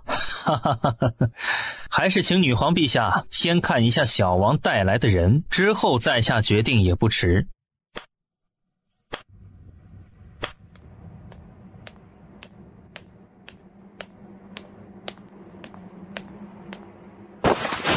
奴无双拜见女皇陛下。端木太子是要跟朕献美人，小小见面礼，不成敬意，还望女皇陛下笑纳。愿两国交好，百姓得享太平。方才朕听说燕国大王子也来了，怎不见他来见礼？回禀陛下，这位就是。听闻燕国大王子是燕国第一武姬所出，生得一副绝色姿容，风华绝代，美貌冠绝北疆。今日一见，果然名不虚传呢。哈哈，本公子后院里貌美姬妾不少，可如此漂亮的少年还未曾有过。既然北疆太子主动献上美人，我们也不好服了他们一片心意，索性陛下就把这美人赐予臣得了。首辅大人这公子倒是真性情，如此严肃的场合也容得他大放厥词，就不怕远道而来的贵客笑话了。女皇陛下和摄政王还没说完，轮到魏王教训犬子，首辅大人就是如此。吵什么？既然谢公子喜欢，这位燕国大王子就赐给你，你想怎么处置都可以，不必谢恩了。是。摄政王这是什么意思？东陵女皇刚登基，你这个摄政王就打算全权接掌江山大权？你有意见？摄政王有摄政的经验，懂得治理江山，匡扶社稷。朕虽已登基成皇，却未曾有过处理朝政的经验，暂时正在学，许多不懂的还需要摄政王多多提点。有他在，朕才能安心，否则被居心叵测的人欺负了，算计了，那代价就是整个东陵苍生的损失。民心定则江山稳，社稷从不是儿戏，不需要端木太子在这里指指点点。小王此番前来就是为了与东陵联姻，魏无双的身份是燕国大王子，不是男宠。女皇陛下就由着你的臣子羞辱他。他不是自称奴吗？这是朕在羞辱他，还是你们自己羞辱自己呢？女皇陛下果然气度非凡，具有帝王威仪，士别3日当刮目相看。这句话用在女皇陛下身上正合适。在其位谋其政，擅长不擅长都得承担这责任，没什么好吹捧的。实不相瞒，此番小臣也是奉吾皇之命，精心挑选了几个漂亮的少年，值今日登基大典的机会，献给女皇陛下，还请陛下笑纳。安静尾随在身后的几个少年正要上前。谢景，你有兴趣吗？朕把他们全赏给你如何？谢景嘴角一抽，心里想着自己或许可以开一间厨馆，有这些弱柳扶风的美少年在，定能风靡帝都，掀起一股断袖热潮，让皇城达官贵人们把平日里贪的银两掏一些出来。哎呀，臣怕自己身体吃不消啊，不过陛下恩典，臣不敢推辞啊。多谢陛下。两位若没别的事儿，就先随宫人去休息吧。礼部尚书好好安排宫人伺候着，晚上朕设宴。女皇陛下，小将司徒玄觉素来喜好舞刀弄枪，别的本事没有，就擅长带兵打仗。曾闻大周摄政王文武双全，谋略无双，更是天下皆知的沙场神将。本将军敬仰已久，此次前来就是想有个机会能跟摄政王一决高下，还望女皇陛下成全。你是北疆的将军？正是。司徒玄觉，朕没记错的话，你的父亲当年就是死在了荣誉手里，所以你说切磋是假，想报仇才是真的。本将军的确一直记着当年的仇，不过君子报仇10年不晚，武将就该在战场上光明正大的决一死战，所以此次小将并非为了寻仇而来，而是单纯的想跟摄政王比试一场，还望摄政王成全。你想找摄政王比试，也得看有没有资格。摄政王不会是怕了吧？哎呦，真是笑话。哎呀，想要挑战我东陵摄政王的人太多了，说什么阿猫阿狗的挑战都要应下，那摄政王什么事都不用做，专门设个武场陪你们切磋得了。这就是东陵的待客之道，对待什么样的人用什么样的态度，想要挑战摄政王也不是不可以，我东陵也有武将和高手啊，你先把东陵的武将打败，证明自己有本事，再挑战摄政王也不迟嘛。哼，据本将所知，东陵镇国将军此番有孕在身，只怕他不会同意与本将比武。东陵又不是只有楚将军一个武将，还有谁？我。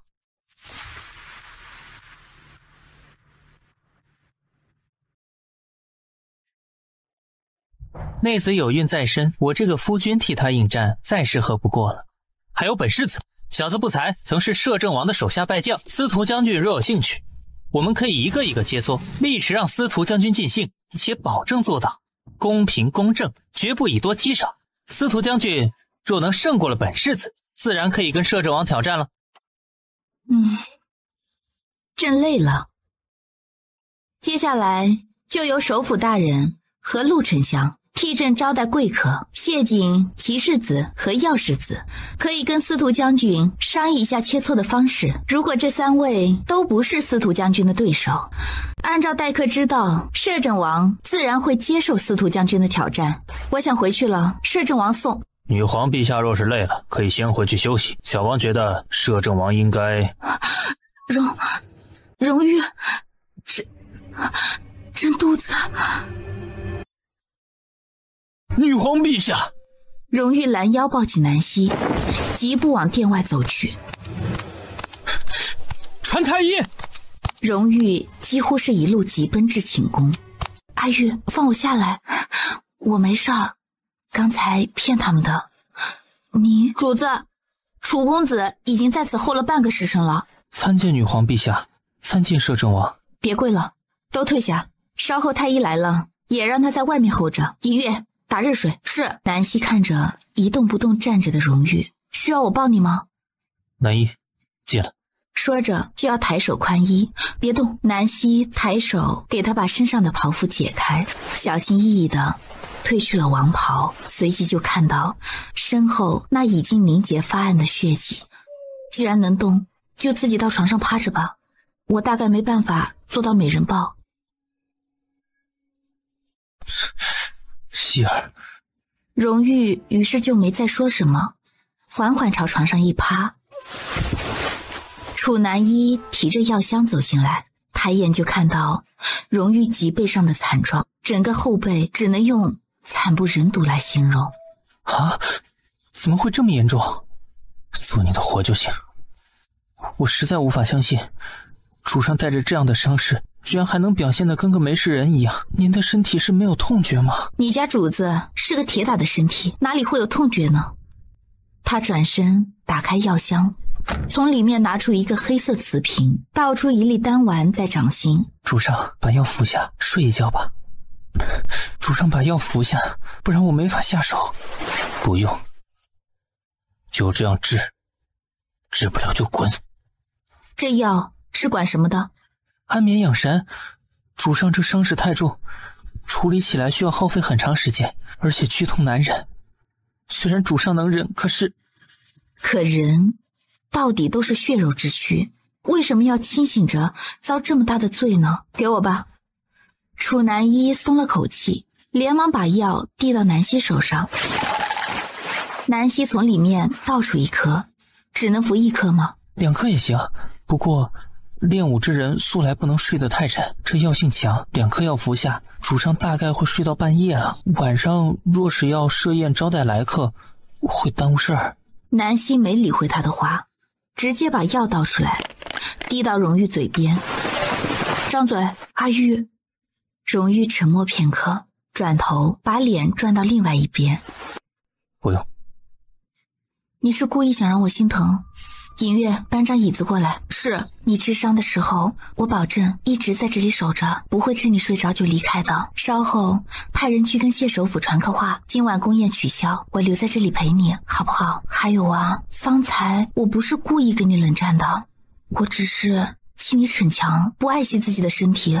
当着满朝文武的面，你要留下，我又不能反驳你。可是我很心疼，如果不是我装肚子疼，你是不是还真的打算留在那里跟司徒玄觉比试一场啊？如果你不配合呀，我就把那几个少年都收进后宫，你想杀就杀，想怎么样就怎么样，反正我也阻止不了。不许把他们弄进宫。如果你不配合呀，我就把那几个少年都收进后宫，你想杀就杀，想怎么样就怎么样，反正我也阻止不了。不许把他们弄进宫。可以反驳，你是女皇，是一国之君，任何时候都可以反驳我，你的话我会听。可有时候我并不能分辨该不该让你听话。之前在军营里当着众将士的面，我替轩辕耀求情，是因为我能看出他跟你并不是敌对的关系，你可以当作这是我们夫妻连心，心有灵犀。那时候我不担心损了你的颜面和威严，可这一次在祭祀殿里，大祭司对你动手，却完全不在我预料之中，伤的是你，疼的是你，跟大祭司有约定的也是你。我纵然心疼，却完全插不上话，从头到尾好似一个局外之人。祭祀殿里里外外那么多臣民看着，我没办法跟大祭司撕破脸，没办法让你做一个言而无信的人，更不能像第一次威胁皇族宗亲那样告诉大祭司我不做这个女皇了。同样的手段不能一而再再而三的使用，那样太幼稚，太不负责任了。江山社稷不是儿戏，到了今天这个地步，这个女皇之位我接受也得接受，不接受也得接受。所以即便我极力的想阻止，却也只能眼睁睁看着。登基大典对你来说是煎熬，对我也是。我从未像今天这般体会过度日如年的感觉，可好不容易熬到登基大典结束，我正要松一口气，却冒出那一群该死的东西，我恨不得把他们大卸8块。我明明让你回宫休息，可是你却偏要留在那里接待他们。你说我可以反驳，可是既然你知道我那时焦灼的心情，为什么不能乖乖配合我，反而要我当着那么多人的面反驳你？我第一次跟你说我身体不舒服的时候，你难道听不懂我的意思？你觉得让满朝文武知道女皇跟摄政王之间夫妻不和是件好事吗？众目睽睽之下，我该考虑你的身体，还是该考虑你摄政王的威严呢？是我的错，你别生气。我没生气，先服了药，把伤势处理一下，其他的事情明天再说。荣玉张嘴服下。不许走。我不走，就在这里陪着你。你伤得这么重，又不能沐浴，我晚上还要给你擦拭身体呢。说着，从瓷瓶里又倒出一颗药，塞进他嘴里。你需要好好休息，那几个少年已经赏给了谢瑾了，他会处理的。我对他们一点兴趣都没有。荣玉听到这句话，眉头才微微舒展开来，非常配合的把第2颗药也服了下去。喝点温水润润喉。荣玉借着他的手喝了2口，药效很快上来，待他眼皮合上，开口喊楚南一进来。陛下，谢瑾他们过来了。需要什么让尹月帮忙，我待会儿进来。陛下放心。楚南一在帮荣玉处理伤口，我为他服了药，先睡下了。陛下，龙体无恙，我没事儿。鉴于使臣长途跋涉的赶路，劳累奔波，怕胜之不武，骑士子给他们半日时间休息，约定明日一早在教场比武，比试之后再休息一日，后日一早他可以挑战我或者轩辕耀。好，今晚的宫宴先取消，改日再说。方才臣就想说了，对待这些来找茬的根本不用跟他们客气，先消了再说。阿锦说的对，依我们的意思，不如直接把他们都撵出去，哪里需要以礼相待？不过那些老家伙，各位元老大臣都觉得应该以礼相待，我们也没办法。荣玉的伤很重，我打算让他在寝宫休息几日，外面的事情你们多操点心，暂时也别让他们太难堪，先留着住一段时间吧，等我跟荣玉都腾出空来，再好好收拾他们。你身体不适，怎么不好好休息？我没事儿，娘别担心，这是娘府里的女医。青灵呢，医术好，性子也不错，以后啊可以留在你身边照看着。陛下今天情绪有些不稳，有了身孕，随即大怒大悲了，应该时刻保持乐观愉快的心情，保持情绪上的平和，这样才能保证陛下和宝宝的健康。我知道今日情况有些特殊，以后我会注意的。还好月份大了些，胎位比较平稳，不用服药的。臣留下来不太方便，陛下安排一间偏殿，让青灵姑娘今晚留宿，退热的药材臣带了过来。青灵跟银月姑娘晚上把药材提前煎好，亥时开始煎药，王爷大概在子时之前就会醒过来。如果王爷没醒之前就开始发热，陛下就让工人打盆冷水过来给王爷擦身退热。臣就先告退了。辛苦你了。不敢，这是臣分内之事。如果不是今晚你过来，我都不知道你也会医术呢。陛下过奖。楚南一离开之后，南希开始给荣玉擦身，腰背线条完美，腰身精瘦，没有一点赘肉。然而越是完美，就越发衬得脊背上这些伤痕狰狞可怖，深深破坏了原本的美感。南希给荣玉褪去裤子，想到这个人气得他牙痒痒的时候，忍不住对着他挺翘的屁股就拍了一下。打完之后又忍不住开始心疼愧疚，觉得自己此时这个仗势欺人的举动不太君子，颇有趁人之危欺负伤患的嫌疑。这般想着，不由又任劳任怨地开始伺候起伤患。南希忙了一通下来，自己身上也出了细密的汗珠子，湿干身体后，披着宽松柔软的袍子上了床榻，躺在荣玉的里侧。荣玉此时睡得很熟，也许这么多年来，他从未有过哪怕半个时辰如此时这般睡得这么沉。今日脱了受伤的服，才能好好的睡上一觉。南希握着荣玉的手，闭上眼，很快陷入沉睡。这一觉他睡得也极沉。怀瑾怎么还没回来？长厅里众人面面相觑，丹叔倒也没说什么，只吩咐身边的侍卫去看看。没过一会儿，侍卫回来禀报，荣公子被人打了。被人打？可是他惹了祸？回禀殿下，不是，是大殿下没有人动手的。怀瑾有没有冒犯大殿下？似乎并没有。那是怎么回事？殿下还是亲自过去看看吧。各位若是想知道怎么回事，可以随本宫一道去。说着起身让侍卫带路，一道往大殿下所在的庭院走去。区区一个卑贱的侍奴，也敢在本殿下面前放肆，简直不知死活。大皇兄，这是要替本宫教训手底下的人。哼，为兄只是在教训一个不懂事的奴才，怎么就惊动了皇妹啊？怀瑾是犯了何事，需要大皇兄亲自教训呢？荣怀瑾是本宫的人，你们敢动他，胆子不小。皇妹这是指什么意思？指责我不该擅自越权？皇兄看来不笨，本宫府里的人就算犯了滔天大罪，也自有本宫处置，应该轮不到皇兄越俎代庖吧？技不如人，还敢逞强？若非本宫及时赶过来，你打算以命相拼吗？你们是大皇子宫里的人，本宫不会对你们动手，所以自己长嘴巴。所有对荣怀瑾动手的人，每人30。皇妹， 13，在这里看着他们，谁若抗命，你就动手帮他们一下。下这句话，丹叔就带着荣怀瑾离开了，压根儿不理会大皇子阴沉冷怒的表情。丹叔进了书房，看见那个素来孤傲的少年居然跪在案前，知道自己错在哪儿吗？不该给殿下惹麻烦。本宫倒不怕惹麻烦，你错在技不如人，还敢逞强。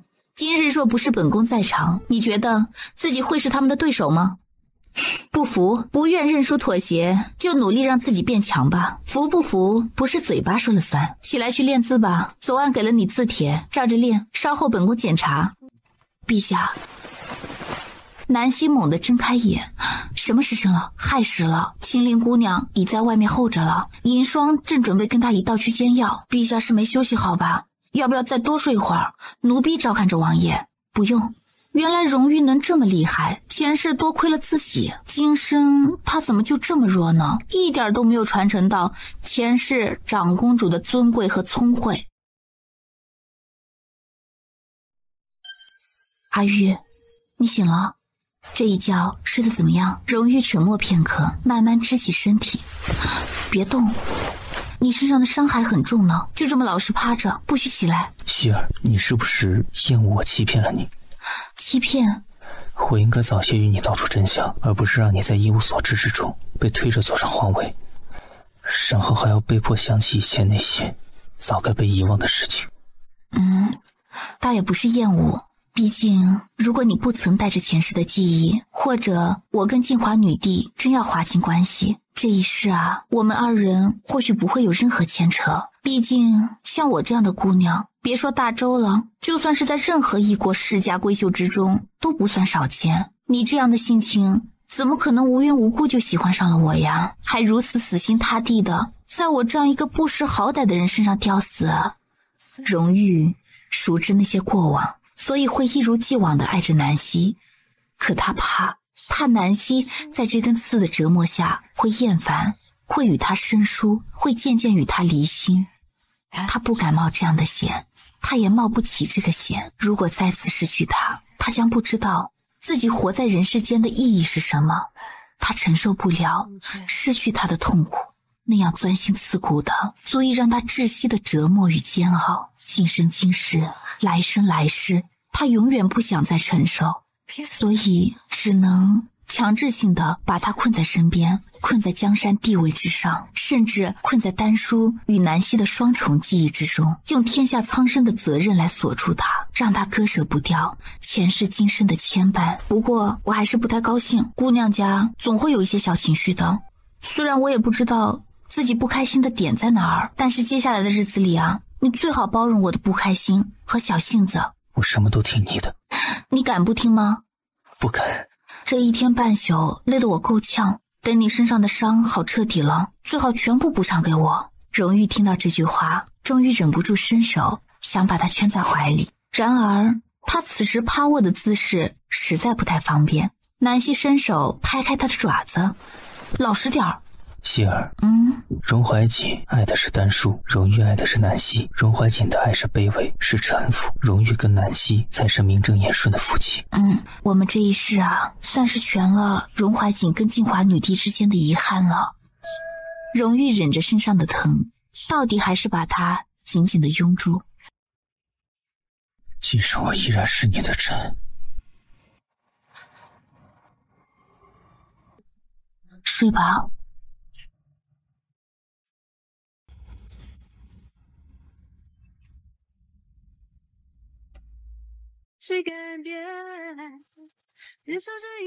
齐世子这身武功堪称出神入化了吧？轩辕耀，我猜你不是他的对手。哼，本世子素来不轻易服人，除了摄政王能让我心悦诚服之外，其他人还不够格。听说我妹妹一身所学都是齐世子所授啊！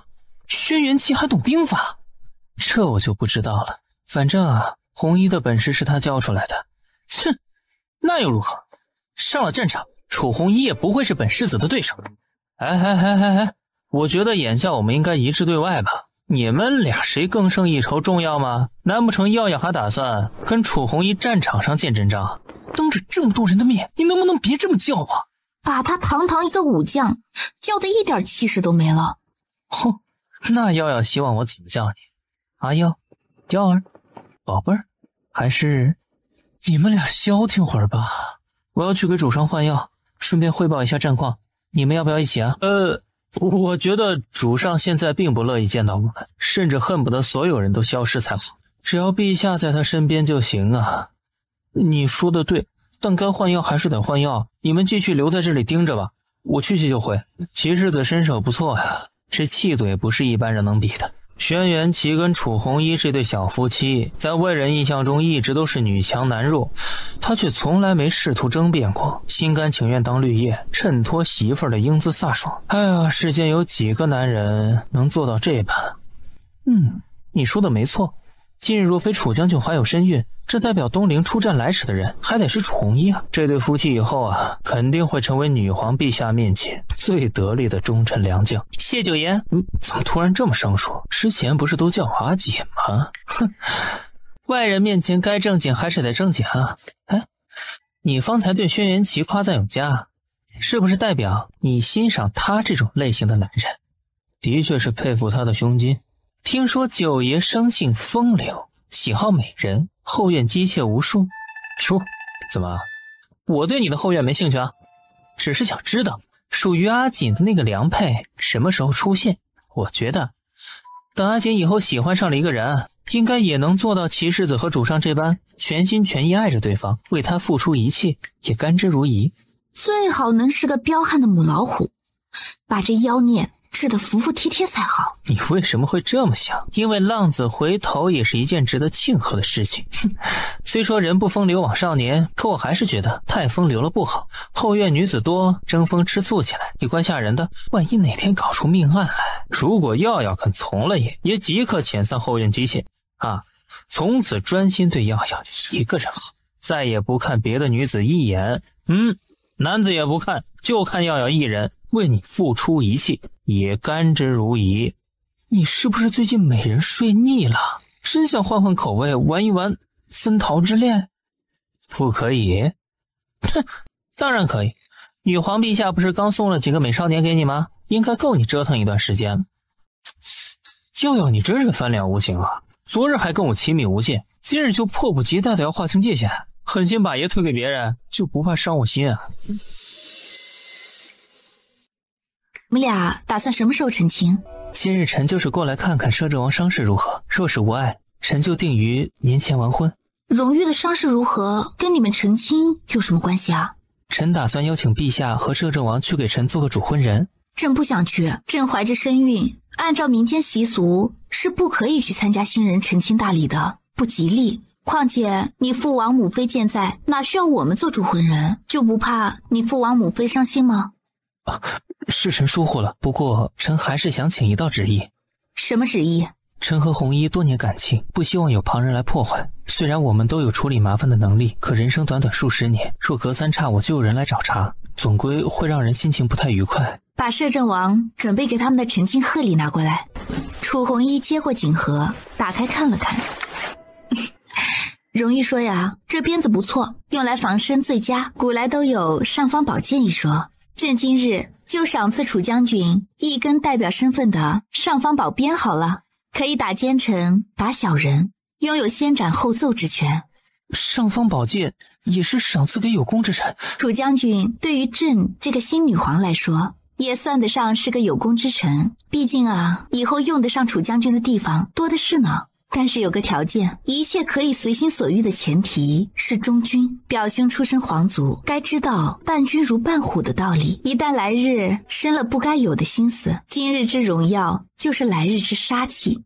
帝王翻脸无情的后果，这天下几乎无人能承受啊。纵然朕心慈手软，可荣誉不会饶恕任何一个辜负朕的人，就如同表兄不会饶恕任何一个会伤害楚将军的人一样。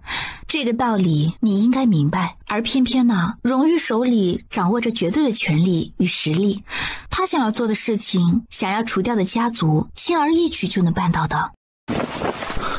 臣，行了，我不爱煽情这套，你们若没什么其他的事情，就早些回去吧。成亲日子定下来了，跟我说一声，我还有另外的贺礼相送。臣是在跟陛下求个恩典。求什么恩典？臣想出去透透气。我还以为你想说不喝苦药了。为夫不敢讨价还价。重伤患还敢任性，真是欠揍。为夫多年威仪啊，竟一朝化为乌有。呀，听起来挺委屈的。陪我躺一会儿。今天是我们登基第2天，按理说应该是要去上朝的吧？你才想起来。南希伸手拍了一下他的脑袋，放肆！希儿，你是第一个敢打本王头的人。让你打回来？我舍不得。荣玉亲了亲他的手背。也不敢。静华女帝以前没打过你啊？没有，她太端庄，太高贵，人前都是一副不可侵犯的女帝威仪，就算在私底下也不会做出这种比较有损女帝形象的举动。这么说来，我不够端庄，不够高贵。希儿，为夫身上疼得紧，你就算想逗我笑，也等我伤好了再逗。谁告诉你我是想逗你笑的？南希伸手抿着他的耳朵。我错了。南希轻咳一声，松开手，抬脚上床，在他身侧躺了下来。听你方才说这番话呀，我倒是明白，你现在喜欢的的确是南希，而不是静华女帝。虽然她就是我，我就是她，不过女人呢，都是心胸狭隘的，尤其在感情上。我可以忍受你是因为他才喜欢今生的我，但我不能忍受你以后的岁月里一直把我当成是静华女帝。我跟他毕竟是不同的。荣玉朝他身边挪了挪，把他整个人圈进怀里。我是自私的。人都是自私的。从第一眼看见你开始，我就知道你跟他不同。端叔从小就接受储君标准的教导，所以早熟、聪慧、睿智，让人只看到他就会生出一股压力。你不一样，以前你傻傻的，很单纯，像个软软的小包子。等等，谁傻傻的？谁又像个小包子了？初次见你的时候你还小，像个小奶团子。你初次见我是什么时候？总不会是从娘胎刚落地的时候吧？小脸粉嫩嫩的，奶白奶白的，眼睛很大很亮，一闪一闪的，像夜空的星星。荣玉，到底是粉嫩粉嫩还是奶白奶白啊？所以在你心里，其实我一直就跟静华女帝不一样啊。不一样，只是我一直自私的想从你身上看到她的影子，可如今想起来才觉得自己多蠢。为什么觉得自己蠢啊？帝王之爱很沉重，如果你心里装了天下苍生，只怕第一个受不了的人就是我自己。丹叔和南希是同一个人，却又是不同性情的2个女子。前世的荣怀瑾对静华女帝的感情是追逐，是仰望，带着不可跨越的尊卑差距。今生的荣誉贪恋南希的温柔和宽容，喜欢看她偶尔的俏皮，以及那点被宠爱的小霸道，这些都是前世的丹叔所没有的。只有南希是可以被他拥在怀里独自霸占的。可我现在已经身在地位上了，怎么办？做了这个皇帝，就注定该为天下苍生考虑，不能只自私的想到自己了。我改变主意了。以前我深陷魔障，无法自拔，虽极力克制，却也的确想看你登上帝位，成为一个光芒万丈的君王。可现在我才发现，我希望你的光芒万丈，只有我一个人能看。天下苍生与你何干？凭什么你要为他们负责？凭什么让他们看到你的风华？我这么自私的人，怎么会允许你站在万众瞩目之下，承受那么多人的目光？又怎么能容忍你的眼睛里除了我，还看到那么多完全不相干的人？所以请原谅我的自私。荣玉低眉亲着他的脸。希儿，再给我几年时间，我能培养出一个合格的帝王，到时候我们就可以远走高飞，离开这是非之地。我带你踏遍这天下每一处山川湖泊，带你看遍世间每一处景致，我们余生可以快乐无忧，你想做什么就做什么，我一定让你成为全天下最幸福的姑娘。你的想法是美好的，我也十分憧憬。可短短几年就能培养出一个合格的帝王，你想培养谁啊？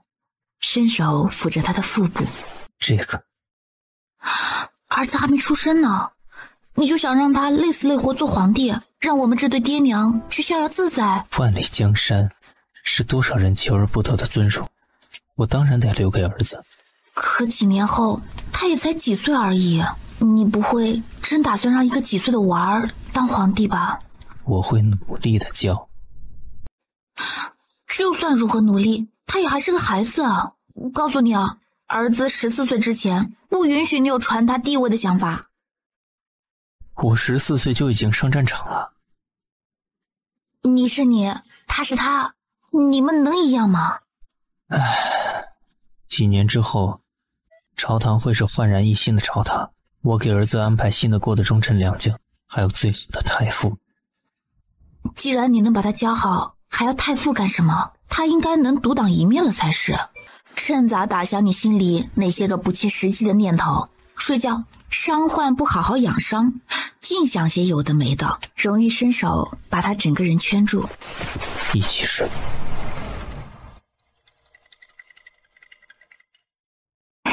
今日冒昧打扰，还请王妃海涵。国公夫人不用这么客气。实不相瞒，我这几日在家呀，也是听了一些传言，说是世子跟楚家将军的婚约已经定下了。那之前我们商议的，是我考虑不周，实在抱歉。因为此事啊，我被王爷狠狠地训斥了一顿。其二呢，也坚持非楚弘毅不娶，再加上王爷拿出了跟楚家的婚书，态度强硬的，非要履行这桩婚约不可。唉，此事啊，我真的很抱歉。可婚姻大事，父母之言，只要王妃做主。唉，问题是啊，我现在做不得这个主啊，你都不知道。齐儿为了这事啊，记恨我，一连数日不肯搭理我这个母亲，还险些与我断绝了母子关系。此事呢，又有女皇陛下从中做主，我也实在没办法呀。唉，毕竟我就这么一个儿子，总不能因为这点事情就跟他断绝了关系不是？那兰依是个好姑娘，只是齐儿啊没这个福分。虽然在女皇陛下的赏花宴上说了些不该说的话，但总的来说她依然是个好姑娘。兰依跟婉儿呢很是投缘，今天来王府都非得邀着她一块儿来。这会儿两人应该在花园里逛着了。我家兰依性子高傲，放眼各大世家呀，也就婉儿跟她最合得来。之前呢，我就想叫她过来一趟，好好教训她一顿。待在宫里也敢惹事，什么话都敢说，简直不知死活。婉儿嘛，毕竟还小，难免犯错。王妃，世子爷和楚将军来了。楚弘毅不是还没过门吗？通知厨房，中午呀多准备几道菜。对了，昨日长公主殿下命人刚送来的燕窝，记得给炖上。唉，没办法，弘毅现在呀有了身孕，他自己呢又是个舞刀弄枪的将军，对女儿家这些事情啊不太上心，我只得让他经常过来，命厨房做些滋补的，给他补补身子。毕竟他肚子里怀的呀是晋王府的血脉，你说是不是？王妃说的倒也对，不管儿媳妇得不得你喜欢，这孙子呀可是正儿八经晋王府的骨肉，还是得好好补补的。说来呢，也怪齐儿，若不是我跟王爷没把他教好，也不至于在成亲之前就做出了如此有违礼教的事情，害得弘毅一个姑娘家也要遭受非议，是我们对不住他了。若不是弘毅求情呢，王爷原本是要用家法好好惩治他的，毕竟他确实做得不像话。那我跟兰姨就先回去了，今日冒昧打扰，还请王妃多多海涵呢。我送你。王妃，咋咋呼呼的干什么？还有没有一点规矩了？让夫人看了笑话。季姑娘跟楚将军起了点冲突，我还是陪王妃先去看看吧，别让婉儿冲撞了楚将军。楚将军还没成亲呢，怎么能跟表兄出双入对的？也不怕别人笑话吗？之前2个耳光打得不够疼是不是？来者是客，我今天是来给姑母请安的。表兄要是对我无礼，我就去告诉姑母。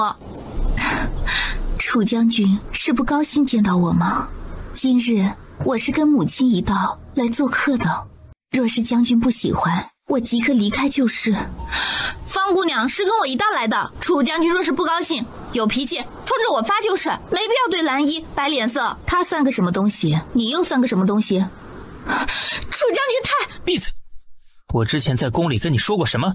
立刻滚出王府，否则别怪我让人把你们赶出去。怎么回事儿？刚从宫里回来吧？我吩咐厨房做了些你爱吃的，中午留下来吃完饭再走。我还让他们炖了燕窝。姑母，表兄要赶我出府呢。哭哭啼啼的干什么？晋王府是你撒泼的地方。姑母，我看呐，你就是从小被宠坏了，一点规矩都没有，整日里不学好，琴棋书画样样不行，出言不逊，倒是比谁都在行。你表兄要赶你走啊，他为什么赶你啊？你没做错事儿，好好的他就会赶你走啊。让国公夫人和方姑娘看笑话了。婉儿不懂事，从小就刁蛮没脑子，最容易受人蛊惑，被人利用了，都还帮人数银子。我稍后啊，定要好好教训他。桃儿，送郑国公夫人和方姑娘出去。是，且稍等。这是方才在宫里时，女皇陛下刚赐下的尚方宝鞭，可以打奸臣，打小人。意思就是说，不管是谁，只要惹了本将军不高兴，本将军就有权用这条鞭子教训他。方姑娘若是不想毁容，不想尝尝鞭子的滋味，以后最好离我远一点儿。楚将军，这是威胁我？不，只是提醒。事情可一可二，不可再三。你已经触犯到了我的底线了，如果下一次看见你的时候，你还是这般表面柔弱，实则满肚子坏水的模样，我一定让你痛哭求饶。轩辕岐不打女人，我打。让娘子动手多不好，为父偶尔也可以代劳的。麻烦郑国公夫人把你女儿带回去，今日之事只当是我们招待不周，望夫人多多海涵，也希望方姑娘日后自尊自爱。齐世子，我不打算休妻，也没打算纳妾，并且等红衣过门之后，我会全力支持她做任何事，就算她当街杀了人，我也会全力替她善后，并且不惜一切代价让被杀的人无处申冤。你胡说八道些什么？就算刚得了女皇陛下的赏赐，也该收敛一点儿，要学会低调做人。母妃说的是，只要没人来惹红衣，我保证会非常低调，所有能出风头的事情都让红衣去做，让他好好给王府正军功，让外人羡慕我娶了一个巾帼英雄。行了，你先带红衣去休息一下，中午啊一起在松鹤厅用膳，你父王也会回来。轩辕岐嗯了一声，挽着楚红衣的手转身就走，压根儿没兴趣去理会柔弱的白莲花此时满腹的怨恨与不甘。方兰依望着两人离去的背影，轻咬着唇瓣，唉，岐儿啊，从小随心惯了，没什么规矩，让国公夫人见笑了，我就不送你们了，不敢劳烦王妃。很快带着方兰依转身离开。进听王妃看向身边没敢再说话的季婉儿，你什么时候跟方兰依走得这么近了？姑母，我问你话呢，你跟她关系很好吗？因为之前听姑母说想让表哥娶了方兰依，所以我才跟他走了近了些，这不也是想跟未来的表嫂打好关系吗？打好关系，所以就是非不分，被他3番2次的利用。你该庆幸你说那些话的时候，女皇陛下刚从大周过来，且尚未登基，否则你就会知道什么是祸从口出了。琪儿既然不想让你来王府，你以后就别来了。杏儿，送表姑娘回府。是，王妃。姑母，我错了，我以后再也不跟方兰依来往了，我去跟表哥表嫂赔罪可以吗？我保证以后再也不对楚将军，不是，我再也不对表嫂无礼了，我一定恭恭敬敬老老实实的，一定不再惹表哥生气了。姑母，饶了我这一次吧。姑母，琪儿现在正在气头上，你以为她愿意听你说话吗？姑母，我真的知道错了，先回去闭门反省几天，你最好真的认识到自己错在何处了，若以后再犯，就别再说你是我侄女儿。姑母放心，我以后一定小心谨慎，安分守己，再也不跟方姑娘来往了，我会好好孝敬表嫂。对了，为了将功折罪，有件事儿我要当面告诉表哥表嫂。什么事儿？方兰依要对付表嫂，就凭他？姑母，这件事儿不可不防。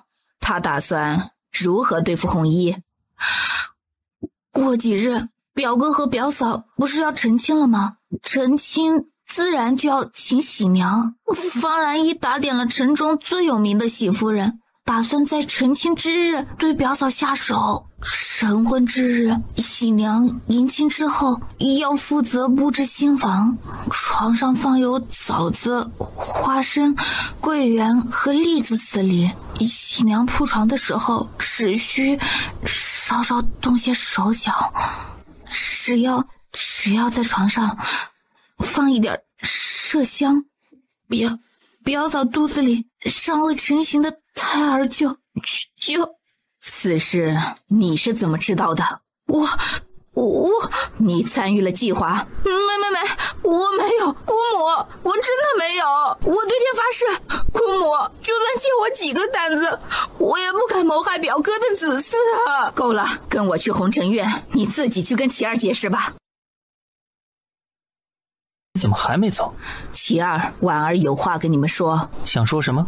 如果你是想赔礼道歉，免了吧，本世子没工夫听你自以为是又愚蠢无知的歉意。不是赔礼道歉，我是来将功折罪的。方兰依计划着在成亲之日对付表嫂，让表嫂失去肚子里的孩子，并且以后都不能再有孕了。他说表兄之所以铁了心要娶表嫂，姑母之所以同意让表嫂进门，都是因为表嫂肚子里的孩子。只要表嫂的孩子没了，以后你如何知道？方兰依告诉我的。表哥，我说的都是实话。他为什么告诉你这些？因为什么？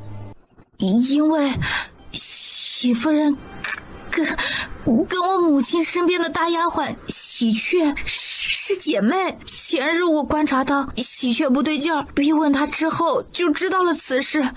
昨天下午我就去问了方兰依。方兰依原本是想隐瞒的，可她深知让季婉儿心生怀疑，不如让她知道真相，到时候可以直接把她拉下水，就不用担心她会出卖自己了。我只给你2日时间考虑，多拖1日呢，你的儿子就多遭1日的罪，待到他们顺利成了亲，你就只能看到你儿子的尸首了，以及你女儿嫁进魏王府做小妾的消息。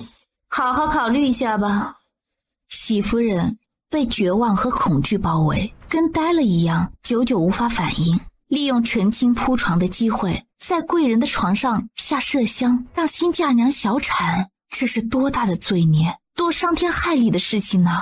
我对齐世子一片真心，我只喜欢他一个人，难道就因为楚红衣未婚有孕，做了不检点的事情，我就该什么都不做，大度的成全他吗？婉儿，我们才是好姐妹，只要我能顺利嫁给齐世子，我一定对你千倍万倍的好，把你当成亲姐妹照看。楚红衣对你不友善，她若嫁给齐世子，以后会善待你吗？你忘了那日在宫里，齐世子为了楚红衣对你动粗一事了，他根本不顾你们之间的兄妹之情，你愿意他成为你的表嫂吗？只要季婉儿不说，没人会查到他的身上的，况且还有魏王府牵涉其中，只怕不等喜夫人把魏王府供出来，就被灭了口了。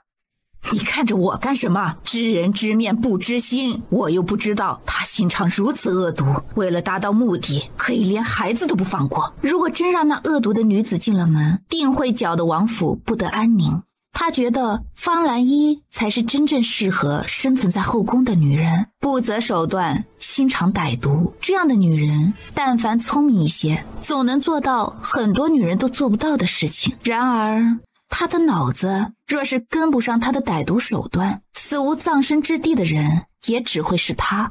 你觉得此事如何解决？算了，这件事你别管了，我来解决。如果季婉儿说的是真的，他绝对会让方兰依生不如死。表哥，我这算是将功折罪吗？以前是我有眼无珠，我该死，我愚蠢，可我也是被他柔柔无辜的外表骗了呀。我以后不跟他来往了还不行吗？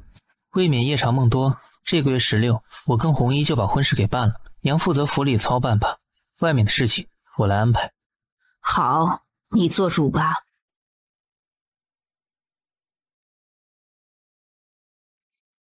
翩翩落花却追指尖。成亲的流程细节不用你操心，你只负责做新娘就好。我这2天都快成了废人了。胡说八道什么？你现在是王府所有人捧在掌心的宝贝，怎么可能是废人？我得去查清楚喜夫人跟方兰依之间到底怎么回事。成亲之前最好把这个恶毒女人给解决了，免得夜长梦多。一个蛇蝎心肠的女人，纵然手无缚鸡之力，也不得不防。尤其是现在红衣有孕在身，轩辕琪不会拿他们母子的安危冒险。恰好遇上刚从宫里回来的楚南一，轩辕琪顺势就让他给红衣把了脉。没什么大碍。摄政王的伤势怎么样了？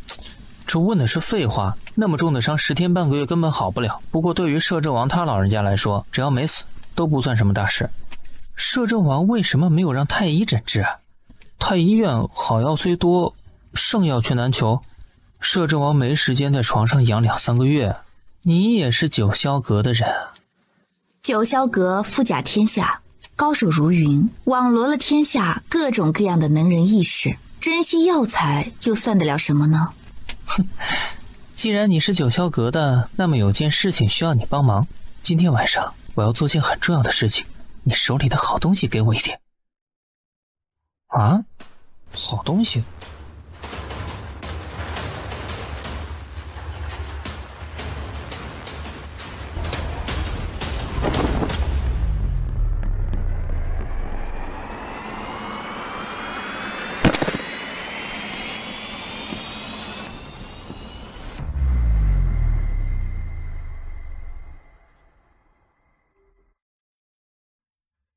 换上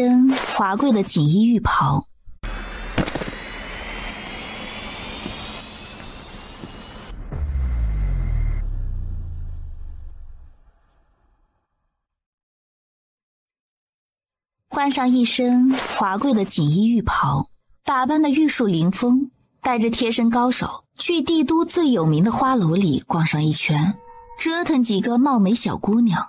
当然前提是身体状况允许。比如今天晚上身体状况就格外的好，体力充沛，精神气儿倍足。清风阁今晚改了规矩，能掏出1万两银子，就能在清风阁认点一个美人，做任何想做的事情。世子不想想，平日里那些脾气倔强、天不怕地不怕的美人征服起来，那不比御仙楼里唯唯诺诺的强上100倍呀！想到了那些烈性子的美人，在自己身下被驯服，想要发火却又不得不隐忍的表情，轩辕炎就觉得有股邪火慢慢发酵，迫不及待的想要去清风阁一掷千金。今晚阁中有什么美事啊？也听这动静，似乎很热闹。回禀九爷，听说今晚阁里啊有个福利，不知九爷是否有兴趣呢？这什么福利啊？只需1万两银子，就可带走阁中任意一个美人，随意处置啊！哟，爷怎么不知道有这个福利啊？牡丹姐下午刚决定的。爷要带走你，还需要给1万两银票？九爷说的哪里话呀？这福利呢，是给旁人定的。九爷要带走奴家，奴家愿意倒贴银子，且心甘情愿由着爷处置呢。倒贴银子？哎呀，这是把我当成小白脸还是吃软饭的？这不是一个意思吗？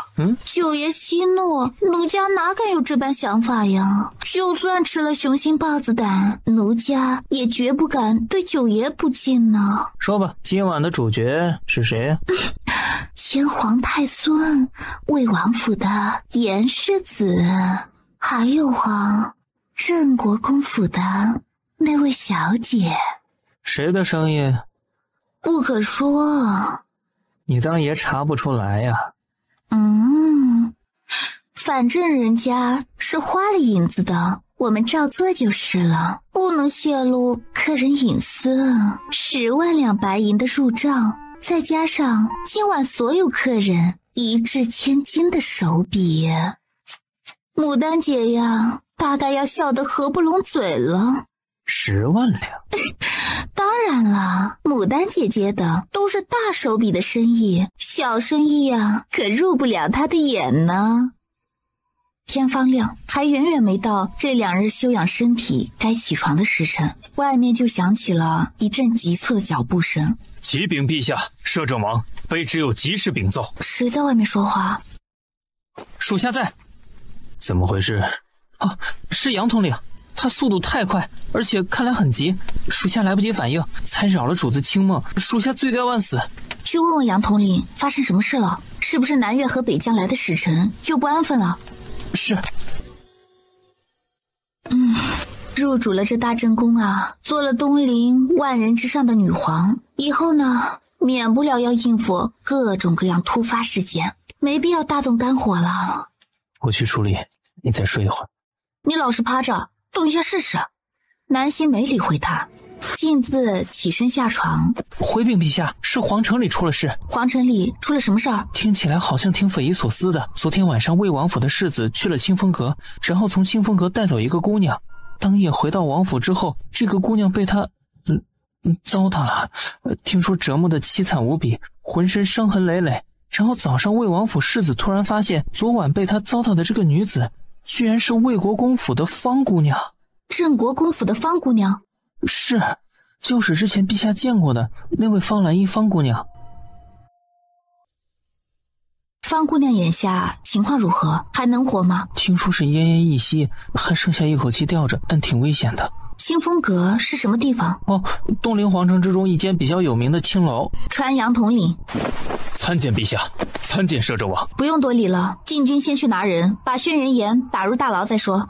朕的话你应该听到了，不管他是什么身份，做了这样的事情，朕首先应该给镇国公府和东陵子民一个交代。是，卑职领命。青阳去传旨，召镇国公魏王、晋王、怀王、淮南王、谢首府、陆丞相和刑部尚书进宫，御书房议事。是。对了，让谢景和轩辕耀也进宫来。是。南希转身走回内殿。方兰依昨晚为什么会去青楼呢？荣玉趴在床上沉默不语。阿玉，你知不知道这其中有什么隐情呢？我这2日一直在此养伤，寸步未出，连更衣都是希儿陪着去的，能知道什么隐情？真不知道。真不知道。可知欺君之罪，该如何处置？臣应该比陛下更清楚欺君的后果。南希伸手拧着他的耳朵。臣知错，陛下息怒。方兰依为何会去青楼，是这件案子的关键。希儿说的对。光说的对有什么用？让刑部去查。刑部尚书曾坤曾是太孙党的大臣，若他查不出真相来，就以办事不力之罪处置。这还真是不放过任何一个可以铲除异己的机会。希儿别误会我，刑部尚书只是一个无关紧要的人，但刑部尚书这个位置却至关重要。你打算让谁做？还没想好。我去露个面，你继续睡。有谢首府父子和淮南王父子在，没人敢欺负我这个女皇的。荣玉起身，我跟你一起。喂，我活动一下筋，快生锈了。才趴了2天就生锈了？这宫里啊，貌似缺了2个内侍。其实按照规矩来说呢，我们应该是分开住的。徐嬷嬷，奴婢在。稍后去内廷走一趟，挑个内侍过来，贴身伺候摄政王。年纪别太大，要机灵活泼些的，最好是容貌也清秀一些的。遵旨。容貌清秀，陛下想干什么？还不是为了你着想。为我？是啊，你的那些个手下，哪个不是玉树临风、风神俊秀的？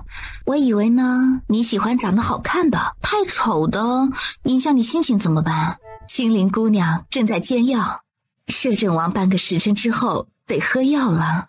这是委婉恭敬地提醒陛下，议事时间不能太长，否则就耽误了摄政王的服药时间。朕知道。主上伤势尚未痊愈，怎么就起来了？摄政王钢筋铁骨，这点伤对他来说不算什么。陛下打算严查魏王府的事情？怎么？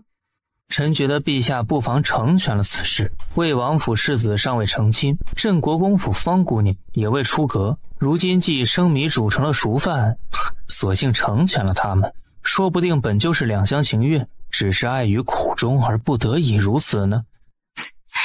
谢景啊，你可真够黑心肝的。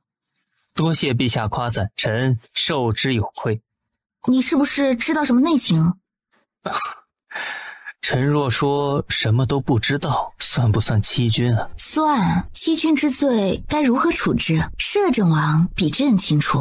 臣昨晚恰好去了清风阁，见证了一出热闹。清风阁宝娘搞了个节目，客人出银子够数的，可以任意带走阁中一位姑娘。虽然臣并不知道方姑娘如何到了清风阁，但全程并未听到任何人有喊救命，或者有人强迫卖身，一切皆出于自愿。阿锦昨夜去逛了青楼，我怎么不知道？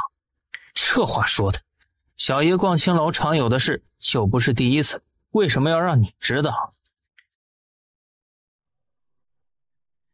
原来你是这样的人，本世子今天才算看清你。哟，生气啊？离我远点，别用你那双碰过其他女人的手来碰我。你俩来真的？我跟阿锦开玩笑的，陛下别误会。哎呀，耀耀真是无情啊，亏得我之前还以为耀耀待我与众不同。你闭嘴吧，谢家儿子多，死了一个还有好几个，我父王就我一个独子，还指望我开枝散叶呢，没兴趣跟你分桃断袖。哼，耀耀真是不可爱，这要换是旁人说，眼下大概已经成了一具尸骨。是吗？好，若是由主上来说呢？难不成你还敢弑主啊？你们俩出去跪着，快别挡了大臣的路。御书房里一静，两人叹了口气，认命的转身走了出去。轩辕要边走边骂自己嘴贱，好好的总跟谢小九凭什么嘴啊？很快就看到为首的谢首府、淮南王、魏王、怀王、陆丞相、郑国公和刑部尚书一行大臣几步走来，看到御书房外一左一右跪着2个人时，几位大臣都愣了愣。这是干什么？这怎么了？这是军前事宜，被女皇陛下罚了。各位大人进去吧，别让陛下和摄政王久等。还有摄政王心情不太好，各位大人说话最好注意态度，别触怒了陛下和摄政王。淮南王经过轩辕耀身边时，一脚踹向他的屁股。净惹事儿，这么多人呢，给儿子留点面子。你还知道要面子？摄政王仁慈，没给你一顿板子，已经很给你面子了。魏平生，谢陛下。这2日呢，朕身子不太舒服，所以一直在寝宫休养。朝事上就多劳各位王爷大人们费心了。臣等不敢。魏王府的事情到底是怎么回事？方姑娘现在如何了？已经找太医诊治了。本王觉得此事大有蹊跷，请陛下下旨，拿清风阁一丹人等过来审问，看看谁在其中设下毒计，陷害皇族世子。魏王在陛下面前自称什么？臣觉得此事大有蹊跷，请求陛下下旨彻查。郑国公觉得呢？臣也请求陛下彻查此事。小女素来知书达理，遵守礼仪，3从4德，熟记于心，行事端庄，知进退，绝不可能独自前往清风阁那种3教9流之地。求陛下明察，还小女一个公道啊！事情该查，不过当务之急是让太医好好诊治，让方姑娘好好调养身体。不管事情起因怪谁，魏王府世子此番暴虐之举都委实让人无法理解。陛下，此番只是个意外。不是意外，今日就算不是方姑娘，也会是其他女子。受害者不同，不代表轩辕岩的举动是对的。况且朕之前也听说过一些关于轩辕岩虐待庶弟的举动。陛下，事情真相没有水落石出之前，先把轩辕岩关进刑部大牢。你只剥去轩辕岩世子头衔，魏王府爵位不再享世袭之权。陛下，您这是公报私仇，臣不服。公报私仇？不知朕与轩辕岩有何私仇呢？陛下旨意容不得你不服。轩辕岩做过储君不假，然而此等品行心胸尚不值得陛下忌惮。难不成为了证明陛下心胸宽广，还得把轩辕岩这种暴虐成性之徒供起来才行？叶首府，此事你怎么看？事情前因后果的确该查，不过不管真相是什么，魏王府带了女子回王府却是事实。虽错把方姑娘当成青楼女子，但暴虐的举动也是事实。臣赞同陛下的处置方式，没什么其他意见。丞相大人觉得呢？臣同意首辅大人的观点，王子犯法与庶民同罪，何况严世子这件事已经闹大，知道的人太多，性质恶劣，影响不好。若轻轻接过，只会助长权贵子弟歪风邪气，让他们仗着身份胡作非为，不懂约束自己的言行举止啊。除此之外，方姑娘名节已失，无法另嫁他人，陛下可以为他们赐个婚，如此也能抵消严世子强行侮辱了人家姑娘的罪责。当然，这一点得需魏王和郑国公都同意才行，臣只是做个建议。郑国公觉得呢？郑国公却脸色阴沉，一个字说不出来。方兰依昨晚被折腾得奄奄一息，能救过来已是万幸了，怎么能成为妍儿的正妻呢？万一她昨晚伤了身子，以后不能生育了怎么办？还有她昨晚为什么会出现在清风阁？一个不注重名节的姑娘，有什么资格嫁进魏王府呢？靖王淡淡开口：论家世，镇国公的嫡女倒也配得上魏王府的公子。况且既然坏了人家姑娘的名节，自然该负起责来。所以于情于理，方姑娘都只能嫁给妍儿，否则无法堵悠悠众口。靖王倒觉得方兰依跟轩辕岩是绝配，不做夫妻都可惜了。目前看来只能如此了，总不能逼着方姑娘自尽不是？既是如此，就这么决定了。魏王镇国公听旨，却不得不跪下来听旨。臣听旨，赐婚于魏王府公子轩辕岩和镇国公府嫡女方氏，择日完婚。着刑部尚书曾大人彻查此案，给你半月时间，务必查出真相。臣领旨。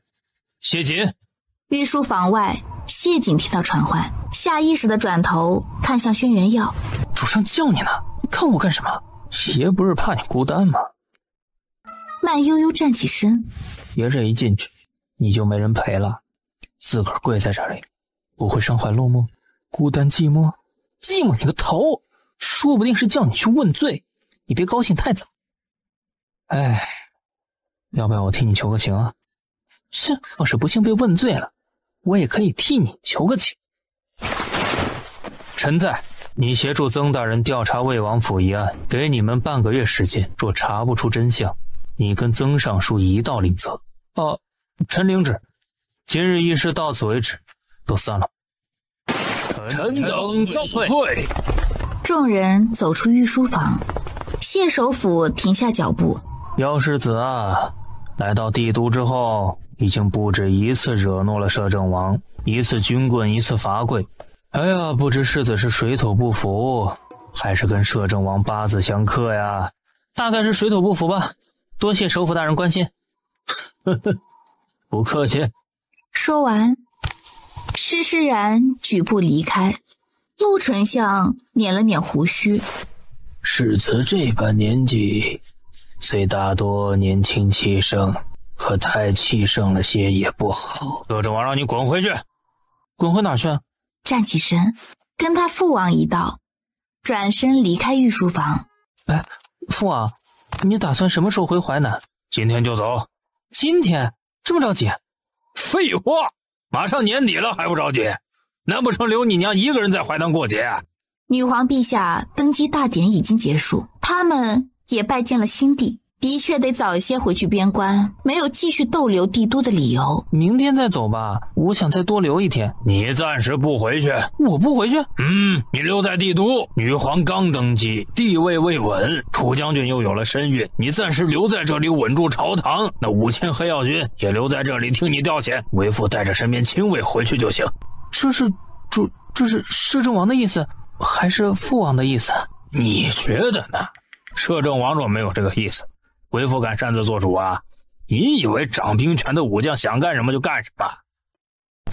容易招致灾祸，以后行事最好低调一些，别太出风头，更别在女皇陛下面前盛气凌人，否则吃苦头的日子还在后头呢。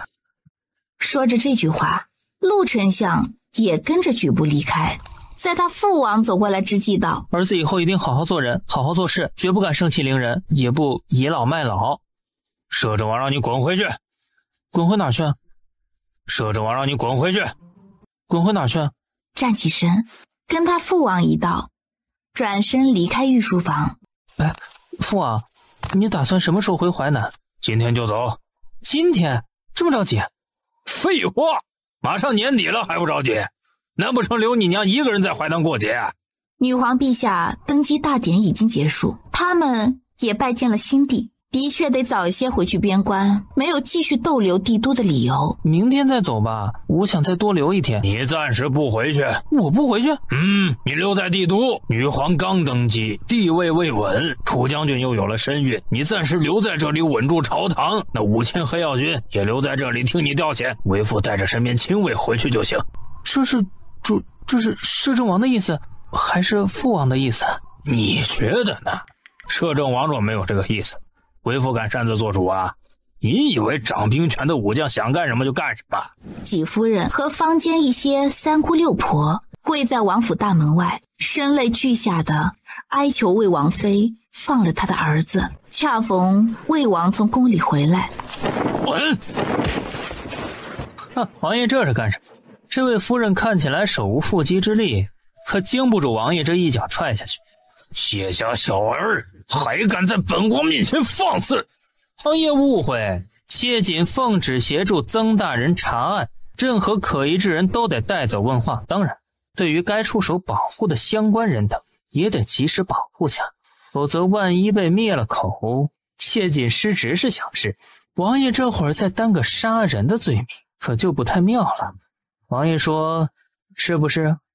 这位大婶，我是首辅之子谢瑾，奉女皇旨意，负责调查魏王府公子侮辱镇国公府嫡女一案。不知你在这里哭求什么？大人救命啊！夫人却牢记那位神秘公子所说的，遇到一个自称姓谢的公子，就牢牢抱着他的腿，大喊救命，然后如实说出他的诉求。小夫人的儿子被严世子带进王府，遭了一夜的罪啊！他才15岁，啊！大人，他还是个孩子，求大人救救他！魏王还威胁放话，要把小夫人才12岁的女儿纳进王府，给世子为妾。大人救命啊！大人，小夫人的儿子每日在家用功读书，秉性良善，从不与人为恶，此番飞来祸事，实在让小夫人想不通。这2日夜夜梦魇，不知自己究竟得罪了谁啊！行了，你们也都是受害者？不是，他们是帮着小夫人撑场子的，求大人不要治他们的罪。魏王这是要把大婶的儿子还给人家，还是我自己带人进去搜？本王有话要跟你说。没什么可说的，魏王还请别为难我一个办案的，解决了这位妇人的事情，我才能全力去查魏王府的案子，以期早日还严公子一个清白，否则严公子大概只能在牢里过年了。喜夫人的儿子很快被人带了出来，脸上有着明显的淤青指印。灵儿，你要担心死了。不相干之人都可以离开了，喜夫人随本公子走一趟，我还有话要问问。这2人我先带走，尚书大人不反对吧？不反对。于是谢瑾、堂而皇之等带走了喜夫人母子。